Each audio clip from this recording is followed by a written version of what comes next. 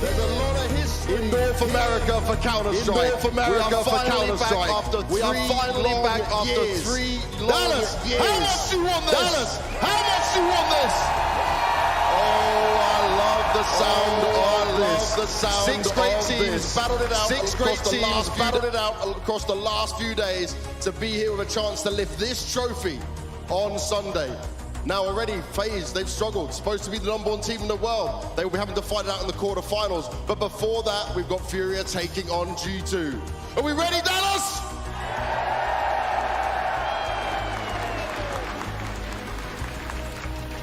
Now Furia, they made a lot of changes for this team, starting back in 2021 to try and find success. They've been battling it out, they finally had drop and safe, and now they start to continuously make it towards the playoffs. But the trophy has still not been put in their hands, and today they'll be taking on G2 to see if they can make this happen. Can the Brazilian Beast lift this trophy this weekend? Let's find out. Make some noise for Furia!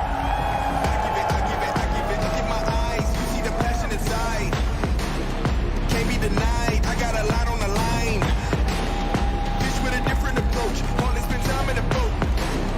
I'm out here doing the most. Give me the net with the rope. Move the work and I'm out of here. Murder the tune, it's a body here. Reviving the beat, then it's right back to sleep. And I use a technique that ain't got me here. Yeah, move the work and I'm out of here. Murder the tune, it's a body here.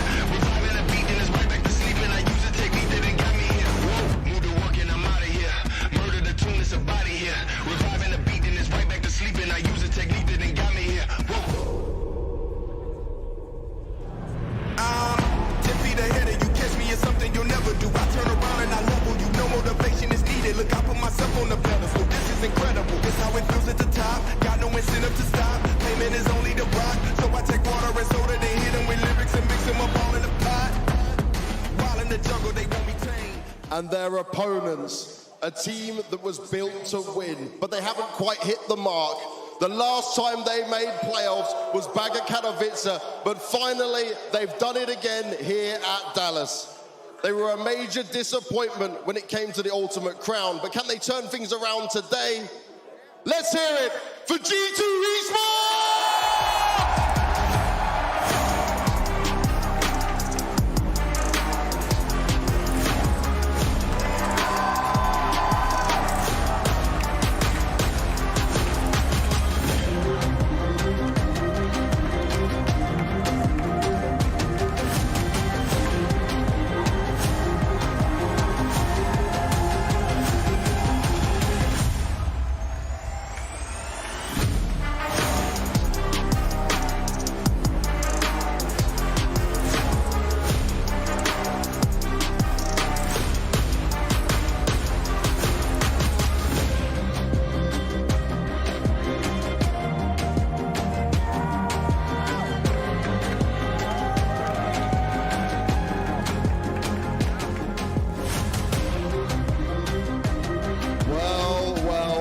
It's not too often we've heard a European team get booed like that. Furia certainly take the fan favorites here, but it's time for us to get the first quarterfinal games underway. But Dallas, before I can start this, you best make some damn noise. Let's go! All right, I want some more. Dallas, come on! Let's get it cracking!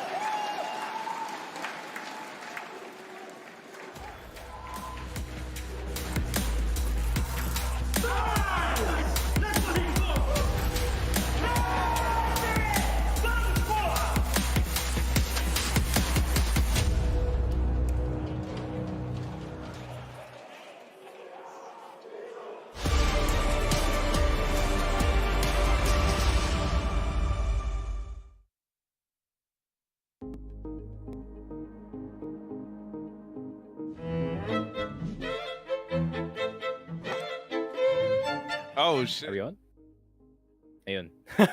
And ayun! Hello and welcome back to the official Filipino broadcast ng IEM Dallas 2022. And naandito na tayo sa playoffs. Guys, sobrang taas na ng pressure throughout all of these teams na kailangan na nila mag-perform, especially it's now or never. Before sa lahat, introduce muna namin sarili namin. Ako nga pala si Steve Frog, kasama ko si Echo. And game number 1 na po tayo. It is G2 versus Furia. Brazil's last hope na ba para sa Brazil? Oh, last hope para dito sa Brazil and G2. G2. Yun na nga. I mean, wala akong nickname para dito sa G2, man. G2 is G2. Pero yun na nga, Echo. What's your preview dito sa ating match, Ben? Kasi dalawang teams natin, they had their struggles and they had their successes. Pero sino sa tingin mo yung may edge dito? Ano ba? I think I'm confident to say na if G2 would be playing on their peak, no? If G2 would be playing into their full potential, no? Kaya sila Nico, si Hunter, si Jax, if every single one of them would actually be online dito sa best of 3 natin, hindi ko masabing it would be a guaranteed 2-0. Siguro it could also still be 2-1 sweep. 2-1 sweep. Could also still 2-1 pa rin, no? And also, hindi ko sinasabi na it could be a guaranteed win. Pero, alam mo yun, siguro magiging favorable. I mean, sige, ilagay na lang natin sa porsyento. I'd give the tilt of scales up to 70-30. Kasi for me, this matchup is pretty much 50-50 eh. Pero if G2, yun nga, no, kung hindi tulog si Nico, if Nico won't whip shots, sila Jax, tumatama si Jax, and also Alexi B, no, if the calls were on point, the read were on point, feeling ko it would be working so much in their favor. Pero knowing Furia, man, diba? Knowing Furia, I mean, sobrang daming surprise ng team na to, and every single one could perform also. Pero yun nga, no, sa Furia, ganun din eh, same setup din eh. Minsan may hindi online sa kanila, kailangan nag-i-step up ng matindi si Casey Rato, or minsan si Art hindi gumagana. Minsan di effective yung playstyle ni Art yung aggressive niya, yung kung paano siya mag-push, minsan laging punished. Pag hindi gumagana yung mga play ni Art, yung playstyle ni Art, di ba? Usually nahihirapan yung Furia, pero at the same time, kahit nahihirapan yung Furia, they're still making it work. So, ayun, kumbaga sa side ng Furia, yung playstyle nila medyo mahirap. Pag hindi gumagana, they're trying to make it work. Samantala sa side naman ng G2, yung default nila is kind of, parang yung default power na pinapakita nila, or yung default na capability na pinapakita nila is just sitting on 60%. Tapos pag naka 100% na yung lakas nila, saka lang sila nagiging parang unstoppable. Yeah. I think it's more on G2, no, to perform dito sa ating series. Kasi so nakita natin in the past series din dito ng Furia really did a number doon sa kanilang series, man. And it was really yung performance of the riflers para dito sa Furia, which is pretty good, no? To say the least. I mean, Drop, Safi, and itong si Art, I mean, exceeding expectations dito sa ating previous na series. And para naman dito sa Furia, man, I mean, if everyone just acts the right way and tama naman yung kanilang laban dito up against G2, then pwede pa to. Kasi para sa G2, no, it's really up to, yun nga, it's really up to two people. Kung mainit nga dito si Nico or mainit pa dito si Monacy. And from time to time, hindi ka pwede talaga mag-rely sa ganun na randomness pagka yung G2. Kaya dapat talaga magper-perform lahat ng players para sa side nila. Especially recently, no, it's not been Nico or itong si Monacy performing. It's actually itong si Hunter and si Jax really carrying the flag para dito sa G2 every time that they go into the game. Pero yun na nga, speaking of game 1 na tayo sa ating best of 3. It is gonna be Inferno. Wow. I'm surprised na nakalagpas yung Inferno dito, but at the same time, Eko, magaling din yata yung Furia sa Inferno, but as of recent history, according sa ating HLTV, 38% lang ang win rate versus 100. And ayun na nga, mid push galing kay Furia. Oh my God, grabe ang init naman na Furia dito, and mukhang nahawa yata, na-inspire yata sila kay Art dito. I mean, every single one of them is pushing in agad dito sa may lower main, and Hunter, would he turn the tables? And tables were turned indeed. Hunter, the Kovac brother, doing it para sa G2, and Hunter running out of bullets, almost para sa Art. Kaso dito mga kaibigan, goes for the 180, but nevertheless Art, body shots incoming in para sa kanya, and that's gonna be the first round for Furia. And man, what an explosive first round dito sa mapa natin, pare, ha? Yeah, I did not expect the crowd to be here already actually, pero shout out to the Texan crowd being oh so loud, loving CS. Pero Furia I mean, what a way to start this series out, no? Straight up mid push, straight up banana push, not even letting G2 establish control around the map. And grabe naman yan, Furia. Sa una pa lang, aggressive na agad, and this might be a preview for what things are to come para dito sa ating CT side. Oh, pero oh my God, the double molly Nico. Down to 12 ka agad, pare. Wala siyang armor dito. Oh, and I actually forgot. I'd love to see Safi go online again, no? Kahit sa rifling niya, no? Feeling ko siya magpapahirap sa G2 rito if actually mag-go online ng Mage si Safi, especially with the AWP.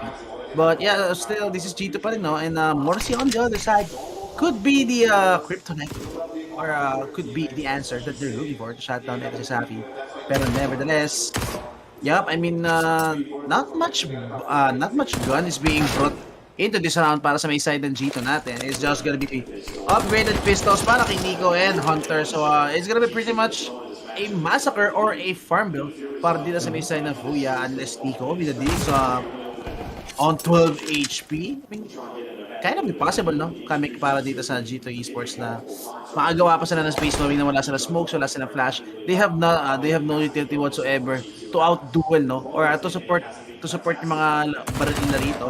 To outduel itong si K-Serato sa may banana natin. So, I think it's just gonna be a farm build for K-Serato. And okay, Nico, as I was saying mga kaibigan, sitting on 12 HP, but still, this is Nico with the Deagle, so this is still dangerous. But yep, drop is just gonna go for a shutdown. Hunter also, pretty doing damage, and it's pretty safe to say na that's a Deagle already, no?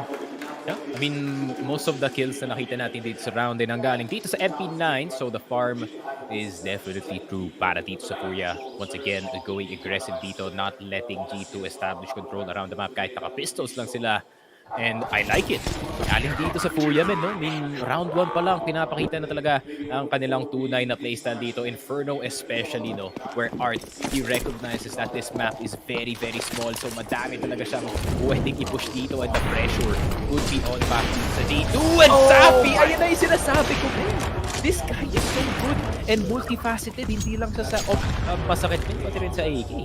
Yup, and the fact na nilabas siya agad yung off dito very early into this round for sure caught G2 off guard mga kaibigan, and they weren't expecting that for sure, lalo sa Alexibi, no? I mean, just imagine he was the only one sitting there sa may banana position and him dying, just meaning banana is already in the hands or full control para dito sa may side na Fuya. So iniiwan na nila sa K-Serato rito. I mean, this is the common play para sa may side na Fuya, no? Lagi na lang iniiwan si K-Serato mag-isa sa may B and poising to go for a stack mga kaibigan. So, well, still, si K-Serato, even with just a famous in hand, feeling ko malaki pa rin tiwala kay K-Serato to actually hold down yung B-side dito. But Sabi is actually gonna choose to stay dito sa may B-side natin na I think the read for them was actually going to be burst, you know. Good flash para kay Drop, pero not gonna blind out Jax. Anyway, takes the frag mga kaibigan. Good headshot at that range. Ang kamabaot pa nga, and now crossfire coming to the side. Yuri winds big just in time. Good for one, pero di nila alam na dito pa si Art. So Art could be proven to be a menace. Being set up para kay Drop. Mabalo siya dito sa may loob na side, and Hunter, alam niya pare. Now Art gets activated. Hunter with a headshot. 1v4 para sa kanya. He gets the first, as he gets the second. He gets the second indeed. Pero kailangan niya kunin yung bomba pare, and the bomb is so deep. And Safi, oh my god, with the headshot on the boss, with the AWP.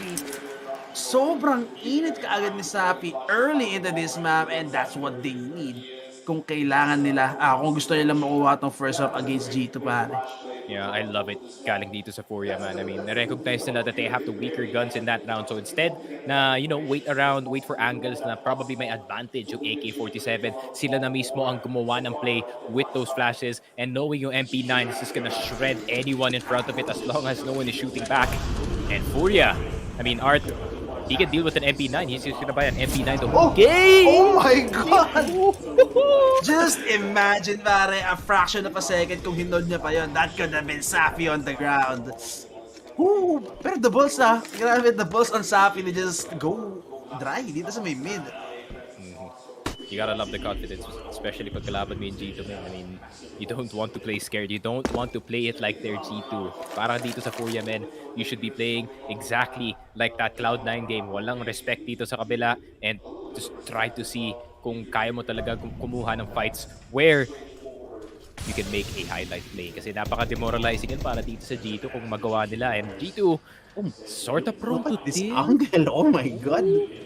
Huwag ka Uy, pero mag-cross. Nico, I think he's expecting this angle, pare. Nico, he could easily go for a pre-fire, but this is still a LAN arena, pare. You can't easily punish pre-fires like this. You can't have any peakers advantage dito, pare. It could easily be a punish coming in para kay Sabi, pero eto na nga, look at this G2 managing to crawl dito sa may bracket position natin. Smokes execute coming in. Safi, with the discipline, not pulling the trigger early, mga kaibigan, and still not gonna go for the peak, and yun na nga, gets that second, but Alexi B, he could easily punish Safi dito, and yun na nga, gets the headshot. Now they get a sniper rifle in their hands, although 20 seconds na sila dito, and it's going to be kind of hard, pero no, not without Hunter getting a headshot. Alexi B, a crucial frag patas niya. Oh, but he converts it anyway. What? Alexi B, yung bomba na iwan. Oh my god! Pero they still have enough time, pare, for sure. 9 seconds remaining. Hindi mo siya pwede harangan. Alexi B, come on! Get away! What? Alexi B, what are you doing? Oh, pero he gets it Oh my just in God. time. Oh my god! Alexi B, that's almost on you, pare. What the? Oh my god! Pero still, pare, this is just winnable though. 2v2 situation tayo rito. Digo para kay Jazz could still be good for one, no? And Alexi B with the AWP, he needs to be good for one as well before dying. So the 1v1 situation would be possible para sa B-side ng G2. This is a very good angle being held by Alexi B, mga kaibigan. Wide pick by Casey Rato can be punished. Oh, and goes for the play. That's the headshot of the off. Goes for the reposition. Gets na information to jump. And Alexi B, man, I didn't know this guy could off. I mean, siya ba yung secondary offer ng ends nung panahon nila Alu? I mean, not even, bro. Not even near. Na secondary offer siya para sa kanyang team. He just somehow picked it up and really this frag? just gave it to G2. Grabe talaga. If Yuri was alive there, man, that would have been game over para dito sa G2 considering yung oras. And Alexi B. Damn, ice cold by this guy. I love it. Man, Yuri was even doing the perfect delay. Kita mo, he wasn't taking any duel, pare, nagtatago lang siya eh. But that thin gap, that wall, Alexi B is just so good at that, mga kaibigan. And now, that's gonna be the first round para sa G2. Pero yung Segi Sirato, oh no, kumasin na mga kaibigan. Neto na nga, flashes are raining in. Alexi B bulag-bulag with the AK, but still Ki Sirato, mga na-team din yata siya dito. So no, capitalization gonna be made para Ki Sirato dito. And buhay pa rin si Alexi B. And yun na nga, he's gonna get burned down. Para kay Ki Sirato, 3 people were invested para sa Furia, so may dalawa pa tayo rito. And this is actually a force buy, pare, ha. This is a force buy para sa Furia. So still, even with 3-0 straight, mga kaibigan, wala pa rin silang pera. And Art, classic Art, coming in with one, gets the second. Oh my god, how did you manage to weather the storms? Man advantage tayo ngayon para sa may side ng Furia. Process dito para sa may side ng G2, and they need to move now. Hindi na nila kailangan mag-intend ng rotation dito, but drop with the Deagle. It would just take one bullet to take down these rifles para sa may side ng G2 natin. 3-1 tayo dito. Monacy, you need to step up, pare. This is your game. Volley is gonna be used. Oh, but look at this! Yuri from behind, pare! This is gonna be a very early plank coming para sa side na Fuya. So, kailangan na mag-plant ng G2 to, and Jax, he's realizing what they need to do. Jax just holding down mouse one, no face coming in whatsoever. Morrissey gets one, and he's Zyler around the flank. But that's gonna be the up and the flank. Morrissey, so quick on the trigger, on the reflex, and now it's just gonna be Safi with the Deagle and armor. And would he even go for an attempt? I think it's just gonna be easy punch for Jax. And yup, headshot for Jax. AWP, be recovered para sa side ng G2. And Morrissey, good recovery para sa G2 natin. But Art, oh my god, what was that from Art? Yep, G2 kind of counting their stars dun sa round na yun. Not gonna lie, I think they forgot kung sino yung kalaban nila dito, and they damn well know na dapat magpupush ang Furia dito again and again and again. Even getting si Alexi B dito sa may banana na area. Buti pa, may dalawa na tira dito sa G2. Other than an op galing dito kay Yuri, no, there's not much game para dito sa Furia as G2 still had control dito sa may banana area. And grabe naman yan. What a cleanup galing dito sa G2. G2, this is what I'm saying. This is what I'm saying, pare. No? If G2 gets in their form, if every single one of them could actually fry, if every single one of them would actually come on them, Furia is gonna be hard for them. I mean, at the back of Art's play, no? Just imagine, gumagana dito mga call ni Art. The gambles are paying off. I mean, the reads are exactly what they need para sa isa ng Furia. But nevertheless, it's just G2 with the duels coming out on top. So, this is dangerous for Furia, no? If hindi nila maka-counter yung, again, as I'm always saying, no, G2's, one of G2's strengths is actually their aim, no? And their prowess to duel any 1vx's, no? So, kailangan na Furia ma-shutdown to mga kaibigan. And, well, especially like this, with 5 USPs, I think it's gonna be kind of impossible to even win this round. Lalo na si Art na mag-isa rito. And he's gonna be staring on a chicken. And tumatakbo pa nga yung chicken dito. So, I think pag narinig yung G2, they do exactly this. Someone is sitting here on a small pit. And, yep, mukhang Art is not gonna be alone after all. Dito sa may site natin. He's gonna have his buddy with him hanggang mamatay siya rito. Sooner or later, Hit is gonna be coming in sa may side ng G2 for sure. And it's gonna be Alexi B with the first entry using a Mac 10, serving as gonna be serving as a bait. Nico, yep, Hit is gonna be coming in. Alexi B, hopefully siya makakuha ng frag dito, no? So, you would get that 600 bounty. But Nico is here, and yep, Nico's gonna deny that 600 bounty. So, Furia, you can't let Nico go online, bro. Di nag-trade yung manok, men. Oo nga, yung pangat nila. Baka double pit. Double pit bait. Bait pa siya. He's waiting. He's just waiting dun sa loob. Didn't go for the deny, though. Kailangan niya pa mag-save, men. Kailangan niya pa umalis doon. Pero G2, maybe access would be good. not much can be said, pare. Dito sa round na to is really just Nico testing his aim. Tignan natin. Some heads.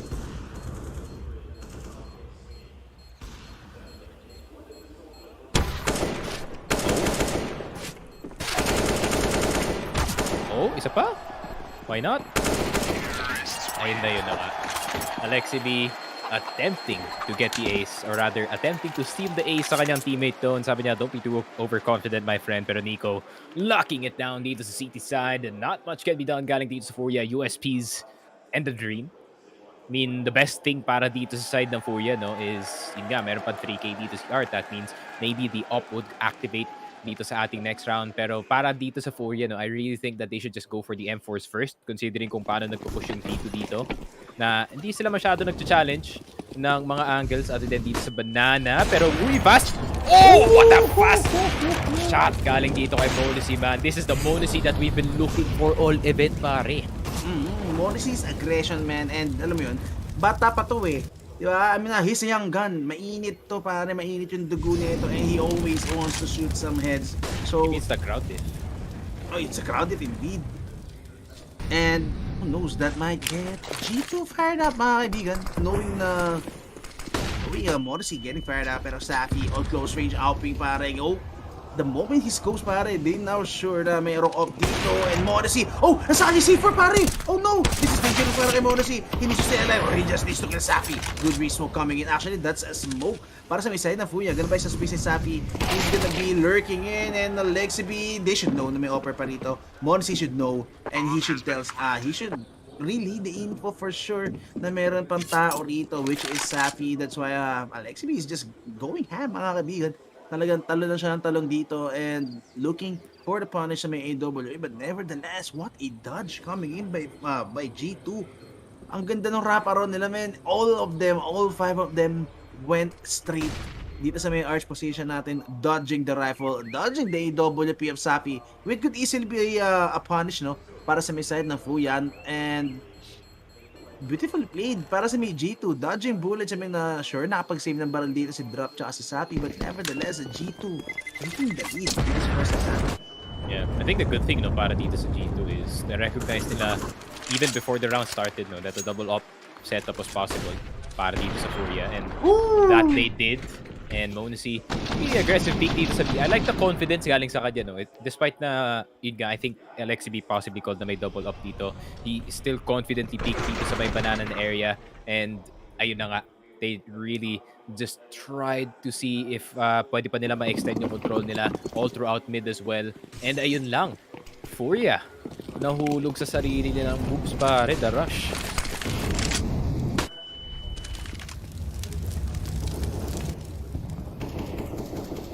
Safi with the op, he needs to make things happen, pare. He's the one with the sniper rifle, and again, his performance from the last series was stellar. So the team should be expecting something from this guy, no? But on Inferno, Misaki, okay, he gets one. Good first shot para sa kanya, but the rifle is not gonna get retrieved, no? Inside the Furia, they're gonna play the position, and Art, yep, good for one for the CZ. That's gonna be more than enough para sa kanya. And the AK-47 is now up for grabs para dito sa mga Art's position drop, realizing na G2 could actually hit etong B-site, no? Knowing na no presents are being made dito sa may bracket position natin, and Safi would confirm na bracket is just gonna be clear. So sooner or later, they're gonna realize that they need to fortify yung B-side, but it's gonna be too late. Mag-isa na lang sa drop dito. Drop, not even having any utilities at all para to defend this side. He needs to be good for one, or well, as best case scenario, kailangan yung mga dalawang bit bonus. He knows, pare, and yeah, that's gonna be the punish. Jax, you need to get that frag, bro. 2v3 situation tayo dito ngayon, and 3 rifles in tayo tayo para sa side na Furia. Good thing going on para sa side ng G2 though is walang kit ang Furia dito sa round na to, so time is gonna be an issue, pero mukhang hindi yata time is gonna be an issue kasi dito na sila. 2 rifles in, Banana and Nico go for the taps. What? Nico again. This is classic Nico para, and Monacy, he can't go for the repick dito. The angle is being already held by Safi, and alam din ni Monacy na he just needs to buy time. Safi goes for the quick flick, mga oh! How did they get the shot? Pero time? Oh, does he have time? Meron. Madami. Plenty of time para dito kay Safi to get that defuse. Diba? Sabi ko sa inyo, I got that lockdown, calculated, everything. Pero grabe naman, Safi. That was the last thing na inisip ko na gagawin na dun sa round na yun, getting that first op kill and then pulling out the USP against Nico, who just one-tapped your teammate doon sa Banana. The confidence from the Brazilian opper. Grabe talaga. I mean, Safi having a stellar IEM Dallas para sa kanya. 4-4. Furia, they can just get back into this. Kung kaya pa nila maglagay ng lead dito, then that could be big. Both sides, pretty good on economy, so pwede pa naman. Furia is a bit low actually. Grabe si Safi dito, pare. As I was saying, kailangan niya mag-step up dito, and he stepped up, mga kaibigan, doon sa round na yun, no? Yung angle na sinirit ni Monacy, sobrang nipis nun, pare. And he still managed to get the wall nang to punish si Monacy, which is a crucial frag. It brings out the USP, and what a match against Nico. I mean, I wasn't expecting Nico to lose that 1v1, but he did anyway, mga kaibigan. So, well played pa rin kay Safi. 4-4 tayo, and Jax, oh my god, going all out wide dito sa mid, and he's not even gonna get punished for his over-aggression, mga kaibigan. Card is gonna whiff all those bullets, not gonna hit to Jax, and Jax, yep, all by his lonesome, gonna take control of the bracket's position. Safi, he's holding out a beautiful angle dito sa may boiler position natin, but oh no, don't pick Monacy. Monacy now holds the better angle, and it's all good. The timing! Oh, what? What a whiff! How did the miss, bro? Was he strafing? CSGO? Maybe. Oh my god, hello? I mean, for sure, pare. Morrissey pulled the trigger first, pero nevertheless, he missed the shot, and now Art was there for the punish Nico. Realizing na kailangan niya gumalaw, mga kaibigan. He needs to recover some frags, getting punished by Art. And now, it could just easily be a shot now for Yuri. Yuri with the one way, Yuri with the headshot, and Yuri for sure is gonna have a pretty good time dito, mga kaibigan. But he's not gonna be expect Hunter to be sitting here on top of the smoke. They're not gonna be expecting another guy. And Yuri, yup, still watching this, and yun na nga, Hunter giving away his position. He could punish Safi. Headshot coming in para sa kanya. 6 seconds remaining. And they just need to save yung up ni Monacy. Good headshot still for Hunter. Hunter still finding frags. Hunter still hunting heads. And this is classic G2, pare, no? Mistakes coming in para sa kanila, no? Yeah, I mean, not gonna lie, that whiff galing dito kay Monacy was a bit odd, to say the least, kasi I think it was on. Tumama sa pader. Oh my god. I think he was strafing, man. Di yata, pero yeah, he's not gonna be happy about that. Not gonna lie. I mean, that was a point-blank miss galing sa kanya, and Safi with the exact same reaction with a fast one. But still, Furia snatching back the lead galing dito sa G2. This is good news, no?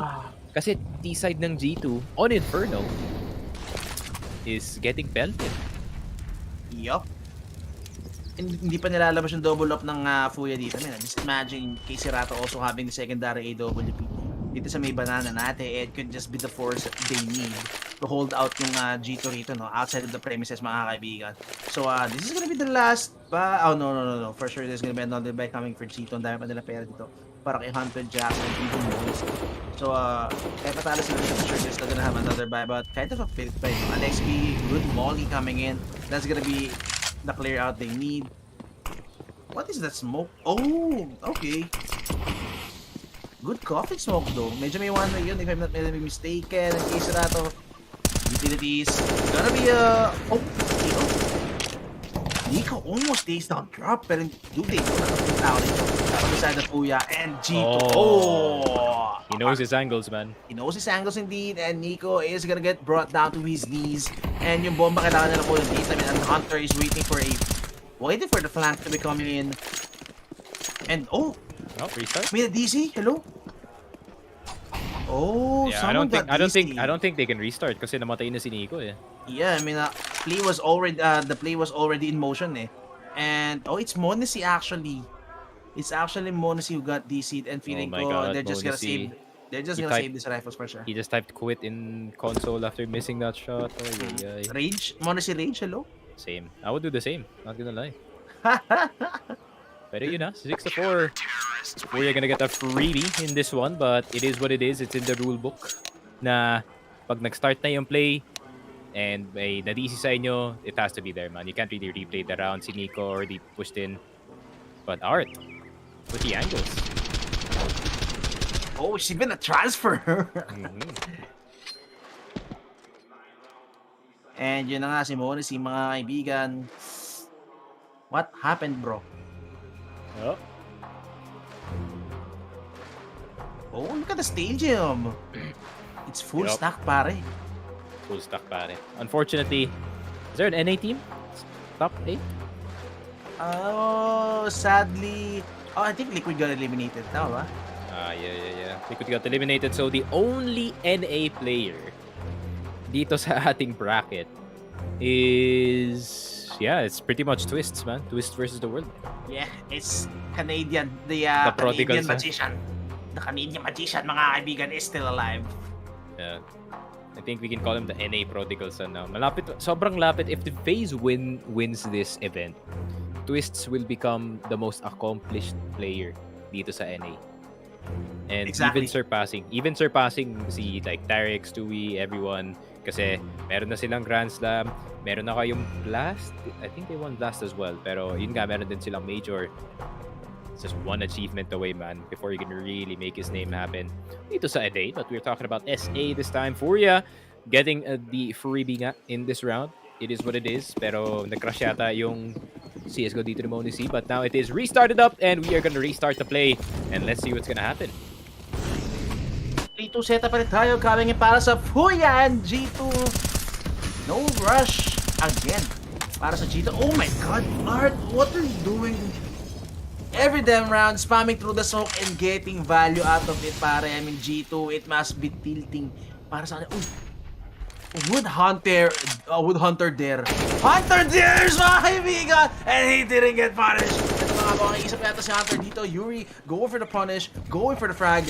Through the smoke, pero wala siya tatamaan. It's just Hunter out for blood. And Art, I mean, Safi just gets punished, mga kaibigan. Walang kalaban-laban si Safi. Was that a misplay?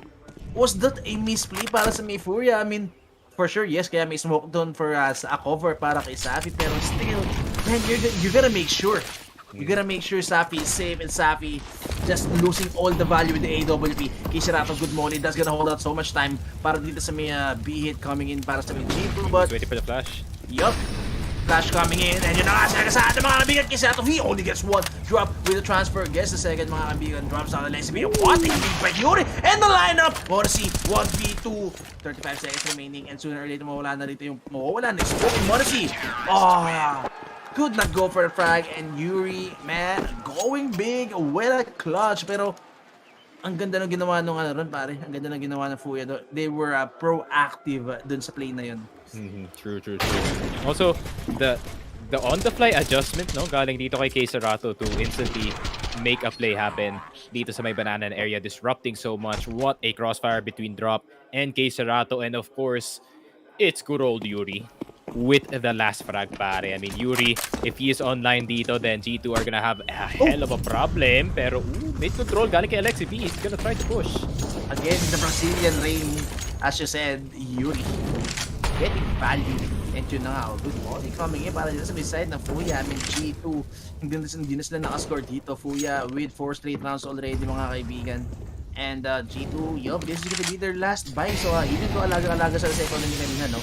After 4 straight rounds coming in para sa may side ng Furia, who knows? This might be the round they might get broken unless they get a plan. But yeah, look at this. All five of G2 are actually staying together, no? Going for an A hit. But Sappy is here. Art is here. And Art, gonna span through the smoke na naman. Pero wala siya natumahan this time. Alexi with the Mac 10. Sappy. Oh, what a movement, God! Alexi, what a god indeed, mga kaibigan. Art now is gonna go for the reload, but his position is gonna get compromised. Jax needs to go for the frag. Hindi nilala ko na si Yuri, but Jax nevertheless still gets the frag. Yuri, he's gonna get for one, pero another quick trade by Hunter. Kisirato though, on the other side, parang siya Sneeko, no? Dito on the lurk, so it's just gonna be a 2v2 situation para dito sa round na to, on this retake, and now it's a possibility para sa side ng Furia. Drop though, he's the one with full HP dito, well not full HP, but he's the one with the healthy HP. So he's the one who's gonna be need to moving para sa may side ng Furia for the retake. And mukhang magiging reactive na si Casey Rato rito. And drop, managed to get away. Oh, pero yun he gets spotted. Now for sure, alam nila, and Hunter single-handedly goes for the shutdown. And the AWP, could they retrieve the AWP? Yup, Morrissey has the AWP. And Furia, for sure, makakabay pa naman sila rito. Pero still, G2, a must-needed round para sa kanila. Yeah, I think kailangan nang isipin ng Furia, no, what are they gonna do dito sa kanilang T-side. Kasi, man, dito City side, pagdating nga dito sa ating side switch, it's gonna be so hard to deal with. Pero, as we do see a masterful entry from the G2 players nga dito sa side. Grabe naman, I mean, that was just a classic A crunch, no? And gumana, it worked a bit too well, to say the least, para dito sa G2, considering yung positioning dito ng mga Furia members. And it is a timeout para dito kay Furia. And I like it, though, no? Si coach, hindi siya nag-aantay, to say the least, no, na mag-break apart pa yung strategy dito ng Furia. He's like, okay, we gotta stop it right now bago pa tayo mawalan ng lead dito sa ating first half. Kasi para dito sa Furia, no, it's so important to end the half with the better score, or else G2, nako, pagdating sa kanilang City side, then Monesi is gonna start just controlling mid with his smoke, with his flashes, with his aggression. I mean, urgent na para dito sa Furia. Look at the buy. Look at the buy for Furia. This is what I'm waiting for. Art, wait a second. AWP pare. Siya nga ngawak ng AWP dito. And for sure, this is gonna be playing into their aggressive stats, mga kaibigan. Art, would you go for the pick? Alexi, he's getting so pretty low dito sa may banana position natin. So late into using that molly. Takes him down to half. Nico also eating that nade fully, mga kaibigan. Gonna take it down to 63 HP. And look at this. Apps control para sa Furia, man. Knowing that SMG is up para kay Yuri. So, gonna be using it to their advantage or to the strengths of its gun, no? And I like the back-to-back coming in para dito sa may side ng Furia. Although pag napatay ni Hunter si Yuri dito, it would just mean Sappy also falling to the ground. It's a double-edged sword, mga kaibigan. Art, go for the cover, but no punish coming in whatsoever. Drop again down to half HP. Good molly, nakabawi rin ng utility damage ng G2 dito. And 55 seconds remaining on the clock. Slowly but surely, bumabagsak na yung time ng G2 dito to go for any hit, any execute. And Furia still unfazed, mga kaibigan. Still holding down these angles with the crossfires. And this could just be a holdout. Open kay Serato! What a whiz! Uncharacteristic para sa kanya. Yuri, he gets one, almost gets two. Again, Yuri is so good. Even with just an MP9, kanina pa siya rito. And they could just go for a B crunch unless Art dito, mga kaibigan. So quick with the trigger. And that's gonna be the C4. Alam na nila na it's gonna be a B hit for sure. Now look at this. Both of them fortifying themselves, mga kaibigan. Putting their foot down. Good smoke coming in para sa may side ng G2. Unless Drop could go for the punish. Drop with 2 kills. And now Nico, he has no choice but to save this AWP for Monesi. And Safi with the off, gotta go into the middle. I think not even gonna go for the punish, no? Knowing na wala rin silang pera, but nevertheless, that double up para dito sa may side ng Furia. Art, man, proving to still be effective with this AWP. Yeah, and damage has been done sa early part ng round natin. That's why I turned it into a 3v4. However, once again, it's the on-the-fly adjustments galing dito sa Furia. It's so nice to see, no, itong si Yuri, as soon as narinig niya na nandito sa mid, okay, try natin bawasan as much as we can, even with an MP9, getting a kill. And it's the proactiveness of Furia is really biting itong G2. And G2, ayun lang, hindi sila makareact na maayos kasi it's another individual play after individual play. Namatay si Drop doon. That would have been a free B site. And Drop, Oh my god! parang gustong mamatay. Yeah, the boss on this guy, Nico. Oh, he's just Nico, pero not gonna land the spray. And Nico on the other side, may sagot. Pero Yuri, although si Yuri nakapanish siya dito sa may, I think that went from the middle. And yes, Safi, just open punch through the wall. Oh! Art, doing art things, almost get the second frag. Pero si Mono si pare, oh, Kiserato was there. They weren't really expecting a third guy to be coming in. And man, Alexa B, 2-0 na tayo for Alexa B v Kiserato, mga kaibigan, and Safi. I think he's not gonna miss this shot at all. And Alexa B, you need to go for the 1v2. Although he's gonna be given a chance, no? I think he's gonna be given he's gonna be given a pretty good chance to isolate 1v1, especially with the AWP. Alexa B, would you pull off another clutch? Would you pull off another up round? Pero hindi siya pwede mag-scope dito, pare. Maririnig siya ni Yuri dito, and Yuri is just gonna give away the information kung nasaan sa Alexa B. So Alexa B needs to be quick. Alexa B needs to channel his inner Monacy, or else it could just be Yuri going for the headshot, mga kaibigan. Oh, pero eto na, the moment he made the scope, Yuri will go for the shot down. Oh! The no-scope! Alexa B! What was that? Meron pa siyang mula dito, pare. And yun na nga, the lineup indeed para sa kanya. Oh, even Safi retrieving a rifle, pare, pero Monacy. Oh, Alexa B is so good with the clutch. This guy, the IGL. How did he hit the shot? That's the inner simple, pare. That's not your inner Monacy.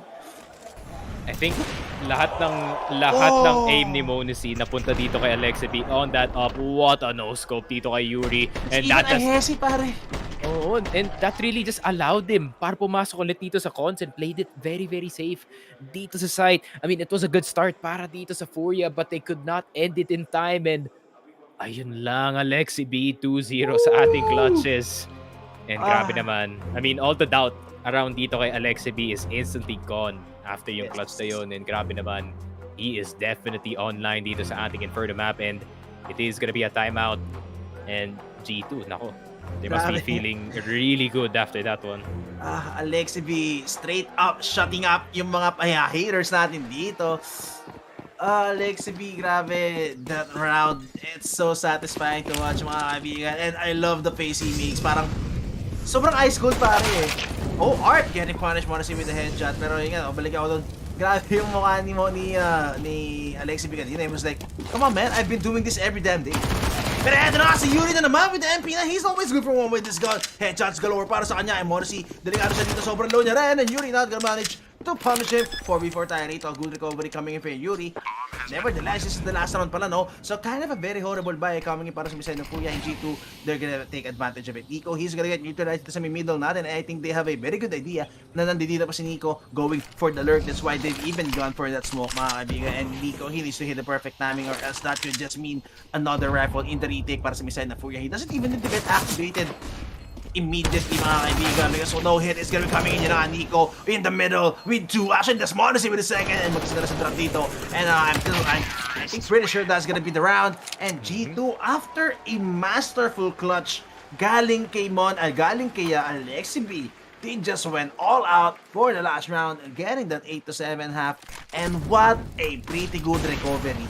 Yeah, I mean, I can't really blame you, for mixing up itong si Monacy and si Alexi B, because that is such a Monacy play. Galing dito kay Alexi B with the AWP. And man, he is really whipping left, right, and center. And we are in the right mode para kay Alexi B dito sa ating game. And Furia, I mean, they kind of tripped a little bit doon sa round na yun, to say the least. But at the same time, who expected etong si Alexi B to hit that no-scope dito sa cons? And there it is, 8-7. Could be worse para dito sa G2, no? But buti na lang na andito si Alexi B and Furia. Wow, I mean, Furia, they hung on dito sa kanilang city side, but at the same time, ang dami ding well-played rounds galing dito sa Furia, no, to say the least. And yeah, I'm just beyond impressed, not gonna lie, from the CS that we are seeing dito sa ating game. I mean, both sides really are firing on all cylinders, no? And hindi lang yun Echo. Furia is gonna go to T side, and you know damn well na gusto nila mapunta dito sa T side ng Inferno. And para naman dito sa G2, they're gonna go into the more comfortable side where yun nga, pwede mag-opt dito si Monacy and try to control mid as much as he can. Pero I'm trying to think ano yung magiging answer nila dito sa constant pressure dito ni Art, because so many people tried and so many people failed kung paano nila i-counter nga ang ang constant pressure, just like I said, galing dito kay Art. Kaya naman i-hold out ng kaya naman i-hold out ng Cheetah, especially the form they're in now. And yun nga, medyo not uncharacteristic, pero we rarely see Alexi B this online now. We rarely see Alexi B this online, especially on T side. So this is being a pretty good game para kay Alexi B now. I can't say the same for Nico. I mean, so far Nico not really finding his timing. Hindi niya nakukuha yung may mga rounds siya na nagiging successful alert niya, pero nevertheless it's always being read, it's always being shut down para dito sa may side ng Fuya, no? They know exactly what Nico is doing. And I mean, well, ngayon naman swap na yung side natin. They're gonna be playing on the city side na ngayon. So Nico, he could just play the angles, no? Yung favorite gawin ni Nico, especially on the B side, just isolation angles, one tapping mga kaibigan sa may half wall natin, sa may yellow wall. I mean, that's what Nico loves to do. And feeling ko dito na mag-online si Jax, kasi we have known Jax to be a strong anchor player, di ba? Siya yung iniiwan na anchor player ng G2 dito sa may A side usually. So feeling ko dito siya mag-shine in case na hindi siya ma-shutdown. But sa side naman ng Furia, feeling ko this is the time to shine naman para kay Art, no? Dito niya kailangan ilabas yung aggressive niya, yung mga calls, yung mga unexpected calls na lagi nating hinahanap para sa side ng Furia, no? Especially yun yung parang para sa akin parang yun yung pinaka-strength nila, no? Yung mga unexpected calls, yung mga surprise play. Kaya strong map din ng Fuya yung Mirage, no? Because of these chaotic plays, chaotic strats coming in para sa may side ng mga Brazilian team natin. So who knows? I mean, they could turn the tides around, no? Even if this is a city-sided map, no? Yun nga, I mean, pareho silang komportable dito sa ating side. So is it gonna be the Brazilian aggression pulling through dito sa ating second half, and will G2 mount a comeback dito sa ating second half? We'll just have to know in just a bit as soon as the break is over para sa ating half. And there it is, G2 on CT side, Furia on T side, and you already see itong si Art. May diretso na nga dito. You can still see our faces, but there it is. Ayun na. Now we can see it. Oh okay. My god! Alexi B? This is his game, though. Oh, and still King is the third. What? Yuri with the punish, pero alam nila dito si Nico, if I'm not mistaken. And Nico, yeah, not his game, pare. Not his game. And well, Kisirata and Yuri, these two are hard fraggers coming in para sa may side ng Fuya natin, and could still win this 2v3 situation. No plant is gonna be coming in para sa kanila, and Yuri not taking shots at all, and Kisirata with 2 that quick. Pero si Hunter to pare, and still he has his 30 bullet pistol. He has this dual Berettas, although hindi niya ma-retrieve yung kit dito. So if any plant is gonna be coming in, time is not gonna be in his favor, but he's gonna get his position is gonna get compromised for sure. 2v1 pa rin tayo rito. And di nagmamadali yung Fuya, but time is kind of running out, mga kaibigan, para sa misay na Fuya. So they need to go for the plant, and that's gonna be the planting team coming in. And Yuri, oh my god, how did they recover that round? Those were 3 beautiful frags para kay Alexi B at the start of the round, pero nevertheless, Kisirato last minute going online. I mean, dude, that is the story so far dito sa ating game. Though in a single pistol round, Alexi B really just destroying everyone in his path until he finally gets taken down by Yuri sa pag-push dito sa side. And now the rest of G2 could not perform and could not keep on dito sa ibang mga Furia members natin. Kay Serato with a really good 2K catching a bit of an overplay, no? Galing dito sa side ng G2 where they could have just waited for the plan to happen na meron silang mas maganda na range at least with the USPs, but no. Medyo nagmadali yung G2 doon and Furia with the full punish. Dominate dito, pare. This is the bomb. I mean, sino ba yung nakita akong gumagawa nito? I think it's Boomage. Boomage is stacking tons of needs dito sa may B site natin. Tons of utilities to buy more time and gonna go stack dito sa may A site natin. And yun na nga gagawin ng G2 dito. I mean, this is a force buy after all para sa G2. Pagkarami Furia dito. And yun na nga, sunod na sunod si Jax, mga kaibigan. Art almost gets the frag and he needs that frag pare with the SMGs. Pero Deagles pa rin ito para sa G2. And again, these are impeccable aims coming in. Hunter already gets one. That's gonna be the heaven coverage para sa kanila. And now kailangan na mag-fallback dito. Furia realizing they need to go for the reset. And still 48 seconds remaining pa rin para sa kanila. Kay Cerato going into the B side. Would he sell this B side? I think to force some rotations. Pero si Hunter still in a very good position pare. Hunter will easily shut this down. Look at the position. Oh, pero narinig siya. And that's gonna be Safi for the shutdown. Alam na nila ngayon. And Monacy inside the site. Monacy. The last point of defense, mga kaibigan. Mag-isa na siya dito. Oh, not gonna hit the shot. Beautifully played para sa misay ng Furia, no? Good recovery para sa kanila. It almost went down to the wire, pero nevertheless, good round pa rin. I mean, success yung pagpapaikot nila, men. Umikot si Hunter kaagad sa may mid and immediately gets punished by Monacy.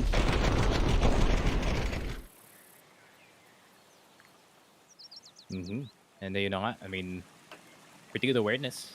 Galing dito sa Furia, not gonna lie. And, I mean, that could have gone either way, no?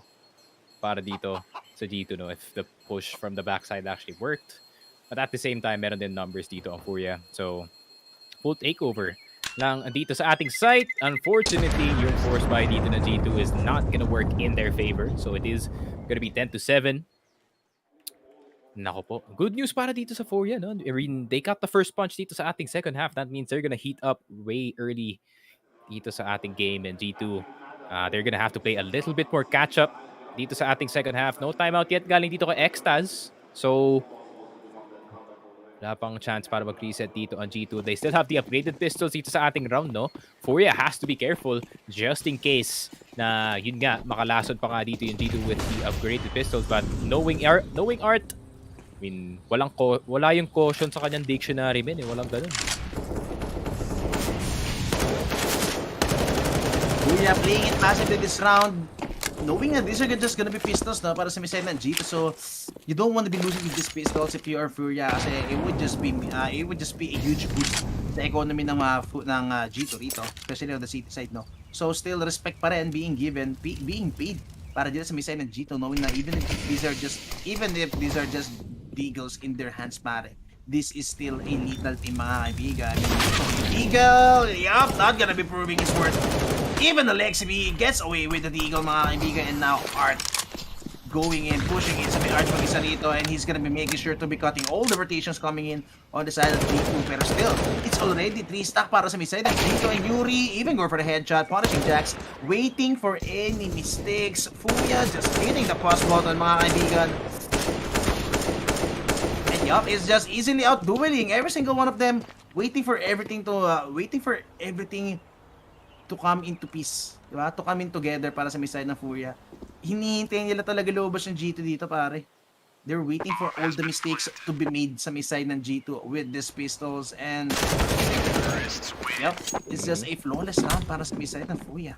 Yep, and now is the opportunity para dito sa G2, no, na makabalik dito sa ating game with the next buy, and I think we're gonna see Monacy probably doing the exact same smoke yung ginagawa ng Furia dito, which is the smoke he did invent yung lineup na yun with the bid control. And I wonder if ano yung magiging take ni Monacy dito, no, with the AWP. Is he gonna go aggressive or is he gonna anchor at the first part of the round and maybe try to make some plays happen later on? Pero Furia, I mean, they're looking pretty good so far. And Monacy, aggressive mid peak. Oh, alam nila, men. They know that he's gonna peek mid. For sure, with that flash, he's gonna neutralize ito si Monacy. I mean, Monacy loves to go aggressive dito sa may mid. Try to find that early pick, going in doon sa may exit position natin, but he's not gonna find anything at all. And even the banana control is up para dito sa may side ng Furia. So, Furia finding all the grounds they need on the banana position. And G2, they're just gonna play this 3-2 setup. Good need, good damage being done dito sa may side ng Furia. And Monacy, oh, he gets swamped, pero what a punish by Art. Oh! Art getting Monacy just in time bago mag-pick si Jax. Pero nevertheless, man advantage na tayo dito para sa may side ng G2. And look at this. It's gonna be dropped with the Galil dito sa may ups position. Dito sa may ups position natin. And he even has the molly to flash out. Eto si Jax. Jax wala na siya smoke dito to buy time pag nasa pit siya mga kaibigan. So this could just be recoverable para sa may side ng Furia unless Nico on the arch position. He could be good for one and it would just be the attack pare. Mapipila yung atake ng Furia dito. Oh, but Hunter re-aggressing. Pag namatay si Hunter dito pare, this would be the mistake they would make. Pero the timing hits perfectly para kay Hunter and he's gonna tap the head of Sappy. 2 taps mga kaibigan, knowing that this is not an AK-47. No one tap potential for you. And Hunter, yep, I think it's just gonna be a safe call for Furia. Okay. And now it's gonna be a sure save call for Queserato. Sure save na talaga. Yep, they're gonna have to go back a bit too antsy, no? Dito sa ating mid-control. Galing dito sa Furia. But at the same time, did they expect itong si Jax and si Hunter, the deadly combo na naman para dito sa G2, the two players who really keep the team together, getting all the frags dito sa may A site. And I like na hindi masyado na-test yung B dito, no? Hindi nila pinapakita kung anong gustong gawin ni Alexi B. Not just yet.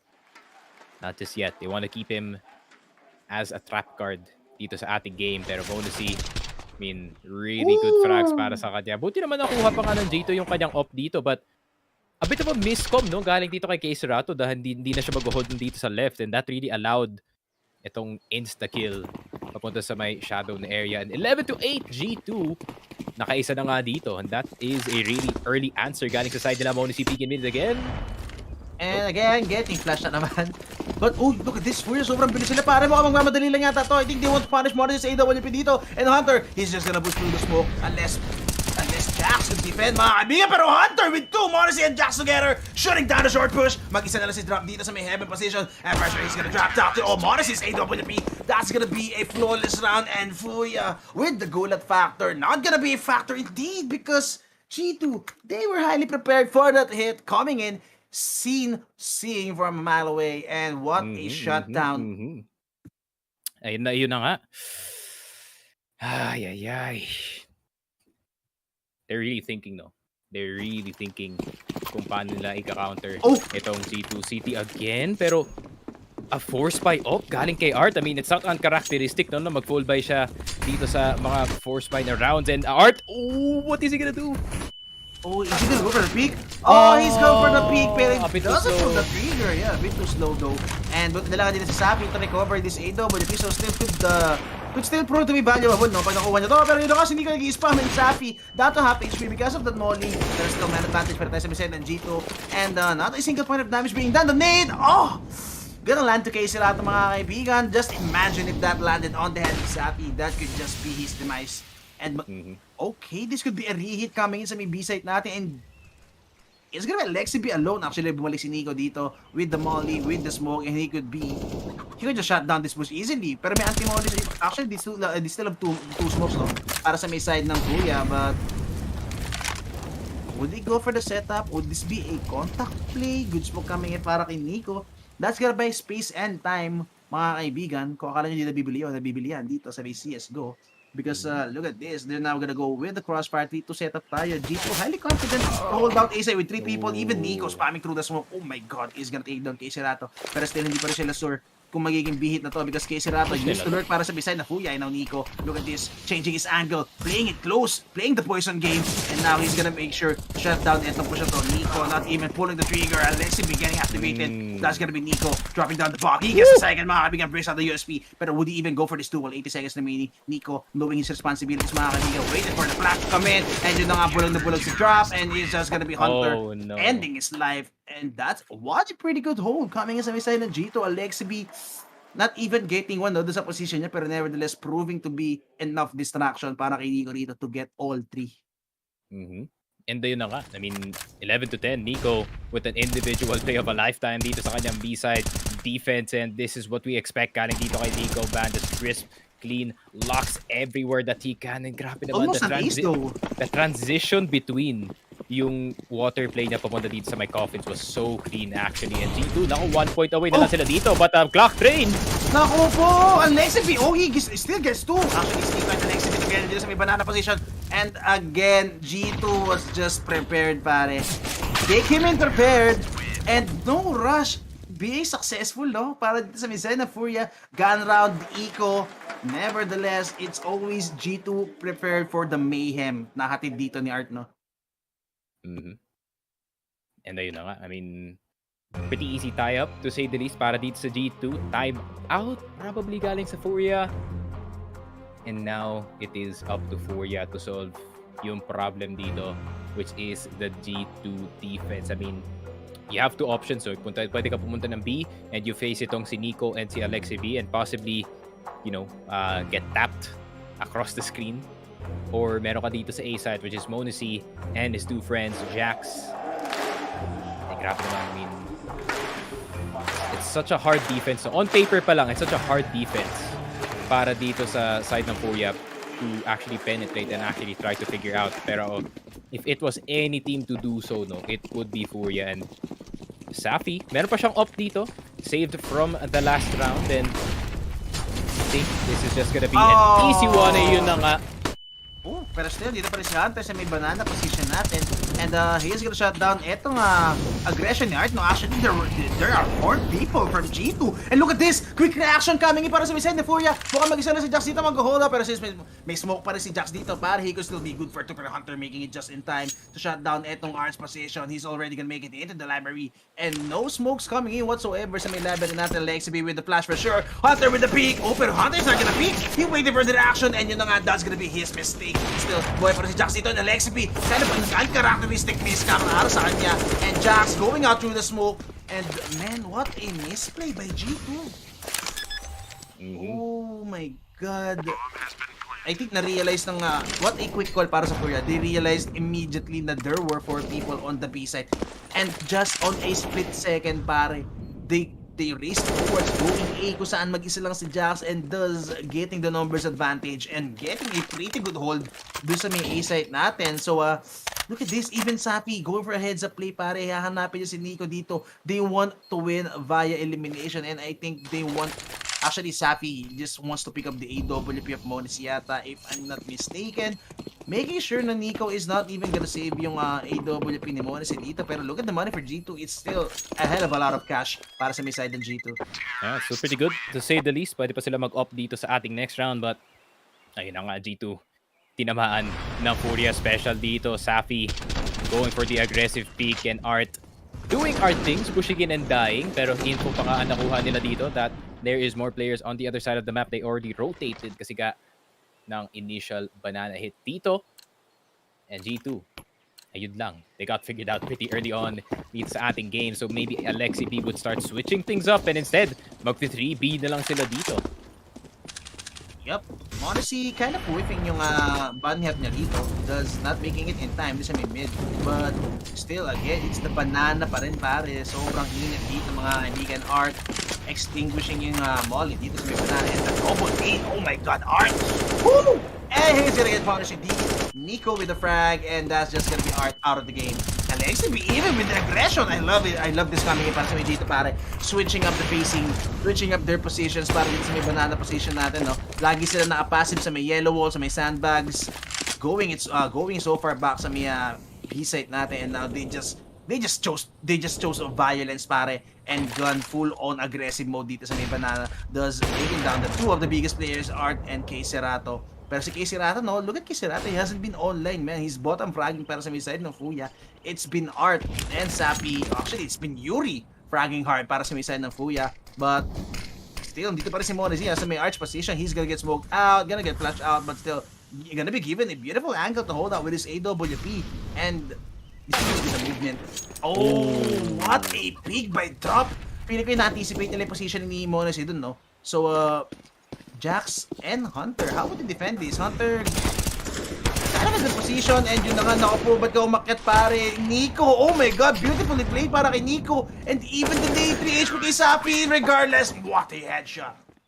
Ito na, I mean, Nico slowly activating dito sa ating game, and I think he is already activated para dito sa G2, really making the big plays in the library area. Pero man, this is a good attempt dito sa Furia, to say the least. I mean, na-stop sila early on dito sa mid push. However, nakahanap sila ng space dito sa may moto side.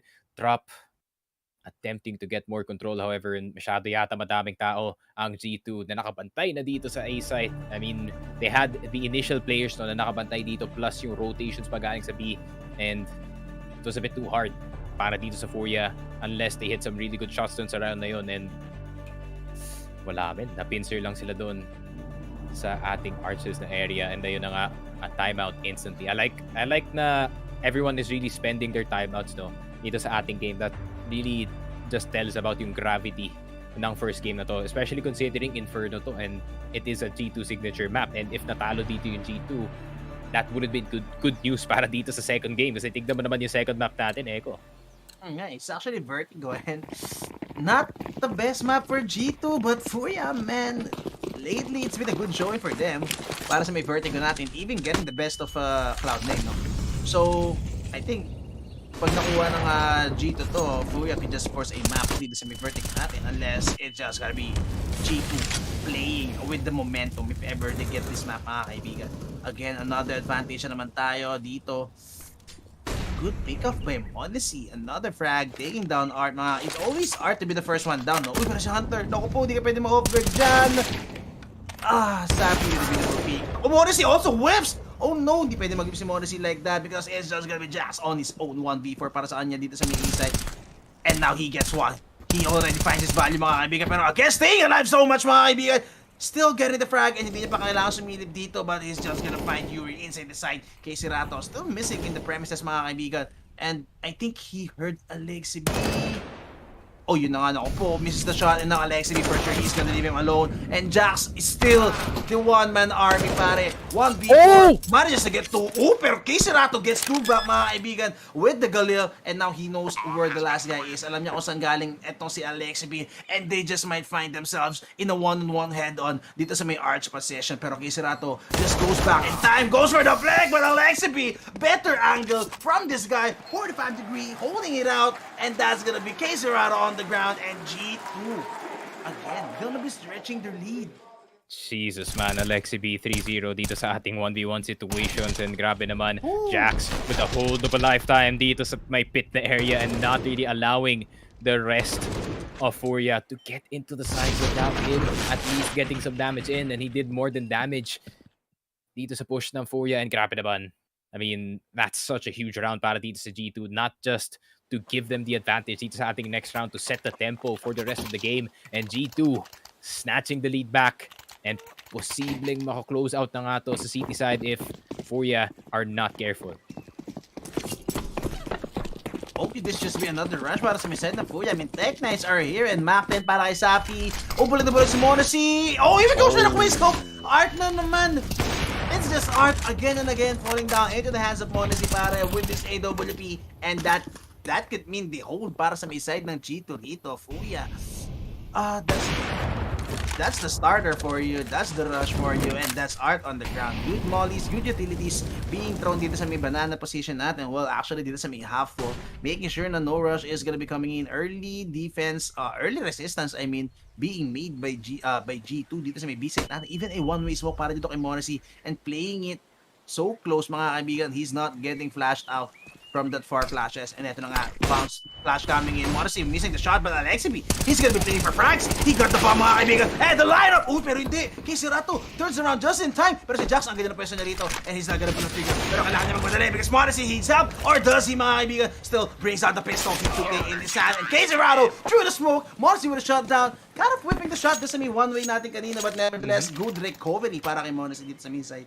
Yeah, I mean, at this point, Furia is just trying to force their way in dito sa ating B side, but they did not expect Monacy to be on the anti-art assault dito sa ating B side. I mean, that's what you need, no? For that one player. Kasi pag kalaban mo talaga yung Furia, there's gonna be that one player on your team na yun nga, kailangan talaga patayin si Art every time, and what a fast shot. I mean, Monesi, he cannot hit the definite shots, no? Pero he can hit stuff like that. I'm just kidding. Pero, ayun na nga, Monesi with a masterclass on the AWP. Grabe naman. Classic G2. Dragon. Classic Draken, to say the least. Pero 14-12, I mean, G2, they look really alive dito sa ating second half. And para naman sa Furia, they might have to spend one more time out, no? Just in case dito sa ating next round. Pero mukhang hindi na nga yun yung mangyayari. No more timeouts para dito sa Furia. They just want to get the game going. Yep. Max bonus tayo dito para sa mid-side na Furia. So, kung matalo sila rito, kasi na I think they would even need to get a bomb plant para makakuha sila ng AK-47 for the nice trap. Pero ito mga 3 people from G2 are gonna be invested heavily dito sa may B-side natin. And gonna go for all those crossfires. And yun na nga mukhang hindi ata prepare sa'yo ng Furia to. They're not even gonna force the issue inside the B-side. And they're just gonna make I don't know, space, I think. Pwede ko kumukuha sila ng ground sa may banana position natin, making sure na they could play with G2, mga kaibigan. The nade, oh my god! It's gonna make a chunk of damage para kay Safi dito. And look at this, Furia already. Dalawa sa kanila half na. Even kay Serato, mga kaibigan, sugatan na rito. Down to 72 all the while. G2, 5 of them sitting pretty, mga kaibigan. Sobrang healthy pa rin, all at 100 HP. 100 hit points pa rin tayo rito. And still, may utility pa sila. Meron pa silang utility to actually burn down time dito sa may B-site natin. Alexi B still with the smoke and flash, and yun na nga is gonna be Nico as the first point of contact dito.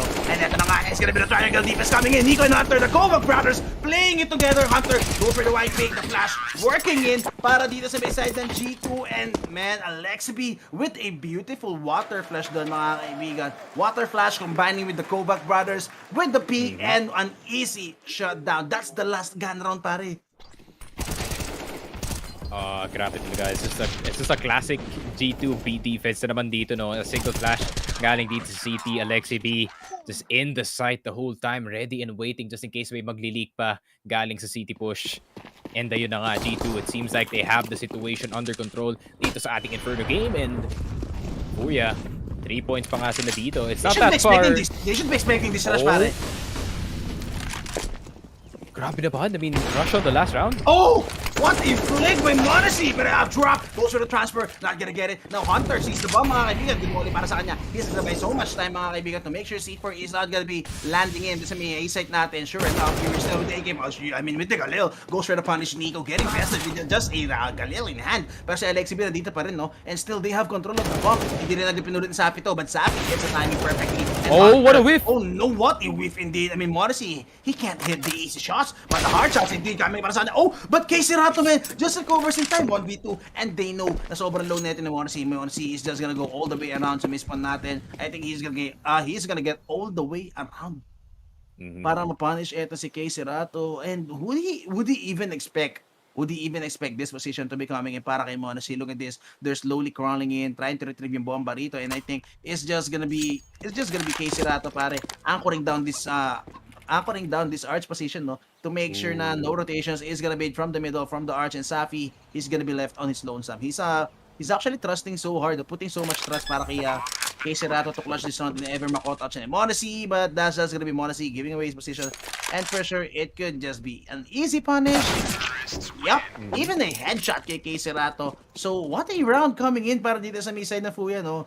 Ang ganda ng mid round ko nila, pare. Immediate rush, then hit pause, wait for opportunities, make chaos, and strive in chaos. Parang yun yung ginawa nila rito, eh. Yep, and you're gonna see the map. I don't know why. Oh, arrow? Okay. Okay. Superman, hello. May namatay dun sa B? I have no idea what's happening, by the way. This is not coordinated. Pero yun na nga, we do see sa ramp, merong tong circle. Wow, amazing. Pero ayun na nga, I mean, who expected a last round rush galing dito sa side ng Furia, no? And Furia is literally the definition of unexpected kasi tignan mo naman, the full up and mid control, and just like you said, they did pause a bit para makakontrol sila kahit papano and hindi sila mag-overheat masyado dito sa site. And what a well-played round galing dito sa side ng Furia. Serato really coming into this with a vengeance and gusto na talaga makabalik dito sa ating game. And he's 13 and 18, no? But it doesn't really feel like that kasi kaya pang gumawa ni Serato dito. Oh, good flash. Pero wala makapanish si Just dito in the middle, and it's just gonna be Furia take control of the Apps position. So far, sobrang key sa Apps, sobrang key for Furia yung yung Apps control nila, no? Lagi sila minahuli dito. And oh my god, Nico. Shutting down Casey Rato, the key player from the last round, mga kaibigan. Biff put down immediately for this round. And now, man advantage tayo for Gito. And oh my god, look at the nade! Finding so much value. And yun na nga, double pick coming in. Pero this is just for G2 on site, 2v5. I mean, how would you even win this round? I think this is gonna be the last round. And Hunter easily gets 3 frags, mga kaibigan, finishing all of those wounded Lions. Furia is just gonna be Safi and the Dream. 1v5 situation para sa kanya. I mean, it's not impossible, pero it's gonna be so damn hard to even clutch this round. Lalo na yung molly lang yung meron siya rito. So, sick isolations should be made. Good dodge sa may flash. And Nico, he's expecting this. Oh, pero not gonna be the duel. 1v4, 40 seconds remaining on the clock. And damn, G2, you can't pull a liquid like this. And yup, Hunter with the angle, getting his fort for this round. And gonna handle the first map. So G2, a must needed win. Pag hindi nila nakuha itong mapa na to, just imagine Vertigo para sa nila. Yeah, pero good news para dito sa G2, it's still quite the force galing sa side nila. Everyone is really online. Everyone is really here to play some Counter-Strike Global Offensive, and this is what we want to see now, especially dito sa G2, where all 5 members need to activate, especially pag kalaban nila yung team na kagaya ng Furia. Furia is gonna try to provide pressure all throughout the map, and tignan mo naman si Art, even if he died 4 times dito kay Monacy, he's still not gonna stop his push kasi yun talaga yung kanyang trabaho and yun talaga yung kanyang playstyle as the IGL. But Furia, really good attempt galing sa side nila. They had a really good CD side up until yung very last round with the clutch galing dito kay LXB, which caused it to be 8-7, which para dito sa Furia, no, they really wanted it to be a 10-5 para mas madali nga para sa side nila. If that was a 10-5 and itong second half really went the same way, possibly nasa match point na dito ang Furia at that point. Pero G2 with a comeback dito sa ating second half. It was looking a bit grim para sa side nila, but it is the hero. It is the IGL, Alexi B, really giving it to Furia dito, and not just that, Nico and Monacy being activated dito sa ating game. And Jax and si Hunter, I mean, they did their stuff, man. I mean, di naman kailangan mag-overplay masyado ni Hunter and ni Jax dito. All they have to do is try to support their stars as much as possible, and they did more than that dito sa ating first game. And G2, I mean, it could be the crowd diff echo, no, na nakikita natin dito. I mean, nung nakikita natin doon sa earlier stages ng groups, G2 did not really look that alive. Medyo matanlay nga sila pagdating sa mga ibang games nila, but maybe it is the stage diff para dito sa G2, men. I mean, para sa akin, siguro punta na ako sa second map na but I'm already trying to think of a way to win para sa may side ng G2 if they wish to sweep this, no? Kasi Furia is just so good with the Vertigo map, and I think the only way G2 could win yung mapa natin doon is it's gonna be pretty much heavy duel para sa akin. How to stop Art 101 dito sa A-Ramp. That's pretty much it. I mean, if you can stop Art, then that's only one layer of defense na nawala galing dito sa side ng Furia, and you're gonna have to keep it in the back of your mind, no, na Art is gonna go aggressive every damn round, especially pagdating dito sa city side. Then para dito sa ibang members ng Furia, I mean, there's Serato who can really just be a reliable anchor dito sa B-side. Yuri, of course, the glue para sa kanyang team. He can just be an anchor once again habang gumagawa ng play dito si Drop and si Serato, trying to move around the map, trying to see if makakuha pa sila ng flank dito. So, G2, they're gonna have their hands full dito sa ating second map, to say the least. But that is it for Game 1 sa IEM Dallas 2022. I mean, it was a banger of a first game. Both teams really trading punches dito sa ating first map. And what a game of CS. Even though it turned out 16-13, that was closer than ever, to say the least, para sa dalawang teams natin. Pero guys, kailangan namin mag-break ng onte. But when we come back, more CSGO action coming at you. Don't go anywhere.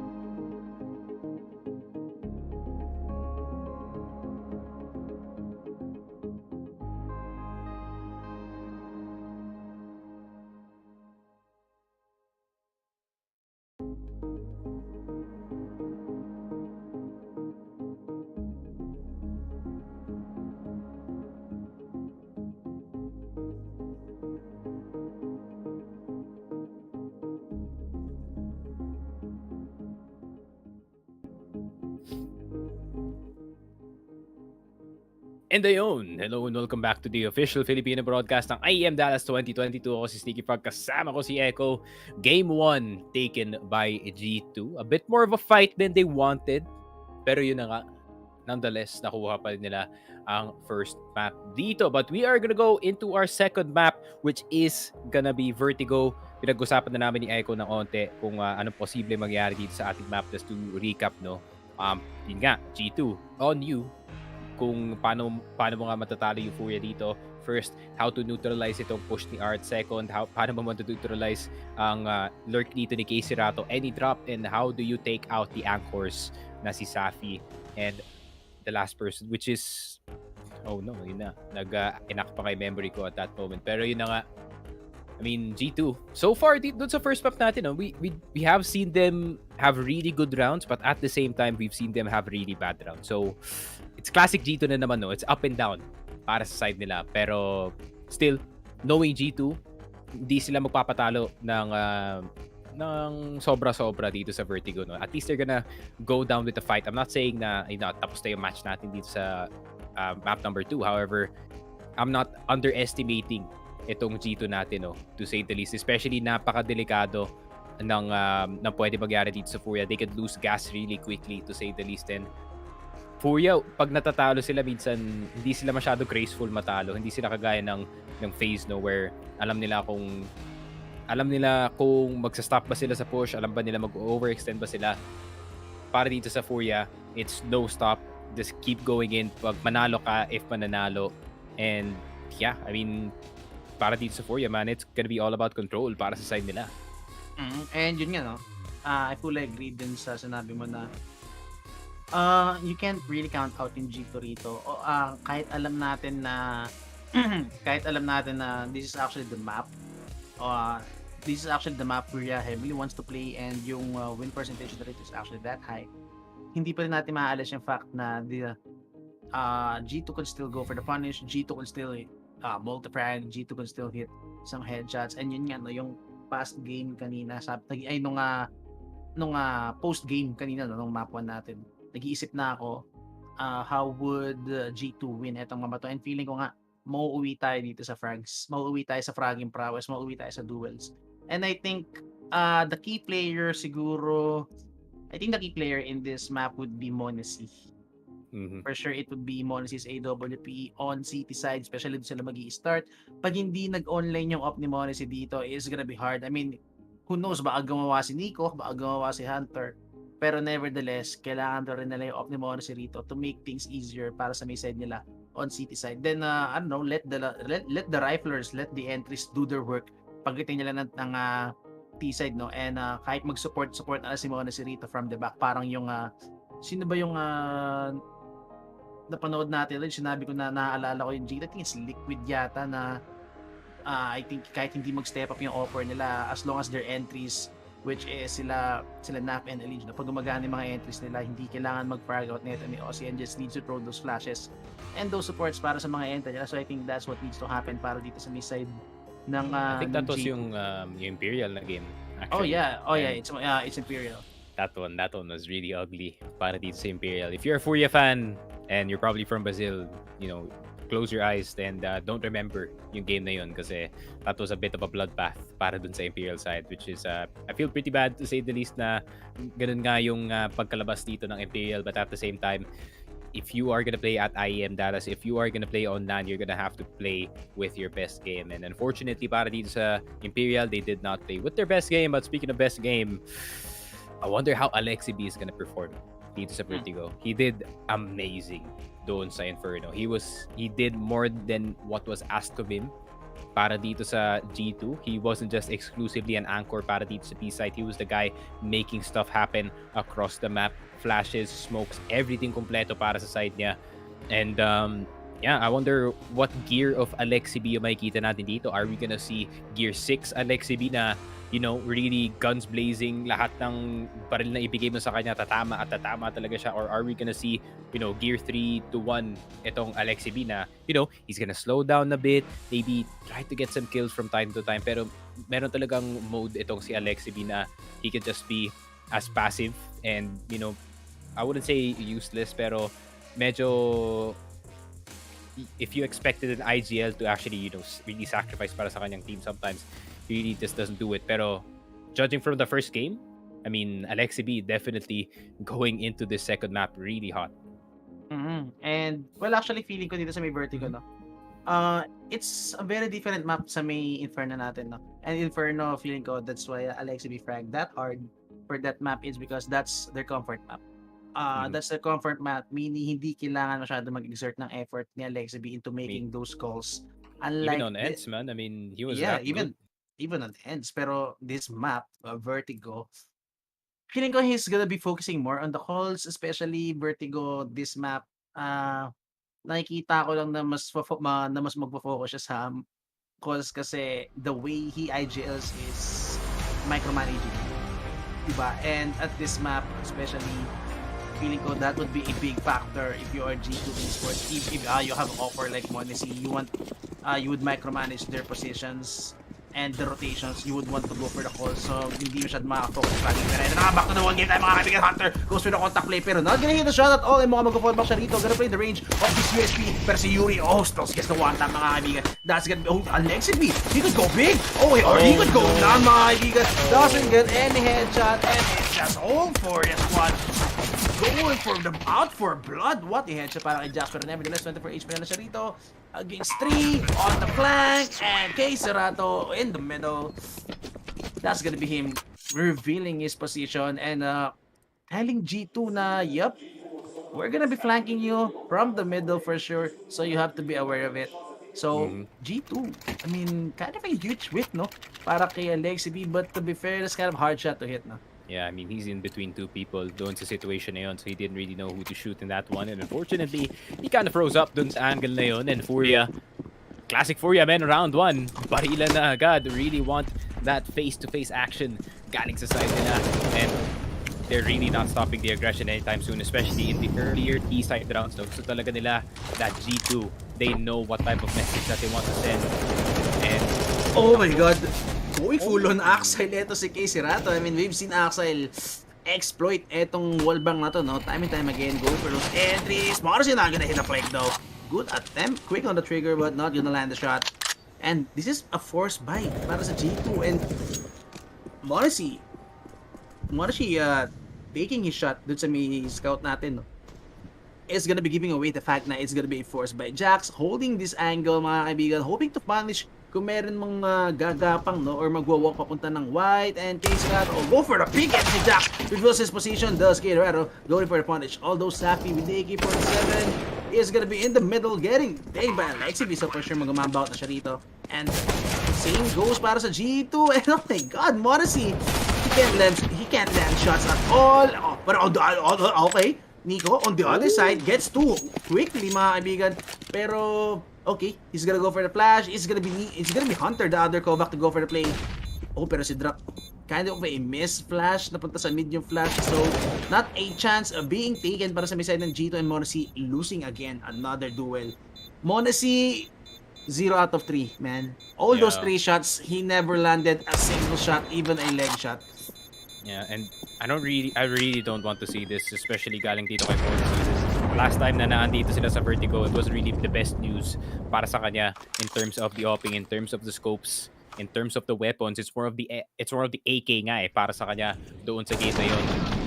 And I mean, it's classic Furia, man. You have pressure papunta dito sa B side, and you have pressure papunta dito sa mid, and you have no info kung meron mag-pressure dito sa A side. So it's still G2, medyo spread out pa dito sa ating mapa.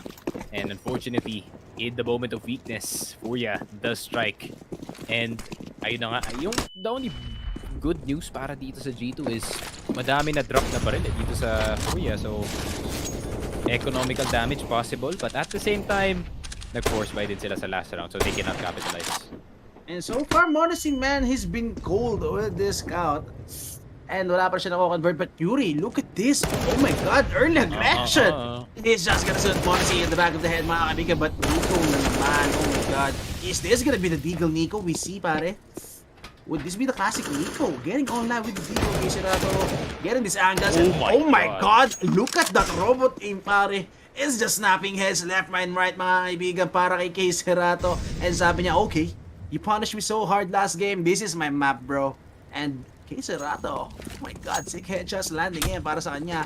Even with just a Galil, just imagine seeing an AK-47 at the hands of this guy. Still, 4v1 tayo. Nico, for sure, gonna save this. I mean, there's no point in go for the retake, no? Kahit mag-exit siya rito, I think he's gonna find more value with this deagle and armor going into the next round. And feeling ko, he would be saving this, I think, so he could drop an AWP. Honestly. Yep. He's gonna go for the save, and Art, hindi niya rin yata hanapin si Nico dito because if Nico gets the best of him, that's just gonna be a free AK-47 for Nico to save to the next round. So, Furia, taking care of their economy. Sa loss bonus yung off. I think abot 3-1. Yeah, I think it's 192427. So, he's gonna have 5750 for the next round. Unless, you don't need to peek though. You don't need to peek. He's gonna hit Art. Not that time. Not that time. 3-0 though para dito sa Furia. And yeah, lagpas at 5,750 to say the least. I think Monacy does have plenty of money para mag-op nga dito, but I'm really thinking about, is it really the smart play para bumili ng AWP ngayon si Monacy, considering that he's not gonna have too much utility para ma-support itong A-site natin. So it's gonna be a dilemma para dito sa G2. Para naman sa Furia, I think it is either a timeout for their side, which is okay to call. Pero para naman kay Extaz, not too much timeouts called, ha? Galing dito sa G2. I think confident pa rin siya sa confident pa rin siya sa G2 to be, I don't know, being composed and landing their shots. Samantalang Monacy, not really landing shots, no? And yun nga, feeling ko, magiging dilemma nga if he would go for the AWP. Okay, easy then. Akala ko, ayun nga, magiging dilemma. Akala ko yung AWP niya rito because so far he hasn't been hitting shots with that scope rifle. So, what a flash. Hunter getting moved out, mga kaibigan. Getting zoned out. Big nade. Goes for the peek with a drop. Oh my god. Easily just goes for the frag. Monacy kind of slow dun sa may trigger niya, but nevertheless gets Yuri, mga kaibigan. And now, E-side is under siege. Good smoke in Molly. Trying to shut down Nico dito. And Nico, he's just gonna extinguish yung Molly natin. And I don't know, he's even gonna go for the shutdown dito. The nade! Oh, it's gonna catch Art and the Molly! Oh no, sunod na sunod si Art, pero he's gonna get the bomb plant. Good plant. Yep, it's a good plant indeed. Planted para dito sa planted so far in the open with so many angles to be played para sa may side ng Furia. Even Safi playing the aggressive angle, mga kaibigan, hoping to get one even before the retake starts. May Molly and smoke si Alexi Benito. So this could just be the retake. They want, pero not gonna hit the shot. Nico with the kit. Siya kailangan mag-defuse dito, mga kaibigan. Flashes are raining in. Safi, he needs to play this safe, or he needs to play this aggressively. Kay Serato, not even gonna get one. And Nico, again, you're the guy with the kit. And hindi nila makita yung bomba. And okay, who needs to get the bomb? They're just gonna take every single one out. And the retake was perfect para sa G2, not losing a single man. Yeah, I think it was a bit too antsy, no, para kay Art na pumasok na agad dito sa site and try to go for the plant rather than try to have the man advantage dito sa ating next round. But at the same time, papasok na rin kasi ang mga ibang G2 members from the middle and B area. But man, utility rain dito sa A site pare, and ang dami pang utility dito ng G2, so they can retake control dito sa ating site. Flashing right, flashing ramp, and the no fear push from the CTs dito. And Furia, oops, yun lang, napahulog pa nga sila dun sa first shot. This is not, I wouldn't say this is bad news para sa Furia, pero if you are this good, no, sa Vertigo as you presented yourself, kailangan talaga hindi ka magpabitaw ng mga ganun na rounds. Yep. I mean, feeling ko kahit mag 8-7, G2 on T side is still scary, no? Especially si Jax and si Hunter ngayon, man. I mean, the way that they're playing really is a threat para dito sa Furia. Oh, pero Serato with a beautiful opener naman. Oh, he's even gonna expect si Jax, but Jax gets the best of it. Good smoke para kay Jax. That's gonna make a wall or space para mapag-man-bout pa siya rito. Even at the back of that beautiful flash para kay Hunter, making space para makapag-reposition ito si Jax natin. 3v4 situation tayo rito, and Monacy kind of re-aggressing, getting some information. Take charge dito sa sidewalk, and he could just punish ito si Art. He's gonna see that utility being thrown for sure. Oh, well, leaving the angle just in time. Yeah, hindi nakita yung mga kaibigan. And he's still gonna hold out this side, making sure no flank is gonna be coming. Yeah, and oh my god, Saki. What are you doing on top? Morrissey is still with the second frag, and Morrissey. Okay, he's waking up, bro. He's waking up. And ayun na nga, I mean, tinapatan nga ng G2 yung push dito ng Furia towards the A ramp. Ibig sabihin nito, I think medyo naglaps yata yung isip dito ng Furia to actually take towards the front side. Feeling nila medyo unnecessary na ang push na yon. And Furia, I mean, a bit too early on the trigger once again, no? Dito sa ating push, and Monesi, ayun nga, I mean, free shots para sa kanya. Hindi nila kinlear yung cons, and that was just pure positioning galing sa kanya, and Furia, a bit reckless. Kind of overly aggressive na, no? Oh, pero eto na nga! Alexi hard to get in the middle with a shot down Hunter. Again, against the second frag. 2 apiece coming in para dito kay Alexi and Hunter. And now it's gonna be only Art remaining. The IGL. Do you have what it takes to take all 4 apiece? Flash down. The nade. Even gonna tag down si Art down to 8. And yeah, Nico just goes for the wide swing. Again, a very well-read attack, Are. It was just all 5 in the middle, and it was just an immediate shutdown para sa G2 natin. And as I said, it will all boil down to duels. As long as these G2 players pare are hitting all these shots, it will be beautiful para sa side ng G2. And it's a bit of a headache para dito sa Furia, to say the least, para makuha yung mga rounds na to, especially now where G2 is finally turning up. And Furia, are they gonna go for the rush? Once again, tignan mo ito, ang dami nila, oh.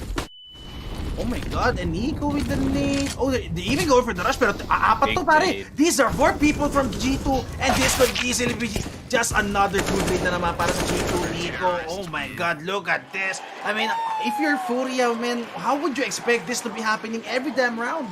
Yeah, I like the intent though. Galing dito sa Furia, no? I mean, you only have pistols, you only have Tech 9s. Might as well go for the 5-man rush and maybe at least take 1 or 2 down para dito sa G2. But they didn't really expect to win yung round na yun, considering yung mga anchors dito sa side is Nico and Jax and Monesi, man, the triple threat para dito sa G2. And ayun na nga, timeout agad galing dito kay Sir Guerri. And G2, I mean, I wouldn't say it's natural para sa G2 na kunin yung city side lead once again, kasi yun nga, Vertigo, if you guys don't know, it's a really city sided map, but not to a point na, you know, it's nuke level or ancient level, no, pero it's city side nonetheless. Pero Furia, pagdating sa mga weaker teams natin on the group, especially pagdating dito sa Vertigo, they can stomp teams sa kanilang T-side dito, and the fact na nagsastruggle sila ngayon is not a good sign para dito sa Brazilian squad.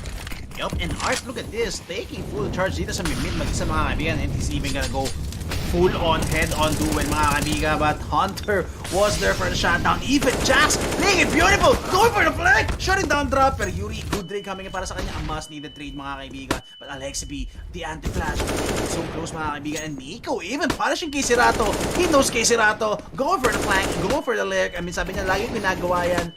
And now this time is gonna be Nico going for the frag. Hunter still staying alive na naman mga kaibigan, and Yuri, Yuri with 3 already. Man, Yuri is insane all throughout the series mga kaibigan, and he gets off.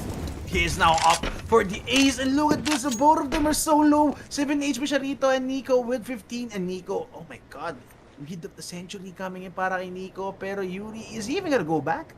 Oh, he has the ladder. Oh, he's going in the middle. Oh, this is gonna be so hard para this 1v1. Who is it in favor of? And Nico! Oh, layo ni Nico! Oh my god! Nako po, not like this, bro! Yuri, saan kaya siya pupunta rito? Would he go for the A? I think he would go for the A site. Kasi pag nag-B siya rito, maririnig siya. Oh, okay. So he's just gonna go into the B slowly, magdadrop siya dito. Siya, man, just to be sure. Just to be sure indeed. And he's just gonna be playing it to his advantage. And the fact na walang smoke si Nico dito, it would just be... Oh, pero may smoke sa rafters! Okay, with Nico there to get that smoke. And may molly! Oh no, go there. Okay, that's... Oh no. Oh? This would just be a chance para kay Nico if he gets both of these utilities. Oh, nakita niya. Oh, nakita niya smoke. Pero Yuri playing it aggressive, pare. Oh! Pero the whip! Oh! Unlucky really coming in by Yuri. I mean, that could have been something, pare. That could have been the ace clutch he was looking for. That could have been the ender para sa streak rounds net ng G2. But Nico, going for the wide swing, the low HP. Feeling ko hindi rin na-expect ni Yuri na low si Nico dito. I mean, for sure, kung alam ni Yuri na low si Nico dito, he would have stick to the rifle instead, mga kaibigan. Pero still, look at the series of frags coming in para kay Yuri, pare. Just this last one fell short, mga kaibigan, and Nico, what a wide swing. Pure Braveheart galing dito kay Nico. Really just swinging the up dito sa may A-ramp na area. I mean, the fact na he didn't even know kung up or AK yung matatapatan niya dito sa may ramp and still he goes for the wide swing. Eesh, that's the star power right there. Galing dito kay Nico, and unfortunately Yuri with a miss despite a very stellar round galing sa kanya, taking control of most of the B side and even trying to go for a ring around the rosy play. Ayun lang. Furia, man, they're really not winning ito yung mga 1v1 situations, no? Pagkalaban yung G2, it seems like G2 is more clutch in those one-on-ones. Oh, again, the boost and Safi. Oh no! Down for the count, mga kaibigan. And Nico, good morning coming in para sa kanya. Look at the utility screen in para sa G2. Yuri so low. Oh my god. And Art, yep, he's gonna be the one taking charge. Even a smoke being thrown. What? Grabe naman. Look at that smoke. Look at the trajectory. And Art just knowing case dito sa may Vertigo natin. And one way. Okay, more of them boosting themselves up, mga kaibigan yung Art.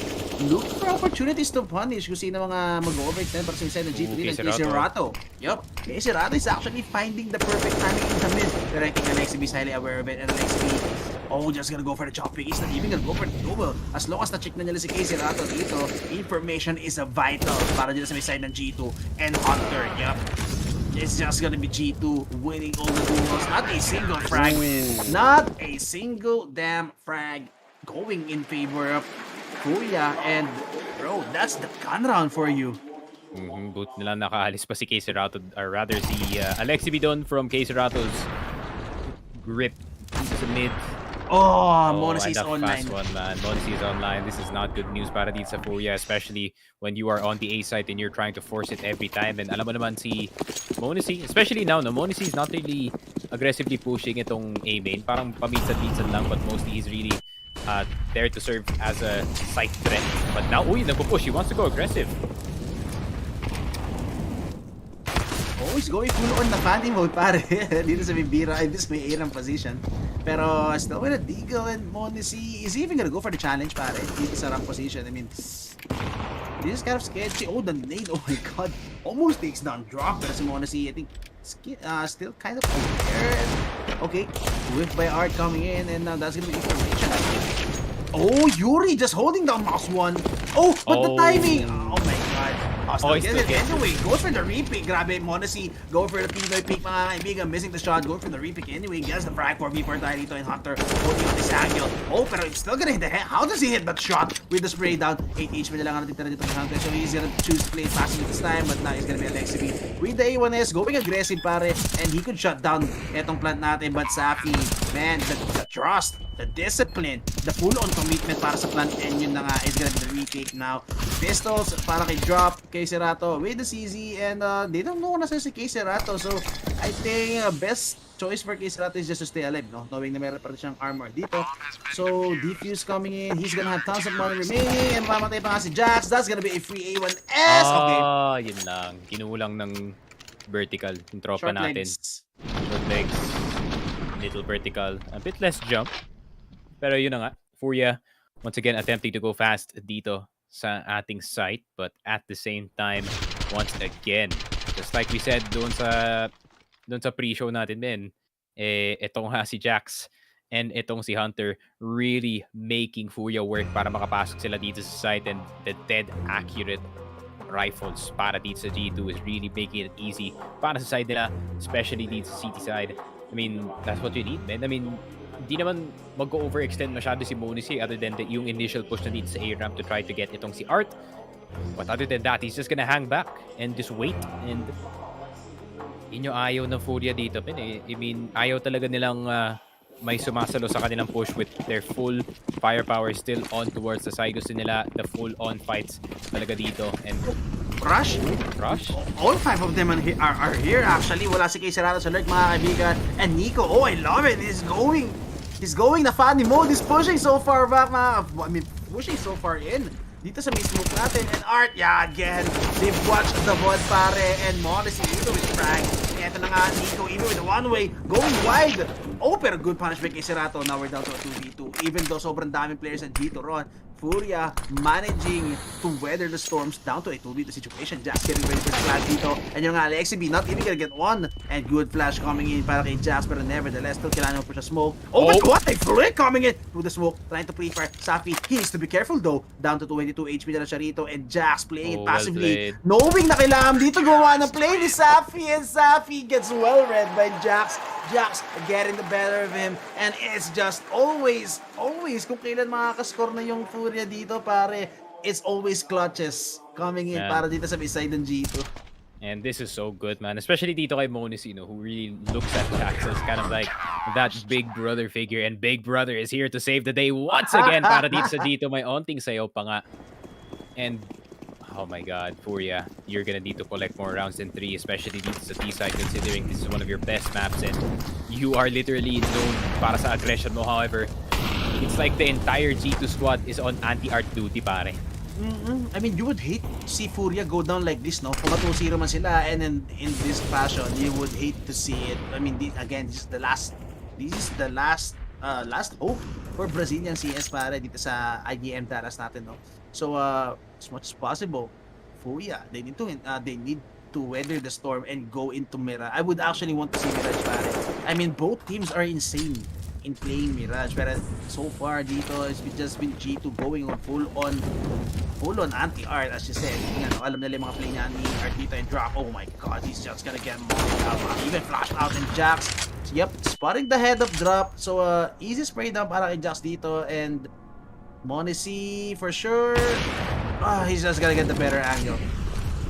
Two-man advantage tayo para sa may side ng G2, and Monisy can go for the peek, and it's just Safi with the advantage in that time. Go for the right peek, mga kaibigan. Pero would they expect Nico, pare? I think they would. Look at Safi, go for the hard check. Oh my god, Safi is just annihilating them with this AWP, pare. Slow picks coming in. Pero si Hunter, naku po, nawala ni smoke. Hunter could just go for the shutdown dito.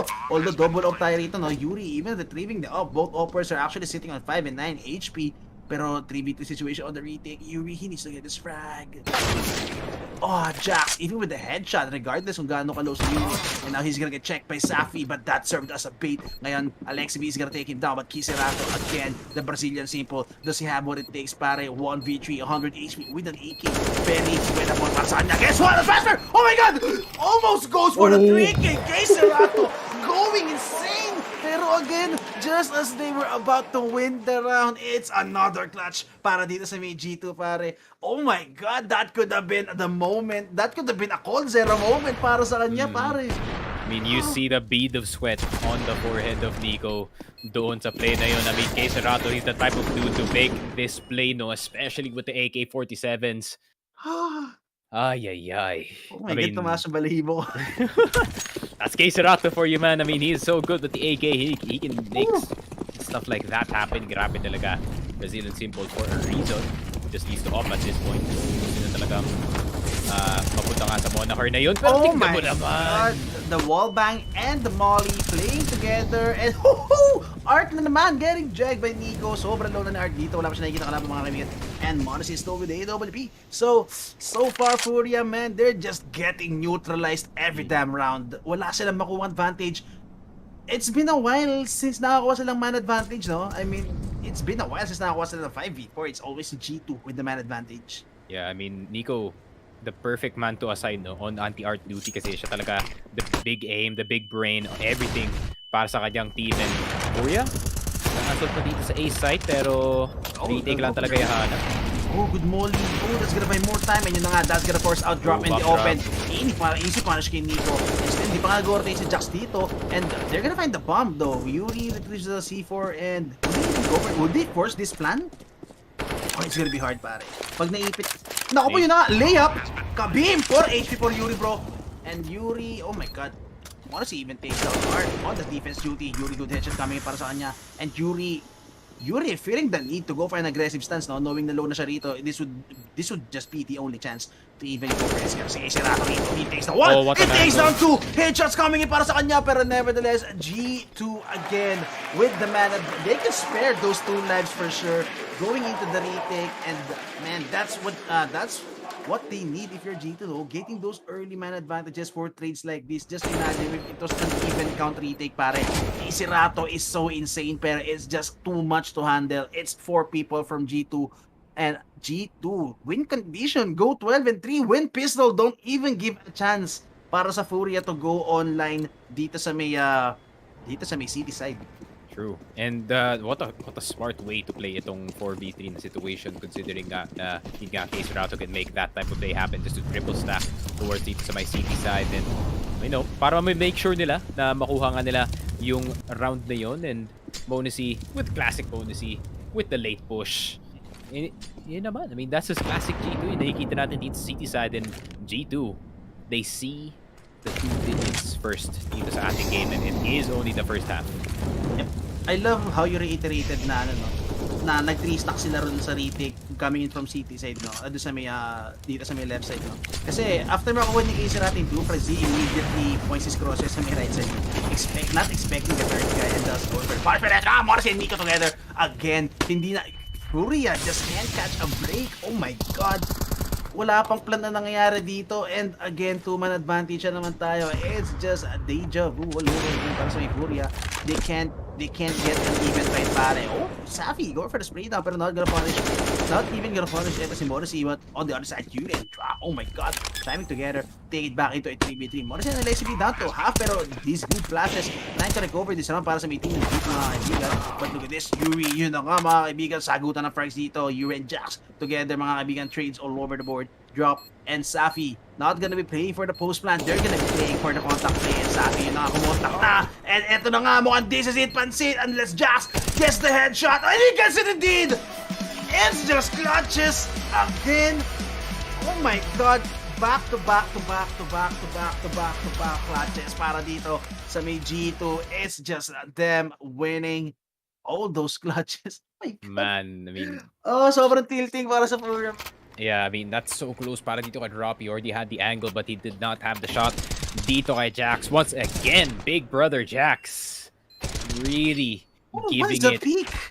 Grabe naman. That was just like a semi-jiggle pick, no? Tapos nakita niya pa yung ulo dun. And knowing how the M4A1S works, medyo forgiving, no? Pagdating sa run and gun. And ayun na nga, the M4A1S.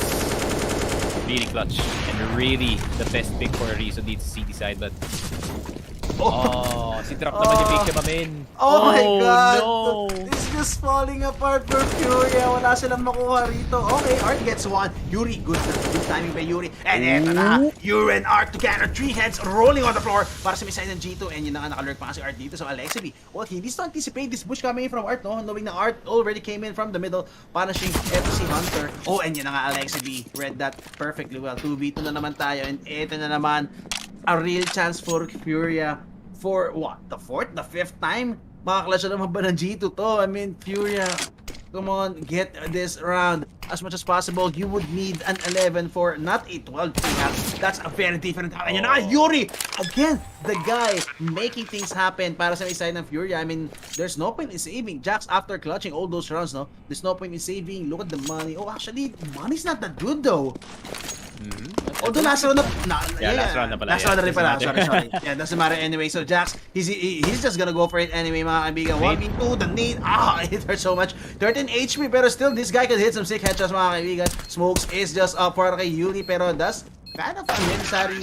And Yuri, with 4 headshots. Yuri and Serato, they're the ones keeping it alive para dito sa may side ng Brazilian players natin. Yeah, I was really expecting it, no? Para dito sa side ng Furia to have more score, especially yung kanilang T-side nga dito sa mapa na to has got to be one of the more effective ones dito sa ating group. And even making the best CTs dito sa Vertigo, no? Really crumble. And ayun na nga, G2 doing the exact opposite, no? Instead na manghihina sila dito sa Vertigo, sila pa lumakas pa nga. And grabe. I mean, this is a performance that I did not expect galing dito sa G2, no? Considering yung past performance dito ng Furia and Jax, man.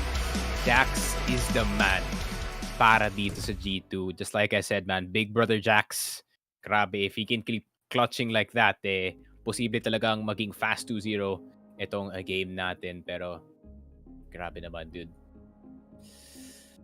This is just insanity from the sole French player dito ng G2. And as we do see stats on screen, this is probably Hunter because it's not Nicola. And yeah, I would say tama nga yung stats natin.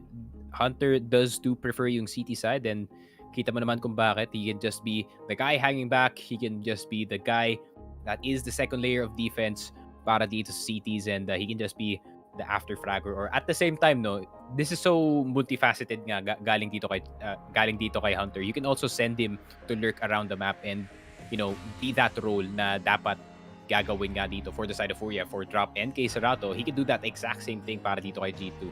That's just how flexible G2 is at the moment, and sobrang different talaga ng look ng G2 compared to before then to now. Exactly, and this is what you would want of G2, no? Especially if they're gonna be the ones advancing sa semifinals natin. No? You would want G2 in this form, showing up dito sa IEM Dallas. I mean, after all, it has not been a very pleasant showing para sa kanila nung PGL Major Antwerp natin. So, I don't know, could this be the redemption na hinahanap nila dito sa IEM Dallas? But still, so many teams are remaining na could still be a force to reckon with. So G2, they would still face challenges. They would still face strong enemies na, strong opposition kung ma-advance man sila rito with the 2-0 sweep. Pero nevertheless, hindi pa rin naman tapos to, guys. It's still Furia, and after all, it's Furia with the map pick, and playing na sila on the city side, and who knows, ba mamaya pag nanalo sila, well, hindi pag nanalo sila, I mean, it's a must needed pistol round, pare. Pag hindi nila nakuha tong pistol round, it could just easily be a 2-0 para dito sa may it could easily be a 2-0 para dito sa may side ng G2 Esports, and again, just gonna stretch out the lead so far, pare, which means just gonna put them closer and closer to sa may 16 natin. So feeling ko it would just be last 3 or last 2 na lang para sa kanila to get the sweep on the second round. So I think it would be a planned and it would be a careful play para dito sa may side ng Furia, kasi pag natalo nga sila rito, it could just be over in just a blink of an eye, pare. Yeah, true. I mean, para dito sa G2, no, this pistol round has got to be one of the things that they really need to bank on, no? Especially for the past few times, Furia, pagdating nga dun sa kanilang pistol round, they really want to face itong kalaban nila head on. That could be not different sa kanilang city side, kasi nakita naman natin, Echo, they really don't stop the aggression kahit nasa city side sila dito. They really want to make the T side suffer as much as they can, especially itong si Art. Pero so far dito sa ating game, every time we see Art, he's just been dying to Nico again and again and again. And if this can be true, no, dito sa ating kabilang side, then Furia's not gonna have a good time. That's for sure. Yup, pero eto na nga mga kaibigan, live tayo. Art already with the thing, pero not gonna do much, not gonna do any damage at all.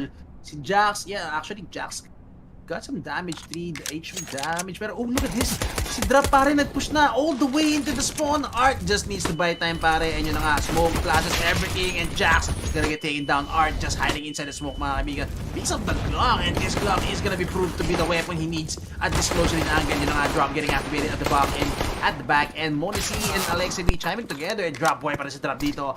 Again, Drop proving to be a nuisance dito sa may flank natin, and they don't need to plant the bomb, but Serato in the smoke gets the headshot, gets another, and man, another, take the risk.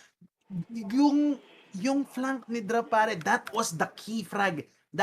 He was the key player in that round. Just imagine getting 2 early frags in the flank and proving to be a linchpin already, pare. So G2, they have no choice but to push inside with 3 people from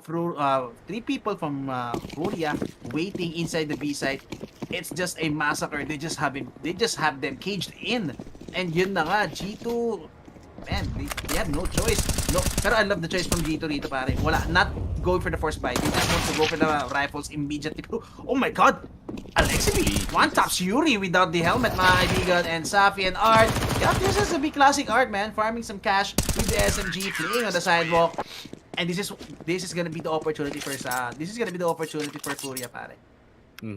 True. And I mean, Furia, at the same time, I mean, medyo vulnerable sila, no? Dito sa ating round number 3, considering na nag-eco dito ang G2 and they really want this to end as fast as they can. And tignan mo naman, it's a bit of a low buy, no? But compared dito sa Furia, their buy is way better. But, I mean, Case Serato and Art with an MP9, pre, may plays talaga na mangyayari dito na sobrang aggressive. And tignan mo naman, there's 2 people in mid with an M4 and the MP9s are gonna be the ones defending itong A-site natin.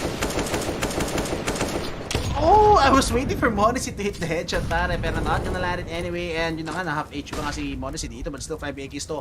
And oh my god, this setup always proves to be impenetrable para sa misa ng Furia. Pero this time, it's Jax. Go for the peek, and eto na nga, they're not gonna force it, pare. They know na it's a double angle unless the flash. Yup, they're gonna force out yung dalawang players natin dito, which is Drop and Safi in the middle, but they're gonna be good for 1. That's 1 AK on the ground para sa misa ng G2 Esports. And Art and Yuri, okay, this time they're gonna play it double dito sa sidewalk, no? It's not gonna be Art and Art alone, pero Nico, again, is he gonna get activated? Is he gonna be the kryptonite of Art, mga kaibigan, dito sa round na to? Again, it has been Nico time and time again shutting Art no first up natin. This time, would it be the other way around, or would Nico still be proved to shut down the whole Art playstyle? 4v5 pa rin tayo rito. No utility is gonna be coming in for G2, so mukhang dry picks na tayo rito. It will be a contact play. Single flash na lang ang natitira and a smoke para sa kanya. And Borisy, what? Just answers back with a sick headshot, with a sick wall bang. Yuri with the boost, Nico. Oh, not gonna hit the headshot. It's Yuri na naman. And Art even chiming in. Free AKs coming in para dito sa may Furia natin. And Hunter, yup. Again, sabi mo nga kanina, he could just be the one lurking, no? He could be the one going for the flanks because he is that flexible. Pero, I mean, okay, gets 1 para dito kay Hunter. Pero I think that's just gonna be the last thing he would get dito sa round natin. And still 3 AKs on the board para sa Furia, and they could even get an AWP para kay Safi. Yeah, and next round is going to be a bit of a high buy, no, para dito sa G2. I think they're going to have the Eagles, maybe Tech 9, so upgraded pistols para sa side nila. So economy, a bit taken care of, no. But sila lumaban kahit pa paano. Policy with a good shot at the start, pero Beauty, man. bakit yung boost na yan hindi gumagana pag walang crowd? Pero pag meron. No correlation at all. Pero yun na nga. Everyone upgraded. Hunter. Ayun na. Same rifle. Uy, pero eto Case Serato, man. Look at this. He's playing on his most comfort angle against sa may B stairs, and he's the one always being left alone dito sa may B stairs natin. Because, well, he alone could actually shut down this whole push. And look at this, is the single rifle para kay Hunter who needs to make this opening. And ito pa rin, pag na-shot down kay Serato. Oh what my a God. shot! Did you see that shot, pare? Hunter immediately, headshot para kay Serato, pero kasi dropper Nico with the Digo. And yun na nga, oh my God, Jax, actually he's gonna get 1. Good check by Yuri. Art going for the bait, pero now man advantage pa rin tayo, still up at G2, and they're gonna get an opportunity to plant. Art revealing his position, so for sure alam na nila na 2 people are gonna be coming in here. Walang mangyayari, walang flank na mangyayari dito because it's gonna be the E1S and the AK para kay Art. Who's coming in para kay Nico rito, and that's the headshot. That's Yuri on the ground. Art 1v2, sobrang winnable, pero bakit wala kang kit? You have $4,000 and you not have a kit? How would you club this round? Pero yan, may kita pa pala sa likod. Bakit kailangan bumili ng kit? Sabi ng Art. And now Art is gonna go for the 1v2. Time is running out. Not to happen na meaning, mga kaibigan. Pero Alexibi, oh my God, he's just playing around the smoke, and for sure Art would not expect this. Or would he? Oh my God, diffusing and not even gonna hold it out. But Alexibi there for the punish. And what an eco. That was all Hunter. Man, the positioning by Case Serato was highly unexpected. Nakatayo pa siya dun sa may wire, pare. Pero nevertheless, what a headshot by Hunter. Oh my God.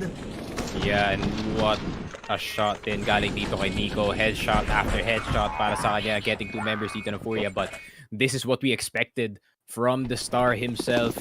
And yun na nga, 1 digs galore para dito kay Nico. And that really just forced itong C2 to go on to 12. Not just that, Furia, sira na yung kanilang economy dito. So they're gonna have to rely on the MP9 and the close quarter battles once again. Monacy out to 46 though. Pero G2, hindi naman sila nagmamadali dito sa A-side.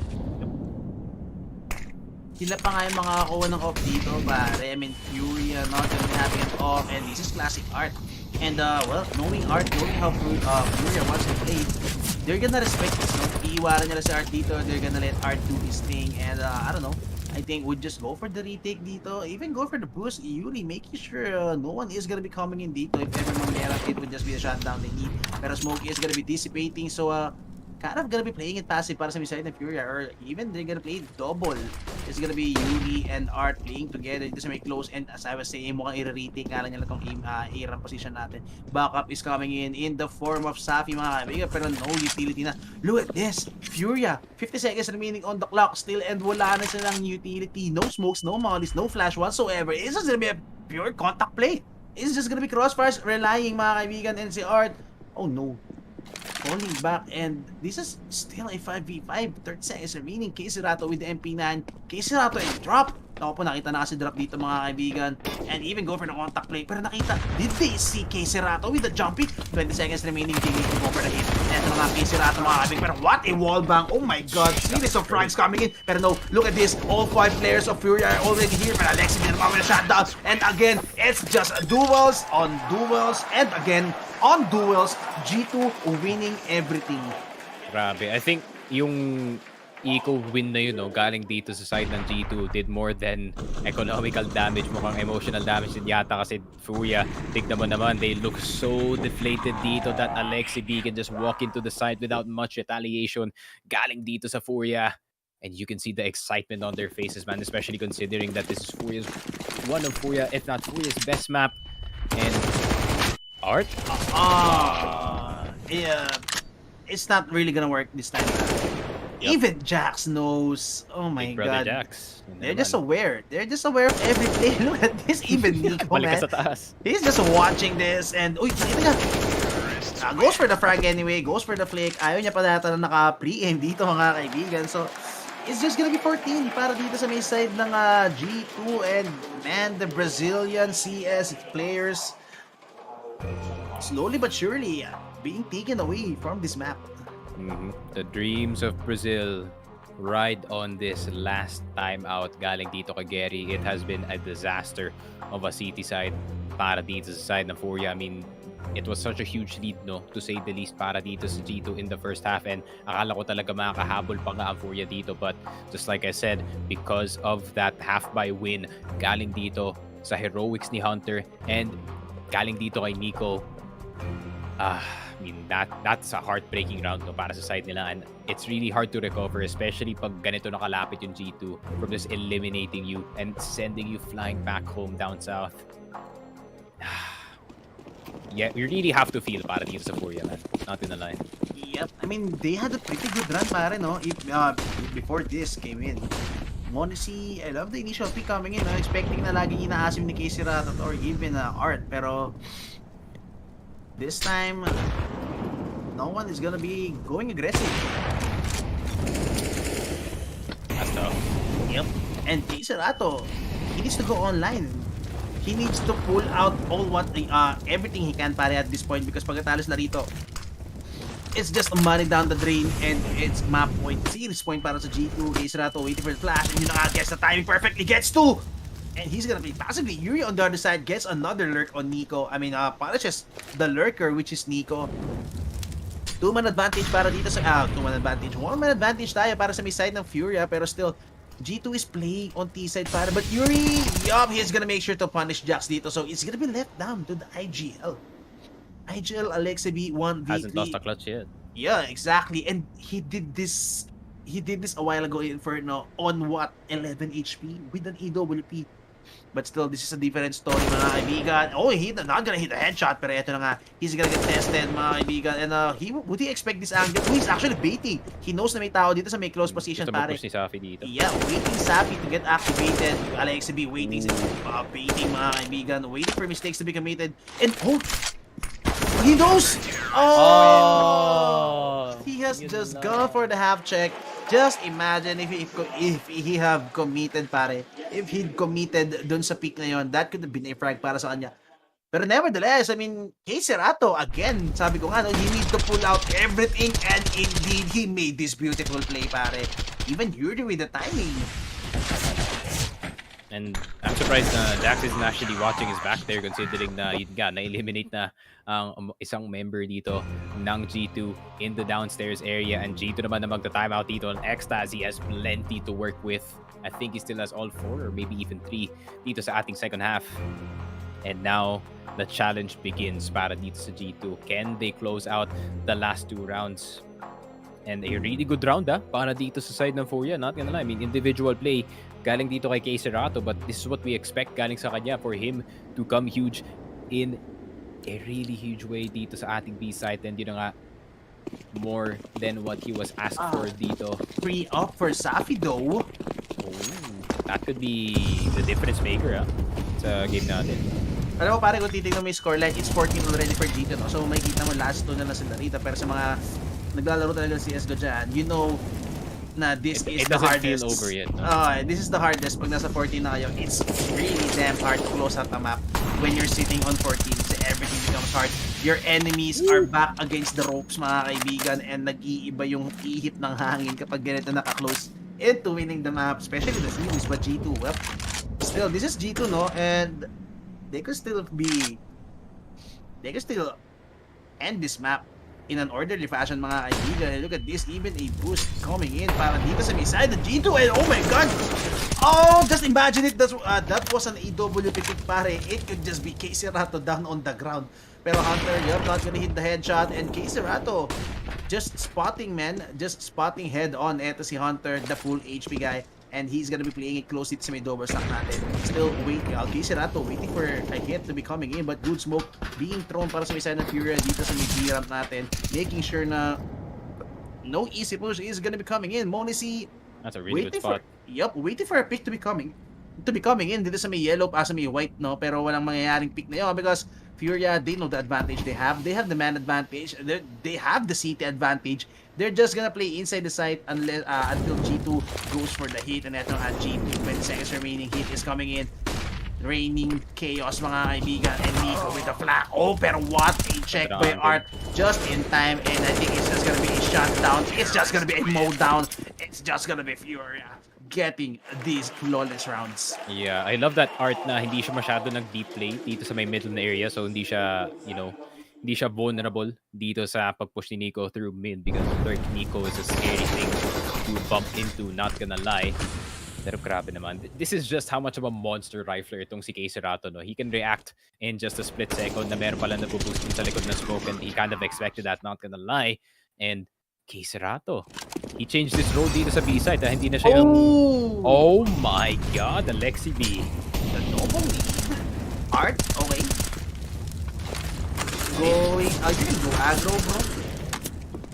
Oh, respect. I mean, these are pistols after all, so range advantage para sa side ng Furia with these rifles, and they don't even need to risk it going it so close. Art knows that very well na pag namatay siya rito, it would just be the rifles up for grabs sa side ng G2. Yuri, Kokaman collected, just go for the burst dito, mga kaibigan. Go for the headshots, taking his sweet time to aim dito, mga kaibigan. And yup, it's just gonna be Nico and Monesi, and even Nico sitting on the P250. Not what you want, no? You would want this guy on the hand cannon for sure. So I don't win chance is not gonna be that much para sa may side ng G2, and Furia slowly but surely grinding their way up, man. Double digit na sila rito. Oof. Man, pressure's on G2 once again para mag-close out ng game dito. And Furia, I mean, they're no strangers dito sa comeback na situations. They've done it again and again and again, and they're not afraid to do it again, especially pag kalaban yung G2 is somewhat vulnerable sa mga ganito na situations. And honestly, you're gonna have to hit some really good shots dito sa ating round na to, kasi pag tuloy-tuloy pa kayo Furia dito, this will feel very dangerous para dito sa G2. And honestly, biktima na naman ng kabinin. Lagi siya kumakain na dito, mga kaibigan. Di pa yata siya nabubusog. And still, I mean, kahit nung first half natin, no, kahit sila nasa city side, he always eats a nade dito sa may hirang position natin. But Safi, look at this angle. This time, he's not gonna play it aggressively, pare. He's just gonna wait for Alexi B to overextend. And easy frag for Safi. That's man advantage na naman para sa kanila.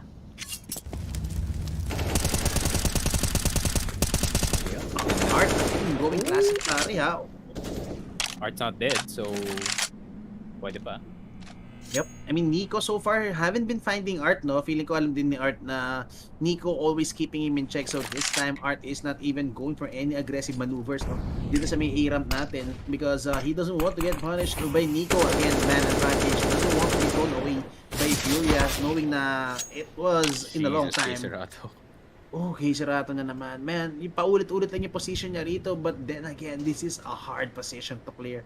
Kay Serato, time and time again, proving to be an anchor dito sa may B-side natin. And look at this, he's gonna go for the pick na naman with the flash. It's even a drop with the pick. Oh my God, what a pick by kay Serato. And G2, nako po, is this it mga kaibigan? Is this G2 choking? Could be. Ito na Ooh, Hunter. Nakuha pa ka na isa dito at di 1 second. Gotta be greedy though. Speaking of greedy. What? Ayun na nga. I can spare that. The king of greedy himself. Dying dito sa CT, pero level to 14, man. I know 14 dito yung G2, bro, but kagaya nga na sinabi natin kanina, if you've played this game long enough, no, kagaya natin dalawa who you and me probably have 20k, 30k hours combined.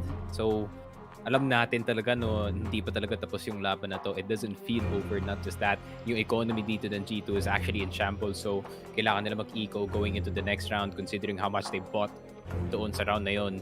And para naman sa Furia, this is a really good spot para makabalik sila dito. Pero, ilang beses na natin nakita yung Furia, no? You know, they get the point after yung eco, and then all of a sudden, it all falls apart. This happened to Furia countless times doon sa ating group stage, and it's in both sides talaga natin, no? They're kind of prone to breaking down dito sa situation na to. Pero so far, I mean, the one-man defense dito sa B-side, no, kay Serato, as long as he's there, B-side is secure.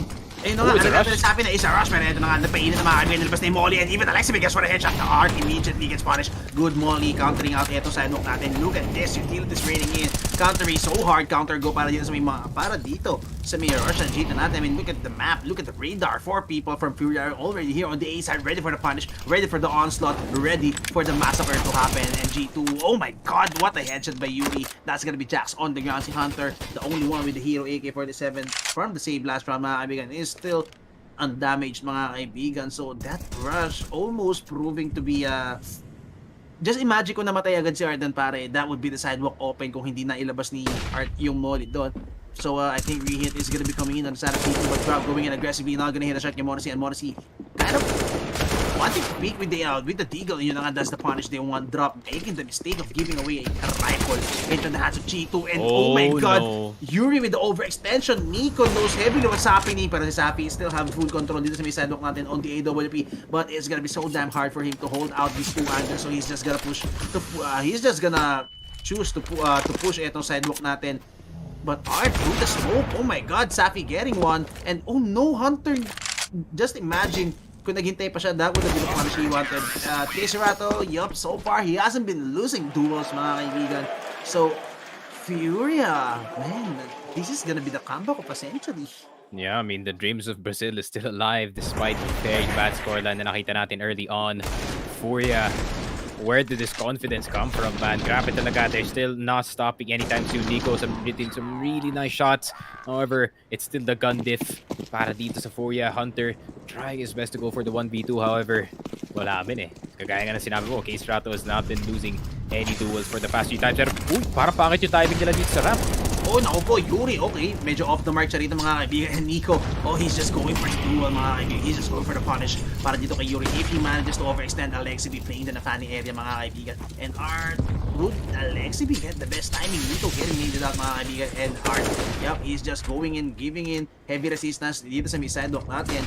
And I love the patience from Yuri, pare. Minoli na ni Nico yung sandbags position natin. After that molly, Yuri, I think, is thinking that it's not gonna get checked anymore, but still may molly pa rin tayo rito. And yup, he's gonna get mollied again, but a good thing he has this smoke para to make a wall for him. And yun na nga, Art is gonna make that as a bait para patayin niya si Morrissey, but Jax also still punishes Yuri and not managing to get away on the safe haven mga kaibigan. So Furia, what are you gonna do? 56 seconds remaining on the clock. 3 guys are still stacking dito sa may A-site natin. And G2, man, they need to hit this site perfectly. Good double flash coming in. Pero Drop, Ooh, not good wanting to patience. not wanting to overextend. Eto si Drop, no? Knowing na kanina na punch siya for his overextend. Sappy is going with the AWP. Oh, Pero no. oh my god, timings hit perfectly para sa misay ng G2 unless Sappy with his heroics, mga kaibigan, take this back to 2v2. Pero still buhay pa rin si Casey Rato rito. Again, this man is a beast with this rifle. Oh, Sappy, go for the clean fire. Not gonna hit the headshot kay Jax, and Jax could easily go for the punch. Oh, but Sappy knows na nandito si Jax sa may gitna. And yun na nga, again, Sappy na naman taking this back into a 2v2. Nico needs to hit some sick headshot dito, mga kaibigan. This is the Kovac brothers. It's the Kovac blood. 2v2, trying to save G2, trying to get them into 15 already, man, trying to get them into map point. Hunter not getting revealed soon enough. Na nasa ramp. Oh, both of them jumping at the same time, pero not gonna convert any frag at all. And Nico, he just needs to buy the time. And oh my god, the brothers, the Kovac brothers, just doing it for G2. Both of them chiming perfectly, and Hunter not even gonna go for the punish. Oh my god, and it's now series point, map point, but it's series point para dito sa G2. Yeah, and I kind of called it as well, no? I mean, multiple times Furia has been in this situation, pero ayun na nga, it always comes down into a close round and they just fall. Sobrang well played sana dito sa Furia, no? I mean, Safi, he was hitting some really nice shots and everything. However, the patience galing dito from the Kovac brothers to just try to milk as much time as possible galing dito sa bomba. Oh, the nade! Oh, the nade? Oh, pero he's not gonna get one! Oh, Yun na nga. no! Bro, that's Casey Rato down! That's the big guy! Para sa side ng Furia, and they realize that para the moment naman si Casey Rato, look at them just charging in inside the side drop. Oh, he's gonna get blinded hard, so wala pa siya mapapatay para, and it's gonna go the other way around. Nico actually punishing, pero dito pa si Safi. Again, this guy with the rifle is insane. Kahit di siya naka-AWP. Fury also, again, still the one saving his team from the depths of defeat, mga kaibigan. Nico still standing dito sa may bubble box, and he's gonna spot out Art, but Art just straight out crouch picking Nico, and Nico has the bomb. Now, this is not a good, this is not the best position para sa Vegeta, no? The bomb being dropped into the clutches of Art. Hunter, he needs to hit some sick headshots. He needs to make an opening, mga kaibigan.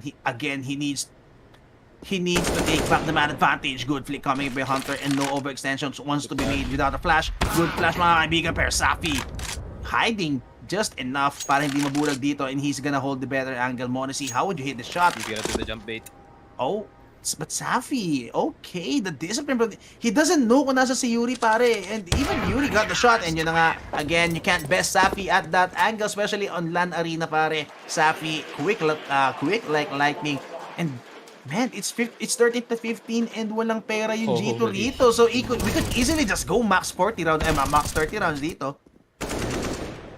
I wouldn't be surprised if napunta nga to sa overtime, not gonna lie. And Safi, I mean, despite the heartbreak of a round dito sa ating last round, and still popping off on all cylinders para sa kanya, and the AWP is not dead just yet para dito sa G2, and G2, they're gonna try to go for a fast mid. Oh, pero it's just Art with the MP9!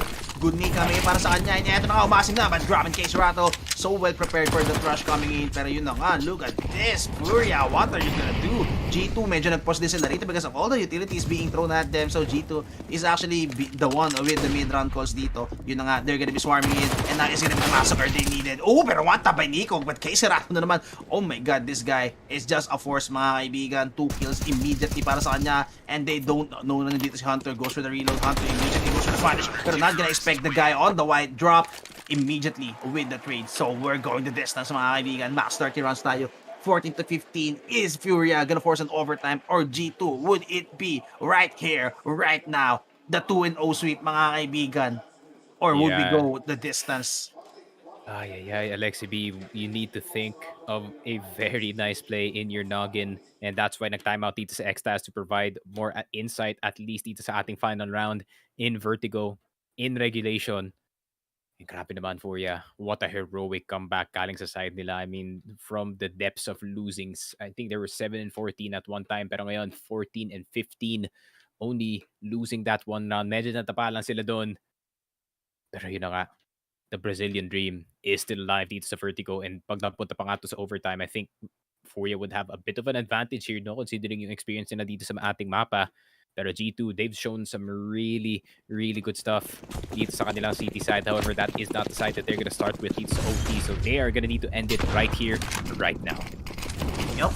Pero eto na nga, smoke are here mga kaibigan. And Monty is gonna be handed out of double beat. What a miss. Uncharacteristic para kay Monty mga kaibigan. I mean, spotting the glimpse. And again, tingnan mo na, this is classic Monty down to 46 Starting HP. this round with 47 HP, yeah. Yeah, this is classic Monty. He's going for the wall back, expecting Art to be playing it this close mga kaibigan.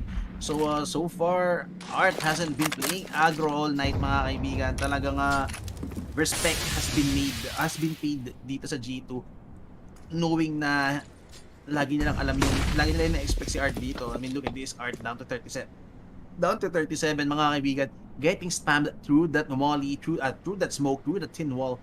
Always nila nai-spam si Art dito, but look at this boost coming in. It's a 2-man boost mga kaibigan, and this could easily be Sappy with another uncontested frag pare. Safi waiting for a head to pop off mga kaibigan, and look at this. Oh, this Modesty. Oh, again, another good for one frag. Art, yep, he's not gonna go for the overextension. Still 4 AKs pa rin tayo in play. Boy pa rin si Kuya Jax dito mga kaibigan. And that's gonna be the smoke. Denying vision para dito kay Yuri at the back of the site. Again, Yuri and Keiserato, two big guys, are actually here para dito sa may Furia, and it's actually si Keiserato alone playing in the middle. And look at this, Hunter gaining some grounds dito sa may side natin, using some reactions, pero hindi sila pwede mamatay dito, or else it could just easily be overtime. 9 seconds remaining mga kaibigan, and yup, Keiserato and the rest of the squad, Furia taking us into overtime with what a hell of a hold. Grabe naman, 7-14, naging 15 and 15 pa nga dito sa ating overtime.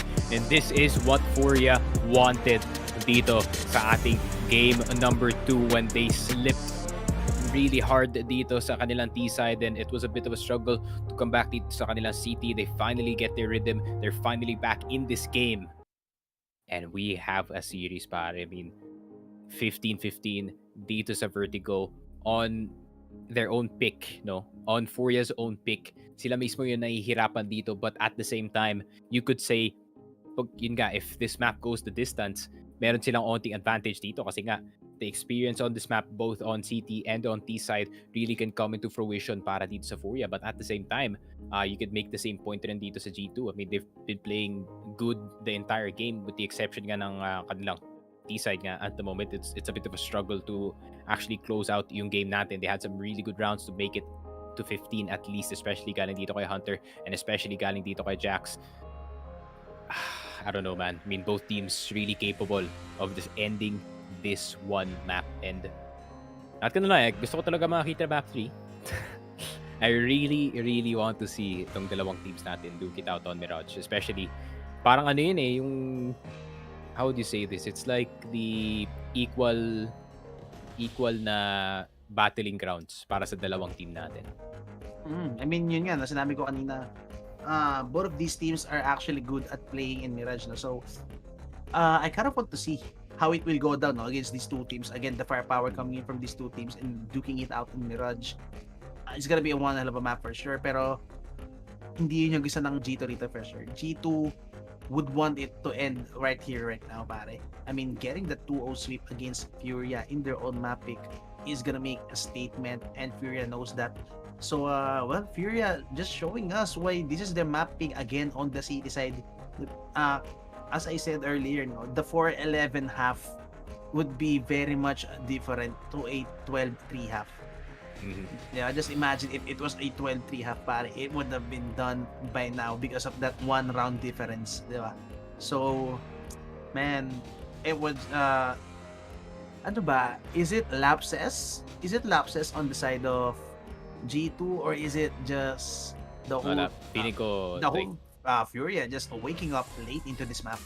Yeah, I really think it's just Furia's defense dito, especially dito sa B-side, man. Keiserato, Jesus Christ, one-man army dito sa B-side. He di nga siya nagpalit ng angle dito sa B. He just stayed right in front of Orange the whole time. Sumasayaw-sayaw lang siya doon, and somehow he's really finding a way to get multiple frags nga dito, as we do expect from Cerato. I mean, he's one of the nuttiest riflers, if not the nuttiest rifler dito sa Brazil. And man, I expect no less galing dito kay Cerato, no? Especially, his status, and everyone really talking about how good he is, and he's really proving why why everyone is talking about how good he is dito sa B site. And man, it's so annoying para dito sa G2, no, to actually start. I think they're gonna start sa T side, no, dito sa OT number 1, and Furia probably or possibly, no, if everything goes right para sa side nila, they get all 3 rounds, then G2 have to play under pressure. And all I'm saying is, Nico, he could be clutch, but at the same time, he could not be clutch. It's the Nico paradigm dito sa ating mapa, and anything can really happen dito sa overtime, man. And para naman dito sa Furia, they really thrive dito sa chaos, and chaos can definitely happen dito sa overtime natin.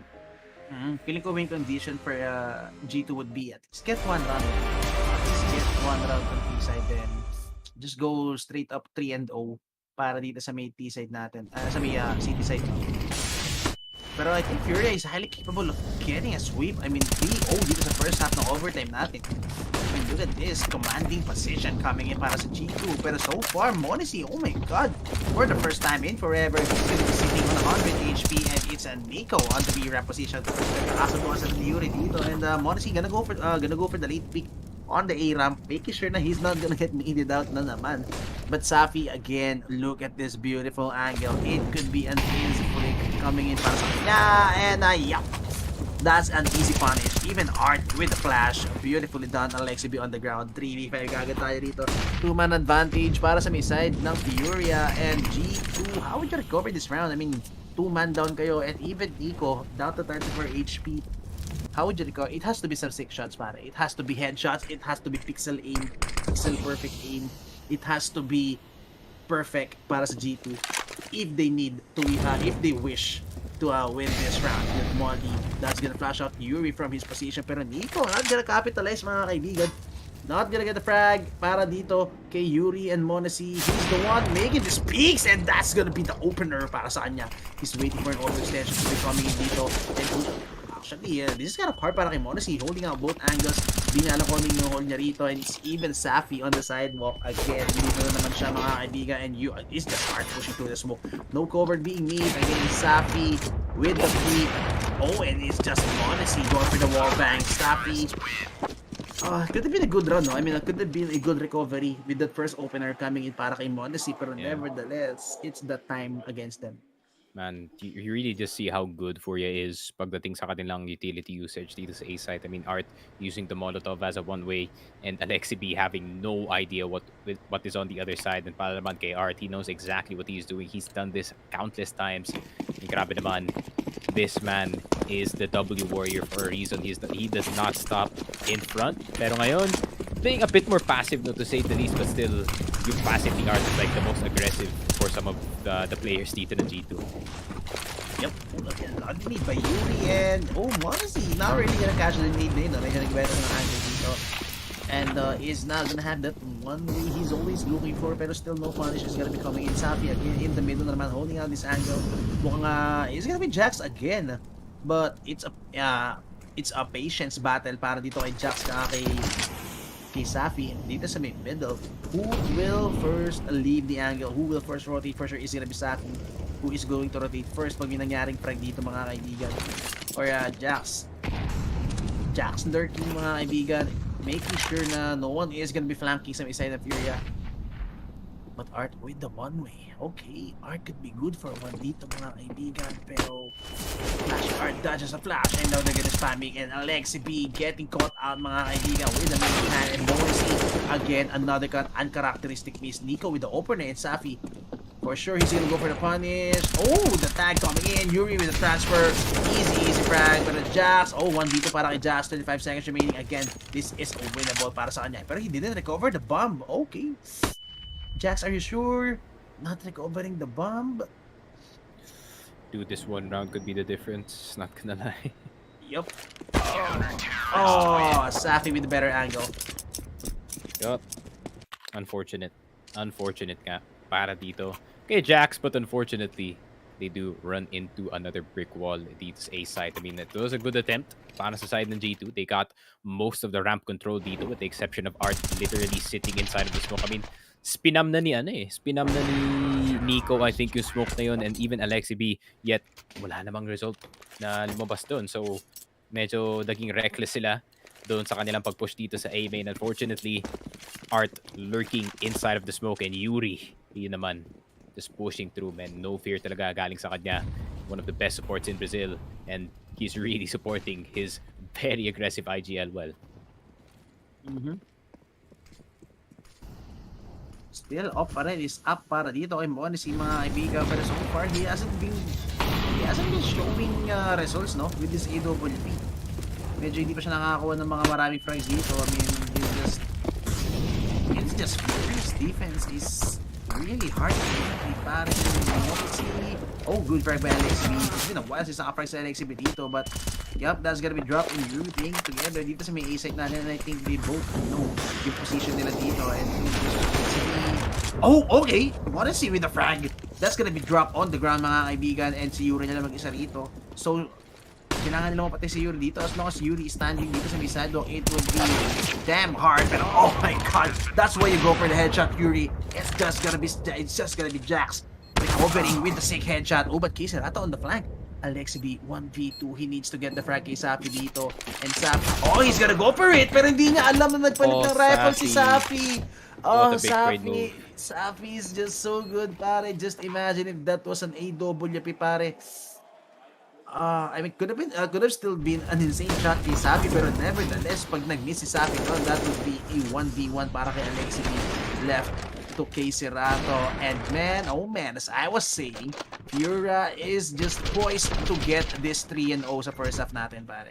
Grabe, I mean, Safi with a big brain move of just switching with the op instead. Or rather, the M4 instead of the AWP. Medyo vulnerable nga siya pag tinalunan siya doon ni Alexi B, especially how fast the M4A1S recovers from inaccuracy. And ayun na nga, napa-time out yata yung G2 dito sa ating half.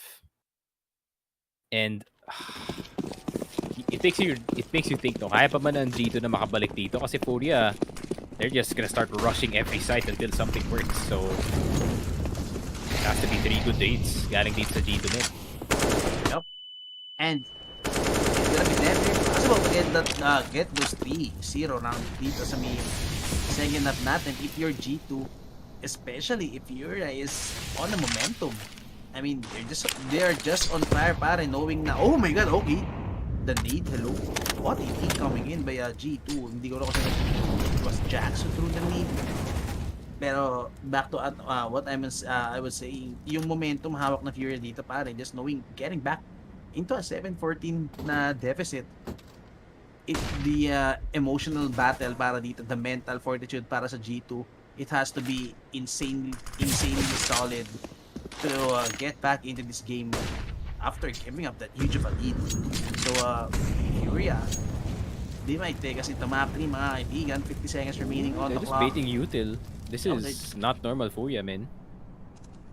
They're not going balls deep, pare.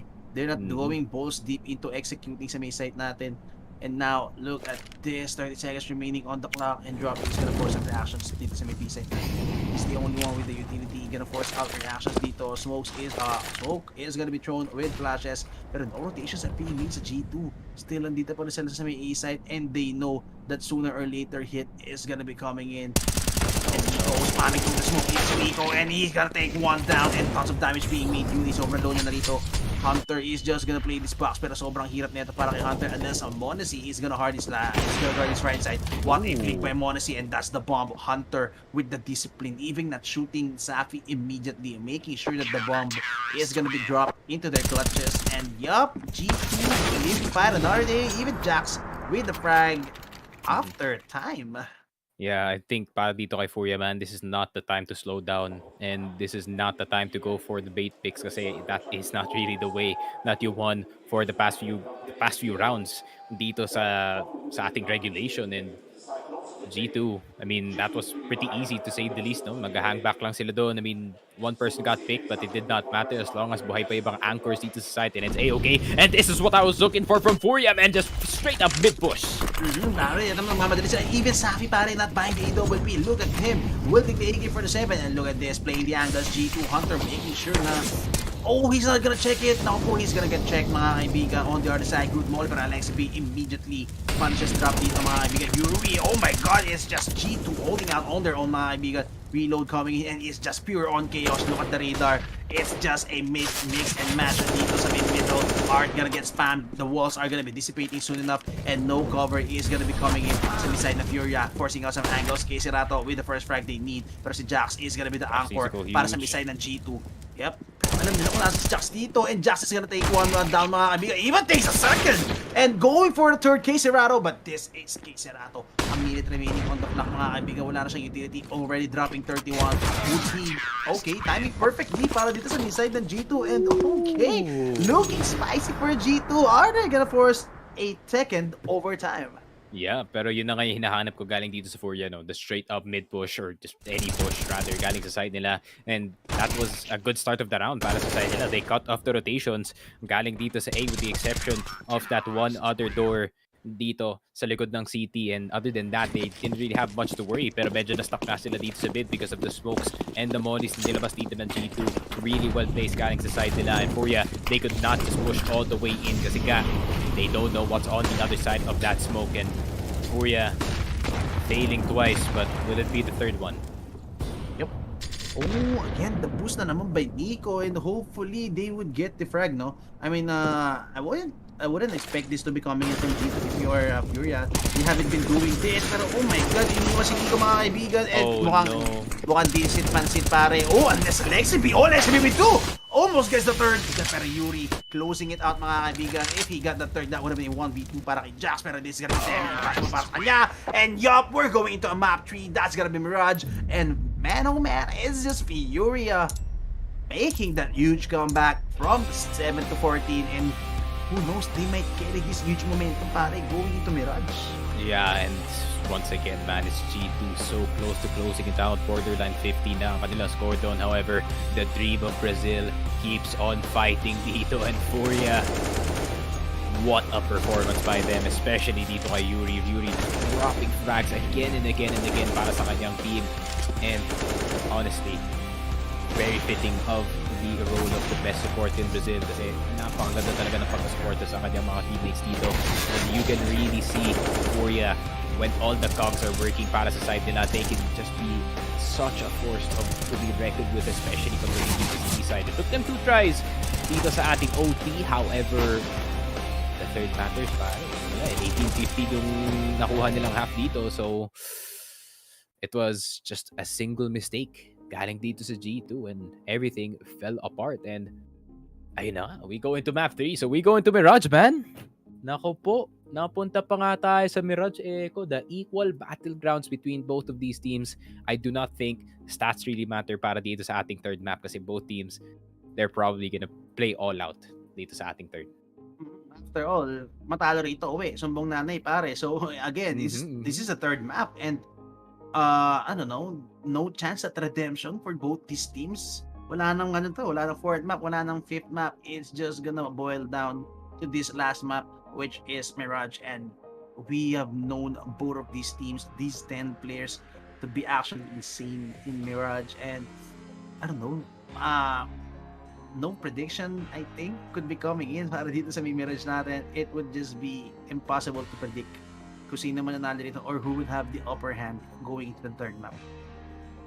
Yeah, at this point, yeah, just like I said, neither of them have the upper hand dito sa ating third map. I mean, both statistically, at least, we're gonna look at it, 56% Furia, 33% sa G2. But you know, para naman sa G2, it's really, if you've watched G2 enough, no, you know na capable silang gumawa ng isang napakagandang Mirage. So yeah, I don't know at this point para dito sa third map, man. But I'm so excited para dito sa ating game number 3.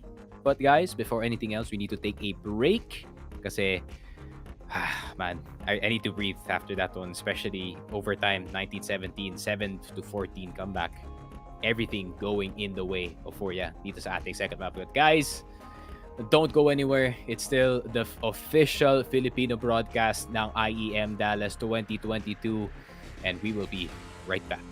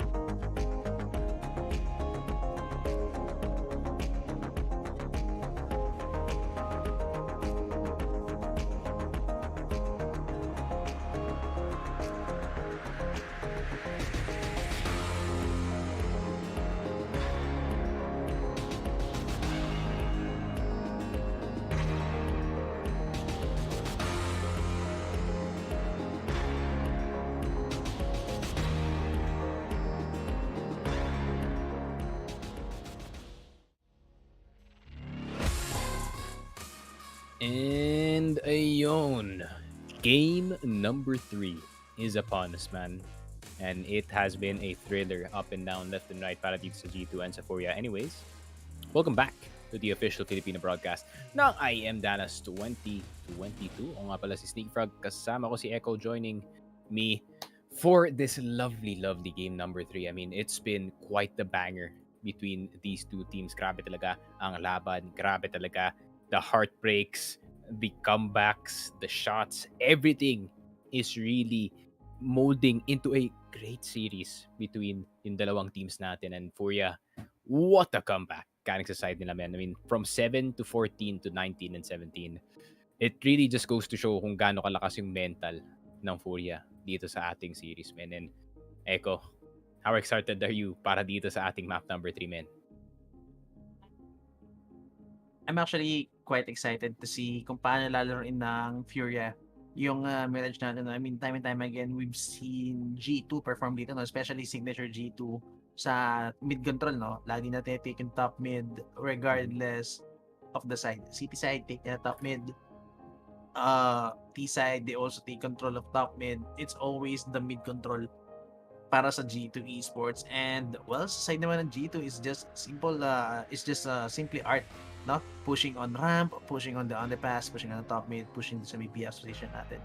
So also gusto ko rin makita if, I mean, yun nga, no, we've always known G2 to be to be emotionally vulnerable, no? So I mean, having a loss like that, giving away a huge lead, losing into overtime against the Furia, I want to see how their mental, how solid is their mental fortitude coming into this third game.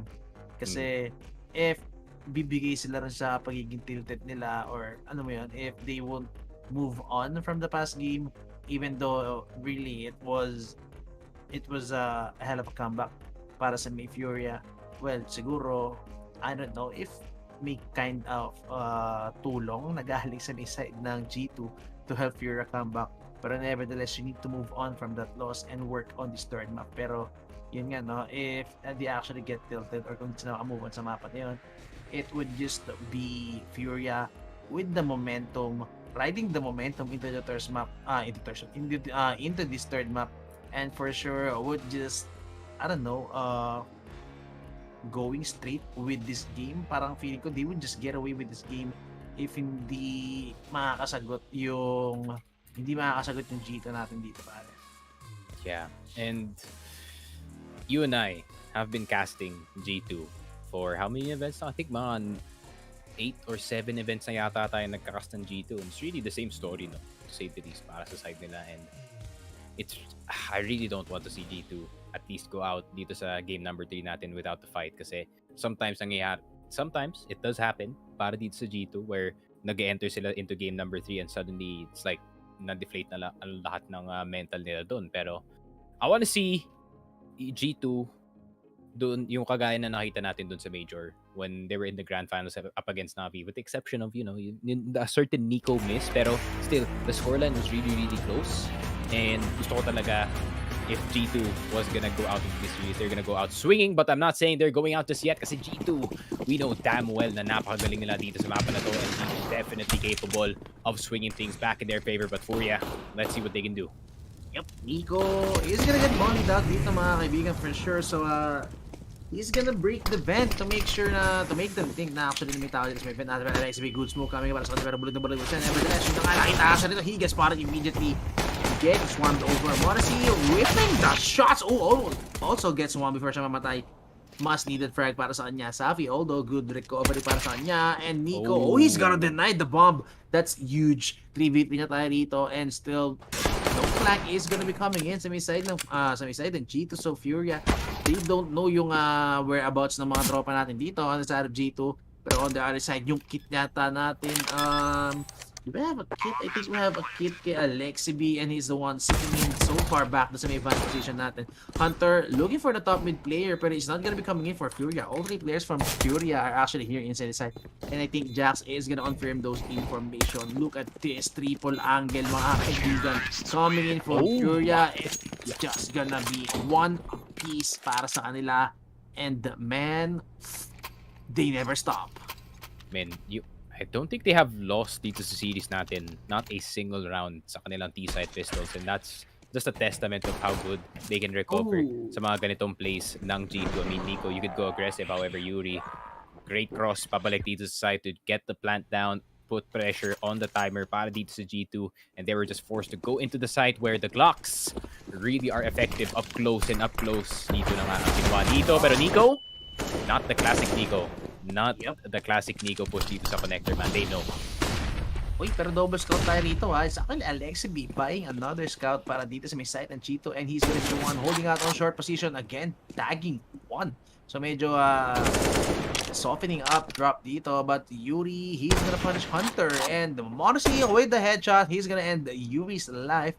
Yun yung nalow ni Hunter, so still drop low dito, and sprayed some by Art, and Alexi B trying to get lucky with the quick scopes, and I don't think he's gonna hit any shot at all. Yup, Kesirato was there for the punish. Bonusy with the scout, for sure is just gonna go for the save, but Safi, he hears him completely, and is just gonna go for the frag, for sure. Yup. Again, a G2 messing up another force buy after losing a pistol, so it could just be another 3-0 para dito sa side ng Furia. Man, Furia always likes to start, no? Yung especially pag dating dito sa T-side, they always want to start with those fast plays para maset nila agad yung pace for especially the first few rounds dito sa ating half. And I think we are gonna see more of this fast Furia as the game does go on. I mean, Art on Mirage, grabe. You're gonna expect him either connector or be short 1 minute 30 into the round. So kailangan talagang isipin ng G2 how are they gonna get this first pick dito kay Art, and if they do, how are they gonna stop the rest of Furia from going into the site? Kasi the moment na namatay nga dito si Art, pwede na mag-strike dito yung Furia with the information that they gained from Art's death. And Furia with a quick 2-0 dito, and G2, yun nga, nag-force buy sila dito sa ating last round, and unfortunately they ran into, or it's the opposite actually. Furia ran into the right defense dito, and G2 having to go for the E-code. Deagle kay Jax though, so maybe he can do some damage. Nico getting boosted, pero with the USP still managed to take down Drop. Grabe si Drop doon, pare. Walang kamalay-malay where that shot is coming from. Well, that's the silencer for you. Pero still, Furia pa rin with the gun advantage are gonna force their way inside. Sapi getting tagged again with the USPs na namamatid. Kapim! Oh, takes down Morrissey. No armor for Nico. Okay, second try already for Nico. Again, this USP pare. But Yuri is gonna get close, and for sure he's gonna shut down both of them. Surely he knows kung ano si Nico, and he's gonna molly out Nico. Yup. But still pistol pa rin tayo up para dito kay Alexi B, but he's not gonna hit some deal shots, and mag-isa na lang si Hunter dito with the P250. So I think he's just gonna go for any economical damage with the P250, trying to get some headshots. Oh, did he get spotted? Hindi. But he's gonna get spotted now, and Yuri for the 3, and that's gonna be the third for Furia. Now is a chance para dito sa G2 to strike back in this round. At least nakakuha sila ng isang kill with Nico getting those taps with the USPs, but at the same time, I don't think Trop knew kung saan nanggagaling yung shots na yun, especially considering even the USP does not have tracers. And ayun na nga, only losing one member Furia with a clean 3-0 dito, and Safi, di ba namatay yung isang player doon? That means he can just drop the AK, and ayun na nga, he has the op, and Safi online early on dito sa ating game. Yup. Art, grabe, full on aggro dito agad sa may catwalk natin, and oh my god, Nico from the bottom mga kaibigan gets one. Hunter getting straight, and Art, oh no, he didn't get the punish kay Hunter. It's even Hunter hunting for Art mga kaibigan. And now Kesirato, he's not gonna hit the shot dito kay I think it was Jax. Yup, he's not gonna hit the shot kay Jax, and Jax is gonna get forced out the angle. Still, look at this Furia. All 3 of them are actually finding their way inside any site mga kaibigan. It's just 1v1 duels at this point, but Alexi gets fragged out. Yup, for sure. What a headshot coming in from Drop. Pick is gonna be coming in the middle for Monacy, but Art still dito pa rin siya sa may connector, and baka marinig niya, yun na nga, narinig na nga niya si Monacy, so for sure Monacy giving away his position. He actually knows, pero he whips the shot. Being given second chance pare, I love what he did. Bait out para kay Kesirato, and now they're gonna go into A side. Art has full control of the jungle position, It's just gonna be the CT they need to take care of. Although may dalawang flash kay Serrato rito, and that could buy so much space.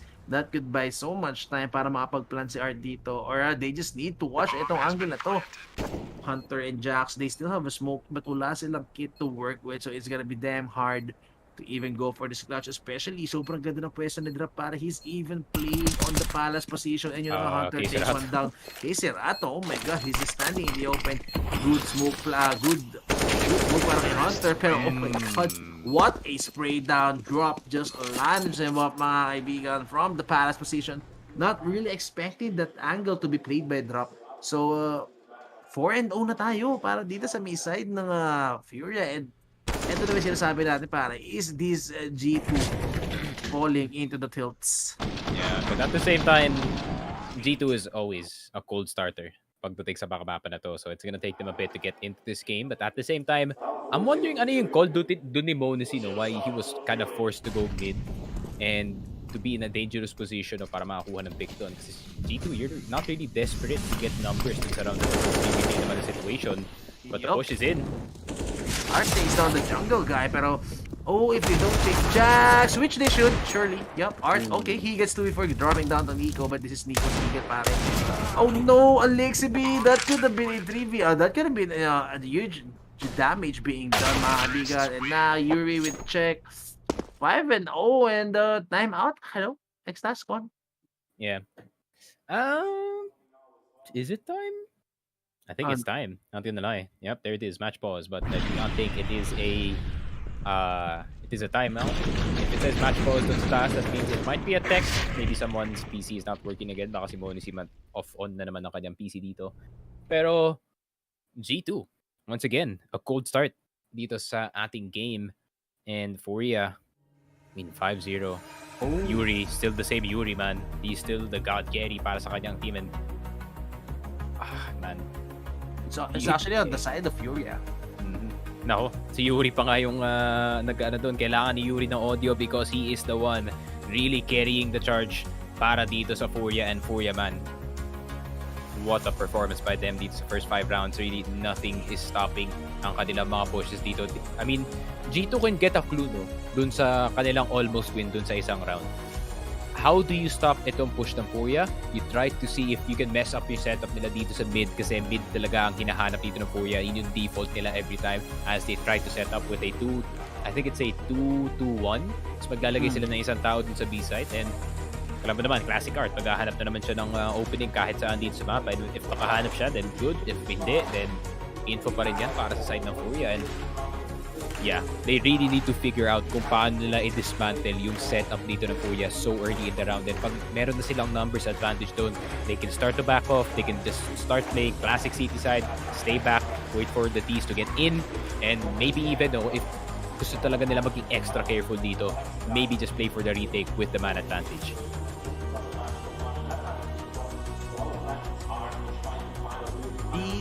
Come on, bro. You need to go online, man. I mean, if this goes like 7-0 pa, pare, it could easily mean Furia running away with the game. 7-0. You want to see also not hitting shots at all with the AWP. So again, well, this is his map now. This is Mirage, and you would want your offer. Yeah, you would want your offer to go online. Ito sa main match natin.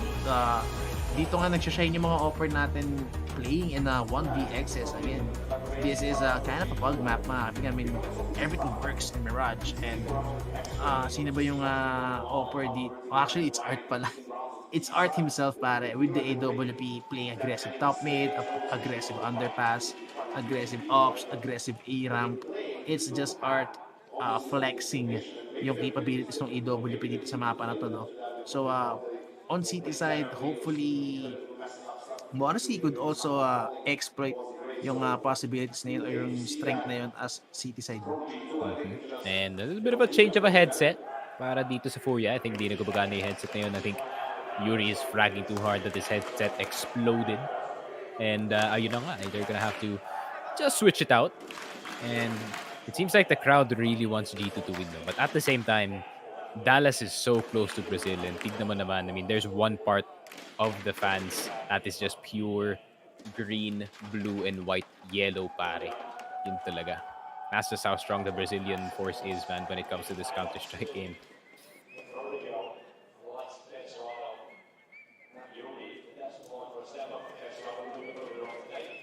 And tech pause. It is gonna be a tech pause. Okay, setup check. Ooh. Well, get that away, bro. Get that away. I'm salty right now. Maalat ako. Ayoko makita yan. Gusto ko makita yung setup, pare. Ay, ay, ay. I'm seeing a lot of I'm seeing a lot of ano, no? Like G Pro wireless, not gonna lie. Pretty popular as of recent.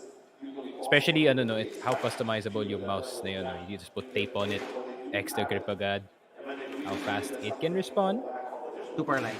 Super light, pero Steel Series pa rin, number 1, of course. This is number 1. But still, man, I mean, I can really feel yung pressure, no? As a former G2 fan, I've ascended, of course. I've went on to the better team, which is Ents.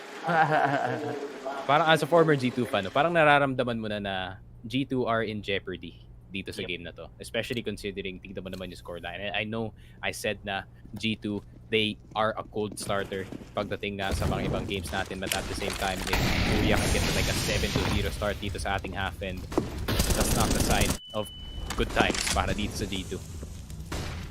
Good smoke dito against Art, pero well, this is Art, man. He just loves pushing that smoke. Uy, pero si Nico, what through the smoke? He just punished Fury immediately. Marcy, yup, that's a shot you need to hit. And now Nico, oh, goes for the flick, gets Art in the head, pero not gonna be enough with that A1S, mga kaibigan. Still, Art gets one before getting his head poked out. And now Morrissey, he's gonna get neutralized with the smoke galing kay Cerato. So Cerato makes this happen. Although Morrissey, just imagine if that was a double scope, pare. He could have landed that shot easily. Pero goes for the flick, not gonna land it. And are they go for a reboost? Feeling ko maghahanap na mapapatay si Cerato rito na overextension. Pero Hunter, too smart for that. He's just gonna fall back dito sa may market position natin. And Cerato, slowly but surely, gonna go for the boost dito sa may nest position. So, still, they're highly aware, no? Na check pa rin ang check si Hunter dito sa main nest position natin. And wanna see he's gonna spot one though. Oh, Hunter, a must-needed frag. Cerato, yup, not gonna take the frag. That's the opener they need para to take this back into a 3v3. G2 now looking poised to take this first round or be on the board. I mean, so far, Jax haven't finding any frags at all. And yun na, nakita niya na kung nasan si Safi. Flash coming in, Safi with the peek. And for sure, Morrissey, he's gonna miss another shot.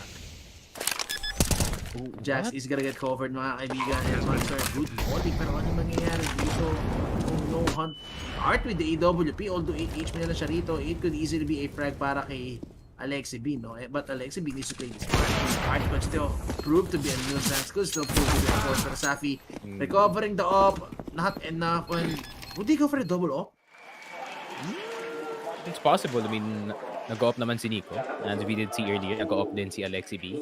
As well as the 2 other members dito sa G2. I mean, Hunter is not too bad on the op as well. So, dami nilang options dito who could be the second holder of that AWP. But at the same time, it's Hunter this time actually. Dito sa ating G2 side, really going huge para sa kanyang team. And this is what you want, no? The B-short player popping off para dito sa G2. That means he could be the one disrupting yung kanilang mid-presence dito. And as you did see early on, Yuri getting taken out so early dito sa ating game really can affect yung push dito na Furia because he is not supposed to be the one who's gonna die first para sa kanyang team. And Furia, instant adjustment, man. Iniwan na nila agad yung mid. I mean, Nico, perfect lead no round na yun. No? Immediately, sabi mo pa si Yuri. So, medyo nagkaroon ng lapse dun sa play ng Fury. Ano, nawala agad si Yuri. So, G2 get their first on the board. Although, yup, we're not gonna be seeing a double AWP this early, no? Magra-rifle muna si Nico dito, knowing na he's kind of hot with the aim still dito sa may A1S natin. And Morrissey, again, look at this. This is what I want to see from Morrissey. Aggression with the AWP. Gain some grounds. Take map control as a scene side. Nico, again, the one way para sa kanya. Still, he could drop. Eto si Drapare. Oh, goes for the spray down, pero not gonna go for the second. Surprisingly. drop. Gets the trade frag, mga kaibigan. Now, gets a 4v4 situation. Yuri gonna go for the flash, I think. Oh, pero no, they're gonna play it slow. 45 seconds remaining on the clock, and I think they're gonna go for a B hit. Are they gonna go for a B hit? I mean, K-Serata is going into the BF's position, 35 seconds remaining, and it needs to be a frag, and yun na nga, they're getting the frag. Pero eto na nga, they're gonna go for a B split for sure. Sapi making sure that this is gonna be a free way on the B short and an XP with a beautiful angle, beautiful frag. Now Sapi waiting for an overextension, waiting for the backup to be coming in sa may market side, pero not gonna overextend even Alexibi with a beautiful angle. And Sapi, oh my god, Odyssey was waiting there on the connector for that frag, and this is G2 getting their second, mga kaibigan. And yun na nga, 5-2. And they are starting to disrupt yung early pushes dito ng Furia, and Yuri is getting shut down again and again and again by the same person na si Hunter, and Alexi B finally coming alive, getting that 2k dito sa B side. And ayun nga, Furia, once you put them in a position where hindi nga sila makatake ng mid dito and they cannot establish control around the map, nagkakaroon talaga ng moments where their last idea is just to rush, and once again, it might be a rush. Uy, pero dito sa Alexi Beamer shutdown, eto na nga, wala siya makikita. What a flash by K-Serata, pero still Hunter is here. He could shut down this immediately, pare. I mean, again, this position is so strong. Hunter gets one, and this is just a single angle. Pero Yuri, what? Goes all out, pare, with the white pick. Oh, pero Monacy, hindi na nakita si Art. Oh no, Art sitting on 9 HP is still gonna be proved to be a force. Pero yun na nga, save from Jax gonna be coming in, and again, Yuri retrieving a rifle. Jax waiting for an overcommit by Safi, but Safi, did he spot him? Feeling ko nakita niya, pare, for sure. And yeah, that's just gonna be Jax on the ground, and what a rush coming in by Furia. I mean, ano ba tawag dito, si Alexi B, he even forced himself, pare, inside the apps even though rush was coming. I mean, he could have just dropped down, pare, tuck and tail and run to sa may loob ng sides, buy some time for the backup to come in, pero That's not he Art, just man. gave away a rifle. Yeah, I mean, Art, Jesus, man.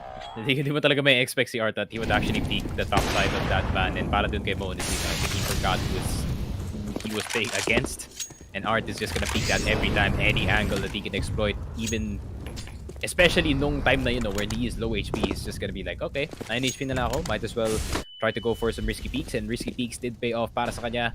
And Furia, when in doubt, rush B, I guess, para sa kanila. May fast play again is the fallback plan para sa side ng Furia when slow play is not working, when methodical play doesn't work for them. They just always resort to violence, mga kaibigan, and thus violence indeed paying off para sa kanila. Still force buy pa rin tayo coming in from G2, AWP para kay Monacy, 2 rifles in play, an SMG, and well, a Deagle for Nico. I mean, Nico still with the Deagle. He's still scary, mga kaibigan, so you can count out this guy again. Pero this time, he's gonna be a double Palace push, and yun na nga, iniwan na nila si Nico dito sa may Palace position, so that's already information gain para sa may side ng G2. And Art, he's gonna get taken down to 45. Monacy with the AWP. Beautiful angle being played, but the flash is being thrown. But nevertheless, Monacy is still going for the repeat, and that's why you don't go for the repeat, pare. Sapi was there for the punishment. Alexi is still alive dito at the back of the default position, pare. And he's just waiting for injury extension, and yun na nga, doesn't need the timing. And Yuri, oh my god, this is why you take down Yuri early to the round, pare. Yeah, especially when Yuri has like a smidge of momentum lang, tamang momentum lang para sa kanya. He really does know how to carry it into the site, and Yuri finally coming alive after being denied yung kanyang entry in every part of the map that he can. And he is mad, dude. He is mad, to say the least, that he could not play CSGO 3 times dun sa past few rounds natin. And Furia snatch back the control galing dito sa G2, and they're gonna get 7 dito sa ating game.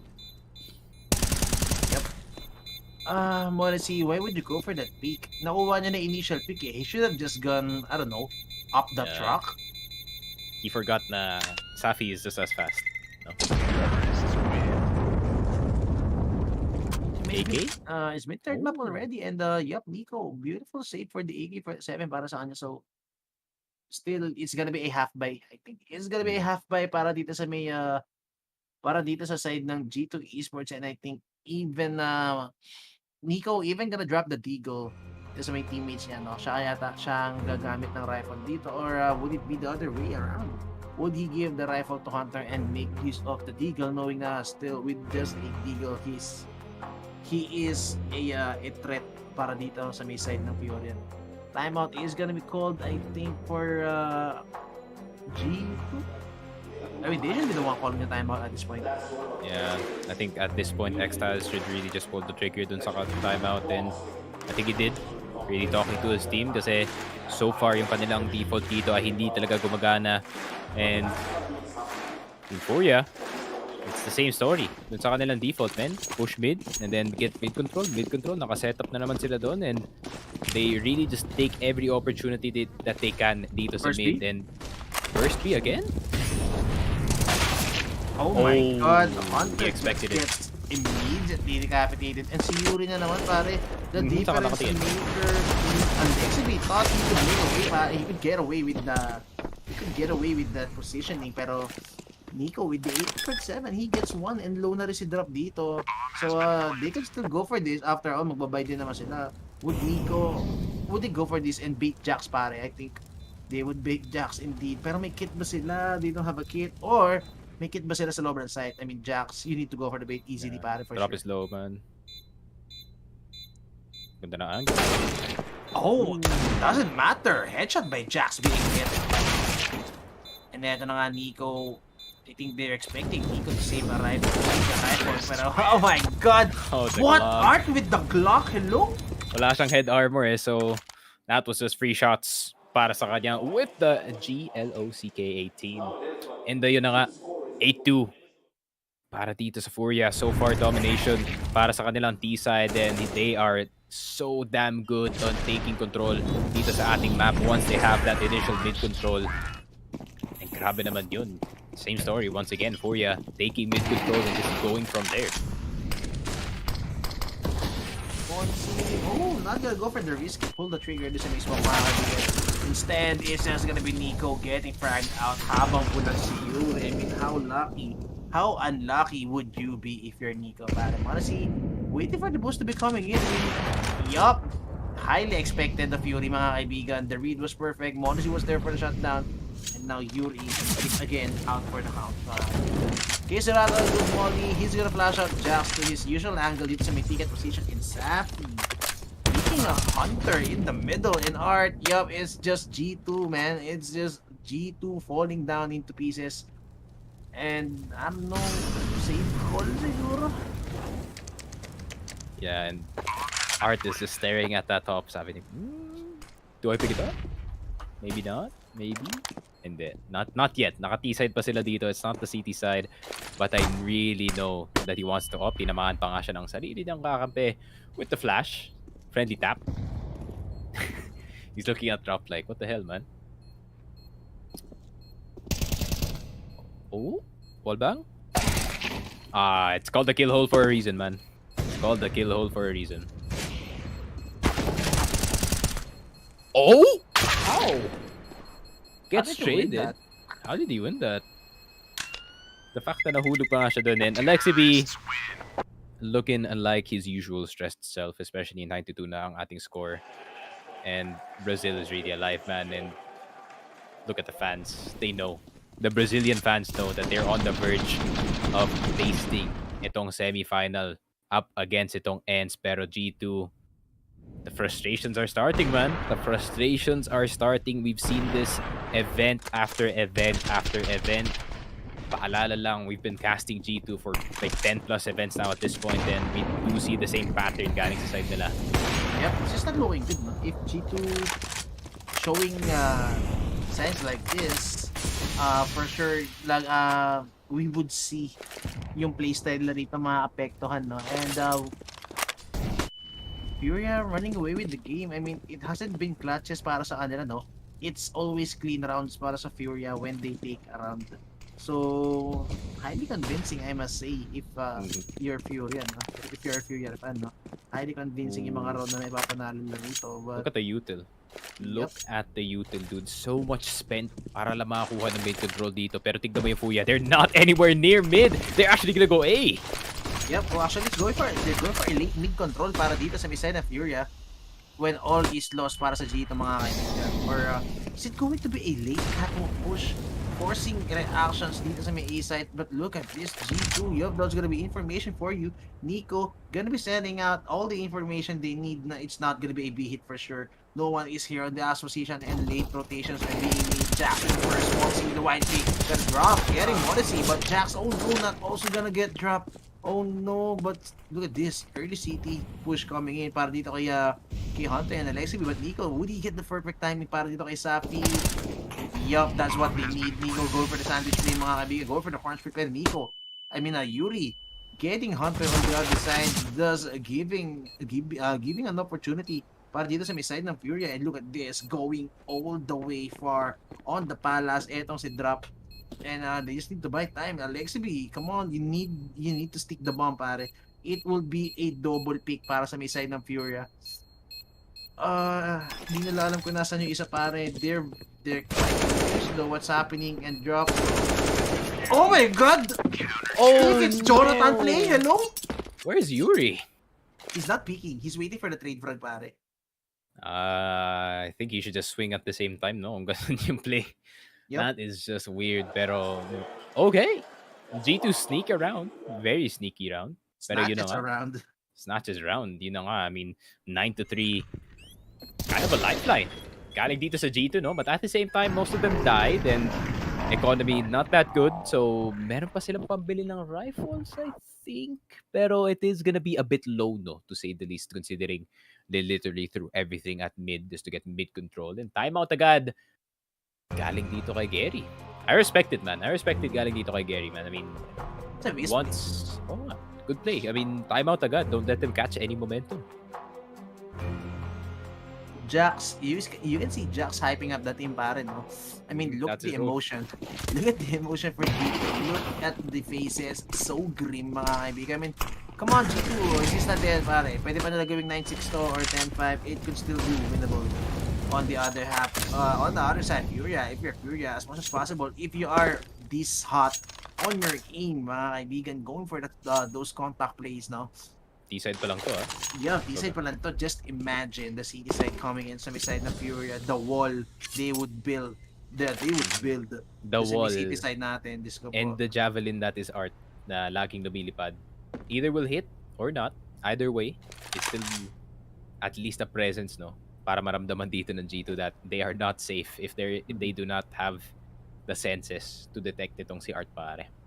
Yep. I mean, it's a perfect parang Spartan shield and spear, eh. Diba? They have the shield off the wall, and at the same time, at the perfect opportunity, it's just Art going full on aggro mode with that spear, man.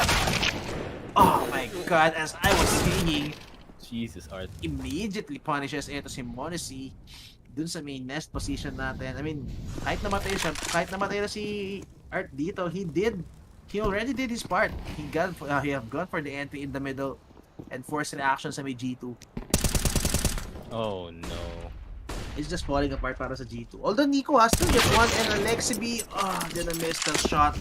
Drop just simply wide swings. Pero Jax, this is the timing that Jax needs, pare. Kailangan niya makakuha na frag with this timing, and Safi, he's just gonna slip away and gonna wait for the pick. Gets the AK for the 7, pero yep, he just missed the timing for sure, and he gets spotted. And mukhang mamba out na to. It's gonna be save call for G2. Wala chance. Wala silang kit, so yeah. Damn.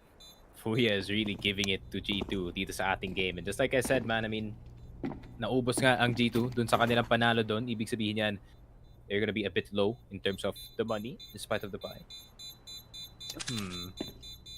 And na yun na nga. Furia, double digits in the third game. 10-3, what a lead dito sa ating first half. And grabe naman, look at the stats. Yuri has been scary consistent all 3 games para dito sa Furia, and he's not stopping anytime soon. I mean, the only person that can realistically stop itong player natin is probably si Nico. And Nico, he's been struggling as well dito sa ating game. He's been getting kills, however, it's I would say medyo accessory yung mga kills na kinukuha dito ni Nico after the round and after the fact na nakakuha na ng control itong Furia. haven't been seeing classic Hunter, no? I mean, it's always Hunter consistently fragging para sa G2, no? Pag hindi online si Nico, hindi online si Morrissey, hindi online yung iba, it's consistently Hunter top fragging para sa G2. Pero this time, for 3 straight maps already, we haven't seen Hunter top fragging para sa side ng G2. And another shot na for K-Serato, pero this time, oh my god, what is breakdown by Morrissey? Takes down na K-Serato through the smoke. Even doon sa may palace position natin, evening up demand count dito for the retake. Kit tayo para kay Morrissey, but still, Art, look at this. He's hitting so deep dito sa may city position natin. And Morrissey, naku po, Art is just gonna punish Alexi B. How are they not expecting Art to be sitting there? Oh my god! Jeez. Ooh, dude. That's nasty. Nasty. And ayun na nga. 11-3. Furia just straight up annihilating itong G2 at this point. Whatever G2 is doing, they're countering way better. And man, they just can't get anything started talaga. Yung G2 dito drop with a stellar 3k dun sa round na yun. And a good point, no, to say the least, na Art did push dito sa ating city side, and that really allowed itong Furia to just play a bit more back than usual, no? Kasi pwede nilang bantayan yung bomba from their place. But Yuri! What? Oh, why did you switch to the knife, my friend? Alam ko My medyo God. swag yan tignan, pero now is not the time. Did you think you have an AK-47? I mean, it was a headshot after all, Oh, pare, but no? Art is in. Oh my god, classic Art indeed. And alam nilang may lupa, no? Ano yan, si Nico for sure. And, Jaxi just can't win a duel, pare. Dude, they play so good around Art's information, man. Grabe talaga yung Furia. It's such a well-run machine para sa side nila. And drop as well, getting a Lexi B. Ay. You're just Oh. picking them off one by one. Winnable. Winnable? Winnable indeed. Good smoke para kay Morrissey. Again, another space being bought para sa kanya. And they know kung nasa si Drop, no? Drop again. Pre-fired dito sa mga catwalk kanina. And Nico, he's just gonna miss the timing para kay Drop. So I think possibilities are gonna be called out para kay Morrissey na he could be inside connector right now. But Nico again. Oh, guess the thing? Oh my god, and now Morrissey has the advantage. Or does he? Yup. What a last round, last round win para kay Morrissey. Pero nevertheless, I mean, bro, the lead. What a commanding lead para sa may Furia dito sa may first half natin so far. So, would this be, I don't know, would this be the revenge of Furia? I mean, ito yung ginawa sa kanya ng G2 kanina, getting so much on the first half, pero on the other side of the coin, pare, I mean, yung Furia nga, they managed to get back, pare, even with a deficit of 7-14. What would make you think na hindi kaya gawin ng G2 yon at this point dito sa mapa natin ng Mirage? Yeah, I don't know, man. At this point, G2, they could not do anything kung ganun nga. I mean, they did not take yung suggestion that I said that you should really try to disrupt mid as much as you can. Pero yun nga, the time na nag-disrupt sila dun sa mid, Furia was nowhere to be found. And they were like, okay, what now? Then yun lang, wala na silang util pantigil dito sa push ng Furia, and they just looked lost dito sa kanilang city side. And this is good news para dito sa Furia, no? This is G2 at their weakest, and now is their time to strike para makabalik dito sa ating game. And look at this, Rafael Costa. I think this is Yuri, or it is not actually Yuri. It's probably it's probably Art. And grabe naman. I mean, the stats just say this tells it itself, man. Grabe, Art. Really, when he has his entries nga dito, no, sa ating mapa na to, especially sa Mirage, tignan mo naman yung reaction nila kay Serato. Art pushing all the way up dito sa connector kay Serato. As soon as he spotted na yun nga, namatay na yung player that was supposed to guard triple dito, all of a sudden, sight is wide open, and yung player dun sa ticket booth, he had to at least guard 2 angles at the same time, and unless you're a hacker, you cannot do that. And from what I've known, none of these players are hacking, and yeah, it seems like a daunting task para dito sa side ng G2 para i-defend ang multi-faceted, multi-pressure, lahat talaga ng sides ng map kinukuha dito ng Furia.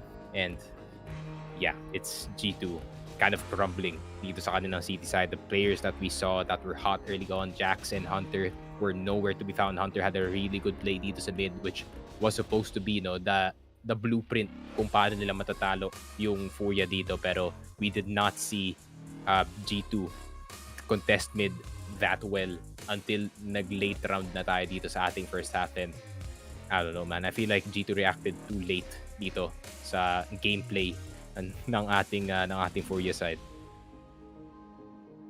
G2, inisip ko what would be the win condition for G2, no? On T side. Like, how would they exploit yung defense ng Look for Furia art. dito? That's what you gotta do. You gotta look for art, man.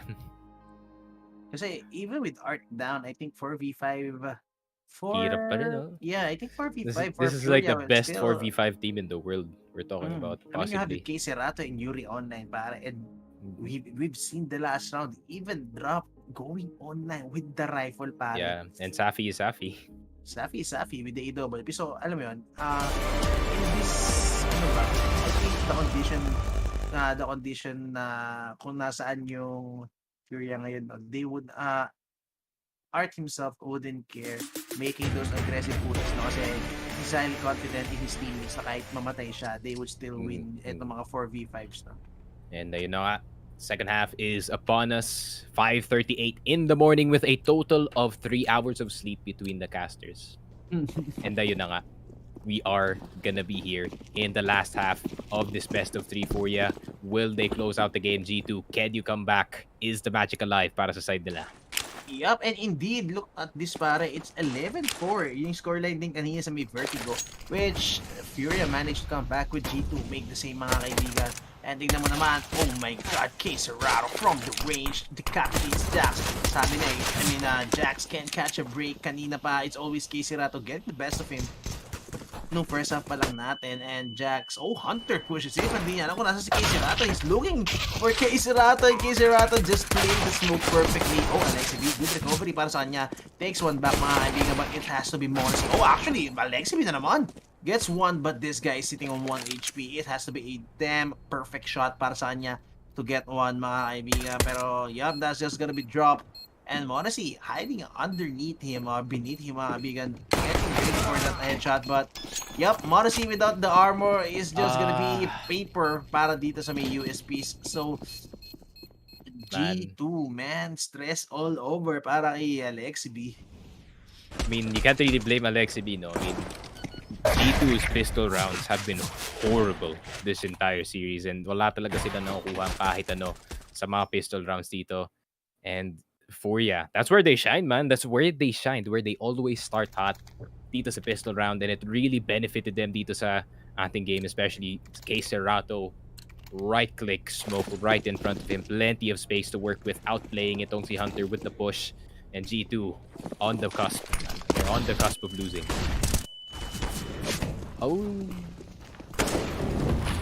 Grabe naman si Jax dito, pare. Look at this entry coming in para sa kanya, pero not in time. Not gonna recover in time to go for the 180 and punish para kay Yuri. Unless Alexi B with the AK-47 trying to get some pick off, and he's gonna get yup, he's gonna get double picked for sure. So kind of hard para kay Alexi B to go for the try pick.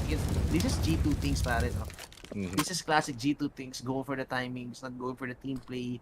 Getting I like how all those we react differently, no? Kung patay si Art. You're like, Art's dead? Yeah. This is Art. Pero pag namatay si Jax, it's two different things, no? I mean, Jax, he did get the ending dito sa B short. Is it a meaningful death?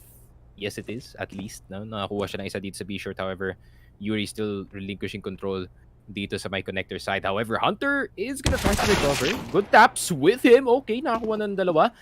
The force buy might be worth it para dito sa G2. No one to be found dito sa B site. However, low na dito si Hunter. And Yuri, not anywhere near. Neither is drop. I think magsasave na lang dito yung Furia. That's the pretty safe play to say the least. Hindi na mabigyan dito si Monesi ng barrel. And maybe try to catch G2 dito sa ating next round. Yep, I think it's just gonna be a safe call siguro for Furia. Dito siguro papasok yung gamble, no?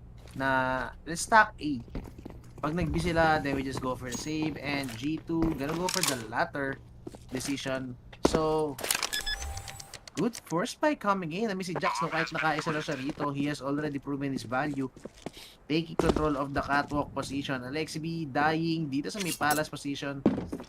Yup, I think made some space siguro, pero nevertheless, it was a hunter round.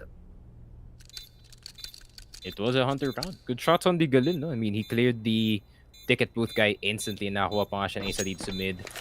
And good thing that B-side was steered clear of any Furia members dito kasi kung naandito si Yuri or si Drop, this would have been basically trouble considering the time on the clock.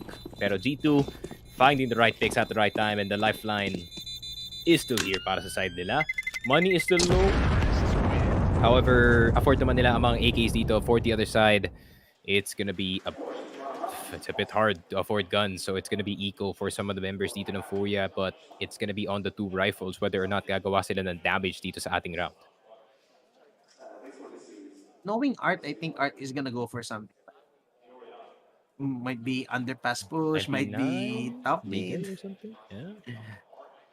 could Yeah, be. Art buys every eco anyways. So. Yep. Oh, Art, as I yep. said. As per usual, and look at this kung nasan sila pare. It's a mid control para sa kanila, and look at where Art is. As I was saying, it would be underpass push coming in para sa kanya, and Hunter, they should expect this push to be coming in. For real. They should. I mean, they've been playing this team for 3 maps already. They should know what they're capable of. Pero Hunter, not gonna go for the check. Pero Good flash.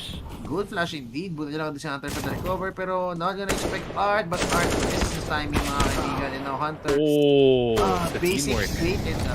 bait and switch setup. Even Sappy with the smoke. Gonna buy some space pare. It's gonna be so hard para sa G2 to penetrate. It's gonna be so hard for G2 to get control of this A site unless sapatay niya na si Safi dito. But Safi, he's not gonna get fragged out. Especially K Serata holding this item, and look at that headshot. Oh my god. Instantly flicks pare and takes that to Jackson. Oh, good frag by Nico. Although Yuri, oh my god, sneaks in the smoke, and no taps gonna be coming in for Nico. So it's easily G2, man, taking it to 13, and slowly but surely, lights are closing off para dito sa may side ng G2 Esports. And as you can see, yung superior teamwork dun sa mid between Art and KK Serato with that Deagle, with that M4A1S sa mid, really just distracting Hunter as much as they can. And as soon as the two mid players already went down, tignan mo naman kung gaano kabilis kumuha ng position itong Furia and name a better combo than K Serato and an AK-47, man. He is just mad deadly pati rin to si Yuri. Any gun that you give this guy, he's gonna make something happen. And Nico, the digs are not working, man. Again, classic Art. Look at this. After niya mag-push ng underpass, ngayon naman sa BFs naman. I mean, we've seen this time and time again para dito kay Art, no?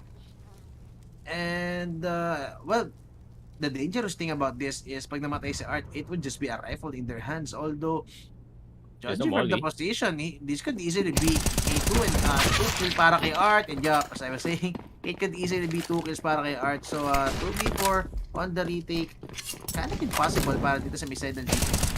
We just need to get the plant. Not even gonna get the plant. Hunter gonna go for the frag with the reload, and he's gonna get fragged out for sure.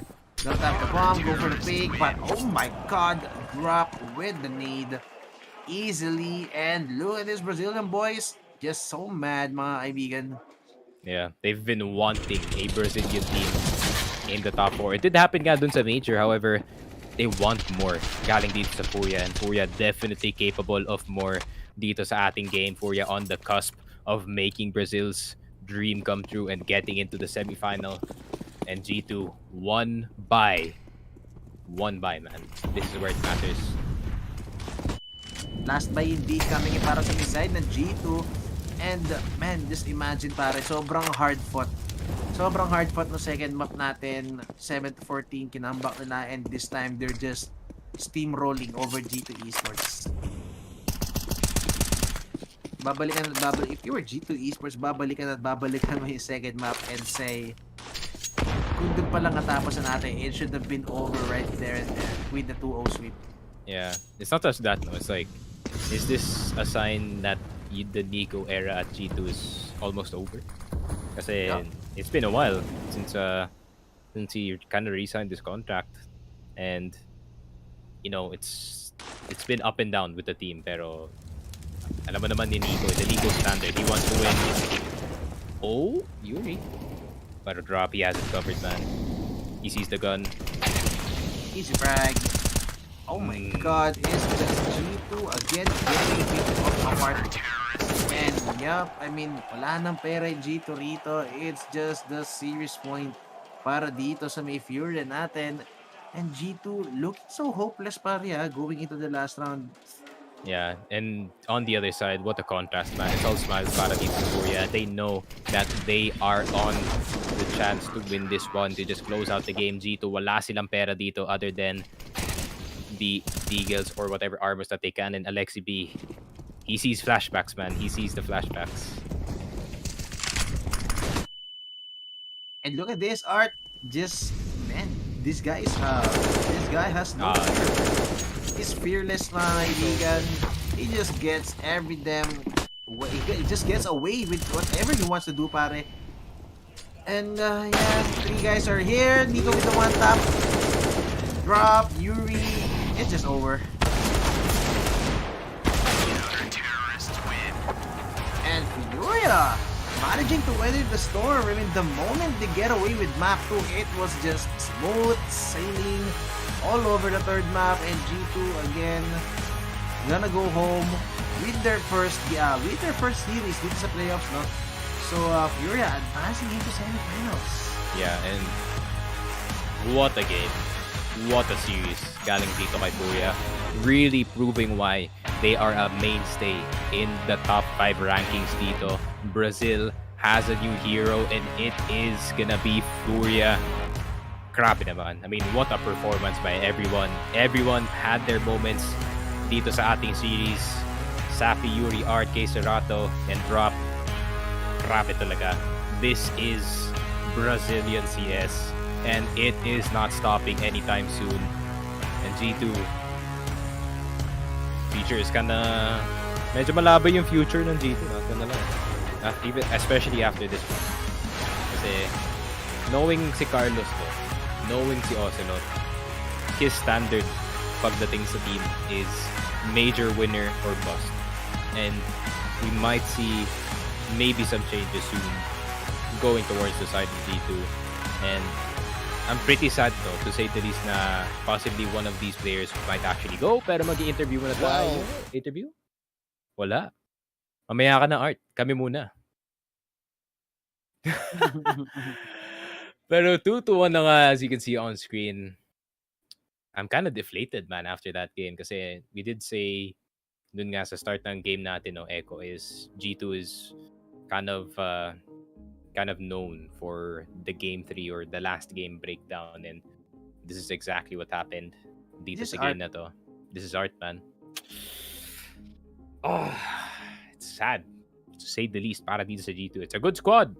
It's a good squad, man. It's a good squad. Pero Furia was just a better squad dito sa ating game. I mean, everyone, just like I said, everyone was really, really popping off on their respective teams, or rather on their respective roles. I mean, Safi being the also reliable offer para sa kanyang team. Drop, you know, doing drop things, being the anchor. Serato, Jesus, man, Serato. This guy is on another level pagdating sa AK-47. And also Yuri.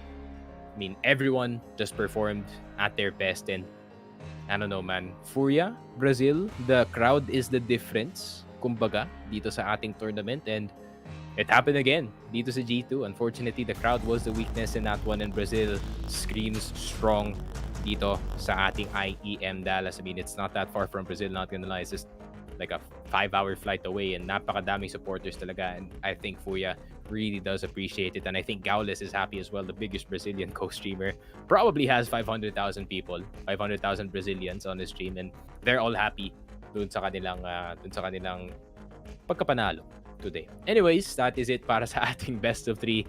It's 5:51 a.m. and us two will finally get to sleep. Probably not me kasi papanoorin ko pa yung series after this. So yeah, I mean, facing Cloud9, guys. Facing Cloud9.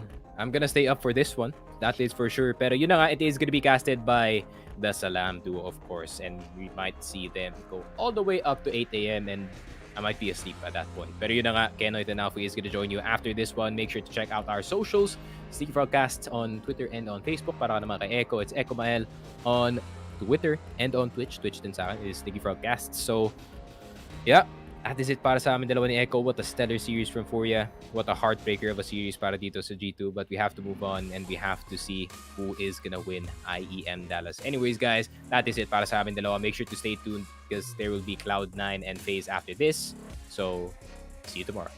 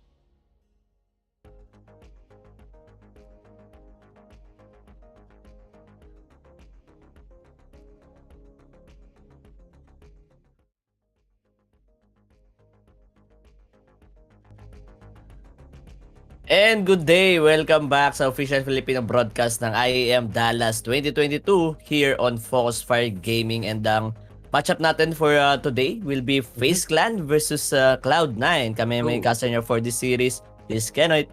And this is Naufu. Yep, and good morning sa mga kanood pa lang at kanina pa nakatambay dyan sa stream natin. Facebook and YouTube channel. Please subscribe na kayo sa YouTube channel namin and follow na rin kayo sa Facebook channel namin. No? And ayun nga, Quarterfinals dito sa ating IEM Dallas 2022. Again, quarterfinals na tayo mga sir, no? And kita mo naman yung mga matchup ngayon. Pero hindi natin expected na kanina G2 versus Furia with the 2-1 series. And ngayon naman, FaZe Clan versus Cloud9. Anong masabi mo dito, parang Naufu? Ay, mahirap to face Cloud9. Hindi naman sila laging naglalaban talaga as in yung mortal na kalaban nila dito. But still, Cloud9 may kapasidad pa rin yan na makalason FaZe, coming from a loss sila, it was against ENS. Up to map 3 yung laban na yun, pre. Sobrang one-sided nung Nuke and Ancient nila. So for FaZe, medyo mabigat yun as a top team or as a champion team. Sila yung, kumbaga, naghahanap pa ng mga champions dito at on a streak, ika nga, but ends, ang ganda ng basag nila dito. So for FaZe, they need to really patch things up, no? Pag-usapan nila, ano ba yung mga kulang nila that time? So may onting kulang ba sa comms? May lapses ba? Like Carrigan, medyo nag-underperform kagaya nung series na yon. And for FaZe naman, siguro, mabilis ang reset lang yan. Knowing that top tier level yan, pre. Mabilis lang makapag-mental reset yan. And for Cloud9 naman, kailangan talaga gumana nila Shiro at also yung mga gapang ni Nafani. So, ayun yung isa sa mga importante ng default ng Cloud9 is si Nafani. Kasi pag default nila, naghahanap pa rin siya ng map control, naghahanap siya ng pitas or siguro nagagather lang siya ng info and then tsaka sila gagalaw ng teammates siya, which is sila Inters and Axile. Ayan yung mga makakatipre, kumontakte. And syempre, huwag natin kakalimutan si Shiro with this op. Pag uminit yan, pag may wallbang tayo na nakita ulit or makakatikim tong FaZe, lalo na kung lumamig si Carrigan. True, tsaka si Carrigan lang din yung pinaka dito mag-rely yung buong FaZe Clan sa mga calls na if lahat tumama o if lahat maganda timing nung mga calls dito ni Carrigan, talaga magli-lead or magiging edge yun ng FaZe Clan. While for our maps mga sir, no, map 1 Cloud9 pick po, Overpass. And for our map 2, Inferno para sa FaZe, Mirage naman for our Decider map. And dito pala sa Overpass, no, I've seen Cloud9 play this map. Axile yung nag-hold dun sa may bilong, waiting for some pushes, waiting for some info play na gagawin ng city side, while on mid naman, parang feel ko more on A-side hit ang gagawin dito ng Cloud9 may sa mid control. And siguro kung hindi gumagana, they will go for their last resort na B short control, then go for the B hit. And nakikita natin dito yung Cloud9 nung nasa past org pa lang sila, sobrang dominated na nila tong mapa na to. Ang tanong nila dito kung kaano sila ka-consistent when it comes sa ating Overpass map. Pero Overpass, they have a 57% win percentage dito after beating NIP dito sa IEM Dallas, no, with that 16-5 scoreline. Sobrang layo kasi NIP yun, kahit na di natin masabi na wala si Igel Hampus at one-sided pa rin yung matchup na yun. Still, that's NIP yung tinalo nila dun sa mapa na yun. Kumbaga kahit sa map pick nila, kahit mag-close out yung game na as in sobrang pukpukan, kaya pa rin talaga i-Cloud9 isil to. So, FaZe, parang NIP rin yan, pre. Halos same level sila. Nandun sila nasa taas talaga ng CSGO. But then, Cloud9 still managed to win against NIP, no? This time naman, FaZe, wala pa naman masyadong Kumbaga, wala pa masyadong pinapakitang bago yung FaZe pagdating dito sa Overpass. Kasi minsan lang talaga ma-pick to, and also, madalas din siya maban ng FaZe since hindi nga nila masyado to nilalaro. Pero feel ko may mga tinatago pa rin tong may binabaon pa tong strategy spray na hindi pa nila nilalabas until now. Possible yun since matagal nga sila hindi naglaro sa map na to. But Cloud9, consistency is the key. If ever maging consistent pa rin sila dito sa map na to, for sure they will take this map one. Since bahay nila to, pre, as na win percentage nila dyan, and also yung importante yung mga mid-round informations with Shiro. As an offer, pre, sarap mag-op dito pagdating sa mapa na to, and feel ko both offers ng team Brook and Shiro magsasabayan dito. Alam mo yung sobrang likot. Parang lahat, tapos biglang nasa galawan, what? So, Cloud9 nga after beating Liquid with a 2-0, they're on the win streak pala, no, mga sir, no, dito sa ating journey. Liquid and NIP yung tinalo nila, while on the FaZe, they have a loss doon sa ends 2-1 yung score, and that's a very alarming performance sa lahat ng players ng FaZe Clan nung Nuke, kasi nakita natin, taparod natin na si Twist lang din yung halos bubuhat doon sa team niya. and offline lahat ng players Yes, dito sir. ng FaZe Clan. So, feeling ko naman, FaZe Clan may readjustments na dito when it comes sa mga assigned roles or role assignments dito sa nilang team. Pero kung ganon ulit yung mangyari, apat yung missing piece dito sa side nila. Medyo delikado sila dito sa Cloud9 kasi looking at the composure, Cloud9, di ba, kapag nilalaro nila Vertigo, Ancient, 16-5 doon sa Liquid, sobrang laki talaga na do-dominate nila yung mga matchup natin. And FaZe Clan, kung makaabag din si Kargan sa frags, siguro yun yung pinaka magiging advantage nila dito sa series na to. Feel ko dito, magkakaroon na sobrang daming map control. Kumbaga, pag sinabing map control, may mga casualties na magaganap dito. Yung hirap dito for both teams, pare silang proactive na players. Lahat yan na very reactive, pansin ko. And yung talaga yung style nila is to get some info, get some aggressions, hanap ng pitas, then go for the late round setup, no?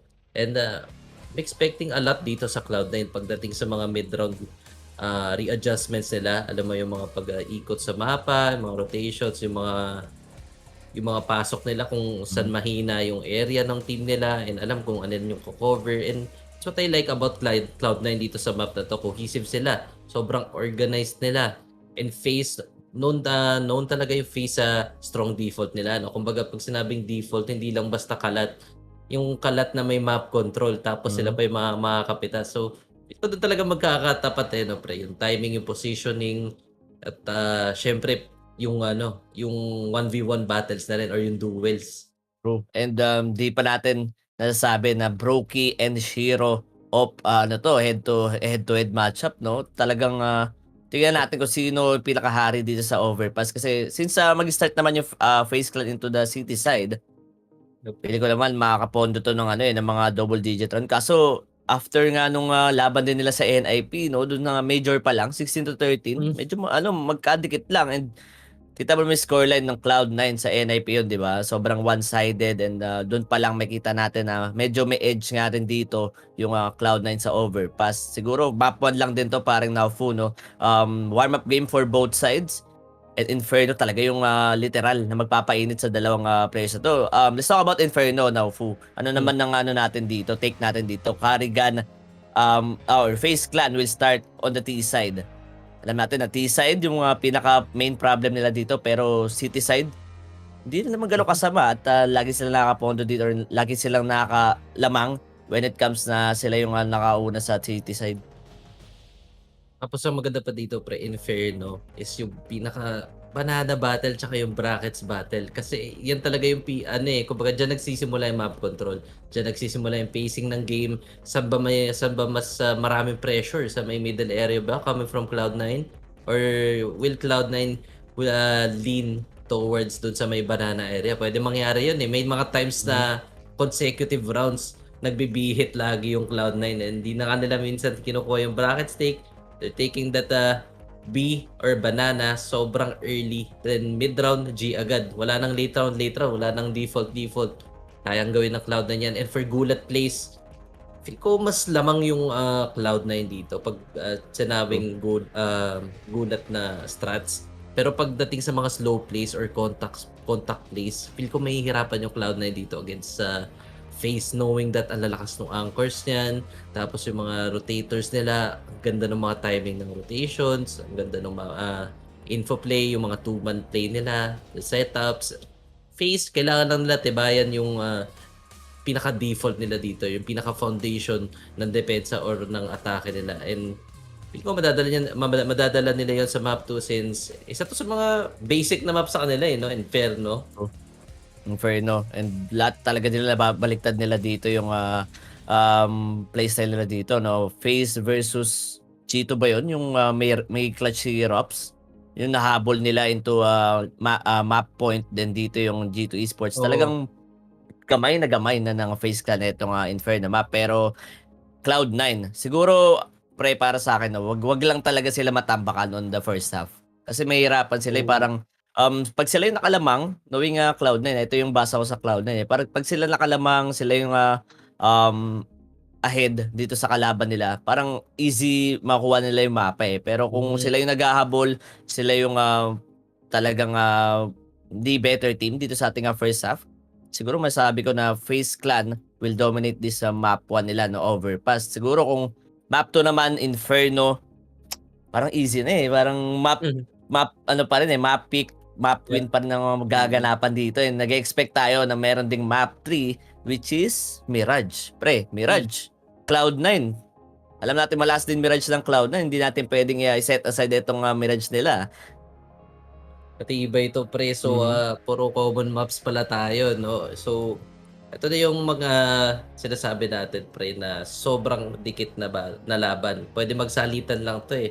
Kagaya ng sabi mo kanina, you're expecting that Cloud9 will be momentum-based team, no? Kumbaga, doon sila kumukuha ng init, doon sila kumukuha ng confidence, and yun yung step forward nila against dito sa FaZe. But per FaZe sa Mirage pre, ang minsan nakukulangan lang ako sa ano eh, sa yung pagiging aggressive ng B-shirt nila. Kadalasan kasi nagla-ladder lang, then playing it passively. For me, kailangan ilaban yung B-shirt or at least kahit 2 players nga ilagay mo dun, okay lang para sa maging proactive dun sa may middle area. Papansin ko kasi sa meta ngayon is mabagal lang yung pag B-take nila eh. Kumbaga, hindi pa tayo hindi tayo lagi nakakita ng buy round, din laging B yung tinatry. Kumbaga, B is the last option para sa mga weak buys ng upgraded pistols nyo, ganyan, mga SMGs. Pero di pa tayo nakakita ng sobrang aggressive na B-ups na team, no? Feel ko Furia pa lang, pre.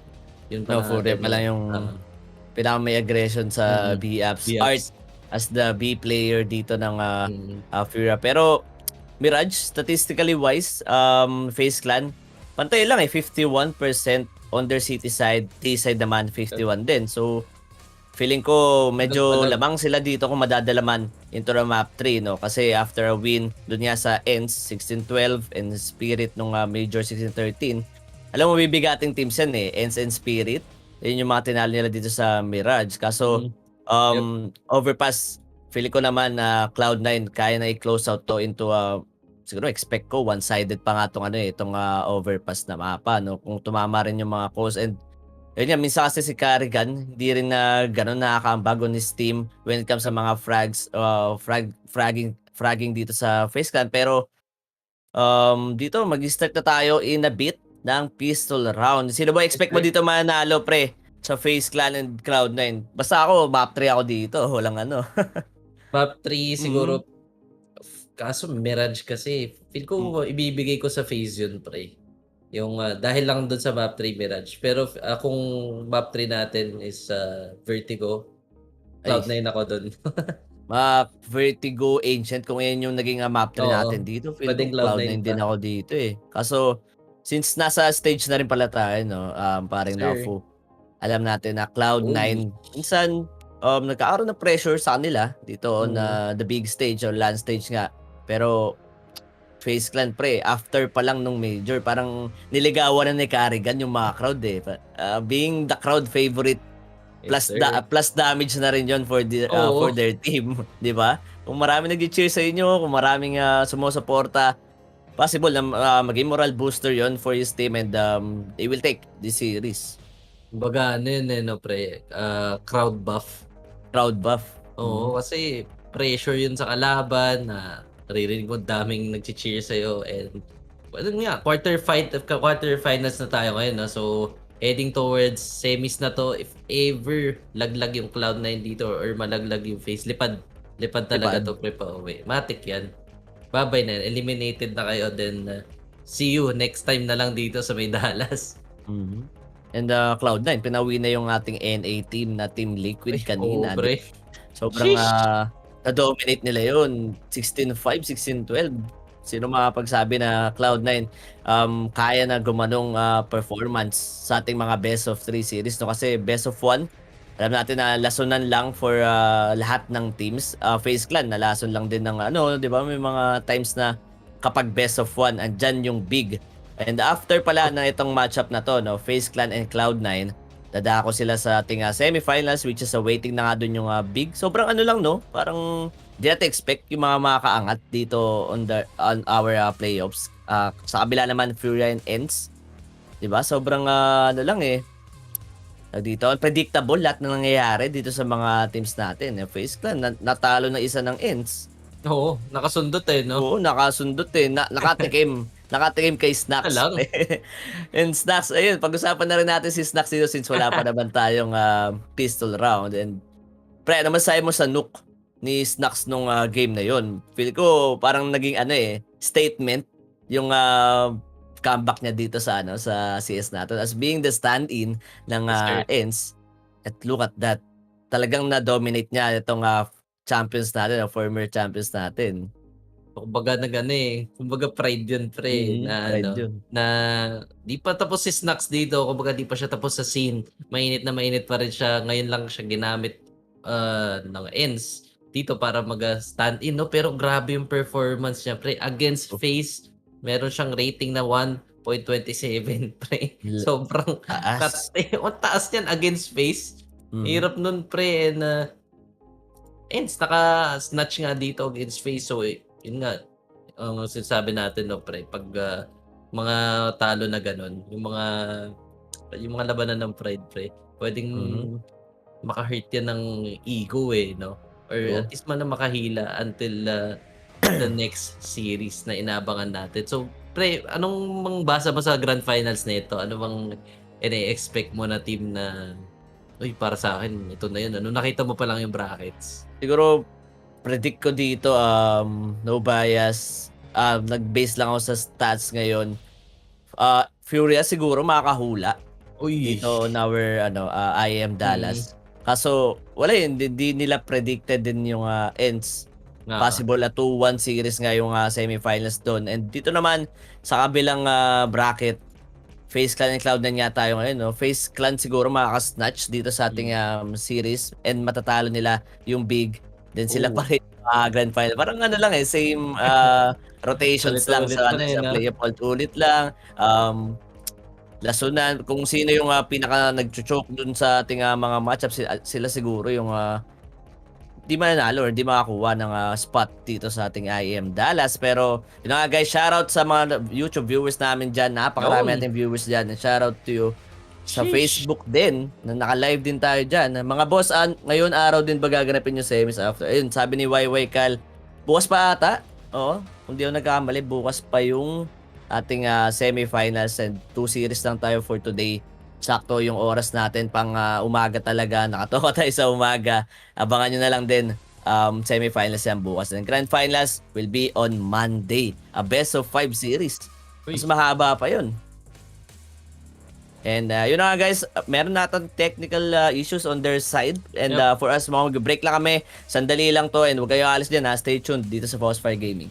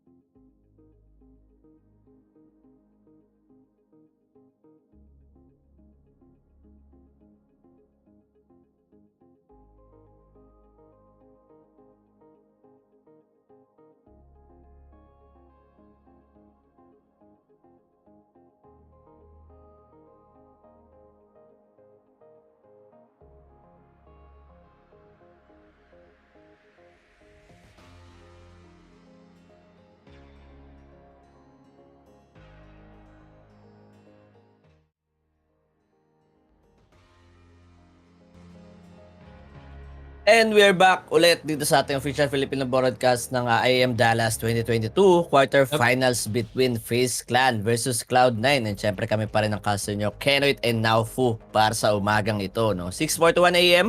At game natin dito, mukhang talagang pinaghahandaan nila ng mas maigi yung ating matchup for today. And FaZe Clan versus Cloud9. Naufu, sabihin natin ulit yung mga mapa natin dito. Map 1 will be Overpass. Map pick po yun ng Cloud9. Map 2 naman Inferno for FaZe Clan map pick, and decider map naman natin ay Mirage. And yun na guys, pinag-usapan namin kanina Overpass na sa Cloud9 siguro ito yung pinaka-edge nila na mapa kaya pinik nila. And parang never or parang sobrang konti lang natin nakita yung FaZe Clan na laruin tong mapa na to, no? 'Di ba? Parang pansin mo more on classic maps yung dito pinipick ng mga FaZe Clan knowing Carrigan. Talagang gamay na gamay niya lahat ng maps. With this experience, siguro ito lang din yung pinaka labang niya for other players ng Cloud9, no? He has the experience.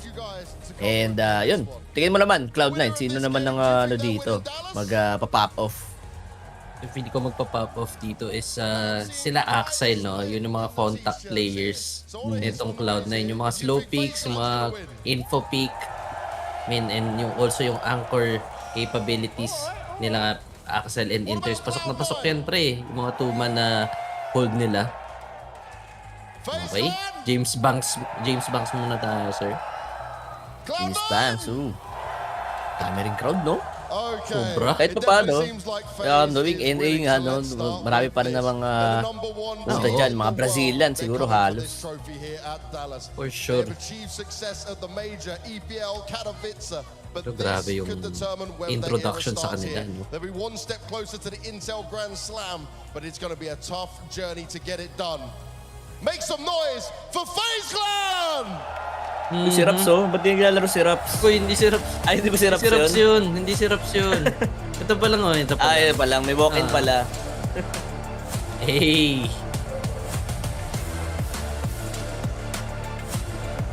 No pressure ba? Face dito?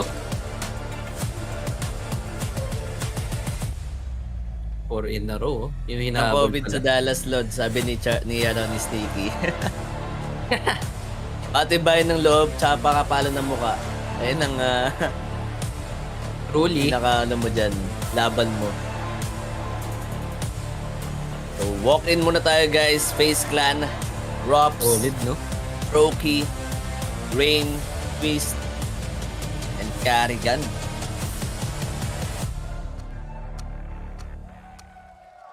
And their opponents are a Okay. North American organization with a different flair when it comes to the players. They are the titans of the online era, but they're still getting to grips with the arena. Now, from the outside, this team can do a lot of damage, but it has not been an easy journey thus far. And now they've got their toughest challenge here yet. It's time to see if Cloud9 can shine. It's time to see if they can do it on the stage. Let's give it up for Cloud9! Na. Cloud9, you know. Okay. Abit na Fanny, Inters, Shiro, and So-called Axide. Grabe. onliners, no? Sabi natin onliners, kaso feel ko, ano ba, tapos na ba sila sa era na yun? Or, di ba, Adjust na Heroic? ba? Heroic din, di ba? Medyo, kahit paano nakaka-adjust na. Natalunan na nila yun no? Sa ating LAN era. Okay, may Hintay ko na lang. Hintay ko na lang body may habit. mag-comment na ba't nandiyan ka? Kayod-kayod muna, Lods. Caster na, ano pa, pro pa. Yes, sir. Coach din pala si James Banks. Uy, Ay! hindi si James Banks yun. Gano, katikit ka sa kanina. One team will be eliminated, one team will make it forward to the semi-final. This is a game you've all been looking forward to. A bit of North American organization, back-to-back fight-off with very different styles of players in here. Dallas, one last time, make some noise for me! Yun, no? Let's get this game started!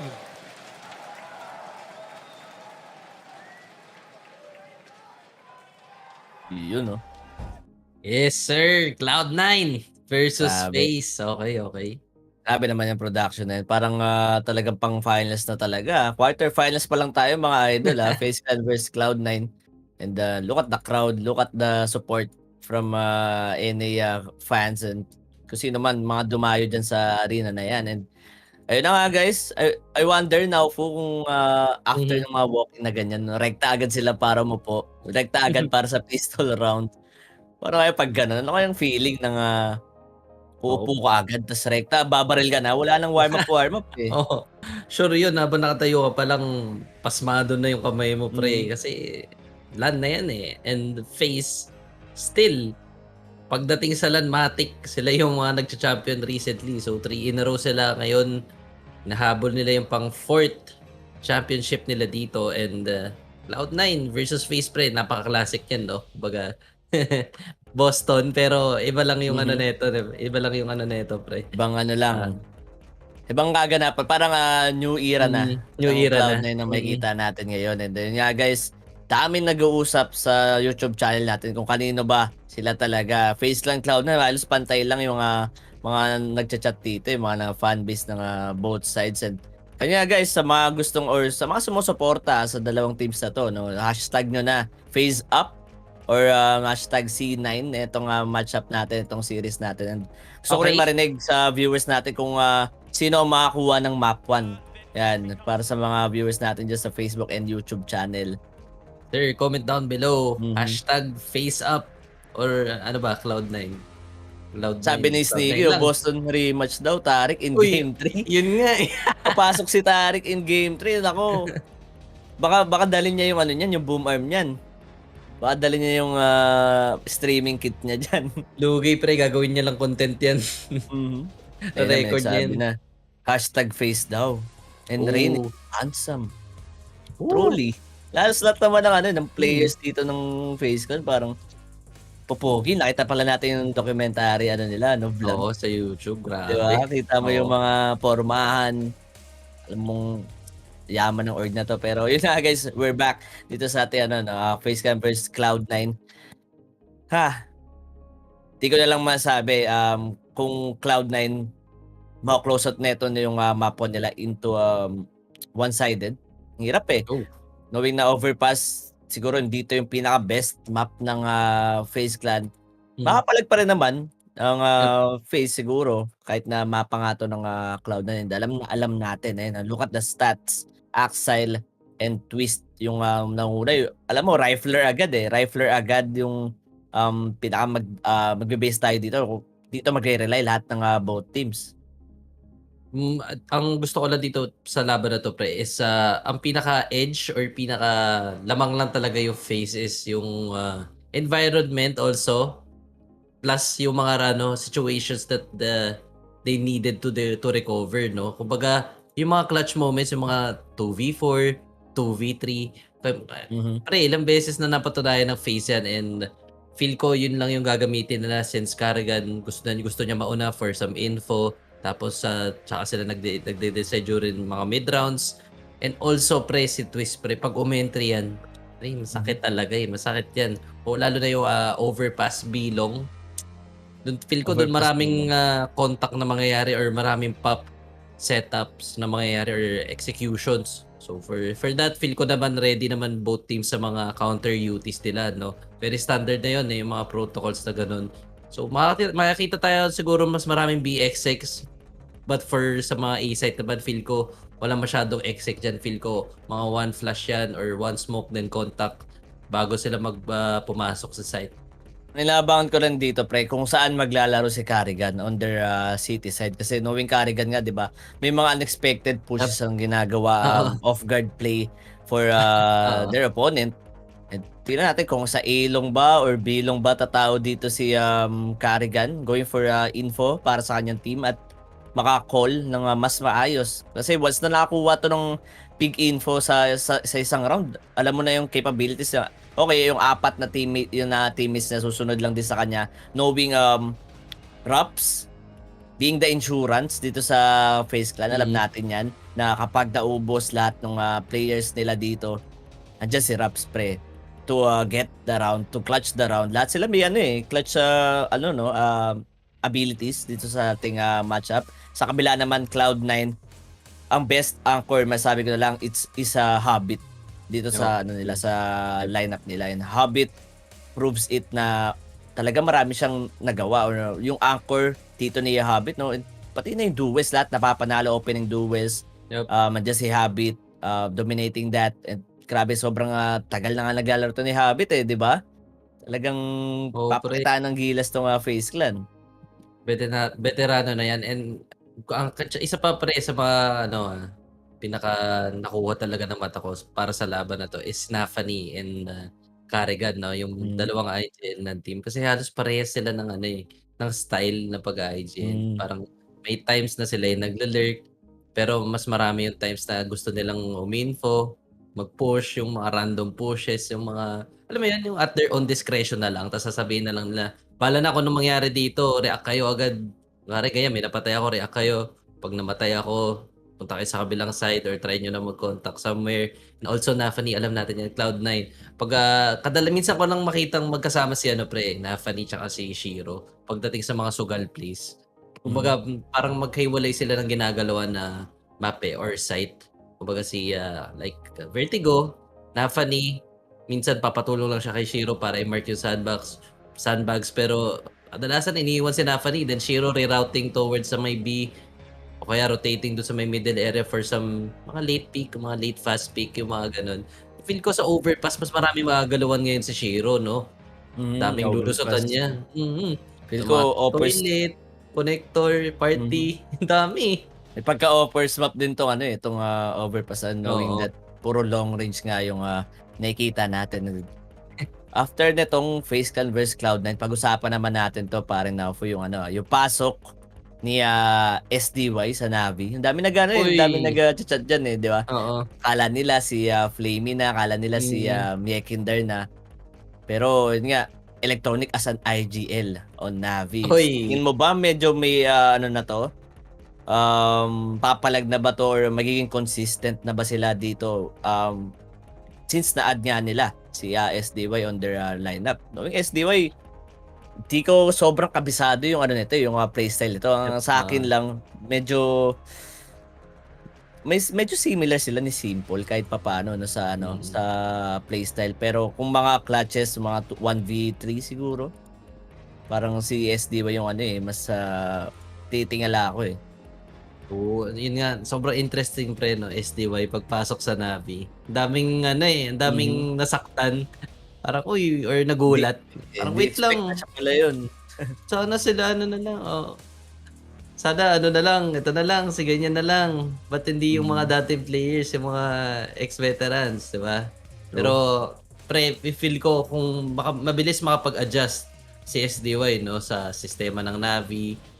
Also, yung mga core players nandyan pa rin naman. Although Boomich na wala, pero pre, ang hirap i-fill in talaga yung role ni Boomich is yung mga ginagawa niya for the team. Also, yung mga decision making niya during late rounds. So, di ko na lang alam pre kung gaano kabilis magje-gel tong si SDY para sa Navi, no? Ayun, shout out to our Russian friends on YouTube comments section natin dyan. Kita mo naman yung support na pinapakita nila kahit na hindi naglalaro yung Navi, hindi naglalaro yung mga Russian. Ito, Cloud9, di ba? Ngayon maglalaro yung Cloud9, talaga nandito yung mga yan. Kahit na hindi naglalaro yung mga favorite teams yan, dito sila. And thank you for those supporting our broadcast dito, no? Filipino channel. Kahit di nila naiintindihan. Lagi silang nanonood dyan. And when start, I don't think so kung anong oras mag-i-start tong laban natin. Pero promise mo, bigatin tong matchup natin. Gi-break ba tayo direct? Since matagal pa rin naman. Okay, break muna tayo sandali guys. Wala pang action. Okay, so tuloy-tuloy na pala pag hintayin na lang natin kung anong oras mag-i-start yung ating pistol round. And pistol round win percentage parang Naufu. Tingin mo, sino bang mas mataas dito on the pistol round? I mean, pistol round pre, magbabase ako sa first 30 seconds, no? Yung early setup na itong gagawin ng FaZe. Kung good read agad ng early setup, bibigay ko agad sa FaZe yun. Pero kung nag-slow play itong Cloud9, tapos medyo nag-overthink yung FaZe during sa mga mid-round setup, matik Cloud9 na yun. So, Cloud9, knowing them, may naman sila may characteristic naman sila na for being patient. Yung mga late round pasok sa site or at least mga ilang seconds na lang. May mga ganun din naman sila Although FaZe, syempre, mas kabisado nila yung mga ganun, yung mga timing na ganun. Mas madalas natin nakikita yun But for Cloud9, kung pumalag sila sa ganung playstyle or at least man lang makontra nila yung mga ganun, and malaki talaga yung chance nila na i-one-sided tong map pick nila. With that 70% pistol round percentage, no? Laki na yan. 'Di ba? 70% as mag-start sila on their city side. Di na lang natin alam kung anong gagawin or anong pakulo dito ng Cloud9 sa kanilang pistol round. T-side, feel ko mas slow play sila dito Hindi nila binibigay yung parang hindi sila naging fast pace dito on their T-side, no? Pinakabasa ko sa Cloud9. And FaZe Clan naman, kung magiging aggressive, ayun yung tanong kung magiging aggressive ba si Brokey o magiging proactive ba siya dito on their map nga ng Cloud9, siguro yun na din yung pinakalamang ng FaZe Clan pre, no? Siyempre yung ginagawa nga ni Brokey, pre. Minsan pag city siya, ang dalas niya sa con.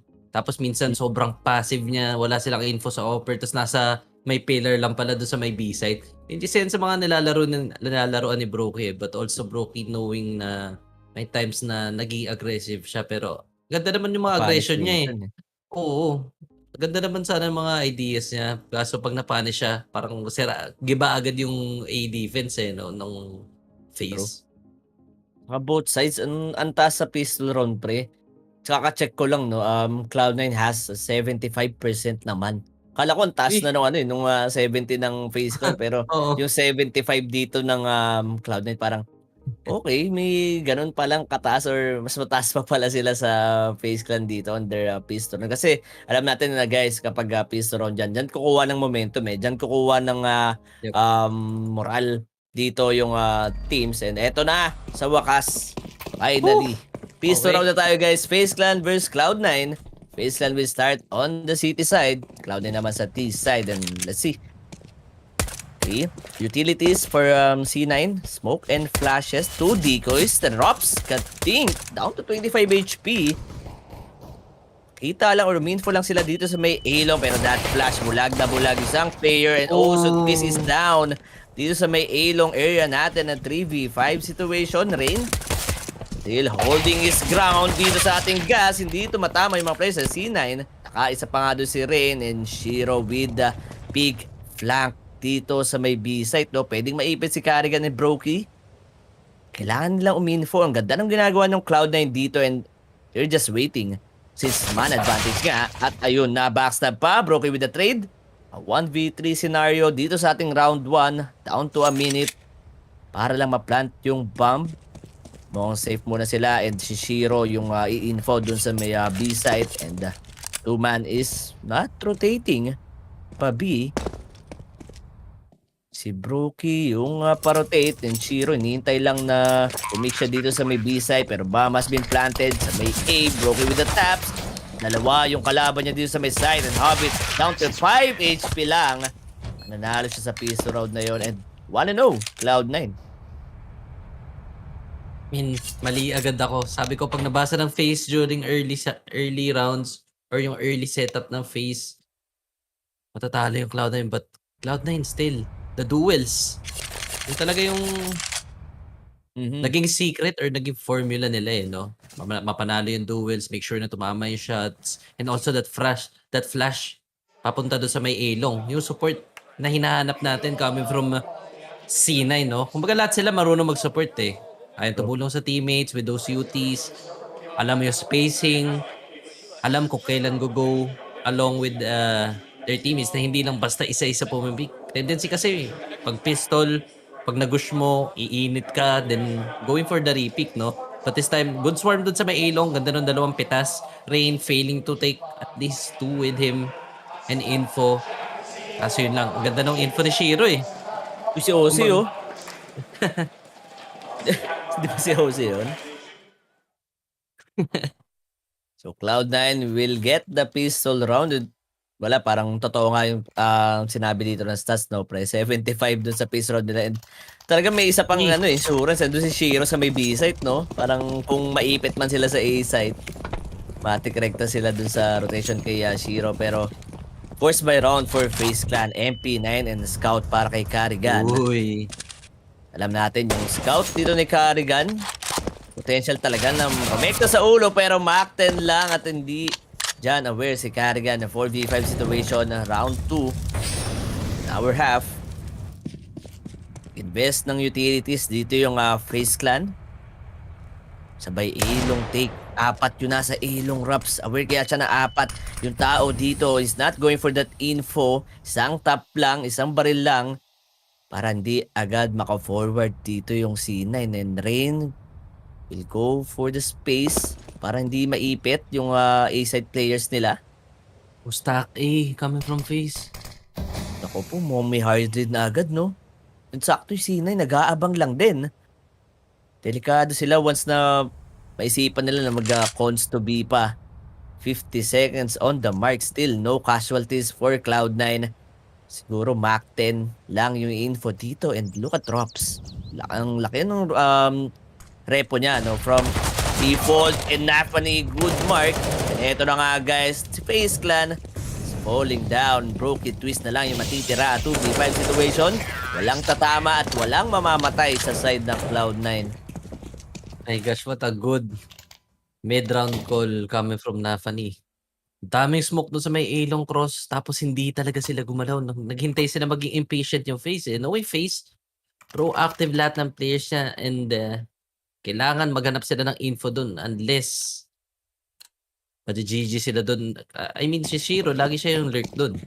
Kumbaga, FaZe, kailangan nila maging aware na hindi sila magtagal sa isang area or sa isang site na sobrang tagal since Cloud9, maraming lurks yan. Maraming may kayang gumalaw mag-isa. Good nade dito para sa may middle area para makatawid sila doon sa may playground. And Brokey, taas siyang mahanap dito. Upgraded pistols lang ang FaZe. Taas silang armor. Hoping to get a good buy next round. And we're going to see a stack A dito sa may WC. Let's see if good read nga to para sa FaZe. Rain with a block. Dun sa smoke and Rain, good angle indeed. C9, patient lang naman sila dito knowing that walang pera tong FaZe eh. Di naman kailangan magmadali. Map control, tamang pick lang. But that shot coming from Twist, Daria, diba? Coming from the crosshair, but Nafani, ganda ng bawi niya dun dito kay Rain. He will take him down. Axile, naka-cover pa rin siya dun and they're still aware na marami players dito sa may A. Tamang linis lang ang Cloud9 and what a default indeed. Good shot yun coming from Twist, pre. Grabe, no? Yung na-adjust na yung crosser niya doon Isa sa pa. long range. Nakaisa pa dito yung si Twist. Pero look at that round. Talagang Cloud9. Nihintay nila na uminfo itong FaZe Clan. Round 3 or 3 rounds pa lang naman. Since nakakuha silang pistol round. Talagang kahit hindi sila magmasim or di sila magmadali dito sa kanilang T-side, no? Alam natin na T-side yung kailangan kunan ng pondo dito para lang makatawid sa second half. Yan, Brokey sa may connector. Pero kung kinabahan yata sila sa may middle area since ang daming flash. Brokey, he's out dun sa may connector area. Sinubukan niya lang naman humanap ng pick and he's ready for that boost. Good mark coming from Brokey. Rain with a good flash coming from Brokey. Then the two-man setup coming from FaZe. Sobrang tibay ng A nila dito. The default for C9 not working so far. 2 players are down. Inters. Ganda na bawi sa may B-short but always ready for a trade itong FaZe. 2 players are left. Shiro with his Galil. Ang dami pa naman UT niyan pero no need to put some information. Rain slow. Axile punishing him dito. And Shiro mukhang winoid swing na nga lang sa Rain knowing that he is so low. This is still a recoverable round for C9 and rotations are being pulled dun sa may A side. Brokey, alam niya may information siya dun and natakot na lang ata si Brokey dun, pre. Marami pa naman oras eh. You have a lot of time, 40 seconds para sa Cloud9. Still recoverable nga. Axel and Shiro, the top players dito sa ating Cloud9. Tingnan natin kung ma-inform ba. Pero medyo low or di na enough yung time para makapag-plant ng bomb if ever man din lang mapatay si Twist doon sa may pillar side. 15 seconds. Shiro will molly down the B short. Or sa fail or sakto lang kaso walang oras dito yung Cloud9. No smoke. Pipitas lang sana and FaZe Clan will get their first round dito sa ating first half. Kita mo naman yung info play, Brokey with that mark. Expected na may boost play na gagawin dito yung Cloud9 since kakasabi ko lang kanina nung intro natin, no, pare na more on mid hit tong Cloud9 eh. Yep, medyo nakukulangan ako sa Cloud9 ngayon is yung UTs nila, no? When they're taking map control, baka kailangan talaga nila is i-respect lagi yung offer, which is si Brokey. They need to flash those angles para ma-flash out si Brokey, para magkaroon man lang ng pressure or presence that he needs to go back. D-shirt take coming from C9. It's their answer against that round coming from FaZe. A B-long setup. I think we're gonna see an early B-pop coming from C9. Flash incoming. Axile is out. Players are out para sa C9. Good follow-up flash. Wow. Pero nadamage si Nafani doon. Axile still. The entries coming from C9. Working. Guns are working. Sprays are working. Only up to Rain and Rops. Couple of UTs, flashes, and one smoke. But the bomb is down. Time is ticking for that long flank. Flank. Rops. Kung mahuli niya si Inters dito, good flash for that info, pero he's still so far away and only Rain waiting for that contact. He's waiting for Robs to clear out Bilong and C9 not giving any information. Oh, Shiro, off angle ka doon, but that was a risky angle. Axile gets Rain. Robs too late. No Took kit. too much time clearing those angles. Yep, no kit. And Inters, hindi niya nakita. Robs, he will still get that kill, but that's a round for C9. Good call. Anong call dito ni Nafani? Be short take muna eh. Be short take muna ang pinaka-goal. Then, kapag walang tao doon sa be short ng FaZe Clan, go for the pop flash. Knowing na bulag na dito dahil sa flash ni Shiro. No? May kasama pang team kill yun. Pero okay lang yan. Commit and na-overpower naman nila yung B side. So, 4 rounds para sa Cloud9. Again, pag nakaangat dito into 5 and above yung score ng Cloud9, talagang feel ko may one-sided itong matchup natin. Hot E-side pa lang, pre. Mhm. Ang dami na naipopondo na rounds and wala na naman pera yung FaZe. Upgraded pistols, only ropes na may capability na umasim dito in Hobbit. Good molly. Narinig niya yung 2 players doon. Oh, again, another B out. Axile is out. The entry fragger is out. But Carrigan, mahuli niya si Nafini doon. Readjustment of crosshair. Axile, you will get 2. 3v3 situation. Brokey is still alive. Oh. Good timing from Robs. Takes down Hobbit. Still gonna be a winnable pistol round for FaZe. This is an eco round, by the way. And Inters getting Brokey the anchor. 2v2 situation. 1 minute remaining. UT's under. Shiro expecting this flank, but he will miss a shot. Shiro with a repick. Wallbang, he will get Rob's Rain. He knows he is alone and Inters is aware that Rain will push that. And 5-1 Cloud9. FaZe needs to be aware doon sa mga sa mga pop flash or pushes dito sa B side ng Cloud9. Since low buy, ang ganda ng call ulit na they will try to contact B, knowing gun advantage. Bakit tayo matatakot na mag-take up ng B side? And that round, Axile with that opening kills. Ganda ng mga fraggers also dito sa Cloud9 and they will get again the round 1-5. Ating scoreline and FaZe Clan needs to get a tactical pause. Parang sabi ata ni coach dito, kalma lang kayo. Kalma lang sa pagiging proactive nyo and napapunish na talaga dito yung players ng FaZe. And sabi nga natin pre, no? The gulat plays coming from C9. So sila talaga yun talaga yung pinaka-advantage nila dito against this solid team FaZe. Defaults, not quite working for Cloud9. Medyo naubos sila doon. Pero yung mga B-pop nila, medyo nahuhuli na dito yung timing. But the timing, speaking of timing, what a pick coming from Brokey. Collateral shot. Nafani and Inters are down. Axile, good reaction. Para naman may aggressive player, but Carrigan, good trade for the side of FaZe. Only Hobbit and Shiro. Wala pang 30 seconds, idol. Lagas na yung C9 with this default.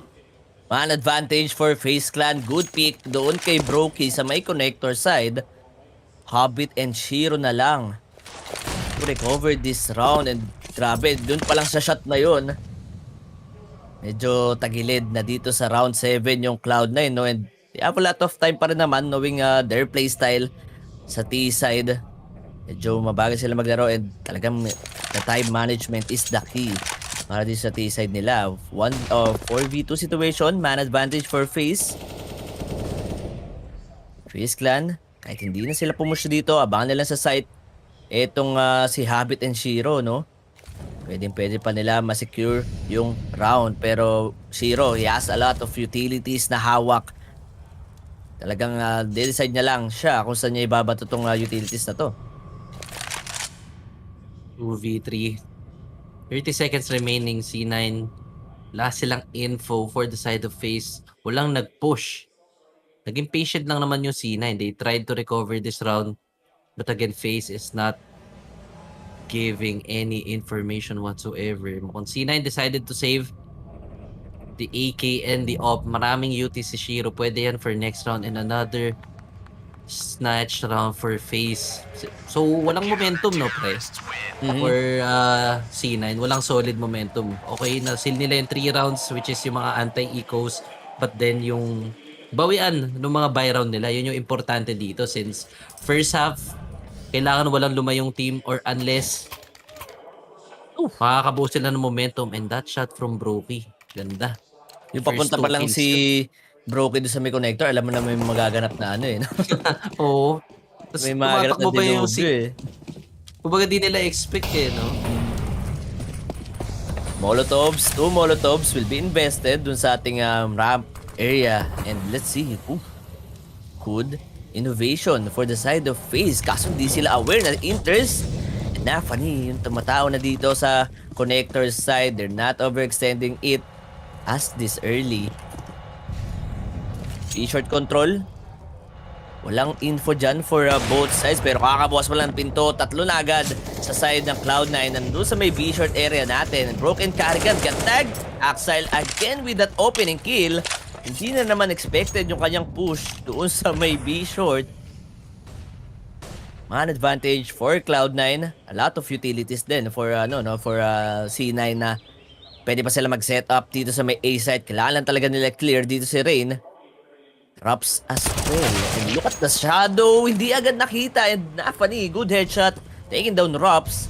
Grabe. P5 Rain. Oh no, the frags are still on Cloud9. Broken twist na lang ang matitira. Sila yung B players and possible hindi na sila makarotate agad dito sa A site. No hope for FaZe on that run. Brokey, missing one shot, an info na yun for C9 and a good re-aggression coming from Axile. Sobrang asim niya dun sa may B-short. Nakita niya si Carrigan, napitas niya si Carrigan, man down agad on FaZe. And wala nang napatay yung mga players dito, no? So, Rops missing a shot, missing the advantage para dun sa angle na yon. And FaZe, medyo nahirapan yata sila dun sa may B-short take or connector take ng C9. Kumbaga, sa iba naman sila gumalaw eh. Dun naman ulit sa may middle area or sa may gitnang side na itong map. I mean, Axel, lagi siyang may good reaction dito on their T side. After ng contacts dun sa may mid, sa may WC area natin, open na agad yung B-short dito ng FaZe. So, kailangan nila maging aware dun. Carrigan needs to be aware. Siya yung kanina pa napapanish dito sa may B side na also daming tag din. Broken and Carrigan kanina. So, 2-6, still a decent guns for both sides naman. Tingnan natin kung FaZe will break the momentum sa Cloud9. Simple play ba to? No. A rush, B-short o map control dito sa B site ng FaZe. Tagged si Habit down to 55 HP, no? Let's see kung pop flash will work on their side. So that early push coming from Habit, medyo nag-pay off. Yung pag-map control niya doon, an early B-pop nga to. Good flash. Bulag na bulag ang players dito. Twist only gets 2. Buhay na buhay pa rin si Twist dito. And the repick is still on. And again, it's the head of Inters. Buhay na pa rin siya, pre. The anchor is still alive. Players are starting to creeping dito sa may B-short. Rookie, aware of Habit. Doon pa rin siya. Hindi siya sumunod sa site. No trades for the side of C9. And also, Shiro missing his shot. Ang dami nagmimintis dito. Shiro, at least man lang, no. Sabi ni Rain. And Cloud9, again. Huli na naman yung default nila, pre. Yung mga gulat plays, bawas yung map control pa lang kay Habit. Then dito, hindi nila expect Twist for that 3-pick.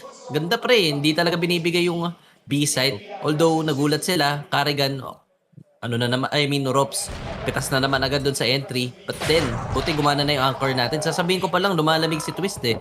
1 kill last round.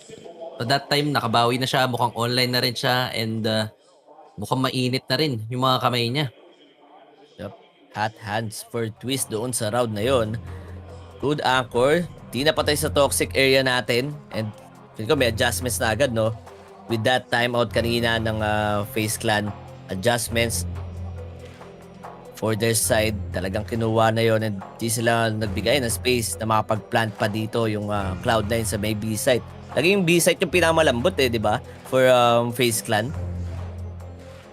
Yep, kaya nga laging gustong pasukin na itong Cloud9 yun since nagugulat talaga yung first player nila eh. So, ang daming lapses. First contact, hindi nakakakuha ng hold or hindi nakakakuha ng 1 kill when he goes down. Pero the anchor, yun yung bumabawi sa FaZe. Kung mamatay yung anchor na yan, feel ko C9 will easily get that B-side. So, may adjustments na agad. May solutions coming from FaZe. And C9, wala silang pera dito. Upgraded pistols, Tech 9 Deagles, halo-halo. Good flash na may B-shot, but that was their last flash. And only a B-shot map control for C9, pre. Info kaya? Dito yung FaZe. Alam nila na low guns or possible walang rifle nga dito. Rain will get one, taking the head of Habit and Nafani as well. Mapapatay niya dito sa may cons area. Enters Axel and Shiro for Cloud9. Left para dito sa round 10 and 1 minute. Okay mo, clean up lang for FaZe Clan. Hindi nagbaback si Rain dito sa may connector side. They're not giving enough space para sa Cloud9. And Rain, still, di pa siya tapos dito sa may connector side. Mukhang papatayin pa si Shiro. And 4-6. Eto na, FaZe Clan are back on the scoreboard. Okay, with that eco, mukhang nagpapainit na rin si Rain doon sa may connector area. And again, this area is napaka-importante, pre. We've seen Rain play this area numerous times. Maging aggressive, maging passive, or maging sobrang aggressive na i-push until T-base. Diba? Ilang beses niya ginawa yan. Umakit siya sa may ladder, umakit siya sa may top con, papuntang A-ramp. Din sobrang dami niyang nalalaso na players doon. Again, 4-6, Shiro with an op. May pera na dito ang C9, pero I don't think na enough yung UTs nila for that late round. Again, 3-player talaga. Tignan mo si Axel, nag-hold na naman siya dun sa may bilong, hoping na may malalason ulit pag uminfo dito yung FaZe Clan. A 2-3 setup or 3-2 setup for FaZe, no? Alam nila more on B-hit ngayon ginagawa dito ng Cloud9. And look at Cloud9, talagang map control muna yung pinaka-goal nila dito sa round 11. Decent guns, Shiro with that op. Makakapitas kaya dito sa ating round. I think kailangan niya pumitas pa dito, no? Or siya yung makakuha ng early pick-off. Sobrang layo ng Cloud9 sa sa buong mapa. Hindi pa nila na-clear out doon si Rain sa may divider side. Yun yung pinaka-problem nila or pwede nila maging problema dito sa round na to. While Axel enters naman, naghihintay pa rin. 40 seconds na, Twist with that jiggle play. No info, no contacts yet para sa round 11. And low utilities for Cloud9, no? Afford nila mag-fake ng strat, kaso FaZe Clan sobrang passive na nila. Walang umaasim, walang kumukuha ng info. Mapa-WC man or B-side. And look at Twist. Good angle, good for 2 heads dito sa may monster side. 4v2 situation. Nafani Shiro is to get this round, pero no time. 7 seconds on the mark. Again, FaZe Clan, makaabang lang silang lahat, pre. Nagustuhan ko doon sa FaZe Clan is yung pagiging patient nila, no, pre. Hindi sila masyado nagbibigay ng info. May tiwala sa setups, may tiwala sa teammates, and just making sure na mga walang laso na nagaganap. And also this anchor, no, Twist. Hindi niya pa nahuhold yung B-side. Kanina pa ang ganda ng positions niya. Never pa yata siya na out of position with that anchor role. And again, FaZe, 5th round nila, pre. Ano kayo sinasabi natin, no, pre? Pag nagsuslow play yung C9, medyo mababasa sila ng FaZe zone. And so far, ang gumagana sa C9 is yung mga gulat plays nila. True. Yung kapag may contact sa mid, no? Tapos matik si Axel yung gagawa ng ingay naman doon sa kabila. And 5-6, hindi pa naman malayo. And Twist, nakita niya ba yung shadow? And mukhang may comms na sila dito. No? Nandito lang sa hard left si Axel. 5v4 situation, Twist with the taps. Galit na galit pa rin dito sa may B-side. 3v2, no guns or off kay Shiro and Hobbit. Naku po, hindi talaga tumatama si Shiro doon. No, Shiro, missing a lot of shots. Habit. Nakakuha naman siya ng M4, but nope. Hawak na nila yung bomb and Twist. Not just an anchor. proactive player din. Eco round yun ha, pero the balls to push Bilong, sobrang nipis nun. Or I mean, sobrang close range fight yun, if ever. Kaso lang nakita niya si Axile, went for the advantage. And that round, yung push ni Twist, naging beneficial yun for the team. So 6-6, tayo na ang ating laban. And tamang-tama lang pre, walang momentum nga. Ano lang dito, balikan lang para sa first half natin. So kumbaga salitan lang. True and Rocky. This time around, si Habit lang yung tatao dun sa ating deep cons area. Ken, walang pera yung Cloud9 sa next round if ever man na makuha ulit to ng FaZe. Let's see, after smoke. Oh, Harrigan nalaglag pa pero traded by Twist. What? Dito na naman sa ating monster side. No more trades. Bulag na bulag, but still, he will hit his shot in a 3v2 situation. Habit Shiro na lang. Work. Cloud9, pa-flash. Hindi manalo sa duel kay Rops. Habit yung matitira. Yung info sa may cons. Yung tao dun sa may deep con area natin will be left dito sa kanilang round. And good pick off. Habit with that headshot. Brookie and Rain for FaZe Clan. They choose to I think they decided to stock up na lang din sa may ating B site. 1 minute pa naman para makagalaw si Habit, pero with that HP, ang delikado na makuha niya pa tong round na to. Steady na lang si Habit dyan. Kailangan niya na lang i-save yung baril niya para at least next round may chance sila. But the setups coming from FaZe, sobrang basang-basa na. And saktong-sakto lang nakita mo may naka-anti-flash din. May naka-off angle dun sa may naka-boost, no?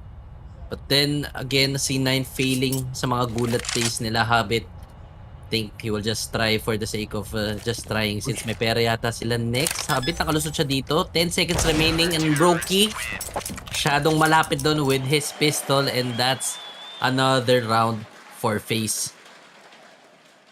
Makalamang na, pre. Ito yung iniintay natin sa FaZe Clan. Makalamang on their city side. Feel ko yung pinaka nag-iba ng the mood nila dito yung collateral shot ni Brokey kanina, pre. Yung pinaka hype. Hype na yun eh. Parang, ba't pa tayo natakot? And look at Twist din sa ating Bilong, no? Pupush na rin kahit na half buy lang dito yung Cloud9. Going for some info. Hindi nagpapaipit sa may B side. Siguro yun yung main solution nila dito sa T side ng Cloud9. Parang basically anti-gulat play muna sa B, tapos yung A reactive lang, kuha lang ng info, onting pressure, onting UT sa may party, ganyan. Tapos mid round na lang gagalaw for that late info. FaZe Clan gumagana so far yung mga plano nila. And again, Cloud9 upgraded pistols lang ulit, half buy muna sila ngayon. Maraming smoke on their hand pero isang flash lang. I think we can see an early connector rush. Brokey just tagging Inters there pero nabunot niya yung pistol niya. He will get to Brokey. So consistent dun sa may connector area, but Robs and Rain dito sa may A side ready for that long range battles. Axile nowhere to go. Low HP ka na lang dyan. Walang space for you although nasa iyo yung bomb. Maybe some damage pero ipit na siya eh. Ipit na nga. With that 16 HP, may info na rin sa kanya. Dito lang siya sa may ramp. They're just waiting. FaZe Clan, just waiting na mapatay dito si Axile after time para wala siyang pera next round. And a possible 9-6 scoreline parang Naufu. Siguro yun yung pinaka doon magkaka-hope yung FaZe Clan makuha itong mapa ng Cloud9, pero push will be committed dito sa ating round. Pero hindi pa na-clear out si Axel. Clean round for FaZe Clan. 8-6. Malayo yung hinabol nila, pre. Okay, started from the bottom muna yung FaZe Clan dito. Unang kalamangan na maintain nila yan against these ecos, no? So tamang-tama lang yung setup. 2-1-2. 2B, 1 con, then 2A. Going for that aggressive peaks. Going for that early info. Walang setups para sa side ng Cloud9 and a chance for Cloud9 para ma-8-7 to, no? At least walang masyadong malayo na gap pagdating doon sa first half. And again, Rain dito sa may connector area. Smokes are down para sa B-short and connector area. But Rops, hindi niya kita si Axel dito. He needs to wait for the smoke to fade. But a good molly just to flush them out dito sa may connector area. But Rops didn't manage to get out. Burning si Rops doon. And Carrigan, babawi lang sana siya ng map control, but that one way will give him a lot of advantage. Carrigan is down.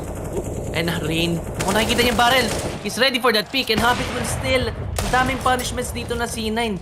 FaZe, nahuhuli na lang sila sa mga patibong netong C9. Default pa lang yan, idol. Lagas na kayo. 1 minute remaining. Sobrang daming time for C9 to reroute, to make a decision to go for that weaker side. Ito na nga. A side hit. Flash. Incoming. Bulag si Brokey. Molly is down rin. Pero pre, biglang tahimik. What? Fake Tahimik lang? Oo, panapaisip pa. 50 seconds pa, marami pang time. Dito yung Cloud9. Pero yung natira sa FaZe Clan, it's Brokey and Twist. Tingnan natin kung ma-hold ba nila. And knowing Twist noon, dun lang siya sa may B site. Tiwala kay Brokey na makakarami dito sa may A. Cloud9 will smoke the dumpster and the molotov doon sa may truck, and 20 seconds na lang dito sa ating round 15. Last round for our first half. Brokey will miss the shot. That's an important shot para hindi makatake up ng side dito yung Cloud9. Expected nandito siya sa may dumpster. Here comes the plant. Twist naman with the hit. No, low HP para kay Brokey. 4 HP. Isang miss lang. Kukuha na rin siya ng buhay dito na crossfire setup for Cloud9. Mahirap na mahirap i-retake.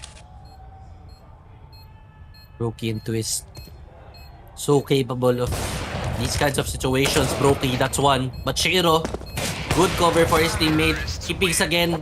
Okay, tamang-tama lang. Cloud9 will take that last round para sa first half. And that's an 8-7. So, dikit na dikit, pre.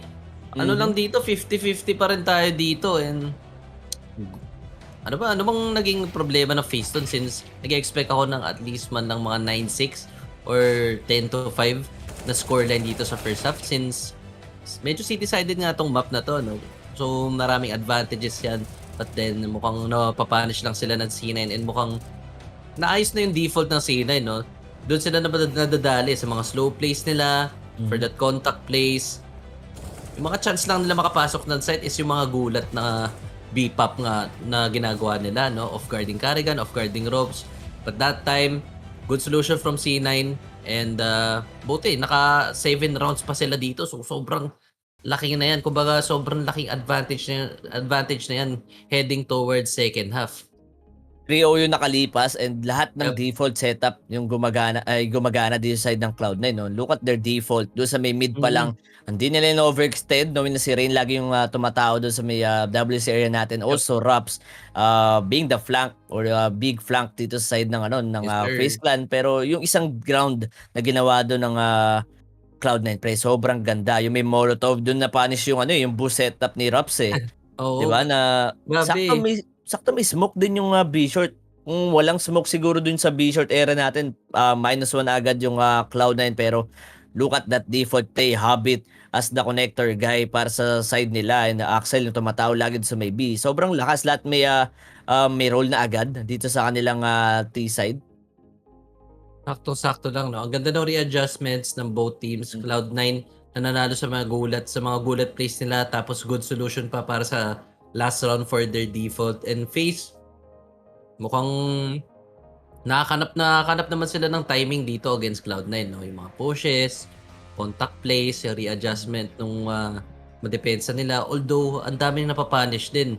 So, medyo naging curse yung pagiging proactive nila, no? Sabay-sabay lahat na galaw, bumabawi yung Cloud9 din. Axel gumagalaw sa B, Habit kumukuha ng map era or kumukuha ng map control doon sa may connector. So, ganda ng pinapakita ng both teams, no? Parehas may pressure both sides of the map, B and A side may pressure.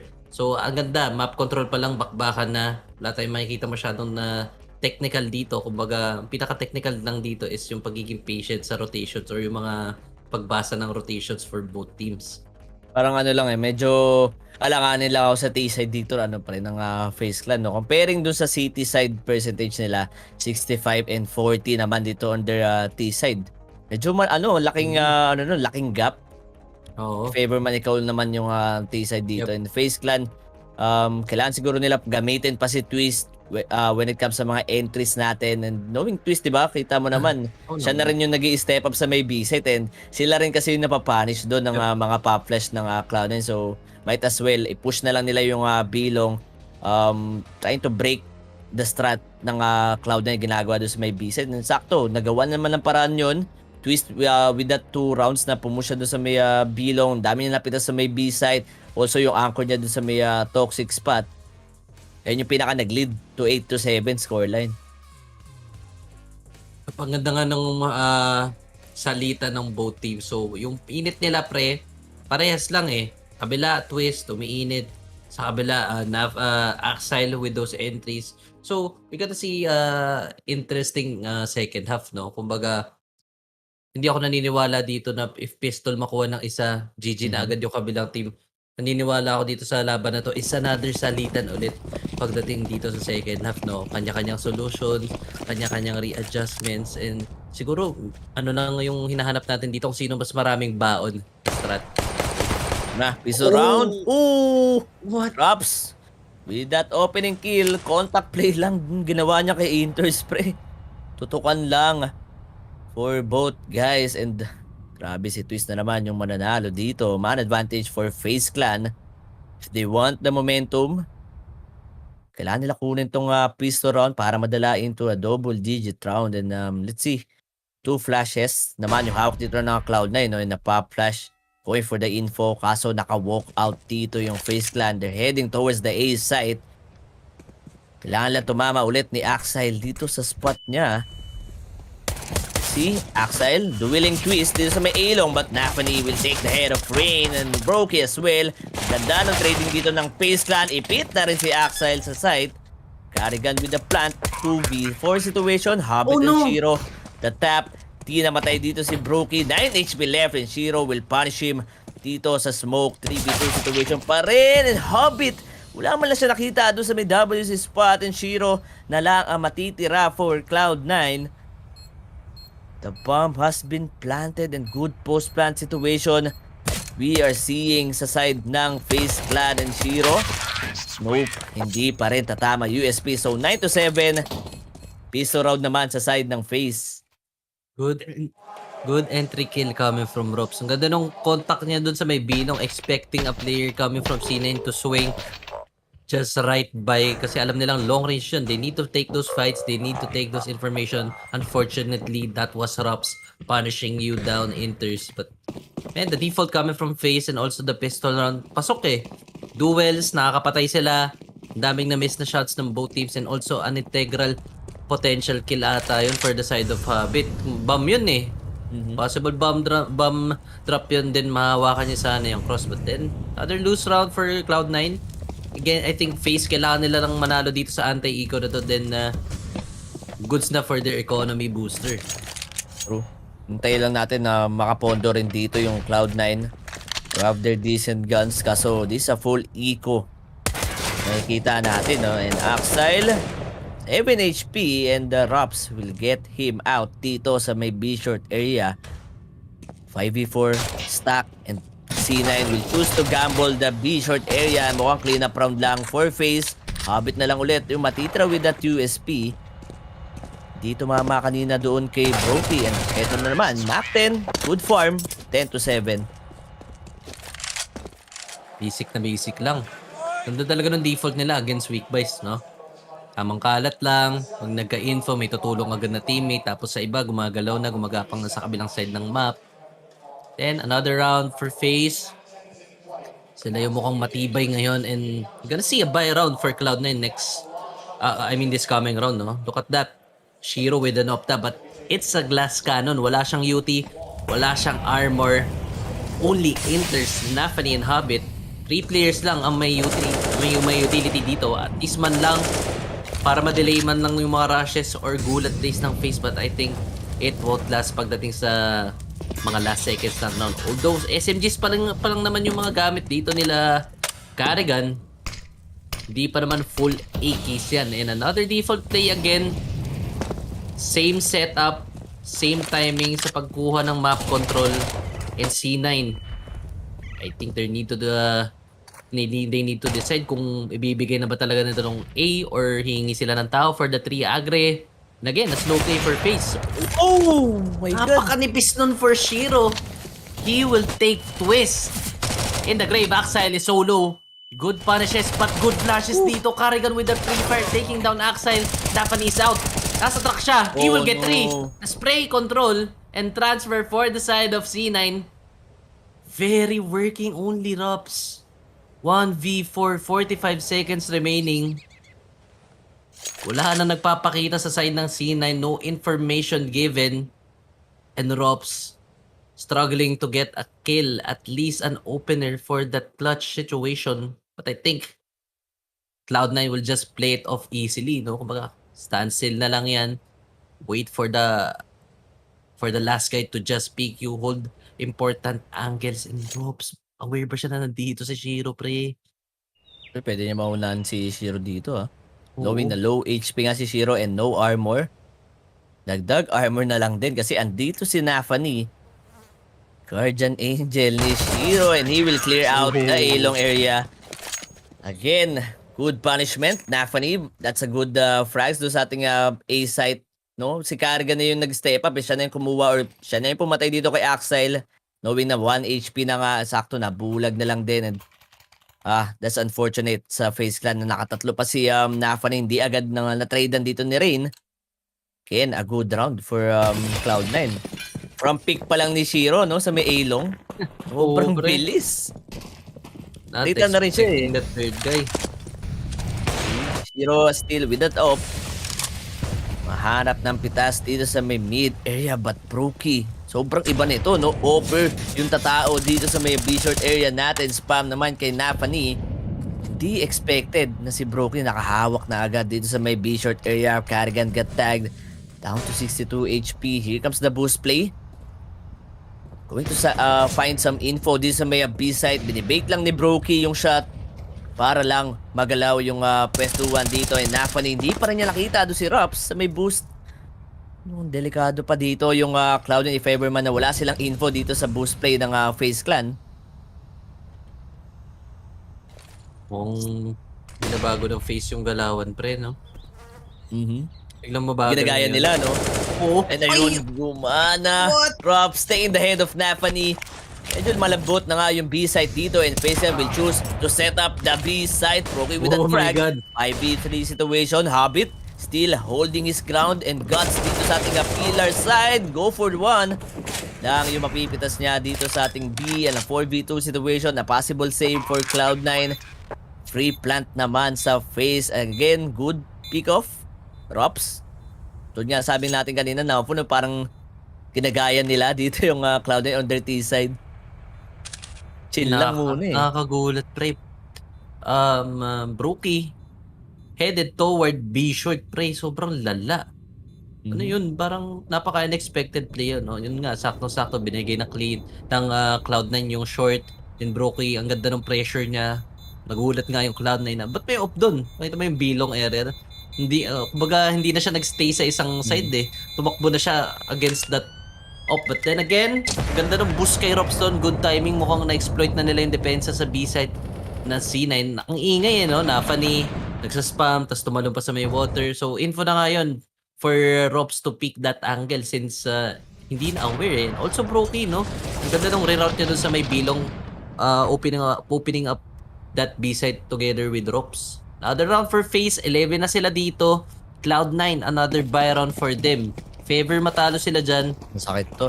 Iko agad. Siguro at least 2 rounds. Map control. Cloud9 will contest the mid area. Axile naman ang kumukuha ng info dito. Kaso tatlo na agad yung nakro sa may playground. Mukhang raragasa lang to sa A-long. Still Brokey as the first guy. Yung offer, yung tatao dito together with Twist sa may A-long area natin. Tulad nga sabi ko kanina no Naofu, yung small detail na na-miss niya Nafani doon sa boost play nila nila Rops. Yun talaga yung nagbaliktad nung round eh. Kailangan talaga maging aware na itong C9 sa mga may mga mga gulang plays na itong plays kasi lahat gagamitin nila yan. And if ever mapanish tong players ng C9, talagang madali sila makakapasok ng site. Kumbaga, tradings, ang bilis niyan. Axile, the aggression, pero hindi nyo nakita yung barrel dito ni Rain.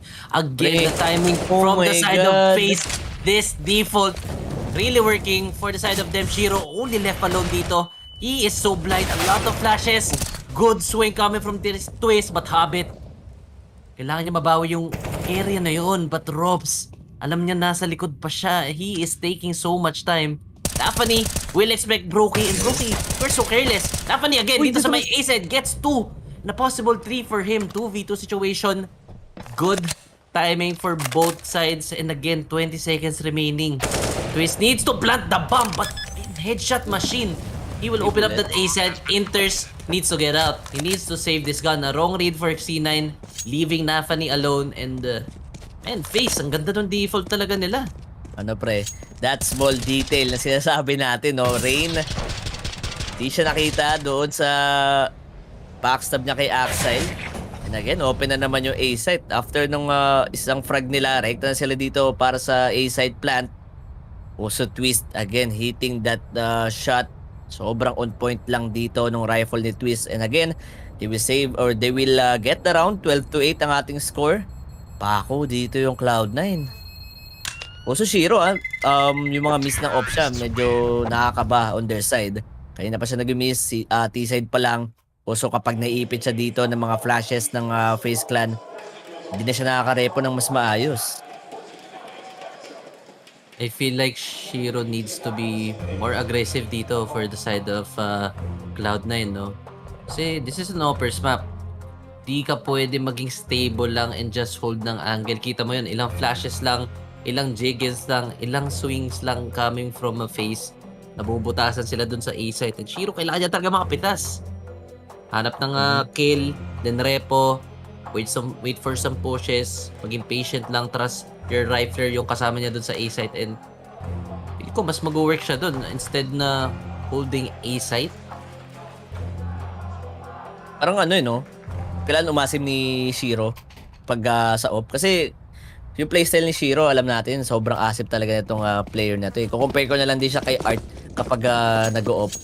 Kaso mas mas maganda yung mga repo ni Shiro. Kaso ngayon, kailangan patapangan dito ng op ni Shiro, and the broke by for Cloud9. One nade will be thrown dun sa ating boost spot. T-short control naman for FaZe. Di expected, knowing na si Axel, uminfo lang din dun sa may A-long, but drops. Makakapatay na agad ng isa. 5v4 situation, possible makapasok na agad sa may B-site. ABC ni-stack na nga dito ng Cloud9, hoping for some damage para sa FaZe Clan. Drops for the info, expected or nakakaamoy siya dito sa may ABC na may nakastack. And that bomb plant, may hirapan dito yung Cloud9 na ma-retake na nga yung site with their low guns. Di rin na-clear yung ABC, no? Pwedeng makalason pa dito yung Cloud9. Unting bawas lang, unting damage lang sa economy neto ng FaZe. Pwede na. Super late boost. Inters, maririnig niya lang dito sa rain. Oh, nakaisa siya dito. He will get drops. But Axel is down. Wala na silang flank. Alam nilang tatlong tao yan. Carrigan with that sweep off. Okay, Inters and Nafani are down. Habit, nabuhay pa siya dito pero wala siyang baril, idol. Oh, he's dead pala. Abot pala yung bomb doon. And another round for FaZe. Good anti-eco again. Pre, ang ganda talaga ng mga pasok nila sa site. Alam nilang di kailangan mag-ingay. Alam nila, barilan lang okay na. And sakto, pasok na pasok sila sa B-side doon. Ganda rin nung ano nila eh. Kumbaga, yung timing, yung call, and also yung execution ng play. Pansin mo, nasa B sila nakafocus, but drop still, makakaisa pa. Mga ganong frag, no? And they're just playing it clean and seriously dito sa kanilang T-side. No more errors or no room for errors na nga pinapakita dito ng FaZe. And Cloud9 hirap na hirap makaisa dito on their city side. Oh no, that pick off na naman. Carrigan will get the head of Axile. 5v4, patay dito yung nag-hold ng connector area.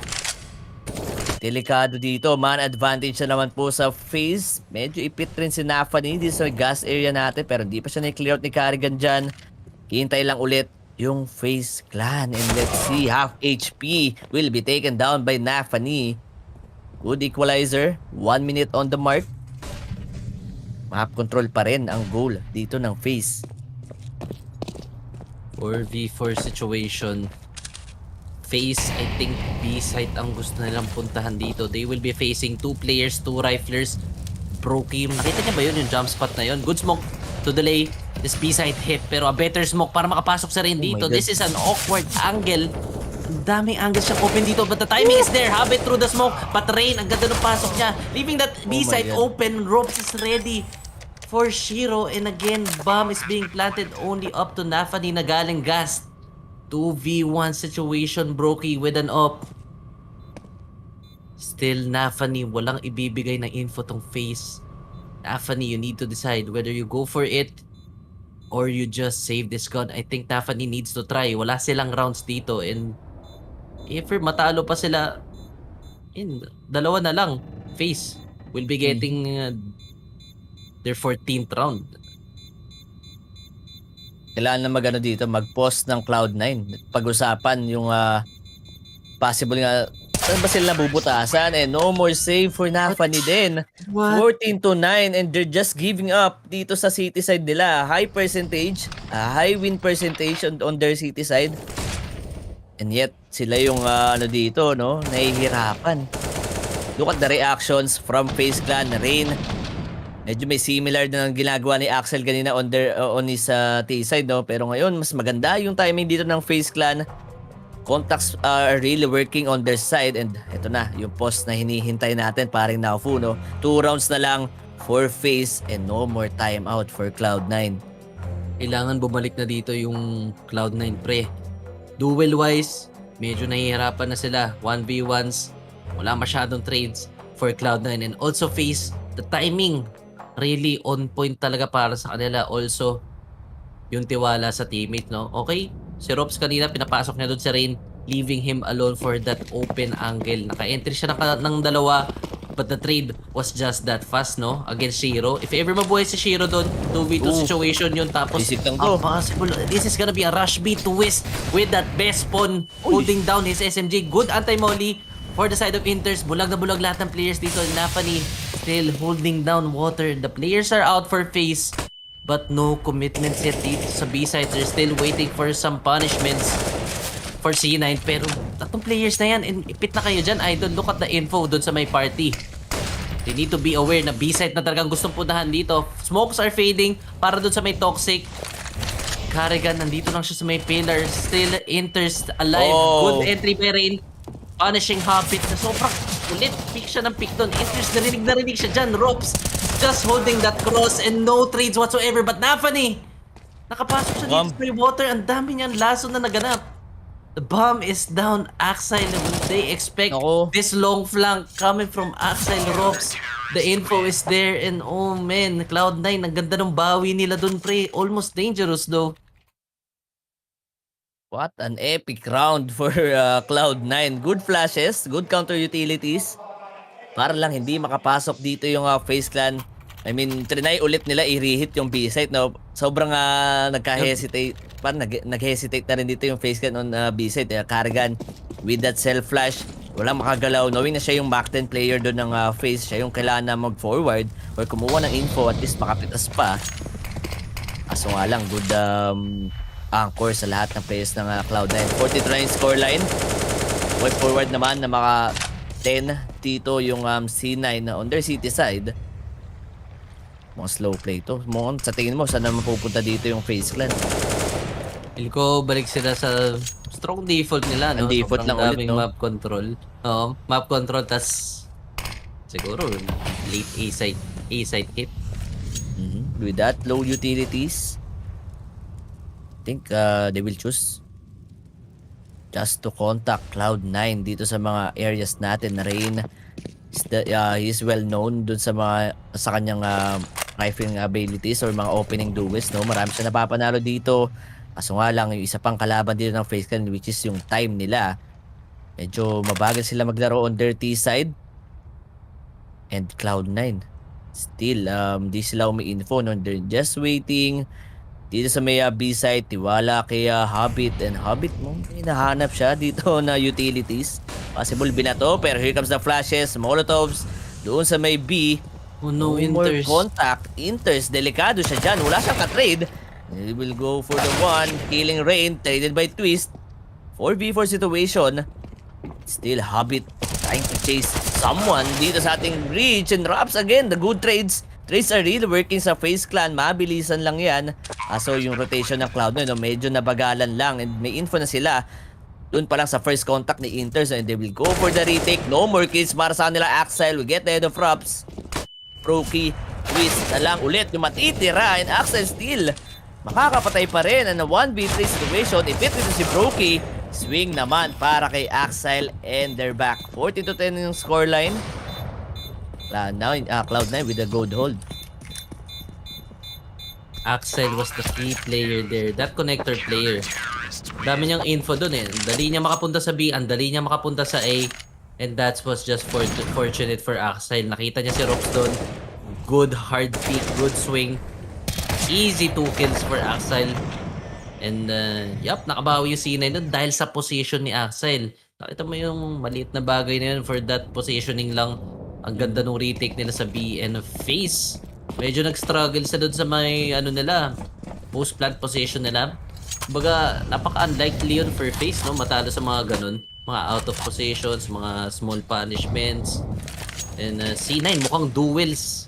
Umiinit na sila dito. Umiinit na rin si Axel. Umiinit na yung ibang players nila. Inters, with that MP9, okay na yung isang napatay niya doon. Kumbaga, good for one talaga yung positions na yun pag walang trade. And again, FaZe, forced buy ata sila dito or half buy with 2 AKs and 1 scout. Pwede pa makadamage dyan sa contact play niyan against C9. Delikado pa to pre ha. Yun naman, dami nilang space. And look at the timing pa rin ni Rain, no? Sakto, nag-rotate dito si Shiro and Axel. They will play it passively sa may A site. Wala silang info, wala silang alam kung ano yung barrel dito ng FaZe Clan. 2 digs, 2 rifles for their side. And ito na nga, isang AK doon sa may divider area. That's a good nade para kay Rain. He's tagged, he is down to half HP. Pero alat pa rin yung players ng FaZe Clan, no? No more A-long control. Twist will go back and try to gamble the B side or the B short area. Karga with the contact play taken down. Inters the B player na naman. A 5v4 situation. Gumalaw na rin dito si Hobbit. Kaso makakaisa pa rin. And the B is very open para sa side ng FaZe Clan. 20 seconds para lang ma-plant yung bomb. Nafani playing the heaven area. Will go for a 1. Killing Rops. 3v3, low HP sa lahat ng players ng FaZe. Here comes the nade. Good nade, Kobe. Para kay Nafani. Karga ni Broky nila matitira. 8 seconds para kay Broky. No time and no chance sa FaZe Clan. 14-11 and mukhang makaka-momentum na rin dito yung Cloud9. Ganda sana ng pasok nila. Ang ganda sana ng rotations. Headed towards that B site. Naka-entry si Carrigan. May space para sa may teammates niya, but then natalo na naman sila pre kasi wala silang UT eh. Baril lang naman yung hawak nila doon, full of AKs tsaka deagles. No chance talaga for that retake. Good day though for Nafani. Umiinit na rin yung mga utils nila dito and decision making, and again empty-handed for FaZe. Wala silang utils pre, and if ever decide sila mag-map control ulit dito, this won't be enough. Hindi mag-hold doon to hanggang mga late seconds of that round. Unless, i-dry pick nila lahat ng area. True. At kumagana naman no? Yung kay Rain, di ba? Nakakuha siya ng magandang time. Bigyan mo lang siguro ng rifle. Pwede na. And a full AKs for FaZe Clan. Sneaking out dito sa ating WC area. Alam nila na laging si Shiro nakatao dito sa may A side, but this time around, alam ba nila yung pestuan ni Shiro, no? Playing closely dito sa ating WC area. Kailangan hindi na mag-miss ni Shiro. Good bait. Sana, dun sa angle na yun, na take for granted na naman ata ng FaZe Clan yung possible angles ng offer para sa city side. 50 seconds, no more or low utilities pa rin sa FaZe. Aabangan na lang ata ulit ng Cloud9 to. They will play it at 3A setup. Smoke para kay Broky and Rops. We will see a God flash ba dito, and Axel nainip na at pumik na rin doon kay Ray na 3v4 situation. Twist, good trade, and a flash doon kay Broky. Delikado pa rin sila dito sa may A site. Di sila maka-forward dyan. Nafani will repo himself with that one-way smoke. Nakita yung shadow ni Shiro dito. A 2v4 situation. Nafani good for 3. Oh my gosh, that one-way. That one-way indeed. Far side ng Cloud9. And look at the smile doon kay Nafani, no? Lagi siya Grabe. nakaka-multi-kills. What? 2 beses na siya dito sa may truck. Sheesh. That one way coming from Shiro. Grabe yung mga supports nila. And A, not really open for FaZe. Feel ko bumalik sila dun sa may B site presence. Nakakapasok naman sila sa site eh. Even na walang UTs nga, nakakapasok sila. Just that post-plant situation, no? Dun lang sila natatalo. And feel ko onting adjustment lang from FaZe. Makukuha rin nila yung match pointer round nila dito. But then C9, grabe, sobrang tibay talaga ng mga depensa nila. Also, the rotation Shiro online. Up to this round, he will take the first pick off. And lagas agad ang FaZe dito. No chance for that scout to pick that AWP. And again, FaZe rerouting na. Mukhang nagde-decide na sila kung saan sila mag-hit dito. But Axel though, lot of information dito sa may A-long. But again, it's just a slow play for FaZe. Against C9 with that Gamble 2 B players. Same setup, no? Same setup. Si Shiro pa rin nag-hold dito. Talaga tinauhan nila yung A-site eh. Knowing FaZe sa mga contact play nila. Pwede silang malason dito sa may A. And Nafani using that truck. Di dyan tatamaan. Favor man ikaw yung pumik. And Shiro will miss his shot. 2 missed off shots. Axel naman na tao sa may A-long area natin. 3v5 situation. Wala pa napapatay dito yung FaZe. Nafani, triple kill ba ulit para sa kanya? And that clean round will go for the side of Cloud9. And a possible momentum starter na nga para sa kanila. Hirap Pre, close out. sobrang props kay na funny pre. Lahat ng pasok ng FaZe, saktong-sakto lang siya eh. And also, tumatama siya with those re-picks, re-aggressions, and look at him. 26 frags and enters. Kailangan niya makabawi dito or kailangan niya makatulong. At least, take one man down with him bago siya mamatay. FaZe, another chance for them para makadating sa match point nila dito. Another buy round. Rookie winad up. Axel too early dito sa may middle area. Look at this gapang play. Oh no. Twist. Oh, the repick. Yung jiggle. Yung... Oh my gosh, yung Ganda movement ng pre. info, no? Movement talaga yung yung pinaka solution. And yun nga, info, may smoke doon sa may ramp area natin. A possible rob steal. Makakapatay pa rin dito sa boost play. 2 man are down sa side ng C9 and Brookie as well. Makakaisa. Nafani, he needs to get a multi-kill ulit dito sa round na to para ma-turn around nila. FaZe Clan with a 1 minute Carrigan going for that info. Nakita isang guy, iipitin sila. So, laking info for FaZe Clan. Pasok na naman sila dito sa may B site. A possible map point on their half.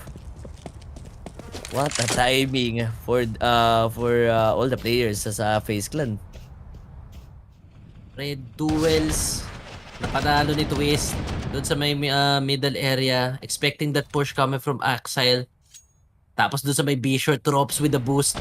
Nakapitas na isang player. And also Brokey, ready for the trade or ready for that swing, no? Ang ganda nung pag-mark niya. No rotations, no reroute for the side of C9. And FaZe will be taking their 15th round. Kumbaga, isa na lang to, pre. And pressure is on C9 side. Are we seeing an up diff dito sa ating matchup? Parang Naufu. Si Shiro, ilang beses na siya nag-miss with these off shots. No? May nakita nga ako dito sa ating YouTube. What's up with Shiro today? Parang malimigan ata dito si Shiro sa kanyang off. Knowing na comfort side pa nila, no? City side. May isang round siya na umasim doon. Nakakuha siya ng frag. Pero kapag bumabaon sila, kapag nababay time na ng FaZe Clan yung mga round, doon na possible na lagi naipit dito si Shiro sa may A side.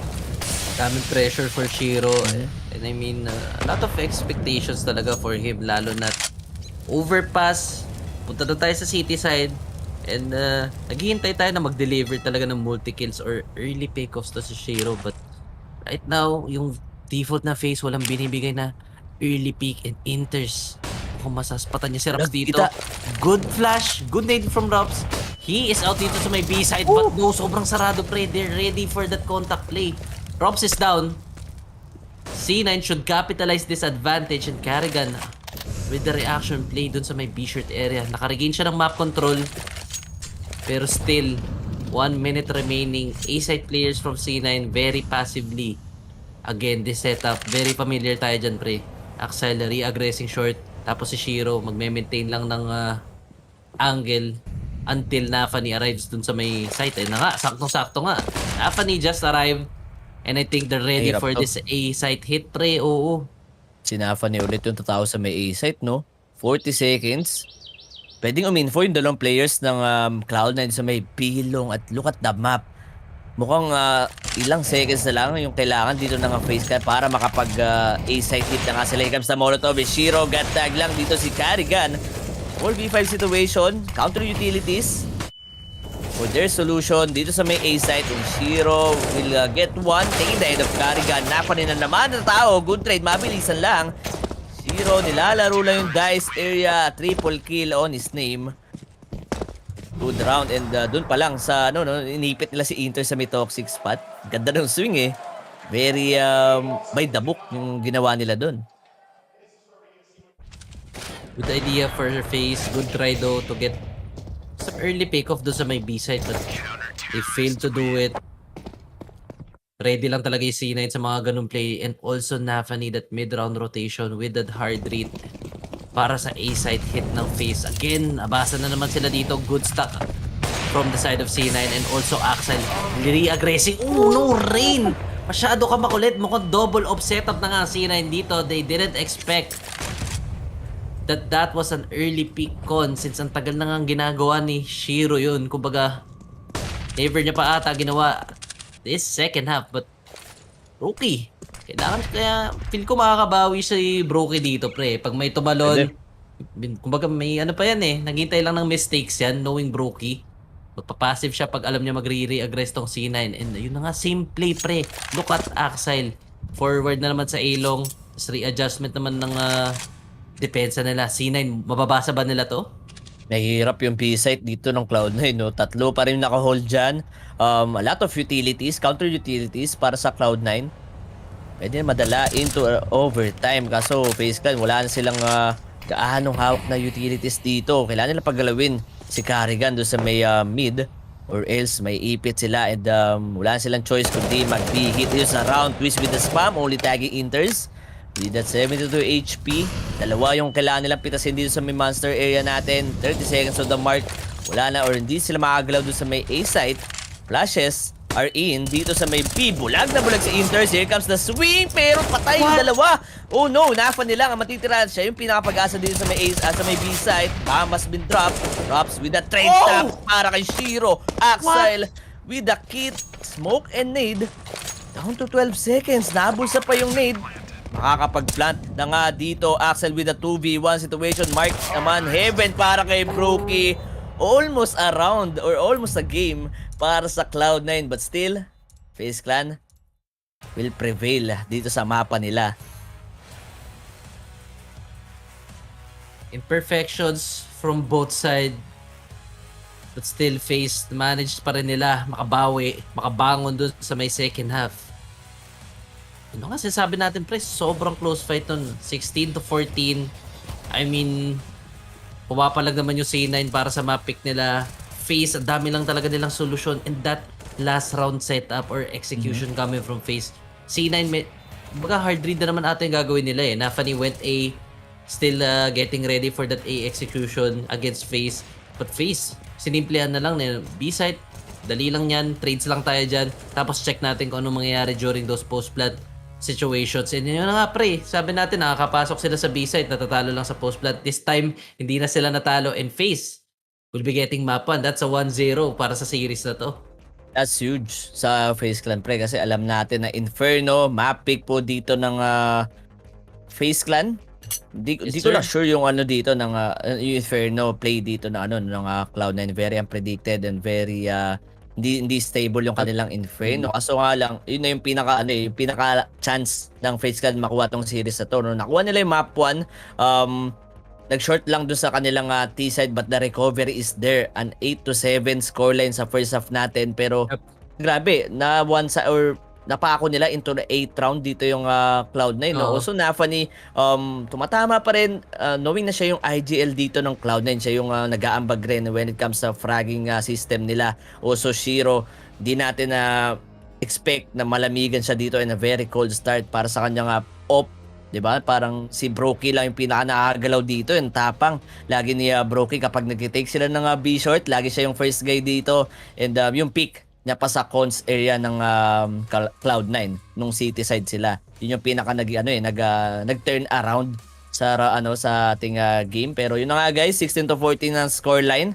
And dadako nga naman tayo sa ating map 2. Pero mukhang mag-break muna tayo sandali mga sir. Huwag kayong aalis dyan. We'll be right back after a short break dito lang sa Fire Team.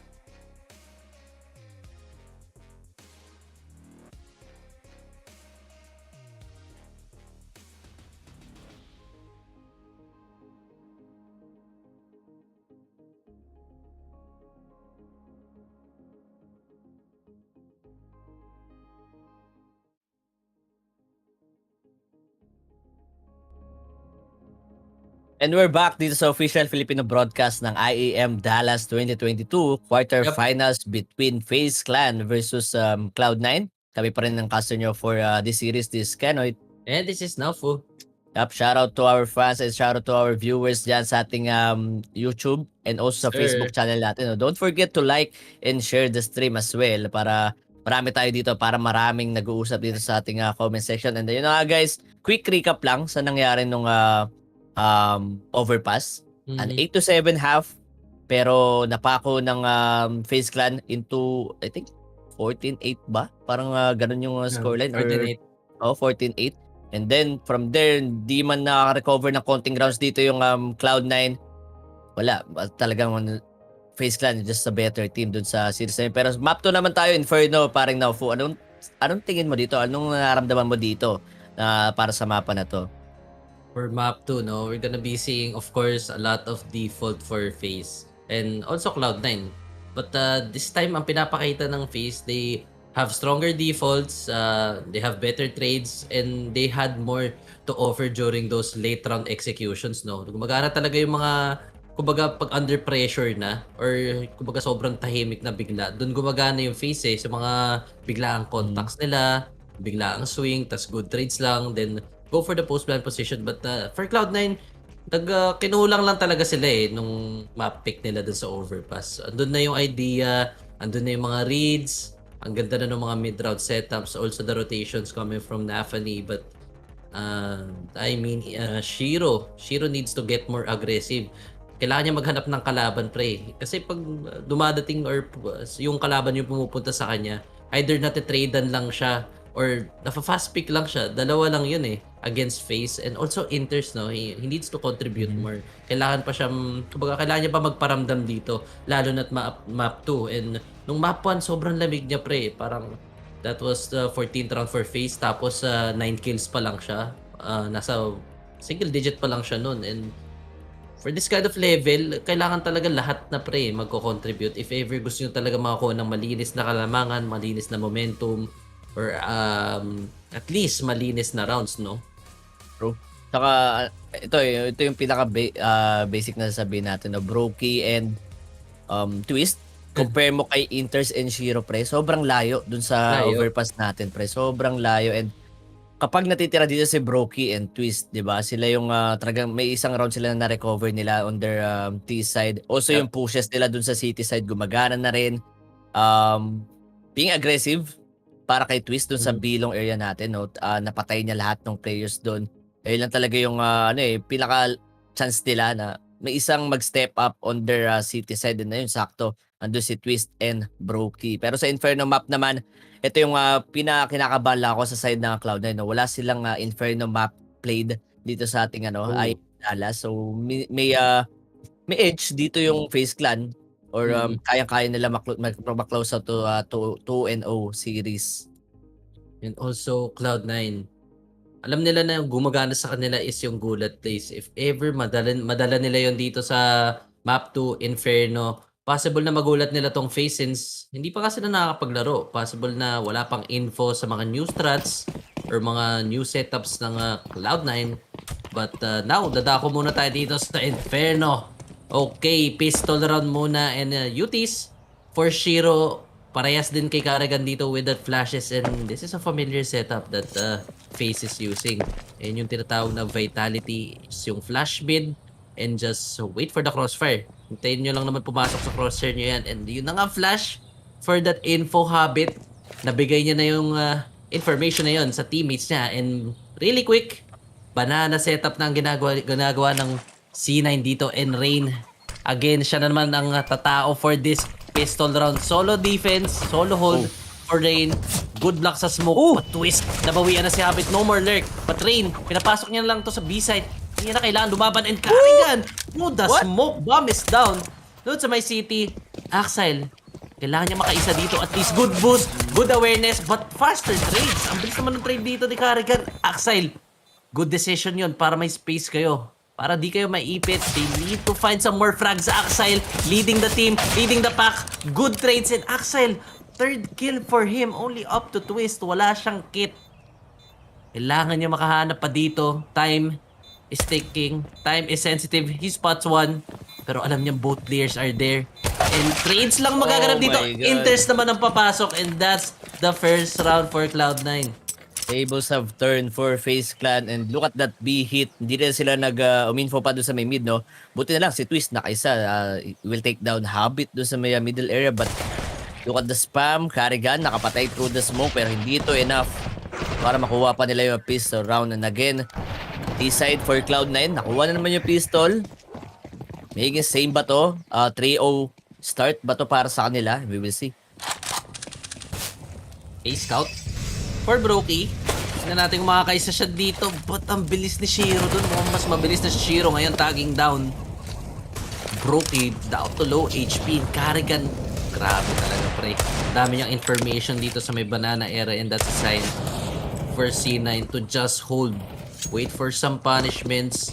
Wala silang map control dito and iniwanan na nga si Rain for that solo behold. But the question is, papasok ba sa brackets tong C9 or babalik sila dito sa B since kailangan lang nila i-show off to si Rain for that info.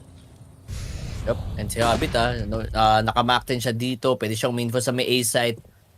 Siguro ma-reveal lang yung apat na guy dito sa may A. Mukhang makakita ulit tayo ng pistol round scenario dito. So round 2, 50 seconds remaining. No more contacts ang gagawin dito ng Cloud9 sa may banana. And hinihintay lang nila na may smoke. And eto na nga yung counter utilities ni Rain. Nigap pa dun sa may right side. Expected na ng C9 niya na 40 seconds left. Karrigan with that MP9 na low HP pa. Hindi silang papalit dito ng Karrigan ay ni Rain. Will stick on his deagle. Rain, all 3 body shots doon kay Shiro. Hindi pa basag yung A-short setup dito ng FaZe Clan. Down to 20 seconds. Rekta na sila dito sa may mid. And look at the reaction. Inters good headshot kay Robs. Pero may smoke dito sa may short. Twist hindi na tumama doon. 3v3 Hobbit. The Martins are still doing it this round. 99 seconds left. Pero hindi yan madedenay ng Plant and Rain with that Mac 10 and Deagle. Mukhang may hirapan to secure this round for FaZe and Cloud9. Good reaction. Buti na lang nampatay nila lahat ng guy doon sa A-short. That was a force buy for FaZe and only Rain saving this FAMAS. Kailangan niyang i-save yan for next round and good adjustment na sana yun for FaZe. Raining pushing that smoke. Also Carrigan, may info sila doon sa may banana na it's going to be an A hit and kaso lang nasira yung 3 A short setup doon ng FaZe. Only a good for 1. Walang masyadong trades. Hindi tumaba yung Deagles. Only Brokey hitting that scout and that's just gonna be a free A side for you if walang tatama dyan sa mga weaker guns. Rin nila, no? 2-man early banana control for FaZe Clan. Saktong-sakto lang na na-take nga nila yung B side. Kaso doon sa frag ni Rain kay Shiro, talagang nahipan dito yung Cloud9 to go into the A side. With that gun advantage pa. So 2-0 scoreline, Cloud9 again looking forward na maka 3 straight na naman sila dito on their T side. Expect tayo ng mas marami pa sa FaZe sa CP. Another banana take for C9 knowing that wala naman utils tong FaZe up to this 3rd round. Upgraded pistols, couple of UTs, 3B setup for FaZe. C9 remaining. Default lang sila dito. Okay, good flash for that info. But Rain, wala siyang masaspot. But the nade, that's down na to 18 HP. Good contact doon sa may apps. Taking that ropes. And Rain, sobrang low HP. And this is an advantage for C9. A lot of space sa B. Kuwang-kuha pa nila yung apps. Tapos buhay pa lahat ng players with those a lot of utils. Tinan mo, sobrang puno pa yan. If ever makakuha lang sila ng timing dito sa may A. And for sure, may iwan dun si Twist alone. Good smoke sa may arch. Para makancel yung angle. Saktong-sakto lang to i-hit na to. But the timing, the bomb is down. It takes down Shiro and Twist. He needs to react with that info. Ang tanong, makakailan siya dito sa tall box. Pero no commitments yet for C9. That's a 1 for Twist. Good wall bang. Nafani, ang ganda ng bawi doon. Oh, Hobbit. Ginamit niya yung info. Gets the wide swing. 2v3 situation. Bomb is being planted dito sa may A site. Retake capabilities. Kinda low for FaZe. And a good position na yan for Inters. Good crossfire na yan para sa site. And mukhang sarado na tong moto. If hindi makapitas si Rain dito, sakto yung smoke, Hobbit. Good position for him to pick that angle. And Brokey left alone with the USP pre. Nothing much to do here. Hindi rin nata makakuha ng baril dito si Brokey. He has no armor, no kit to defuse the bomb. And again, Cloud9 will get the 3 rounds. Doon pa lang sa presence nila sa lahat ng areas ng mapa, no? May contact play na naganap doon sa may apps, Hobbit, taking down the 5-7 player doon ng FaZe Clan. And props to Twist. Kahit na ang dami niya na buy time dito sa sa ating A site o sa ating default area, pero hindi yun enough para manakawan nila ng isang round dito yung Cloud9. So 3 straight rounds para sa T side ng C9. Medyo this is a good start para sa kanila. I might say, wag lang sana maulit kanina yung 8-7 scoreline. Medyo delikado pa rin yun. Gandang momentum na to for Cloud9, but they will be facing a buy round for FaZe and an early 3B setup. Good mollies. Sunog na sunog si Axel dito, and they will take banana very easily. Man down agad ang C9. Default kinda not working for them so far, and Shiro will be pushed down sa may ramp. Wala pang map control ng C9 in FaZe.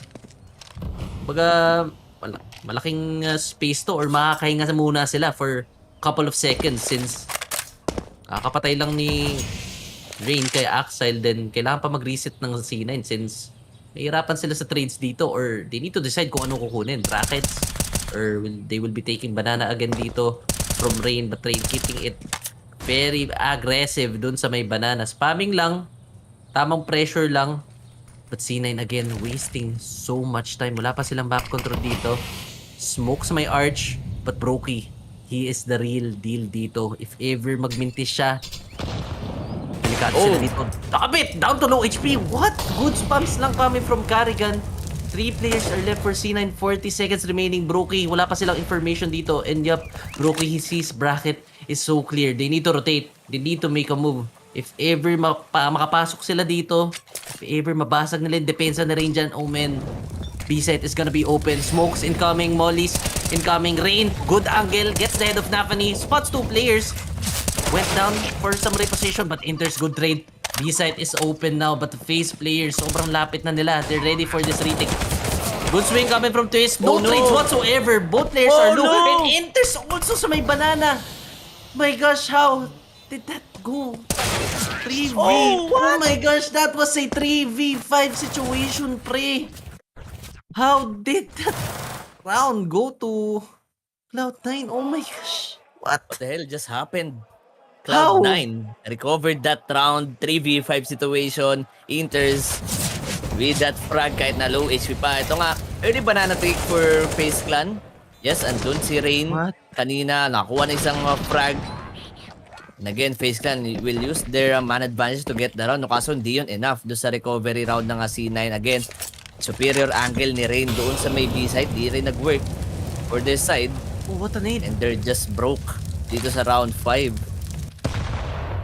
Needs op para kay Twist. And tingnan natin kung makakapitas or isang pitas lang siguro to get the hope dito sa may banana bait setup. Rain will get the head of Axel. 5v4 situation, low HP for the 2 players ng C9 dito, no? Chiro and Nafani.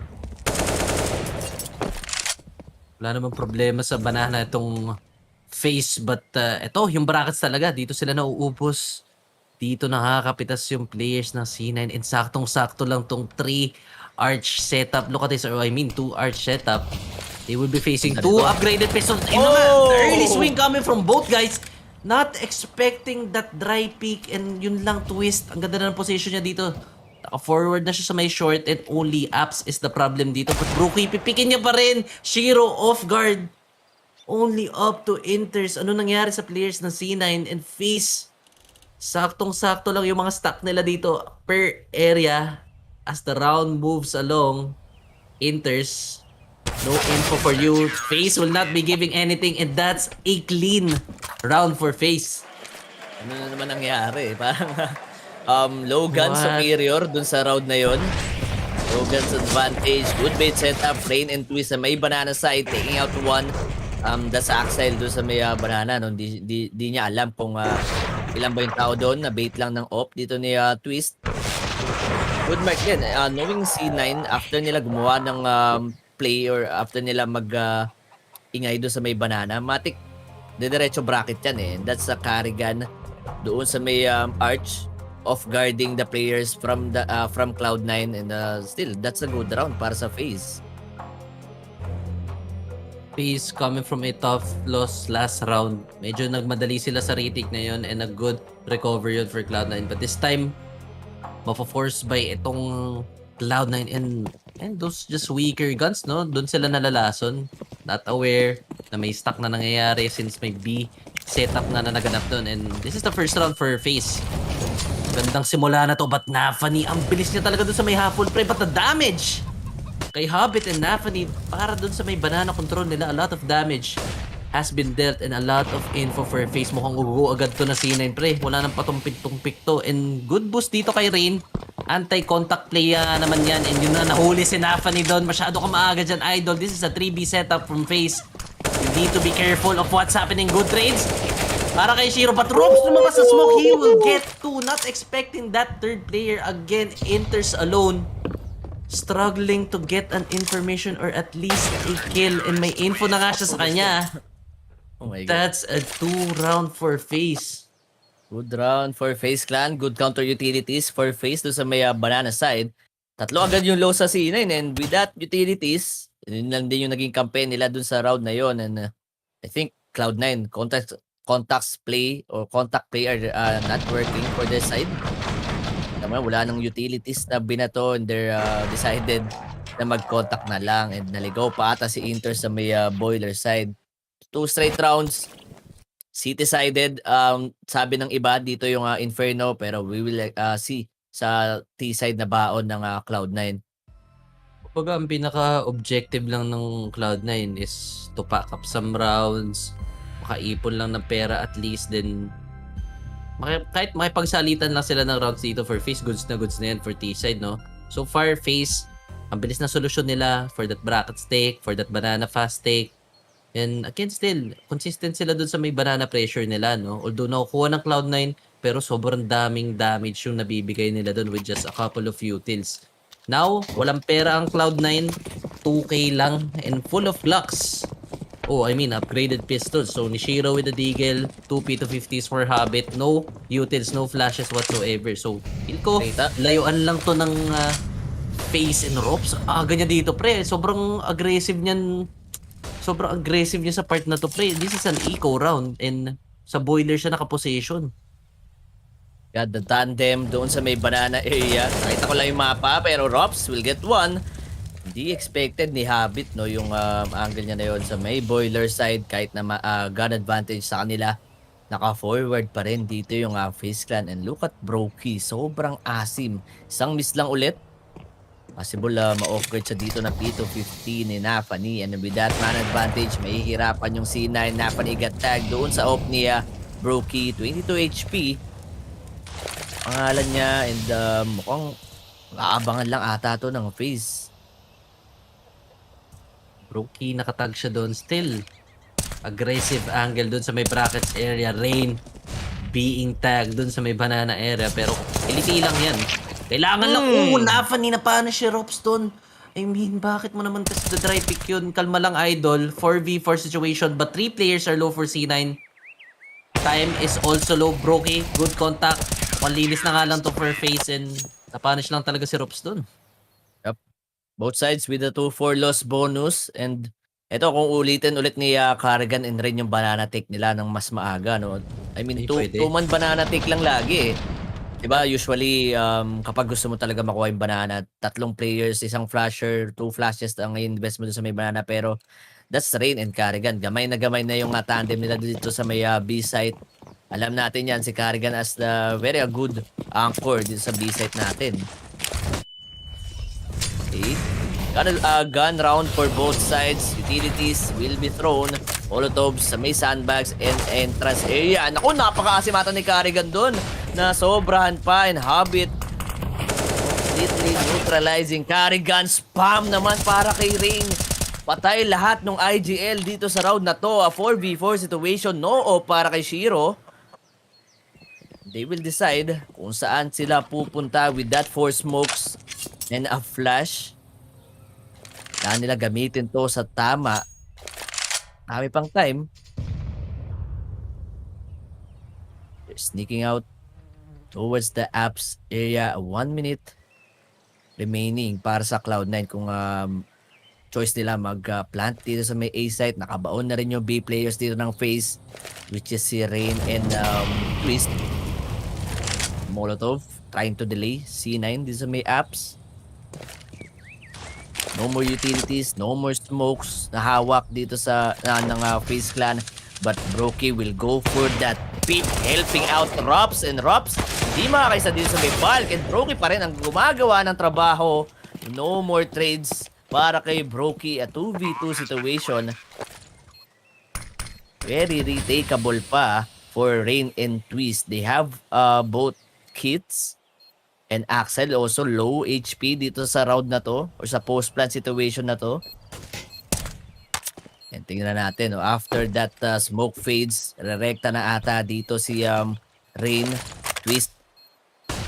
Good for trade lang siguro sa retake na to. Half a second dito sa ating round.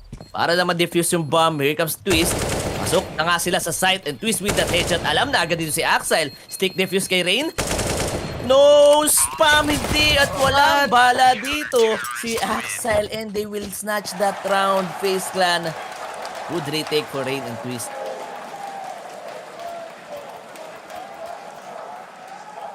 Good retake for FaZe. Patience lang. Wait lang for the smoke to fade. And also, buti na lang nakadalawa talaga si Brokey doon. Props failing to get one to take down with him. Brokey doing a lot of good work doon sa may arch. and just easier for that clutch pre 2v2. Okay na yun. Sinasabi ko nga dito, makaisa, makadalawa. Sobrang laking bagay na dito, lalo na sa late round talaga lumalamang dito ang FaZe and Rain through the smoke again.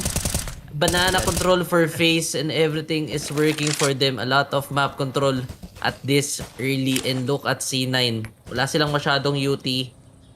Although a half buy lang naman for them, but again, mukhang mahihirapan na lang sila dito. Okay, B-pop. Rain ready for that, but Axide tinalunan lang. That Tech9, he will get two players dito sa may B. B is open. 3v4 situation. Good nade for a little bit of delay, but Brokey, it can't do so much dito. Sobrang pasok na yung C9 and Brokey still hits that. 3v3 situation. Okay, Brokey is not giving B side really, no? Nahawakan niya pa rin yung cross. Good smoke para kay Nafani. This is gonna be a long retake for FaZe. Slowly creeping in. Mollies are down. Still, Brokey, wala pa rin siya makikita. Okay, info sa may new box. Ako. Good Sobrang time laki. management for C9. No one is speaking, waiting for that first contact. And good contact nga ang ginawa dito ng C9 in that position. That crossfire, you can't really go that for Rops, no? Wala na to, pre. 1v2, no time. Mukhang mandadamay na lang ulit siya. Hindi yata pa save ng op dito para kay Shiro, and that round will go for C9. Again, the punish and the spams are connecting kay Rain, kaso di sila nag-aware doon sa Tech9 sa rush ng Cloud9, and alam mo na, kapag namatay si Carrigan and si Rain sa may B side, mukhang delikado yung kalalagyan ng FaZe, and look at that, tumatama. Grabe. Tech9s are really working, are really connecting doon sa round na yon. Snatching na naman, and snatching at that round for FaZe Clan, and 4-5. Di pa ganun kalayo yung gap. And C9 nakalima na agad dito on Vertigo side. Laking bagay na to, ha. Medyo nakakapagtaka nga yun yung round na yun for FaZe. Alam nilang eco yun, alam nilang at least weak by yun. Pero Close pa rin nag-stay sila, close no? pa rin. Oo, siguro nag-half full setup na lang sila. Mas malaki pa yung chance na ma-hold yung B-side niyan. And look at those Tech9s converting around for C9 getting their 5th. But Brokey, saktong-sakto lang yung pag-back niya dito, or unless madidelikado pa siya doon sa double swing setup. Oh, this is an early space for C9. If they go for an early waterfall dito, delikado si Brokey dyan. And narinig na ni Habit, pre, may info siya. And mukhang nagre-reroute lang sila back to bracket since they can take bracket safely. They know that Brokey is on balcony. Wala silang masyadong threat dito sa may short. And C9, mukhang nagsasayang lang ng UT yung FaZe, no? Hinintay lang nila maubos. Wayne with that one smoke, work it out dito sa ating round. A 1-4 setup, ready na sa rotation dito si Rain. Kailangan mong pigilan nila yung C9 sa may brackets area, or pwede sila mapunish dito sa may arch side. Down to 35, and still Rain is parang naging guessing game na sa kanya to, no? Hindi niya alam kung kailan siya magro-rotate. Wala masyadong info doon sa may banana. Walang nagbabato ng utilities. 20 seconds to commit the side for C9. Habit with that Mach 10. Quick scope para kay Brokey. Di ko connect yung kanyang flick doon. While Twist ready na nga sa refrag. Axel with that low HP. Nafani with the wrap around take. Rain and Carrigan, alam nila ito yung mga B players ng FaZe Clan. And just in time, they will plant the bomb. 5 seconds remaining. And they will not risk this out for the retake. And C9 will again get this round. Good decision for Carrigan and Rain to just call it off, no? Let's just save this gun. Save natin yung op since mahirap na retake na yun for an offer. Tas galing P-side pa yan. Again, C9, napaglaruan nila yung oras at rotation dun ng FaZe. And the timing was there, no? Kumbaga, daming fakes, daming map controls. Then C9, hinintay lang nila bumalik sa Rain dun sa may B-side. Then that late wrap around from Nafani off guarding dun sa may last anchor ng FaZe. Saktong-sakto lang eh.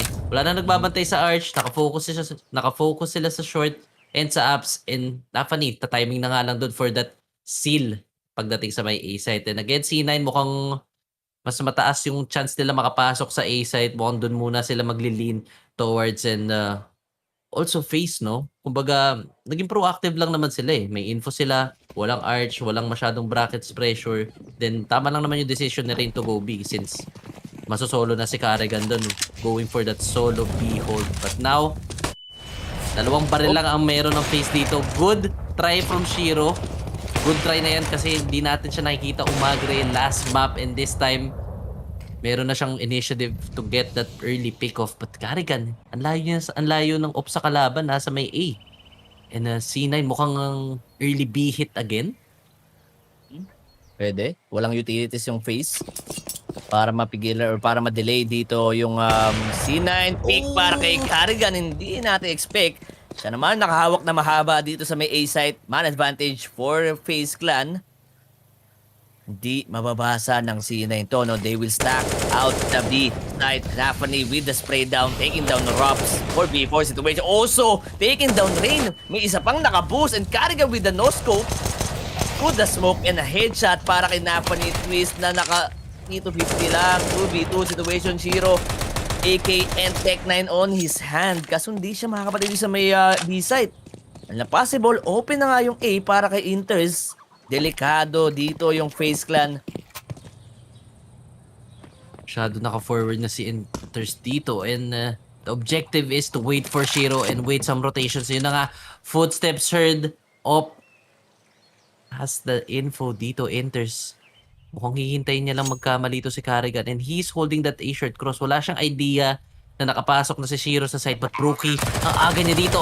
Off-guarding Shiro. Oh, still Shiro wins that duel. An almost round for FaZe, but Cloud9 still manages to get that round. And what? Rookie?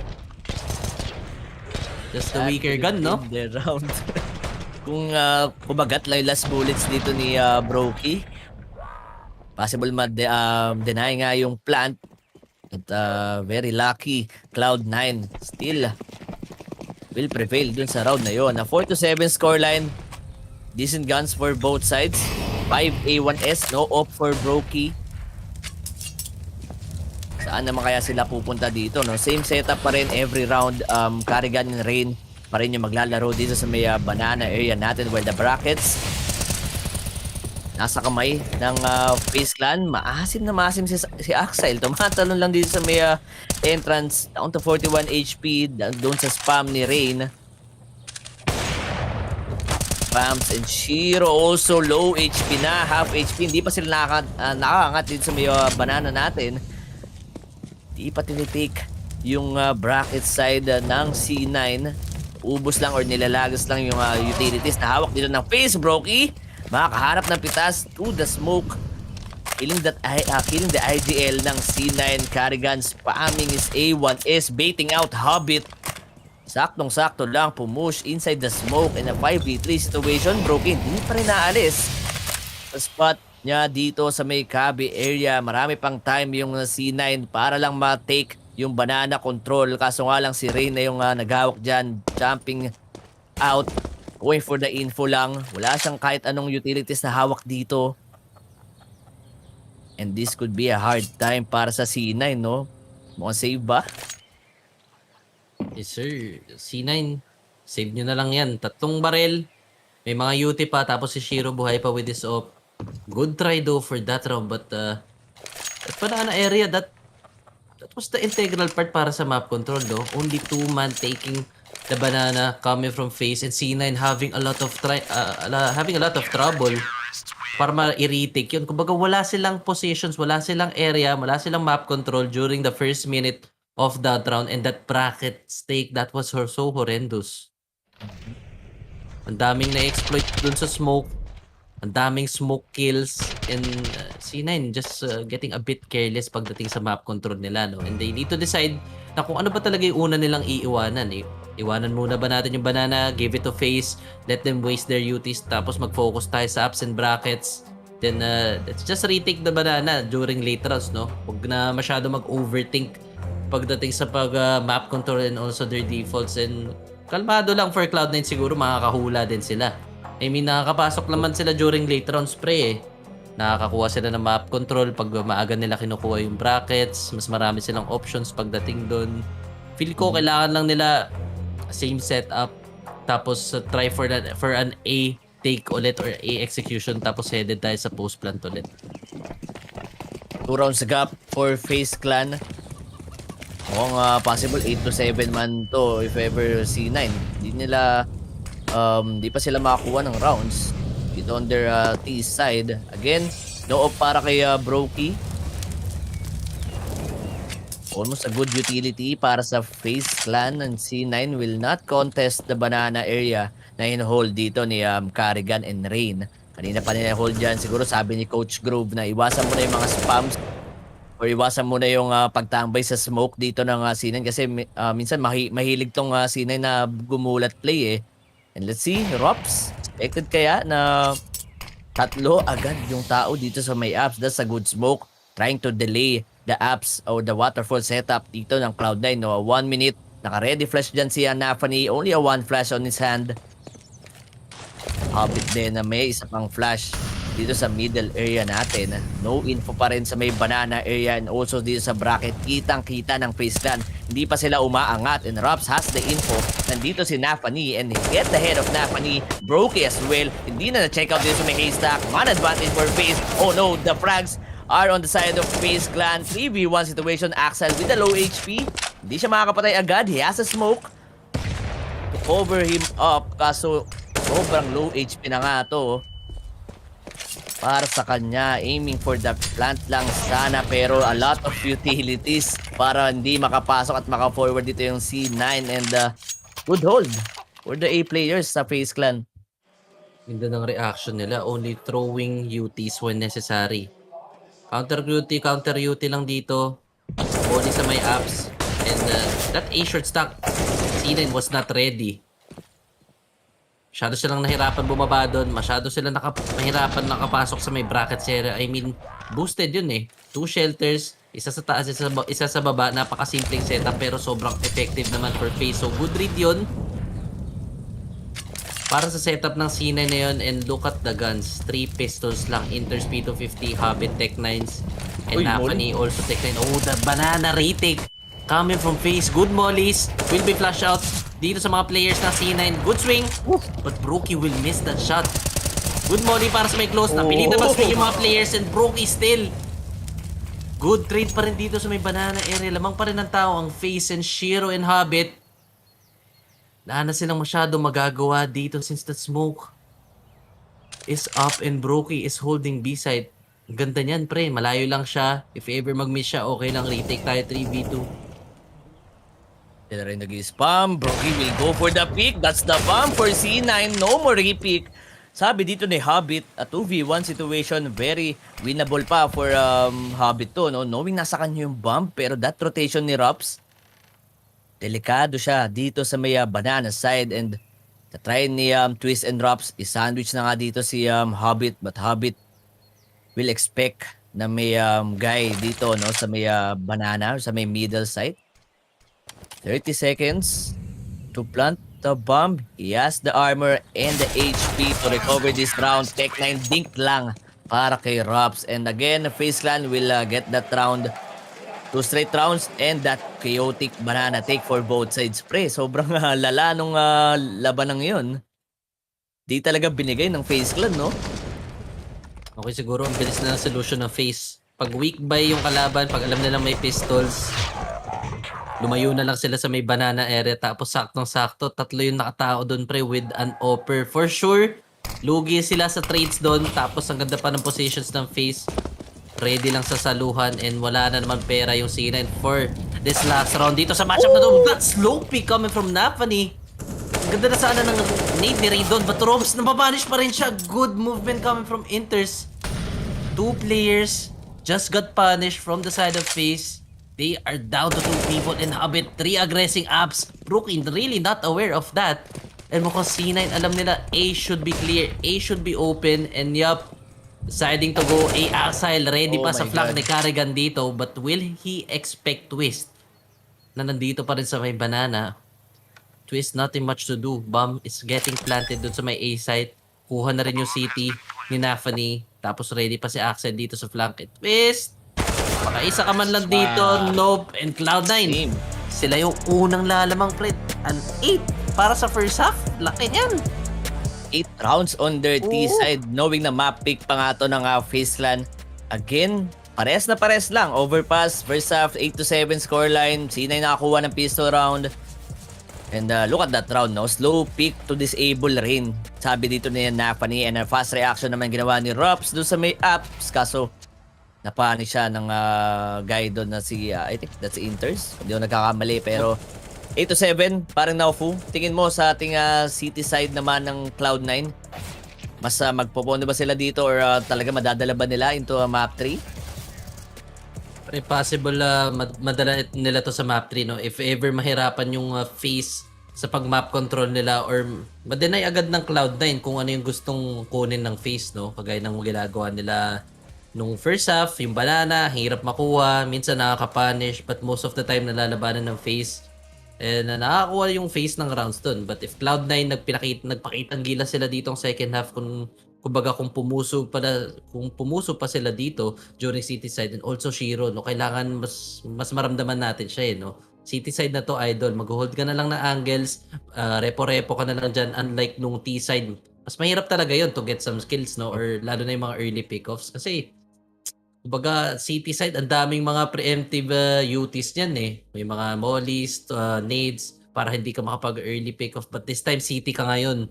Feel ko naman mas makakagalaw ka, and if Shiro naging consistent siya or uminit pa siya dito, kumbaga matic na to for Cloud9. And let's talk about Shiro. Yung mga first shot niya talaga, no, yung kaninang overpass, nami-miss eh. And yun yung mga important shots na kailangan nila dun sa mga round na yun, no. Nafani yung tumutulong sa kanya dun sa may A site. And eto, city side na naman po yung Cloud9. If ever man na maka-straight din dito yung FaZe Clan, makuha nila yung pistol round, maging momentum starter yung para sa nilang T side, siguro may hirapan pa rin dito yung Cloud9, and which is Inferno to. This is new sa Cloud9 na ngayon pala nila lalaroin dito sa IEM Dallas. I feel ko talagang since bago siya, since fresh start yung Inferno dito on their team, feel ko naman mas gagamay nila or mas mainit sila dito sa matchup na to. Feel ko mas napaglaruan nga ng C9 lalong-lalo na yung T-side, no? Since walang masyadong idea yung FaZe dito eh.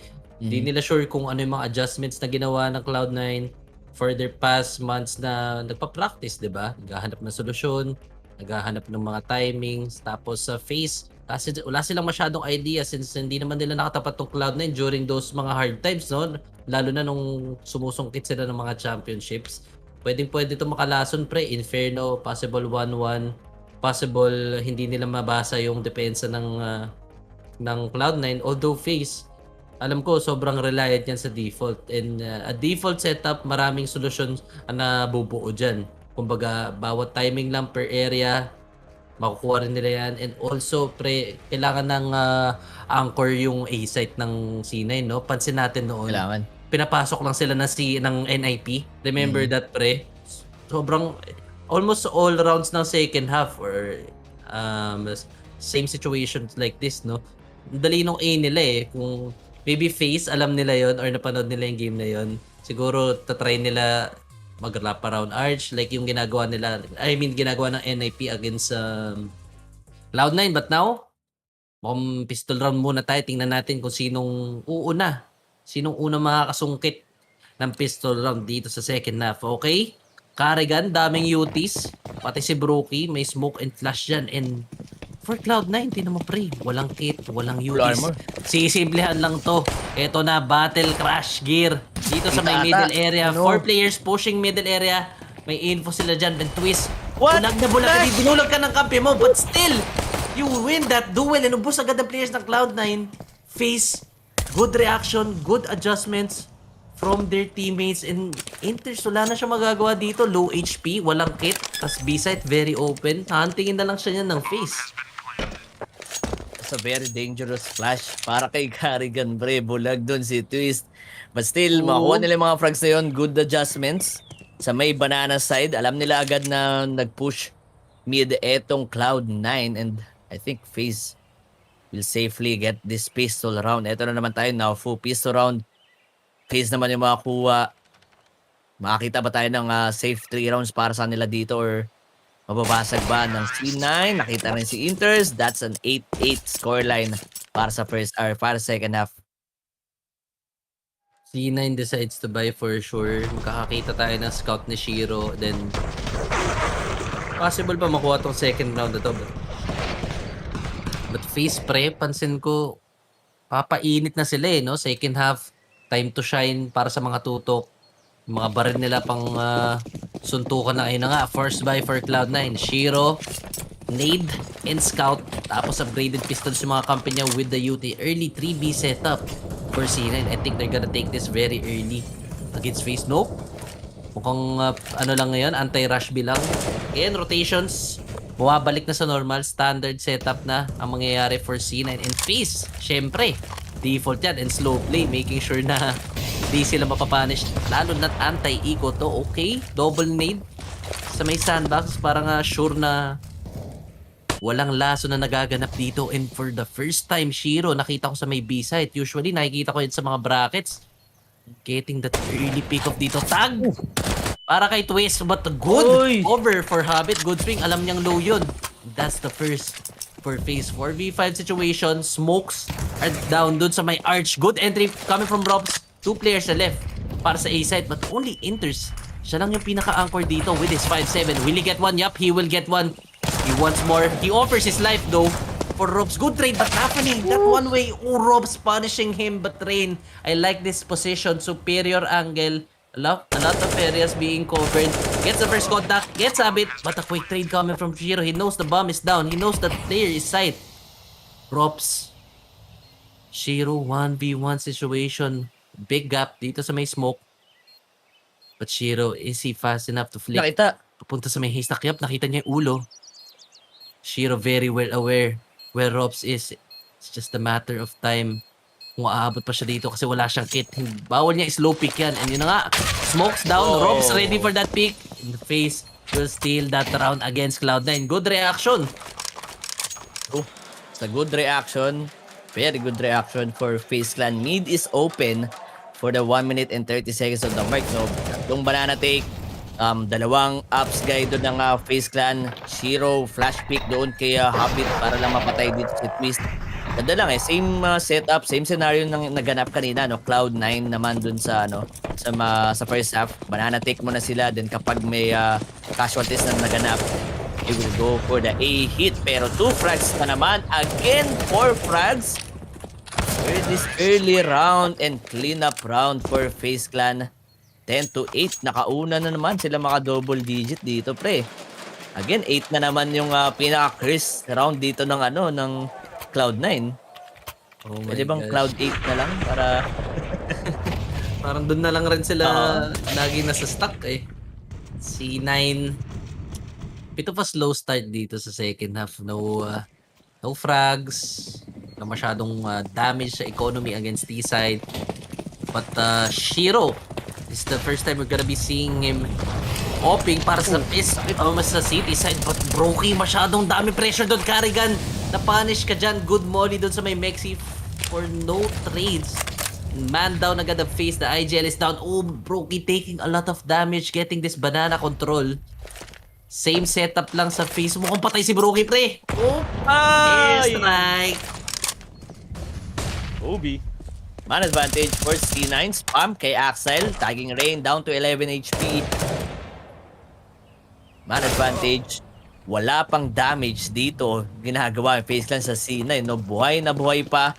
And they will decide na i-save na lang ata to or possible maka-damage pa si Twist sa may bracket area ng C9. Dami pa namang time.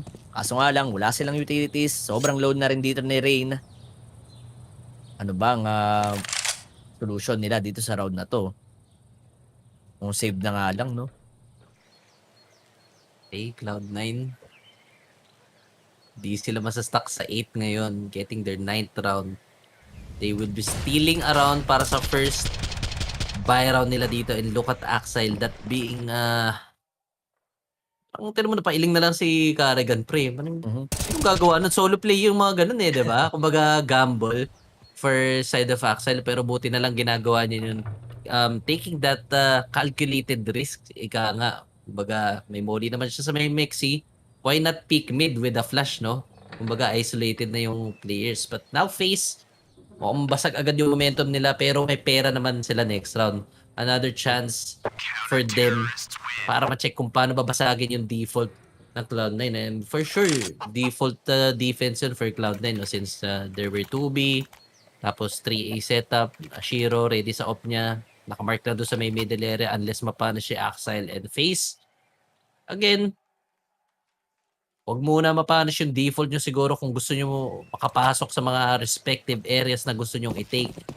And I mean, FaZe, capable naman sila makahanap na solution na gayon. And again, another buy round for FaZe. Shiro, okay, early peak dito sa may middle area. Pero bulag na bulag siya dyan. Brokey, wala pang off. Another man. Oh, I mean, banana pressure for the side of C9. Pero Rainpre ang aga niya dun sa taas. 3 banana, 2 apps ulit for FaZe. Feel ko ganito yung default setup talaga nila. Iniiwan sa apps. Dito si Rops and Rain. Also Rain, nakakapanalo siya dito ng mga openings niya. 6-to-1 ratio on his name. Pero marami pang smoke or force smoke to work with sa side ng FaZe Clan. They going for the B set. Di pa nila nababasag yung setup dito ng Cloud9 sa may brackets area. 3 players sa may A, no? Carrigan clearing out the angles na possible na nga nandito pero he'll get one pa rin. And Inters na info na sa may new box. Good frags for both sides pero a 3v3 situation. B side is not yet open for FaZe Clan. Linalaro ni Inters yung smoke. Hindi siya mahanap dito ni Brokey. Hinayaan na nga ni Twist dito si Brokey, but the timing is there. Robs with that punish, Shiro with that frag. Nakita na rin yung bomb. Oh my god, Inters playing it safely dito sa ating B site. Robs na lang with the 2v1 situation. Hindi niya makukuha yun kahit na naka-flank kill siya and a 10-10 scoreline. Good round and props para kay Inters.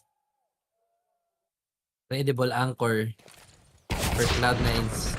Inters, sobrang tagal niya doon. Ang dami niyang nabay na time waiting for Shiro and Axile para makapunta sa kanya. But although Robs was the insurance there. He got the lurk, he got the flank. Kaso lang si Inters, siya yung pinaka-problema doon. Ang hirap talaga pag nasosumukan yung site doon sa may B side. Kasi sobrang... Yung pinaka-last resort no, nagagawin mo pag ikaw yung B player. Oo, yun na lang yung chance mo para mapatagal. Yun na lang yung pinakatulong mo sa team is... To delay the execution, delay the bomb plant, wait for the rotations, and saktong-sakto lang Cloud9. Buti na lang matibay yung B nila. FaZe, good idea coming from Carrigan, knowing that kumbaga anti-execution yung ginagawa ng Cloud9 eh, no? May nakaboost sa new box, tapos yung isa ready sa molly. And a good decision yun para i-contact play na nga lang. Kaso lang, wala talagang baga walang katrin si Carrigan doon. Siguro kung may second guy na magsiswing doon, possible pa an easy B hit yun for FaZe. But now, mukhang rush B lang. Carrigan again sa may banana area, leading the pack with that banana control. And yun na nga, may hila si Shiro with that rotations. Brackets need to play passive since the B is very open. Okay, banana control for FaZe. Pero same setup pa rin yan kagaya ng mga nakita natin. But I think, tatry naman siguro nila sa A. Kanina pa sila nasasaruduan ng pinto sa B eh. Oh, tsaka wala rin sila utilities ngayong round, oh. Sobrang hirap nito, pre. Nakabaon din yung C9 sa may A site. 3 players sa may A site. That meta, Shiro will spam the smoke. Nakita pa si Rain dito. Hindi agad matitradean yung frag dun kay Carrigan. Man advantage for C9. Good kill. Axile will take down Rain as well. Dito si Brokey. Robs na lang ang matitira. Wala pang damage silang nagawa dito sa C9, no? With that Mac 10. Kung mahihirapan dito or with that Deagle, mahihirapan dito si Robs. Hindi niya muna gagamitin yung Mac 10 niya knowing na mas okay yung lead. Pero that lead na nga for C9. 10-11. Nakahabol na on their city side.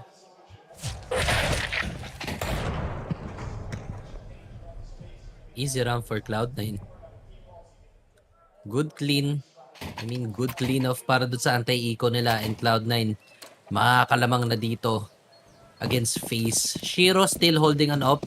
Sobrang daming utilities para man neto ng Cloud9. May pera pa naman sila dito. And look at the buy for FaZe. 2 Khalils, yep. early mid aggression. Shiro holding that angle para makapasok na lang. Good flash coming from Banana. Habit that deep flash. Very worth it. Tapos nakaisa pa Shiro. Ito na pre, the aggressive C9. Ito yung gusto natin makita. Mukhang nag-loosen up na nga sila dito. The confidence is back on track, only up to Brokey and Rops. No utility so much whatsoever. Shiro will go back. He needs to go back. Maraming pressure sa may brackets area, but I think C9 is very well aware dito sa mga nangyayari na to. Nafani getting that pick. Naunahan niya doon si Brokey. Only Rops again. 1v5. Too much to ask for. Mukhang kailangan niya na to i-save pre. Unless makakita tayo ng miracle clutch na naman. Hirap. 1 minute, na sobrang passive. Di rin niya hawak yung bomb. Smoke flash lang yung hawak niya dito. Again, walang bawasan sa C9. No? Possible economy booster dito ng city side. Di nila hayaan na walang off si Shiro every round. And again, I think they need FaZe Clan need a pause to get back their composure dito sa kanilang T side. Medyo nahihirapan na sila kung saan sila magte-take And nawawala yung mental fortitude, also yung asim, yung confidence na pumush dun sa mga areas na gusto nila, no? Banana, Carrigan, sa may bracket side, late nila natitake to. I think mga 1 minute pa nila bago tauhan itong bracket side. And also C9, nakaharap na ng solusyon wala masyadong maasim. Early pick, early mid aggression dito sa round na to. And that will convert into a round. So 10 to 12 ang ating scoreline. 2 round lamang dito yung Cloud9. Possible map 3. Para sa mga nanonood dyan, chat nyo na kung ma-map 3 ba tayo dito. Ay. Just comment down below kung gusto nyo makita ng Mirage. Sasabihan namin tong IEM. Nasa atin pala yung bola, no? Cloud9, 2 yung kalamangan nila dito. And another weak buy for FaZe. Upgraded pistols, marami pa naman silang UT. And I feel like pre, mukhang bigay muna talaga na yung banana doon. And twist, again, this is a fast mid. Coming from FaZe, mukhang binago na nila yung pacing dito. Fast wrap around our Tito Rain leading the pack. Try to get an entry kill dito. Nafani, Crosshair is still there, but good trade coming from Carrigan. That's big. Axile spotted. They know the info. Ooh, that's a drive-by coming from Twist. Good trades coming from FaZe. 3v3 situation. Yup, those were pistols. Yun yung weak buy ng FaZe and C9. Mukhang hindi sila ready doon sa fast play na yun, pre. Hindi sila ready at may con smoke, library smoke, bomb plant situation para sa side ng FaZe Clan. Carrigan with that low HP. C9, how they can convert this into the round. Retake is on para sa kanila. Inters and Shiro na may kit. Let's see. Kailangan ata pumitas dito ni Twist para hindi maipit na low HP dito si Carrigan. Carrigan will expect that jump para kay Habit. And C9 will fall down into the pieces dito sa round na to. FaZe Clan will win that graded pistol round. 11 to 12. Look at that. Mukhang nagkaroon ng pag-asa dito yung FaZe. Man,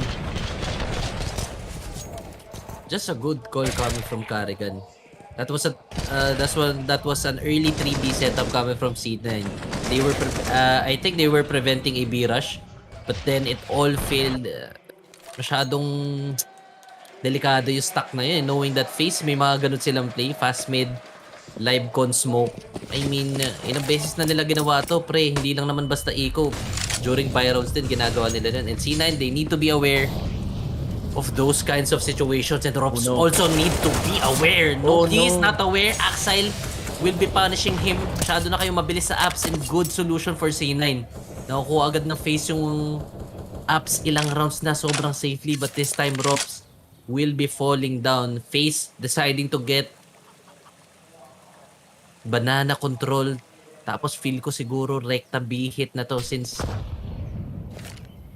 an advantage for the side of C9. So wala na silang masyadong magagawa dito. If ever mag-bracket stake pa sila, wala na silang UT. Ito na nga, UTs incoming dito sa may B-side. Good molly para ma-isolate yung players ng Hobbit though. Is a couple of shots. Wala siyang makikita dito and B-side is very open. Yung pinakausapan na lang dito kung sinong una makakalason. Kasi FaZe, kailangan nilang pumitas. Good boost para kay Napoli, but that's a good for one. Good trade coming from Garrigan. Brokey keeping the pressure up dito sa may city. He will take one down with him. That's Shiro. That's the upper. Wala nang watchtower dito sa may B-side. All contacts na lang mangyayari. Deep flash. Bulag si Rain dito. But Carrigan's not blind. They were not aware. He is that close. Good swing coming from Rain. May info sila kay Axel. He knows that was the flasher. And Axel needs to save this up. No space given for the side of C9. Good B execution, pre. Look at the trust ni Rain, no, doon kay Carrigan. Kahit nabulag siya, still hindi siya nag-spam and he hold this angle very seriously doon sa ating orange spot. And okay, good frag doon kay Axel sa may apps. Crosshair placement ni Props is not that good. Really man advantage for C9, pero yung pinaka kailangan doon sa round na yun ng Cloud9, yung boost play na ni Habit.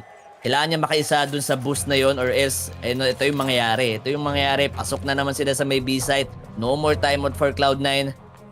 And a possible comeback for FaZe. Talaga nakakatakot sa FaZe, pre. Hindi lang yung Cloud9 may gulat play. Also FaZe, look at that early B hit. Not even taking brackets. Kumbaga, nga naman, ba't pa natin taking brackets? Mawawalan tayo ng UT. Possible may kumbaga makapitas pa yung C9 doon. Tapos may hirapan pa tayo sa pagpasok ng site. Why not go for a B? Gamble na natin na 2 players lang yun nandyan. Then, I think that was the solution for FaZe. Quick readjustment lang. Tiwala lang sa mga kakampi. And that post-plant situation, that was so important. Yep. The frags are well distributed sa side ng FaZe clan. Full of rifles. May dalawang op for both sides. Ang makakuha ng round na to, mukhang sila talaga yung makaka-momentum. Knowing na C9, sobrang basag na basag yung economy nila dito, pre. This is their chance or last chance para ulit makuha yung momentum nila kanina. No? Kanina, sobrang confident na nila pumush ng mga areas eh. Diba? 2 rounds silang clean round. But this time around, Shiro, di ulit tatama yung op shot. Nakita ni Twist yung leg. And Twist will kill Hobbit doon sa may oranges. A 5v4, make it 4v4. Equalizer para dun sa shot ni Inters. Pero open yung bracket side for Cloud9. A very passive setup naman para kay Axel and Nafani, no? Bait setup, balcony play, and pit area angle dito ni Axel. Wala silang utilities. Also Axel na dink dito ni Brokey. Pero nasa 25 damage. Nafani, good frag by Brokey. Mabilisan lang. Hindi expected dito si Rops. Oh no, a 2v3 situation. Hindi pa nakuha yung bomb and alam ni Axel na meron na sa taas at hinihintay lang ni Rops. Dito napipigan siya and 12-13. Good recovery for Cloud9.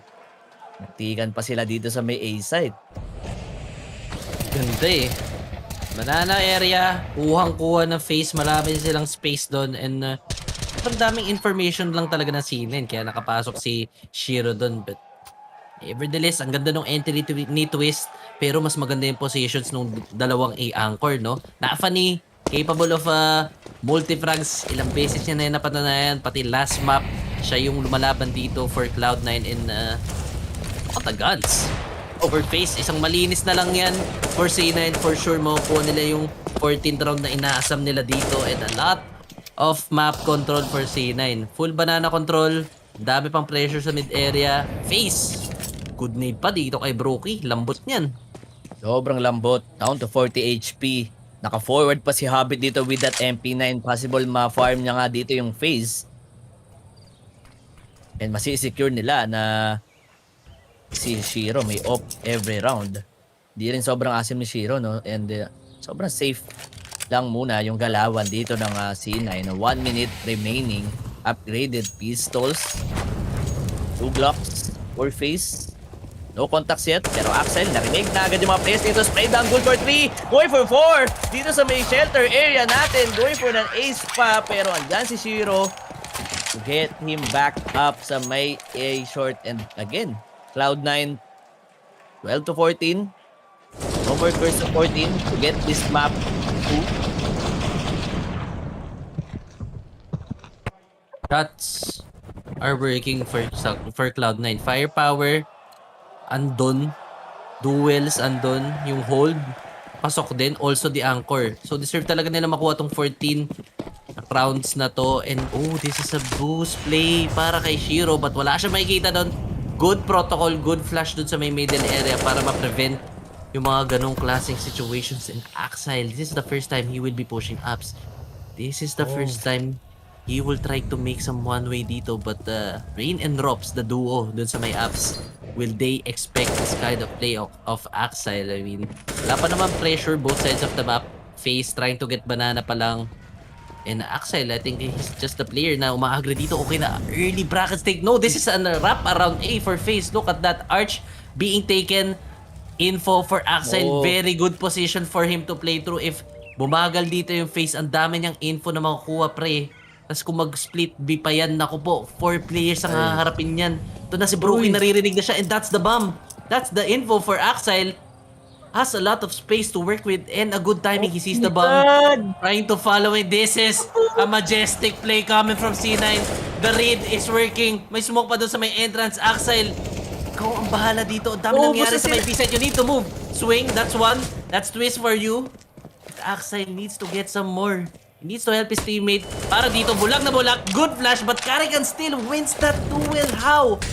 Molly doon sa may new box. Axile, ipit siya, pre. Meron pang banana area. And I think the swing! He will get props. 2v2 situation. The bomb is down, but no. FaZe still is alive. 13 rounds.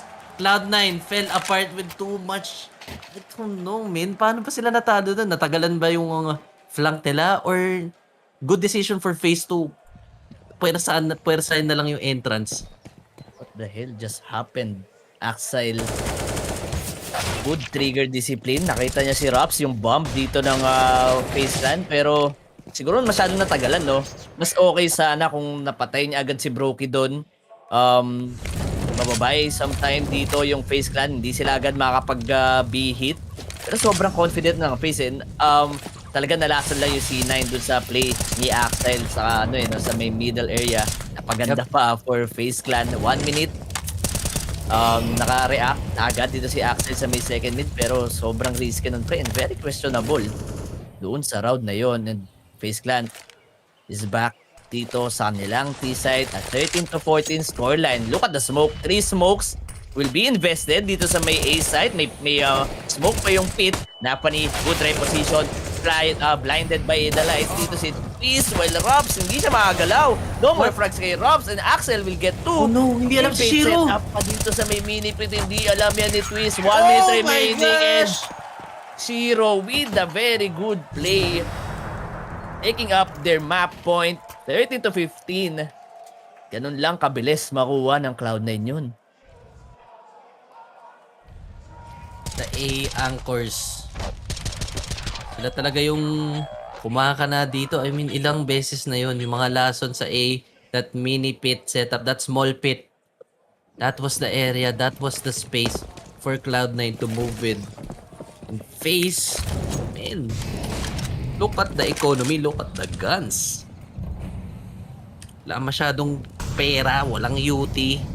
Tech9s, Deagle, and 2 Galils. I don't know kung paano mako-convert to ng FaZe and C9. They just need to play it safely. Huwag naman yung sobrang safe na sobrang passive nyo na umaabot na sa point na masaswarm kayo ng Tech9, but just be reactive, just be proactive no, sa mga nangyayari. Alamin kung saan yung mga gaps, saan yung mga lapses. And I think C9 will be able to get this map and a possible map trade nga to. They're heading for A. They're leaning towards A site again. The anchors will be tested and Twist. Ito na yung mga smokes. Mukhang wall of smokes to. And Shiro, you need to be ready. Ikaw lang yung offer dito. Ikaw lang nag-hold ng A site. Flash incoming. Nalig na si Carrigan doon. But Pit, bukas na bukas yan, sir. God. Pre. Tatambayan na lang nila yan. And FaZe falling apart with this strat. Nalason pa sila ng sarili nilang strat. Wala nang tumao sa pit. Wala nang tumao sa may mini pit. And just like that, Cloud9 will take map 2 and Nafani really deserve that. Cloud9, good map trades ang kaganapan dito mga sir, no. Cloud9 naman na makakuha ng Inferno. 16-13 ang ating score. sobrang layo na noon. I think hindi naman ganun kalayo yung ating mapa, pero sila pa rin na makuha.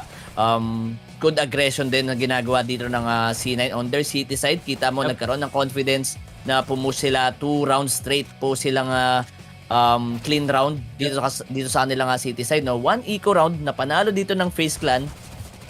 Dun sa P250, dun sa mga Tech9 sila sa wrap around A side, pero hindi yun naging enough para makapondo pa dito on their T side. Nahirapan sila pasukin, knowing na banana area. Binabaon na lang dito nila Inters and Habit, no? So yung off ni Shiro, nagkaroon ng respect dito sa sa FaZe Clan, no? Hindi na siya masyado pumipik, hindi na masyado siyang nagiging aggressive dito sa kanyang off. And that playstyle na ginagawa din ni Nafani sa may A-short, yun din yung malaking tulong, yung malaking help on his team. Pinaka gusto ko sa Cloud9 is yung A anchor nila, pre. Sobrang tibay talaga. Even a man down, nako-convert pa rin nila yung mga routes na yun. Kumbaga, ang pinaka-key lang naman is nasa tamang position ka at the right time, no? Lagi naman ganun. And also the timing. But for that, siguro better decisions for Cloud9 para maging passive na lang. Huwag na masyado labanan yung bracket since, ayun nga, dun malakas yung phase, no? Pag nagba-bracket control sila, ang daming casualties. So, nakakapag-decide agad si Karrigan kung nasan yung weaker side. But for that, Cloud9, sobrang dami. Nag-explore sila, nag-tumiming sila sa sa may middle area, aggression ni Axile, push ni Axile with Shiro. I mean, ang daming baon ng Cloud9. Siguro nagulat lang yung face sa mga pinakita since hindi, kumbaga yung mga timing, iba sa mga nakakalaban nila, no? Although, Cloud9 may mga lapses nga sila nun against NIP with that A side. But this time, pre, mukhang pinakita nila kung ano yung pinractice nila. Wala nang mga butas, ang ganda na ng mga positions, tapos ang ganda pa ng utility management. Really deserving map for Cloud9. Bro, talagang tinis nila yun. And 8-7 pa rin yung scoreline natin, pero makaka-recover sila dito sa nilang city side with that aggression, with that info play ni Axel dun sa isang round, kahit na mas na-punish pa sila dun sa flank niya, big flank niya, para mapatay yung bomber dito na si Brokey. Pero yun nga guys, 1-1 ang ating series.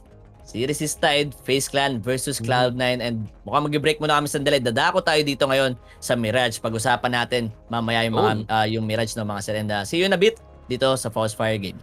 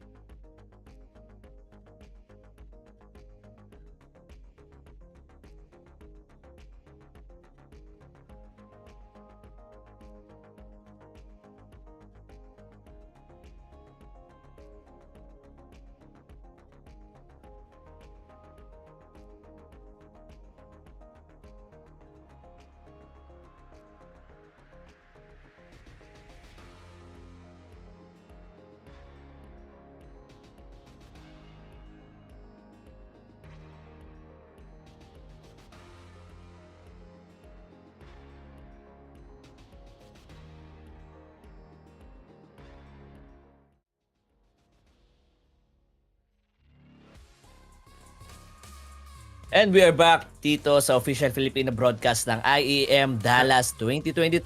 Kami pa rin ang caster nyo for this series. This is Kenoit. And this is Nafu. Yep, a match between FaZe Clan versus Cloud9 pa rin tayo mga sir. No? And handog yan ng Focus Fire Gaming. Pero sa mga kakarating pa lang, kakagising at kakakain pa lang kanilang mga almusal, please do subscribe to our channel and also follow nyo na rin itong Facebook page namin para updated kayo sa mga CSGO events dito sa ating page. Pero 1-1 series tied. FaZe Clan nakuha yung overpass. Cloud9 nakuha naman yung mapa nila. Dadako naman tayo dito sa map 3 now. Anong tingin mo dito? Map 3, Cloud9 versus FaZe, no? Pero nakakatawa dito, pre. FaZe, talo nila yung Ents, which was yung tumalo sa kanila last series. Natalo nila yung Ents dun sa mapang Mirage, and that was so one-sided. 16-9 as scoreline dun. Sobrang one-sided dun, pre. Kaso lang, nung hindi pa Cloud9 tong yung current roster na Cloud9, nung hindi pa yon, may tinatawag tayong players. Tatandaan nyo ba kung sino yung players? They went against FaZe, and that was the biggest loss for FaZe, no, pagdating sa Mirage. It was against players. So sila rin yung roster na nun. That game went 16-5.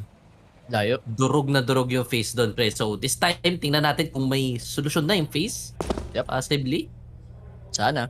Twist. Going for the info. Habit and Axel. Na-reveal na yung spot nila dito sa underpass. Wala pa naman damage. Axel lang with that 15 damage. Doon ni Twist. Pero dink kay Hobbit. Fake dink. And the swing naman sa may middle area. Inters with that P250. Carrigan. No more swing para kay Axel.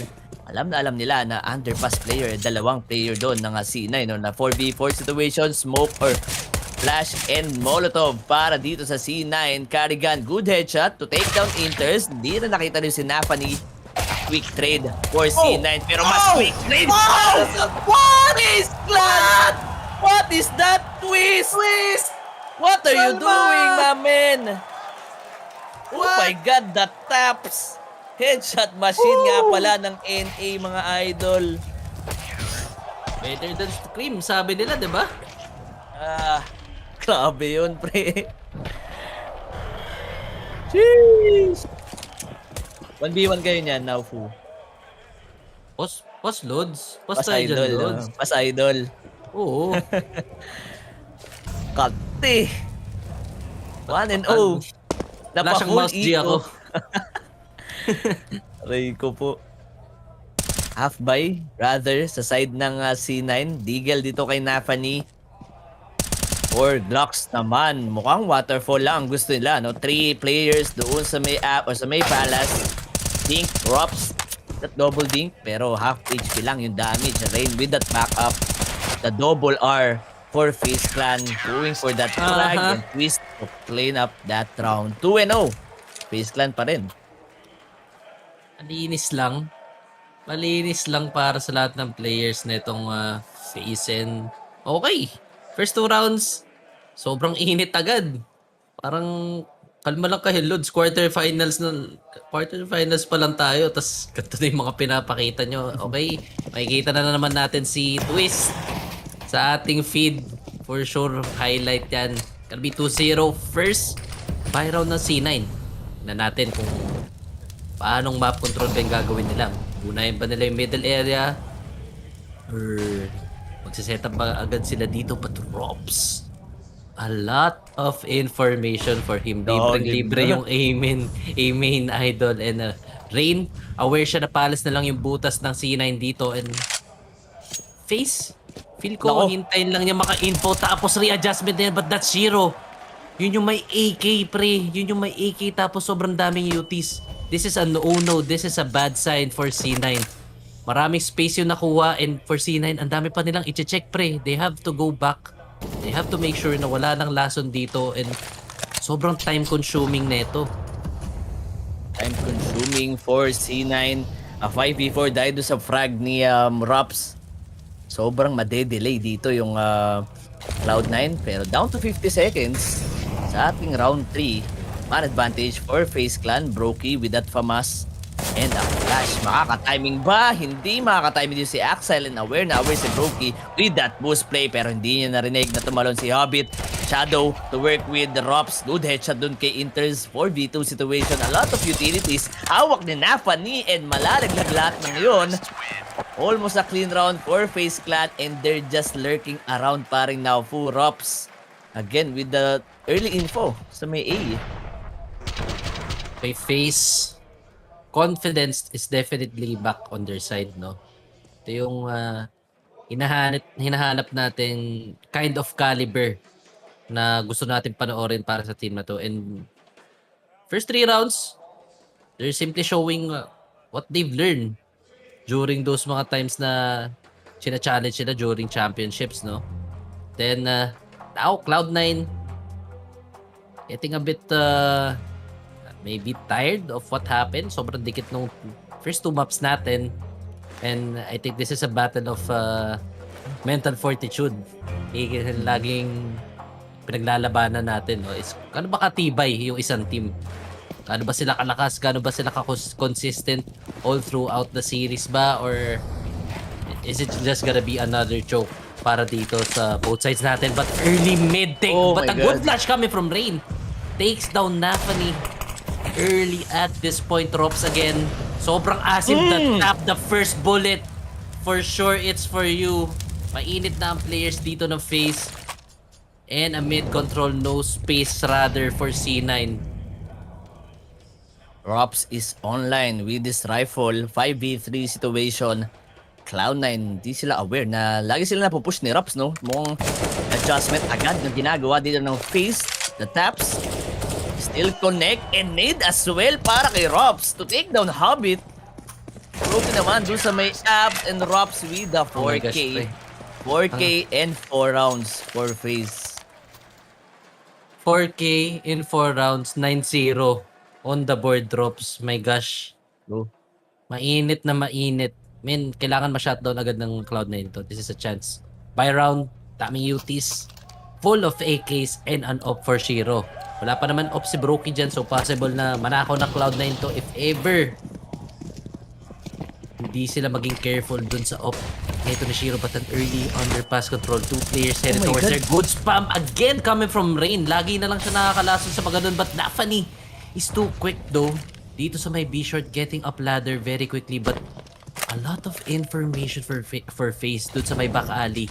Alam nilang hindi pwedeng magbito, so saktong-sakto lang si Carrigan smoking palace para ma-delay any sudden pushes for the side of C9.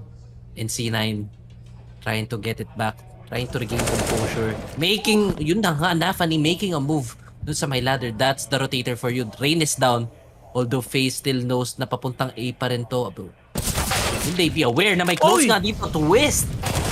Punishing that lurk, Carrigan, pero only good for 1. Drops na tatag siya dito. Naririnig nila yun. Good habit. Good reaction coming from Habit. Oh, Shiro still marking that. Oh, Brokey left alone. 1v3 situation. Bomb has just been planted and Brokey trying to get a kill dito sa may gap na ginamit ni Shiro kanina. No enters, good timing, and that's a 4-1. Cloud9 on the board. 1 round for Cloud9. Nafani is the biggest problem dun sa round na yun. Knowing na na-take niya na yung mid area with that 40 HP. Tinapangan niya na lang. Kinuha niya yung ladder dito for the sa map control for his team. And again, FaZe Clan, grabe. Na-abuse talaga nila yung spawn nila. No? Parang na-full laging Oo. kung saan pwedeng maging maasim dito yung FaZe. They're going for it. 2 underpass push. Drops kanina nung past 3 rounds. Pupush ng A. From that round, nakakuha ng map control agad yung FaZe Clan. And ayun mo naman, FaZe really with a good reaction. They gave up the B side, 2 flank for FaZe, kaso di yun nag enough sa A hit dito ng Cloud9. Feel ko sa Cloud9, medyo nag-loosen up na sila dito. Again, basag momentum yun. Hindi naka 5 straight rounds yung FaZe. First buy round na C9, Shiro with a note na pagana agad. Drops, taking that damage. Making sure na may onting last on play na nagaganap dito. Pero, that nade. Rain down to 58 HP. But the space created dun sa may ladder. Hobbit still punishing him through the smoke. Drops is down. Axile, nandito na sa may connector area. This is a lot of information of him and also a lot of space for Cloud9. Look at this. Look at the off guard. Axile getting rain. Alam nila wala nang rotator to face and alam nilang Brokey. He is alone dito. Oh, Carrigan. Nakakuha pa siya ng timing dun. What? 3v3 situation. The bomb is in the side. Hindi niya in-expect na hanap pa rin ng pitas dito si Interson. Also Shiro. Doon sa kabilang side ng map. Oh my gosh. Everything. Basang-basa nitong Cloud9. Lahat ng rotations. Lahat ng cover-ups. And also the anchor positions ni Brokey, man. That solution, Cloud9, alam nila na lagi sila naasim dito ng FaZe. Kaya sila nag-forward agad. They took up the mid as early as possible dito on their T side. And ayun na pinalagi-edge ng Cloud9 sa round na yon. To get at least dalawa dito sa nilang first half. Smoke dito sa main nest. Again, mid. Kita ng C9 pero hindi. Oh, expected pa dito si Rob sa Shiro. That's a good punish. Kahit na na-flash ni Rain, still he gets that frag. 4v5 situation. 4 rifles and an op para sa C9. Gets ropes like a G2 way, no?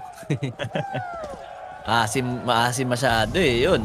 Nakakita ng op and that man advantage. Ngayon pa lang ulit, i-retake ng C9 etong middle area. Good crossfire setup, twist. Together with Brokey, may insurance pang kasama dyan na si Rain. Paano mag-work tong setup nila sa may mid area? No? Yung na mid area nga yung pinaka main problem nila. No? Laging malambot etong mid while twist. Going for that pick. No, only tagging Nafani down to 18 HP. Low HP para sa IGL. 3v5, wala pa napipitas dito yung FaZe. Delikado sila since si Carrigan wala rin siyang hawak na barrel dito. No? Mahihirapan siya if ever man mag-contact na nga in Rain. That through the smoke using that gap to kill Inters. Well, Carrigan ipit na ipit dito sa may get right spot. 2v4 situation and AK over Deagle doon sa round. What? And eto ang isa, 4-3. And they're just doing it. Cloud9 just doing it dito sa kanilang P-side. Solutions after solutions para naman sa Cloud9, no? Alam nilang kaya talaga nila mamaan yung middle area in twist, man. Maybe nag-whiff ata siya doon ng onte doon sa may B-short. Sayang yun eh. That's a one person down sana. Tapos Rain, makakaisa din. Equalizer na yun. But that round, that was in favor for Cloud9. Nasa kanila yung momentum. And look at the guns now for FaZe. Upgraded pistols only for Deagles. And a 1 CZ for Carrigan. 2-1-2 setup. Walang masyadong hard read yung FaZe dito. Feel ko magiging reactive lang sila. Same again.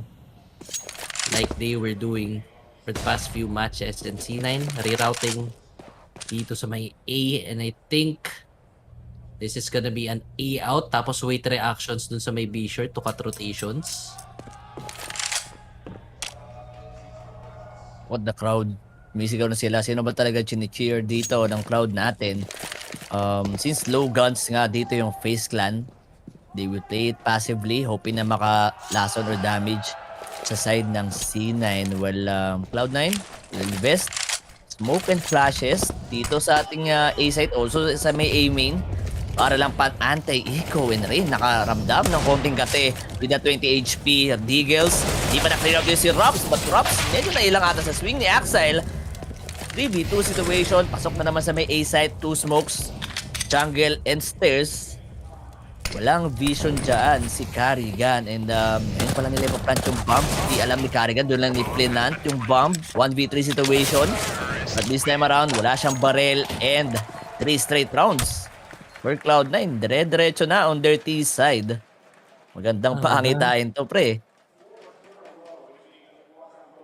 4 rounds na, parehas. Ang bilis naman nung pagtie na yon. Kala ko Kala mo one-sided na agad, no? Oo, pre, kala ko Yung sa mga push pa lang init. ni Rops, Oo, nakakatakot na eh. Alam mo yung pwede itong mangyari sa mga Byrons ng Cloud9 eh. Pero this time, pre, malakas yung default nila. Dami nilang map control. Tapos ang ganda pa rin pasok sa A side. Oh, he saw the head of Ropes passing through connector pero sayang, hindi ko marinig. Oh, naririnig ni Nafani yun. Alam niyang susunog si Ropes dito. But still, loses to that duel. Brokey missing a shot dito. But Rain Rain got Brokey's back and he will punish interns. Good nig pa kay Habit. Oh, good trades of nade. And Habit, mananalo siya dito. Oh, but this angle coming from Rain. Quick, 2 taps para sa ulo ni Habit na Shiro. Axel with a smoke, kill, punish. This is a 1v3 situation and Brokey will just clean that A site and FaZe. Okay, 5-4. Lagi na natitik yung mid, no? Nafani laging tumatawag doon sa may catwalk with that top mid smoke. Yep. Sakto na infoan lang din dito siguro si Raps na low HP na kasi Nafani sa may catwalk kaya pilita siya i-pick na yun. Sir. And look at the performance para kay Rain. Ang ganda nung re-aggression niya dito sa may Tetris spot, sa may Apex area to get that round. 5-4. Okay, nabasag yung momentum dito ng Cloud9 but they will use that tactical pause para lang mabasag or maging icebreaker for FaZe. Usap-usap muna. Parang naano yata sila. Ang bilis ng solusyon eh. Second buy round. Solusyon na agad ng FaZe. And for Cloud9, alam natin na hindi nila pwedeng hayaan yun, no? Na bumalik sa composure yung FaZe, bumalik sa momentum, get their morale back up. And Cloud9, good pause to prevent it. And siguro mapag-usapan yung mga konting lapses nila. Last round. Again, net control dito for C9 na almost kill. Nakita yung balikat ni Nafani doon. Again, the same setup, the same style pre. Nafani being early dito sa may lower spawn area. But Brokey, good flick. Punishing Nafani. Yun na lang. Talaga ang solusyon dito ng FaZe is to kill Nafani doon sa may middle area. But are they aware that dito sa may double B short swing, Rops is aware. Good 2 kills from him. They're highly aware na mag-BB split na to and Brokey. That angle, that's an anti-contact angle and only up to Shiro. 1v4 situation. Rain, sobrang dami ng space. And Shiro, I mean, kailangan niya na lang siguro ma-save to for next round. Yup, Shiro. Kailangan niya i-save. Marami siyang utilities na hawak dito na pwede pa nilang gamitin for the next round. But this is a 4v1 situation and a lot of time para kay Shiro, no? Para pumitas. So mukhang FaZe Clan will play it passively. Hintayin mag-plant in si Shiro if ever man try niya tong round na to. And 40 seconds, matatimingan ba ni Rain? And di ata makakasave. Sakto nakamark si Shiro. Pero look at that timing! Shiro pa rin ang mananalo doon. Down to 30 seconds. May info na dito yung FaZe sa may mid. Low HP. Alam yan ni Rain. Nanalo niya nga dito si Shiro. But Shiro will try it. Will try to get this round with that 17 seconds. Aabot pa kaya? Pero mukhang isa-save na lang din to and going for that 5 or 4-6-4 scoreline. Good round for FaZe Clan. Also, top con smoke. Parang Naufo, nakita mo yun. Ginawa ni Rops. He used that advantage para makadalawa doon sa may catwalk. And then from that frag, basag yung setup dito ng C9. A really quick solution for FaZe. Pag na-deny si Brokey dun sa may window area, pag hindi na nag-A si Brokey, mag-top concave and for sure mahuhuli mo si Nafani on that cross sa may catwalk area. And yun na nga, na-punish si Nafani. Tapos hindi pa nila expected si Robson since why would you play 2 cons na kanina pa kami nakakapasok ng A, diba? And a good gamble for FaZe. Wala masyadong pera dito ang C9. Tech 9, 2 ganil tapos isang AK. Then lack of utilities pa. And mahirapan C9 dito. Oh, nade. Pero onting damage lang for Shiro. Mukhang alam na eh, no? Na may possible na op doon. Mukhang alam. Pero ito, alam ba? No! Inters with that Galil punishing Rain. Na-monitor diff pa nga ata dito si Rain. 4v5 again. Galil yung pumatay kay Rain, ha. Delikado dito yung FaZe. Pwede silang mabutasan sa A side. But look at Brokey re-aggressing the A main. Holding that ground para hindi maipit dito sila ni Rops. See? Waterfall setup ba to? Pero no flashes. Trades lang para kay Hobbit and Inters. 4v4.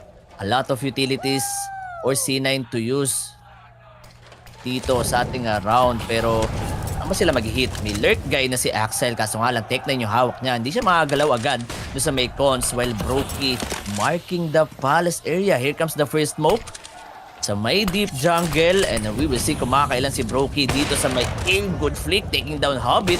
4v4, no scope para kay Nafaningi. Dalawa na lang yung natitira dito. Brokey still hitting those shots. Shiro na lang, a 1v1 off. Hindi niya makita din si Brokey. No scope rin para kay Brokey. 2v1, very winnable, pero yung time na rin yung kalaban dito ni Shiro, no? And good trade para kay Twist. Pistol lang para sa kanya. Sobrang tapang ni Brokey. 2 smokes were down. May flash pang kasama yon. May pre-flash pang kasama yon just to flush him out of that angle. But Brokey still, hinanap niya ang kalaban. Hindi niya hinayaan mag-cross. Waiting for that stairs jump and also being aware that low sandwich yung pinaka-refragger nila. And man, Brokey still consistent up until third map. Wala akong masabi dito. And really deserving round for FaZe because of Brokey. Rain, sobrang aga naman dito sa may top pit area na punish agad yung isang rifle nila. Rain, the tops.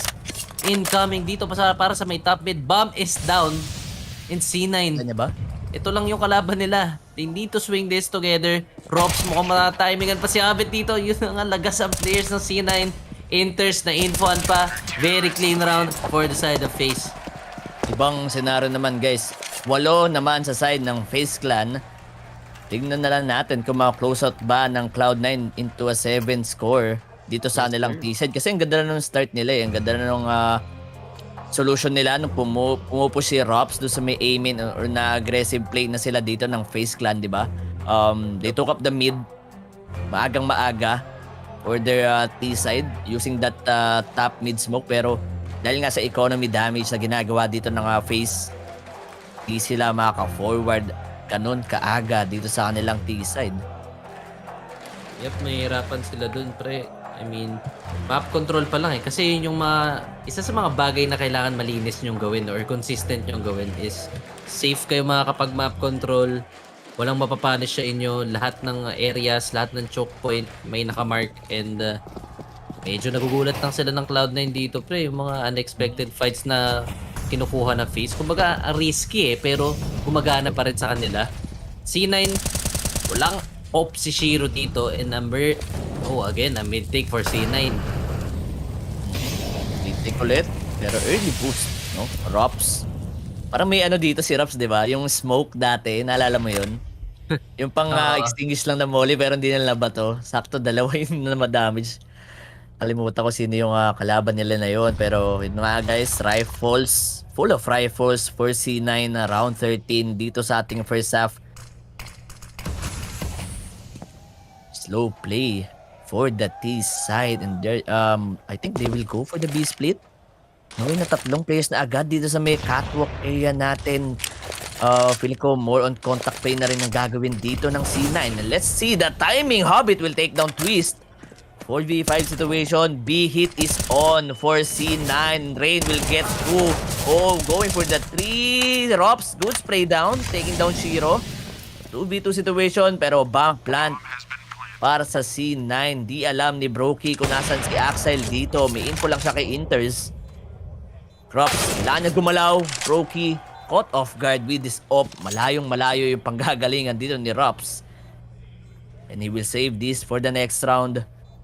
8-5. Gusto ko yung ginawa ng C9 dun, pre. Pag nagtitake sila ng mid, sobrang dami nilang binabatong utility. So, that's a sign nga naman for FaZe na lumaban. Kumbaga, kontrahin yung ginagawa ng C9. But this time, galing nung ginawa nila. Tahimik nilang kinuha yung boxes dun sa may top mid. Tapos they just went for a smoke. Walang flashes, walang molly. Ang ganda ng pasok sa may B-short area. Really gulat play for the side of C9. So, okay.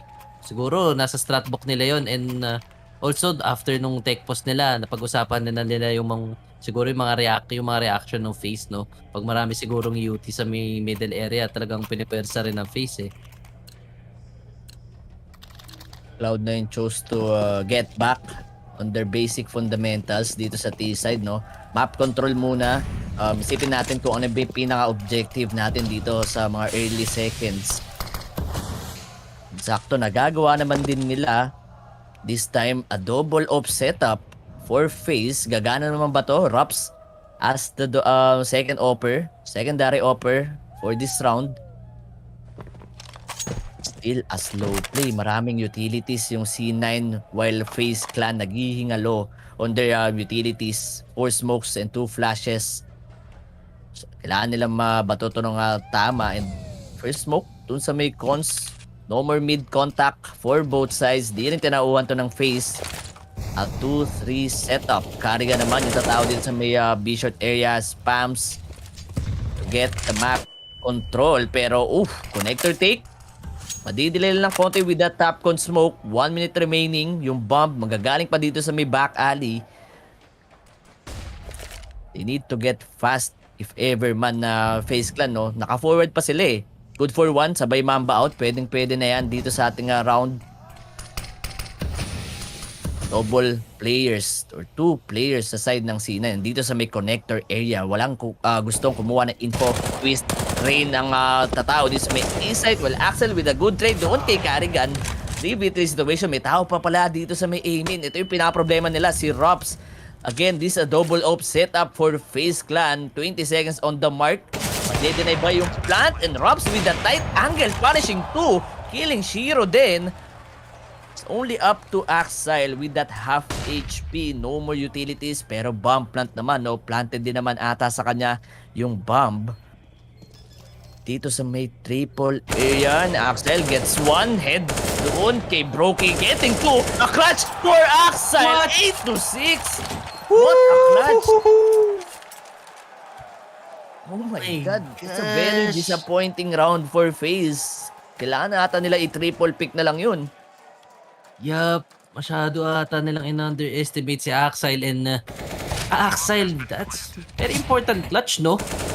8-6, that was their 6th round. Sobrang dami nilang mapupunto dito and nag-isa-isa lang talaga yung FaZe dun. Siguro dati nilabanan na lang nila yun ng wala na nag-diff. Labanan nyo na lang kung lalabanan nyo, wag isa-isa. And sobrang sad nun.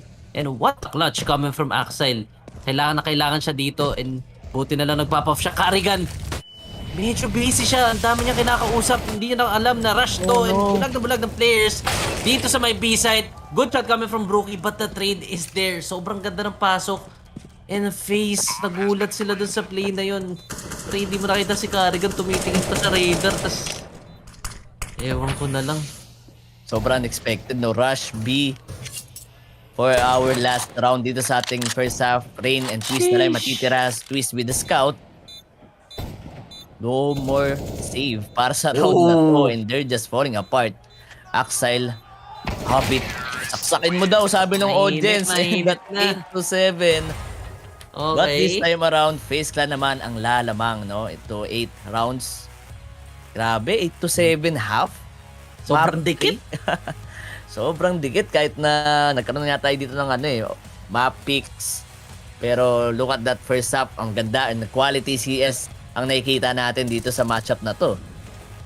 Yes sir, palitan lang ng rounds and palitan lang na solusyon, no? Kumbaga may solusyon sila sa mga kinds of setups na ginagawa ng FaZe. Tapos yung FaZe, may mga anti-set din silang setup, may mga anti-contact silang setup, and for now, sobrang dikit ng laban. 50-50 pa to mga idol, no? 8-7, but for C9, feel ko bibigay ko yung advantage sa kanila neto since naka 7 rounds sila during their T-side. Sobrang laking pondo niyan. If ever dadako na tayo sa second half, tapos makuha pa na C9 yung pistol, dami niyang rounds, ang daming chance for them to close out this series 2-1, reverse sweep. Pwede, no? And that 60% win percentage sa city side ng Cloud9, possible nga na makuha nila tong series natin. Pero sabi mo kanina nung bago pa lang tayo mag-start ng map 3, medyo hirap nga dito yung Cloud9 na ma-close out yung yung mga late rounds. Medyo nagkukulang sila, and siguro sa gantong performance masasabi natin na didikitan nila tong FaZe Clan. Pero FaZe Clan once na naka-recover and Carrigan, feel ko nainis siya dun sa rush B ng Cloud9 pre. Not even expecting going for that calls pa. Siya doon tumitingin pa sa radar, and hindi siya aware na pwedeng mangyari yun dun sa B site nila. And that 8-7 score Di pa naman ganun kalayo, 50-50 indeed, sabi niya paring Naofu. Pero mag-expect pa tayo dito sa sa city side naman ni Shiro, pre. Kasi Yep. Oo. map 1, sabihin natin, hindi siya masyado nakabaril, di ba? Lagi siyang disable doon ng FaZe Clan, map 2, and dito sa map 3. Talagang makakita tayo ng Shiro God mode dito sa ating series. Kasi pa yan sa hinihintay natin is Shiro to pop off with this op. Lalo na city side na to, sir. Siguro mas makakita tayo ng mga mid-aggression. Siguro yung mga ginagawa ni Brookie kanina pwede niya ipakita during city side. And ito yung pinaka-importante is makaipon talaga ng pera to agad yung Cloud9 no, for Shiro's op. Kasi an early advantage yan for Mirage since ang daming choke points niyan, ang daming pwedeng lusutan ng offers, ang daming pwedeng tulong na ibigay ng riflers para maka-forward yung offer, para maka-pick yung offer. And I mean ano lang to kumbaga paunahan lang kung sinong unang makakabasa ng mga early setups. Kasi yung early setups na yan, pinaka gusto nating iwasan yan as a team, no? Lalo na pag T-side. Kasi ayaw mong mapitas yung mga players mo, nagma-map control pa lang So, again, they have to be very careful, no? Pagdating sa map control for FaZe. C9 naman, kailangan talaga si Shiro, pre. Yun lang gusto ko makita. Aggressive Shiro. Just like the good old days, diba? After nung match nila nung sa Furia, masabi natin na lahat sila nag-perform, no? Cloud9, natalo nila dito, or natalo sila ng Furia to 16-13 scoreline, pero hindi sobrang layo yun. And that's Furia. Alam natin na sobrang lakas ng Furia dito sa ating Mirage, lalo na kapag T-side. Sobrang nakakagulat lahat ng playstyle nila dito. Well, C9, 8-7 nila tong FaZe Clan. Yun nga, mukhang hindi pa natin alam kung sino talaga mag-step up or sino talaga mag-forward dito sa ating semifinals ng IEM DAS. Pero yun nga, sa mga nanonood dyan guys, grabe, ang dahil pa rin nating tao dito sa ating YouTube channel. Yan, shoutout sa inyong lahat, and also Facebook channel namin. Yes, sir. Nag-start tayo dito ng 5 a.m. or 7 a.m. technically, no? Dahil sa mga technical issues, pero time check, 10:20 na at nasa second half pa lang tayo ng ating map 3. So ito na, start na. Pistol round, T-side naman ng FaZe, Cloud9 sa city side. Okay, ganda to. Carrigan, smoke and flashes. Very basic lang, pero si Shiro, naka-dualist siya. Kaso mukhang wala sila makikitang kalaban dito. This is just gonna be a simple A-hit. Smokes are down. Flashes incoming. Hobbit with the same position. Kaso ang bilis naman ng punish ng...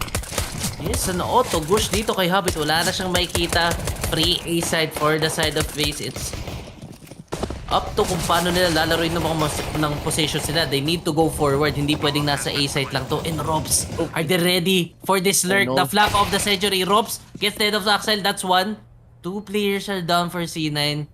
But the duelist is still alive. Shiro, kailangan mo ba ma-convert to sa round? And Nafadi, hindi pinipressure lang siya dito ni Rin. Nihintay lang pumikin. Shiro, no kills for you. Shiro trying to spam his duelist pero walang...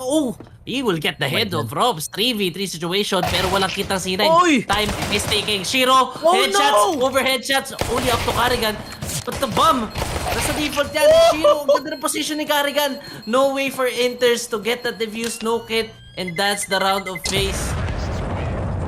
My God, the duelist from Cloud9. Muntikan pa nga dito yung C9 pero ay yung FaZe. Pero look at Carrigan stepping up dito sa mga last few seconds na kanilang post-plan situation. Katakot, no? Shiro with that duelist taking down 3.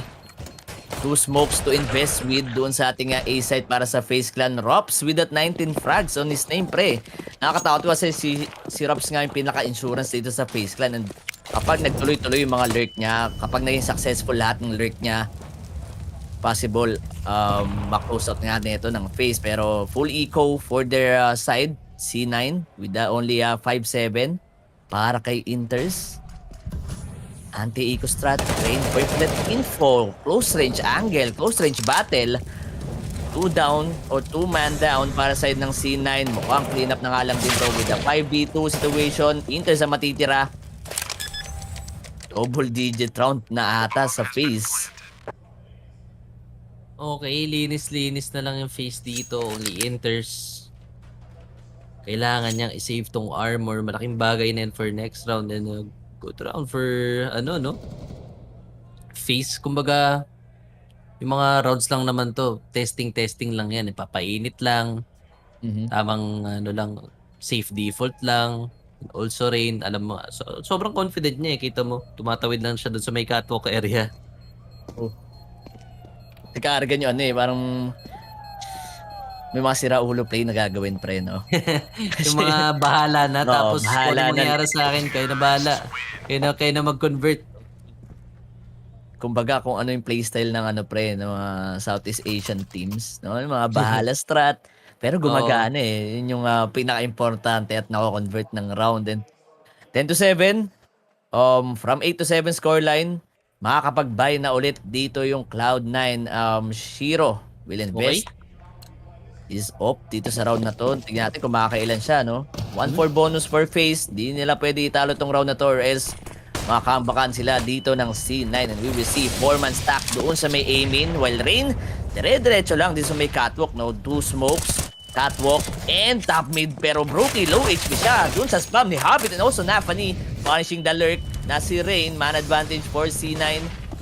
Early A hit for FaZe. Good molotovs. Di makakapick dito yung jungle player but drops good pick. Taking down Nafani. Good and on point lahat ng Galils. For FaZe Clan, Hobbit. Wala siyang nespatan dito sa A site, no? Good angle, ticket area. Kaso nga lang, mukhang isi-secure na ito ng FaZe Clan and C9 will go for the save. Oh my gosh, that's a simple play coming from FaZe. Again, Rain taking mid solo. Ang dami niyang pressure doon. Tumatakbo lang siya sa may catwalk. Tapos contact sa may lower con. Space na yon for the A players to move. Knowing that wala naman malapit sa may stairs, wala naman malapit sa may sandwich. So, ang kailangan na lang nilang gawin doon is to flush out Shiro sa hinuhold niya angles, which is yung pinaka-cross netong A side. And with just a simple plan, tapos tumatamang duels pa, easy nga naman yung pagpasok ng FaZe dun sa round niya. Kita mo pre, nanalo sila lahat ng duels, lahat ng trades, lahat ng Pre, covers. galil yun. Pasok na pasok Oo, galil pa yun So, di pa yun na AK. Bonus round lang yun for FaZe. Then, C9, buti na lang na-save nila yung mga barrel na yun. Then, may chance pa sila dito next round. May, I think they decided to just save it up na lang, no? Okay. Iiwan nila yung B pre. Okay. Stuck na. Let's see. 2 underpass, 2 top mid for FaZe. While Rops naman ang gagalaw dito sa ating A-main. Hintay lang muna ng info sa may middle area. Ang dami smoke. Walang magkakitaan dito sa mid. Also Shiro, hindi pa makahanap ng open kill. Pero nakamark si Brokey dito sa may underpass. And that offer What? will be taken down by Brokey. As Rops as well dito sa may A-main. Down to 4 HP. Low HP. At nanalo na naman yung Galil dito ni Rops. Also twist. Diretso na sa may site. Nafani with the USP enters. Di napagana at di nakahanap ng pitas dito with that A1S. 1 minute remaining. Pasok na naman sa site. Dito yung FaZe Clan. No more B hit pa no dito sa kanilang T side. Wala gumagana rin naman yung A-hit nila. Also yung mga split. Oh my gosh. FaZe with that unusual setup. Brokey dun sa may underpass with this up. Para nga mag-mark lang ng connector. If ever may gustong uminfo doon, may madadali. And that's Shiro. That's the offer for C9. Mas madali makakapasok sa A. Mas madali sila makaka-cross dahil wala ng watchtower. And that's FaZe. Another round for them. Parang basang-basa talaga nila yung galawan ng C9, no? Mapa-reagre, mapa-info, early setup ni Shiro, kung saan siya pupwesto. I mean, everything's going for the side of FaZe, Nagiging in favor lahat. Also the timing. And Cloud9, I think you need to come up with a solution na, no? Kung ano ba talagang mga kailangan natin gawin. Kailangan ba natin maging aggressive sa mid? Kailangan ba natin i-push yung A main? Or kailangan natin i-retake yung mid na maayos? Ang daming pwede mangyari. But this time, they're quite struggling. Pagkuha pa lang ng map control netong FaZe, hirap na. And another mid control. Oh, an early pick for Axile. This is a double off setup for C9. And may info na sila, but Oh! Nafani, what? That wide swing, pre. Sobrang confident niya dun. Wide swing pang Inferno yung pupuntahan doon ni Nafani. Taking down Rain. 4v5, double up. Mahirap, alam natin, mahirap kapag i-retake dito yung double up setup. Pero ang tanong, makakapasok kayo sa site dito yung FaZe Clan. With that man advantage ng C9. Isang smoke dun sa may nest para lang magkaroon ng presence while they're stacking up dito sa may A main, no? Rops as the Palace player ng FaZe. 1 minute remaining. Kailangan nila mapigilan dito yung setup, no, ni Shiro and Hobbit. Let's see. Shiro, good Molotov. Trying to delay FaZe. Hindi makakaangat si Brookie. Makakaangat man siya pero Carrigan as the entry fragger. Shiro, good trade doon kay Hobbit. Man advantage for C9. Di pa agad makakapag-plant knowing na open yung seat. Here comes the flash. That's a good flash. Bulag na bulag. And Brookie, di niya alam na nandito rin si Inters. And oh, the frags are in favor sa side ng Cloud9. And eto na, pwedeng okay, reset mo na ulit Cloud9. Isa lang yung na-damage nilang player. Pero yung bangko kasi dito ni ng dalawang players ng FaZe Clan, 20k na agad. Okay na. Nakahanap na ng C9. Nafani, wide swing sa mid. Nilabanan na nila yung isang mid player na kumukuha lagi for the side of FaZe. And early pick-off nga for him. Tapos a better A-side hold pa against Nafani ang tatao dito sa may middle area. But this is gonna be too fast for Rain. Nasa may lower con na siya. A lot of space. They are not aware that he is this close. Axile though, may off siya. But oh, that slow peak. That will not work for you, Carrigan, and Axile will be winning that duel. Lot of reactions were made. A lot of UTs being thrown. Robs with the entry kill, killing the Shiro. That's the open twist. Alam niya pa yung position ni Habit dito. They know Nafani. Nafani plays connector or jungle. You need to just flush him out. You need to know where he is para makapasok kayo dito sa A-side ng freely. And that's Nafani. Nahanap na nila yung last one and only Axel from B-short. He missed the shot. Robs is out. They know the info. Alam. You just need to wait, Robs. Pero sino ang unang magkakakitaan dito sa Kailangan smoke? manalo ni Inters dito, pre. Monitor diff dito. Yes, sir, Robs. Are you Kailangan aware na manalo nandiyan si Inters? Oh, the Oh swing. my God. Robs is still aware. How are you still aware of that, Axel? That's one. Time is ticking. Wala na siya masyadong magagawa dito. May kit naman siya, but the smoke. Oh. Kung gusto niya na lang mabuhay, pre. And this is a round for FaZe. God, drops. Good entry kill, opening kill. FaZe Clan will get their 13th round. So, hindi ka mapapatay din si Axile. Double up setup. Gumagana pa rin naman kaso doon sa mga off-guard plays na ginagawa dito ng FaZe Clan. And look at the replay. Tingnan natin yung ginawa ni Rops doon kay Shiro. Oh, so twist, no? Sobrang unexpected. Wala na nagmamark knowing na nakamolotov nga yung jungle dito or wala doon yung offer ng Cloud9. Kaya sobrang open na nung A-side for FaZe. And they used up their all tactical pauses dito sa ating second half. Map 3, guys. At mukhang tama yung sinasabi ni Naufo na Cloud9 having a hard time when it comes dito sa ating mga late round calls para kay Nafani. Yan naman na sobrang seryoso na. Kanina sobrang hype niya Ngayon nahihirapan siya kung saan ba sila pepesto. Also Inters hindi makahanap ng trades or frags dito sa ating second half. Siguro yun yung pinaka kulang sa kanila. Medyo nahihirapan dito yung Cloud9 makapag-close out ng round. Medyo lagi alanganin yung mga pwestuhan nila. Okay, blind shot coming from Shiro, but indeed, hindi niya expect si Axel doon. Fast trade coming from Rain, but the offer is down for FaZe. Props naghahanap ng timing dito sa may palace area. This is very unusual for him to go out nang walang nakikita. Okay, nakita niya yung ticket. That's one, but does he still know na may underpass player na dyan? Nakita niya si Nafani, but the movement from Nafani deleting Robs. Dito, good Molly.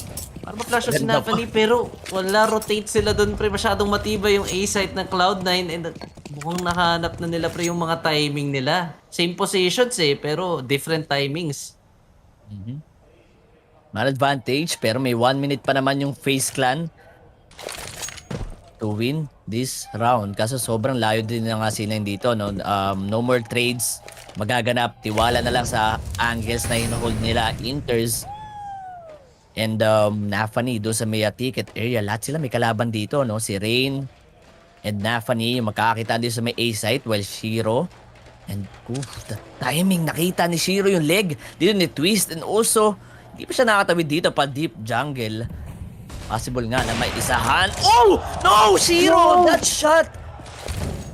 Delikado pa dito yung C9 pero with that man advantage, 20 seconds left. Plant the bomb. Hindi makagalaw din si Carrigan. Mukhang ipit sila ni Hobbit. 13-9 ang ating score. Very unlikely miss kay Shiro, pre. If ever man, makapasok si Twist doon sa may A site. That was so crucial for Shiro.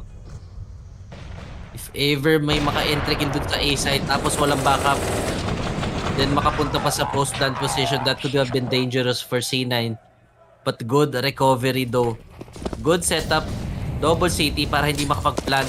And walang pera dito ang FaZe. Another fast mid. Double nade dun sa may nest pero walang tao. Axile is there. Smoke. Spam. Na magkakatabaan dito. And Axile, you need to get out. You need the help from your team. Good cover coming from Shiro. Through the smoke. Hobbit again. To the same position.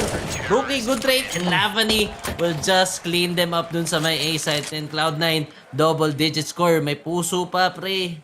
Kailangan nila mag-react lang sa ginagawa dito ng FaZe. Tamang case lang, good discipline lang din na pakita nila dito sa city side. And ito na, pwede maging moral booster na for Cloud9, FaZe Clan. Meron pa silang 3 rounds para lang malaman or para lang mahanapan ng butas dito yung Cloud9, no? Favor man magdala to 13 tie dito ating second half. Sobrang laking chance ng C9 na makahabol and maklose out pa tong map 3 and let's see, no more presence sa may mid and also sa may apps para sa FaZe Clan. A lot of utilities naman ang binato agad nila at this early moment. 5-stack A. Still, they're not yet committing dito sa ating A site. Hobbit anchoring the site together with Nafani. Props just waiting for the push. Waiting for that info na gagawin dito ng C9 pero mukhang naharap na rin ng C9. No? Hindi sila masyado umaangat. No more solo plays on their city side. Sila yung nag-aabol dito sa second half. Hindi nila afford na kumuha pa ng risky plays and smoke. Flash. Napakamot pa si Hobbit. Sobrang tagal ng pace. Pero mukhang eto na. Diretso na kayo FaZe. Brokey. First frag for FaZe Clan. A 5v4 situation. 2 smoke. Walang makita yung connector guy. But Hobbit will get one. Killing twist. Traded by Carrigan dun sa frag ni Hobbit. 4v3 situation. Dire-diretso na yung frags dito sa C9. Man advantage for them. Hindi pa expected. Minumulto na dito yung FaZe and Cloud9 still will prevail dun sa round na yon. 13-11. No more A hit. A site is locked down for Cloud9. Props to Brokey. Tiniis niya yung molly para makakuha siya ng early pick-off dun sa may stairs but Hobbit was just there, pre. Ang tagal niyang hinintay yung pick na yun. Minake sure niya hindi siya mamamarka ng offer.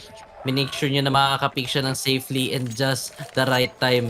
Those 3 picks, yun talaga yung naging peste nung round na yun and dun talaga nahirapan yung FaZe Clan and that's a round for C9.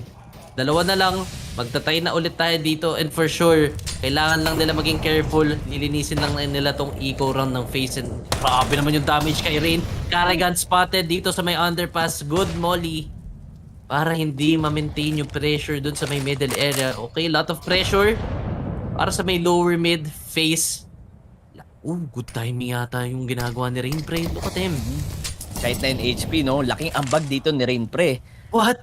Kung makaisa pa si Rain, delikado at matuturn around dito yung C9. Let's see kung aware ba si Hobbit or nag-iingat ba sila. Andito si Rain, but twist yung nauna doon. Taking the head of Nafani. Nakita rin ni Shiro dito si Rain na 4v4 situation. Upgraded pieces for FaZe. Pero nagdedelikado pa dito. Expected pa yung boost play. Brokey will be taken down by Shiro.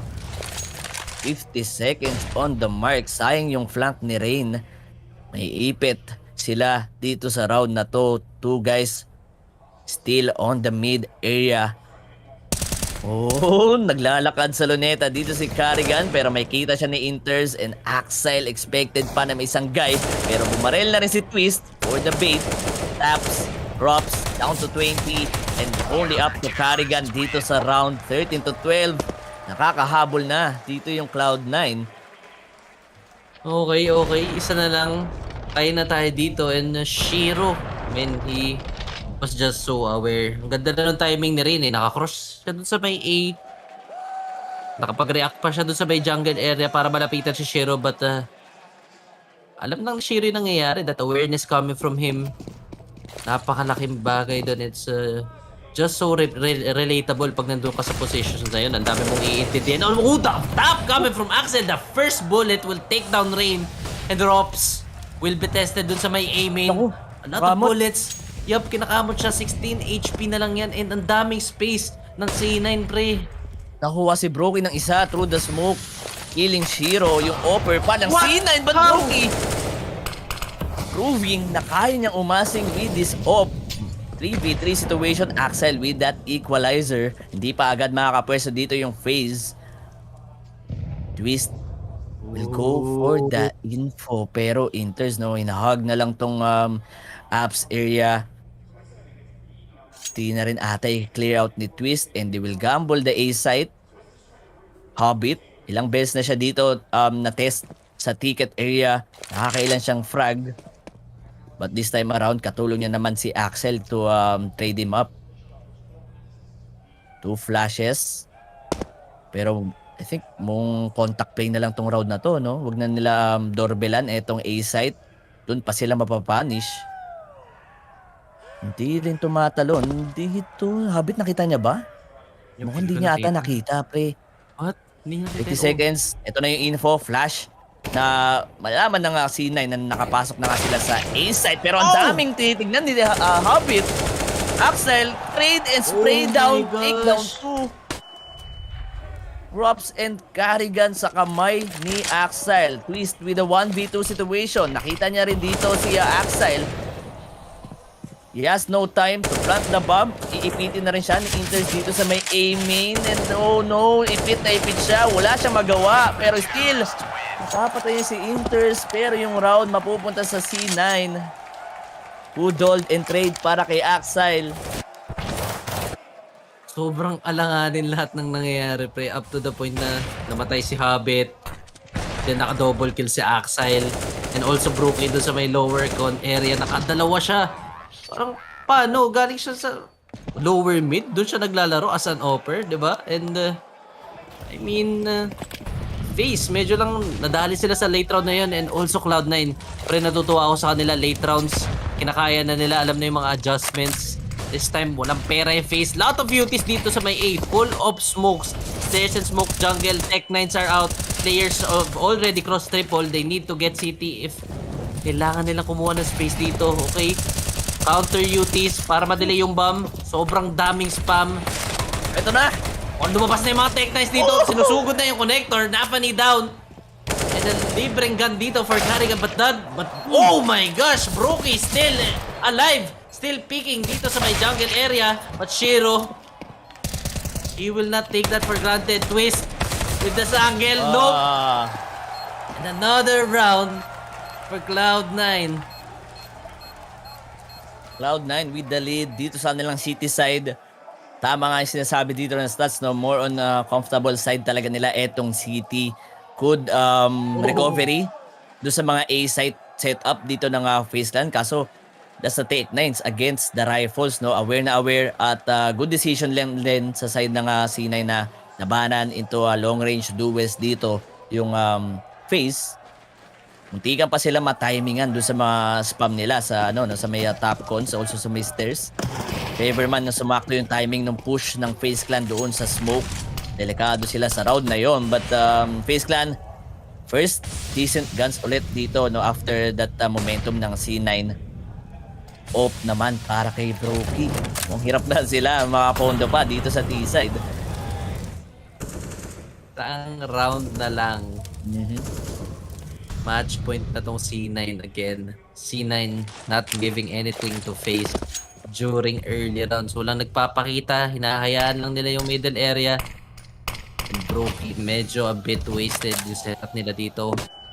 Almost 1 minute remaining and FaZe magapang pa lang dito sa may middle area. I think they're getting for some information or at least trying to make C9 a little bit anxious, knowing that FaZe likes to play it slow and this is leaning towards a B split, no? Okay, ladder, naririnig siya dito. Rain, going for the first pick. Inters, not so blind. Brokey, mapapunish pa ni Axel dito.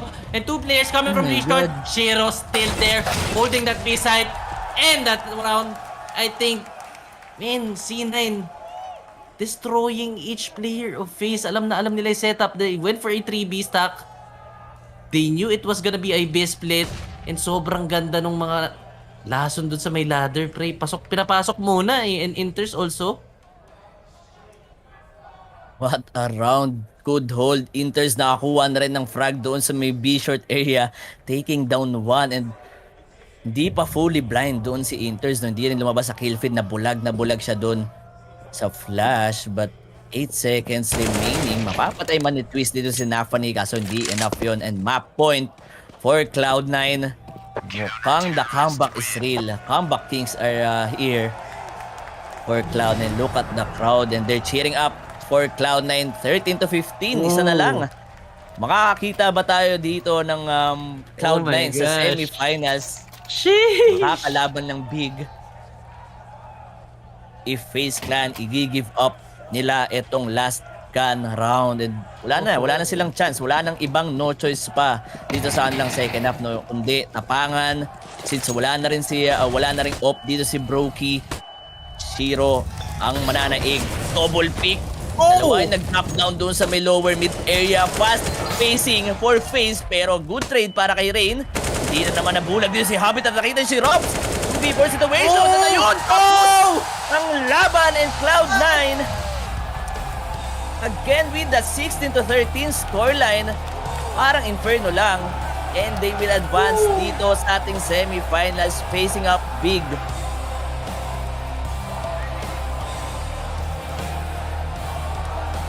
Miss championship streak for FaZe. Now that they're gone,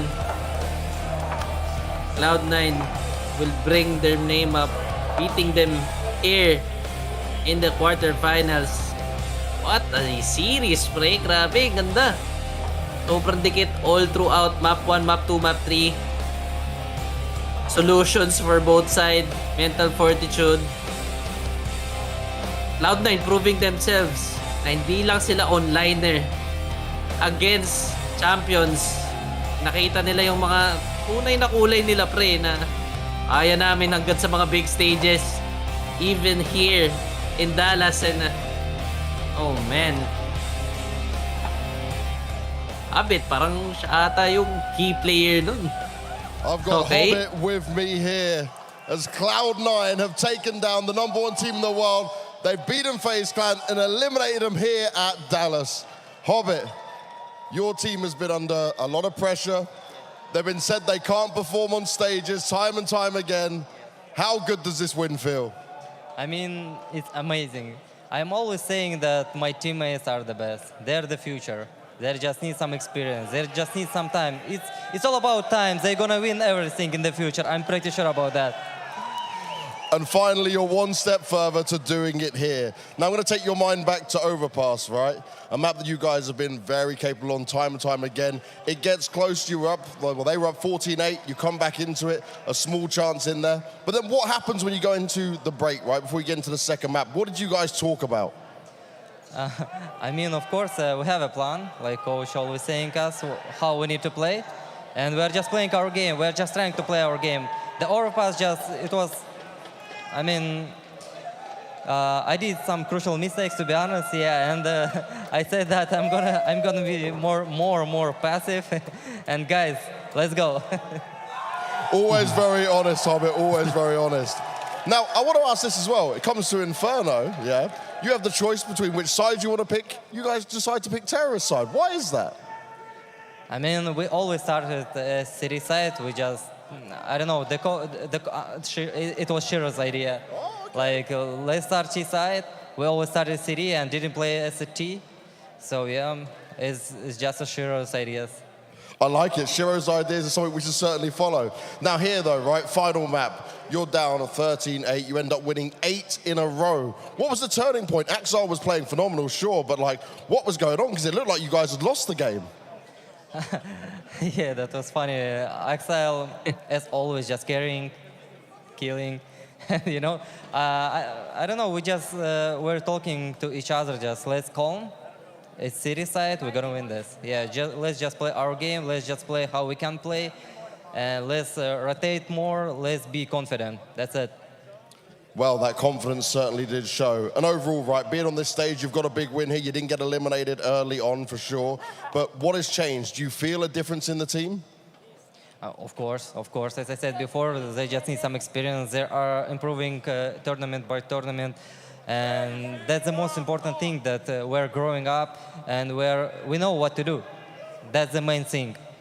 No longer the youngsters. Cloud9, make some noise for them, guys. Let's get ourselves back to the desk. Well, I think the story that we're going to have to run with here is it was Cloud9. FaZe up, but now it's definitely FaZe Clan down. Cloud9 just won just, that series sa FaZe Clan, and grabe, new names dito sa ating playoffs. Cloud9 will advance dito sa ating semifinals and they're facing Big doon. Sobrang interesting matches ang matutunghayan natin bukas sa Sunday yan, no, mga sir. And Furia naman sa kabilang bracket. Lapit na matapos itong IEM Dallas 2022. At grabe, sobrang buhay na buhay dito yung CS scene. And what a match indeed para sa magkabilang teams na to. No, maganda pa rin naman yung pinakita ng FaZe. Siguro no, mas bumilis lang yung reaction dito ng Cloud9 on their city side. Kasi nung may isang round doon, hindi nabulag si Inter sa may B-short, yung flash na sobrang crucial na kailangan nila doon. And also, yung aim-in flash dito ni yung kay Hobbit, yung napatay niya si Rain doon sa may aim-in inside the smoke. Siguro yun yung pinaka nagbaliktad nung match na yun. So, 60-13 ang ating scoreline, overpass, same lang din. Pero mas naka-recover lang din dito at mas composed lang din yung Cloud9 sa ating series. And yun na nga guys, ang ating match between FaZe Clan versus Cloud9. And semifinals na tayo bukas, no? Abangan nyo yan. 4 na teams na lang ang maglalaban-laban dito sa ating semifinals. Pero for us, magpapaalam muna kami. Follow nyo yung mga socials namin dito mga sir, no? Kenoy, yan. Kaya Naufu, makikita nyo rin dyan. And streams kami ng CSGO everyday. And yun na nga guys, magpapaalam muna kami. And again, this is your official Filipino broadcast ng IEM Dallas 2022. Kita kayo tayo bukas for more CSGO action dito yan sa FaZe Fire Gaming.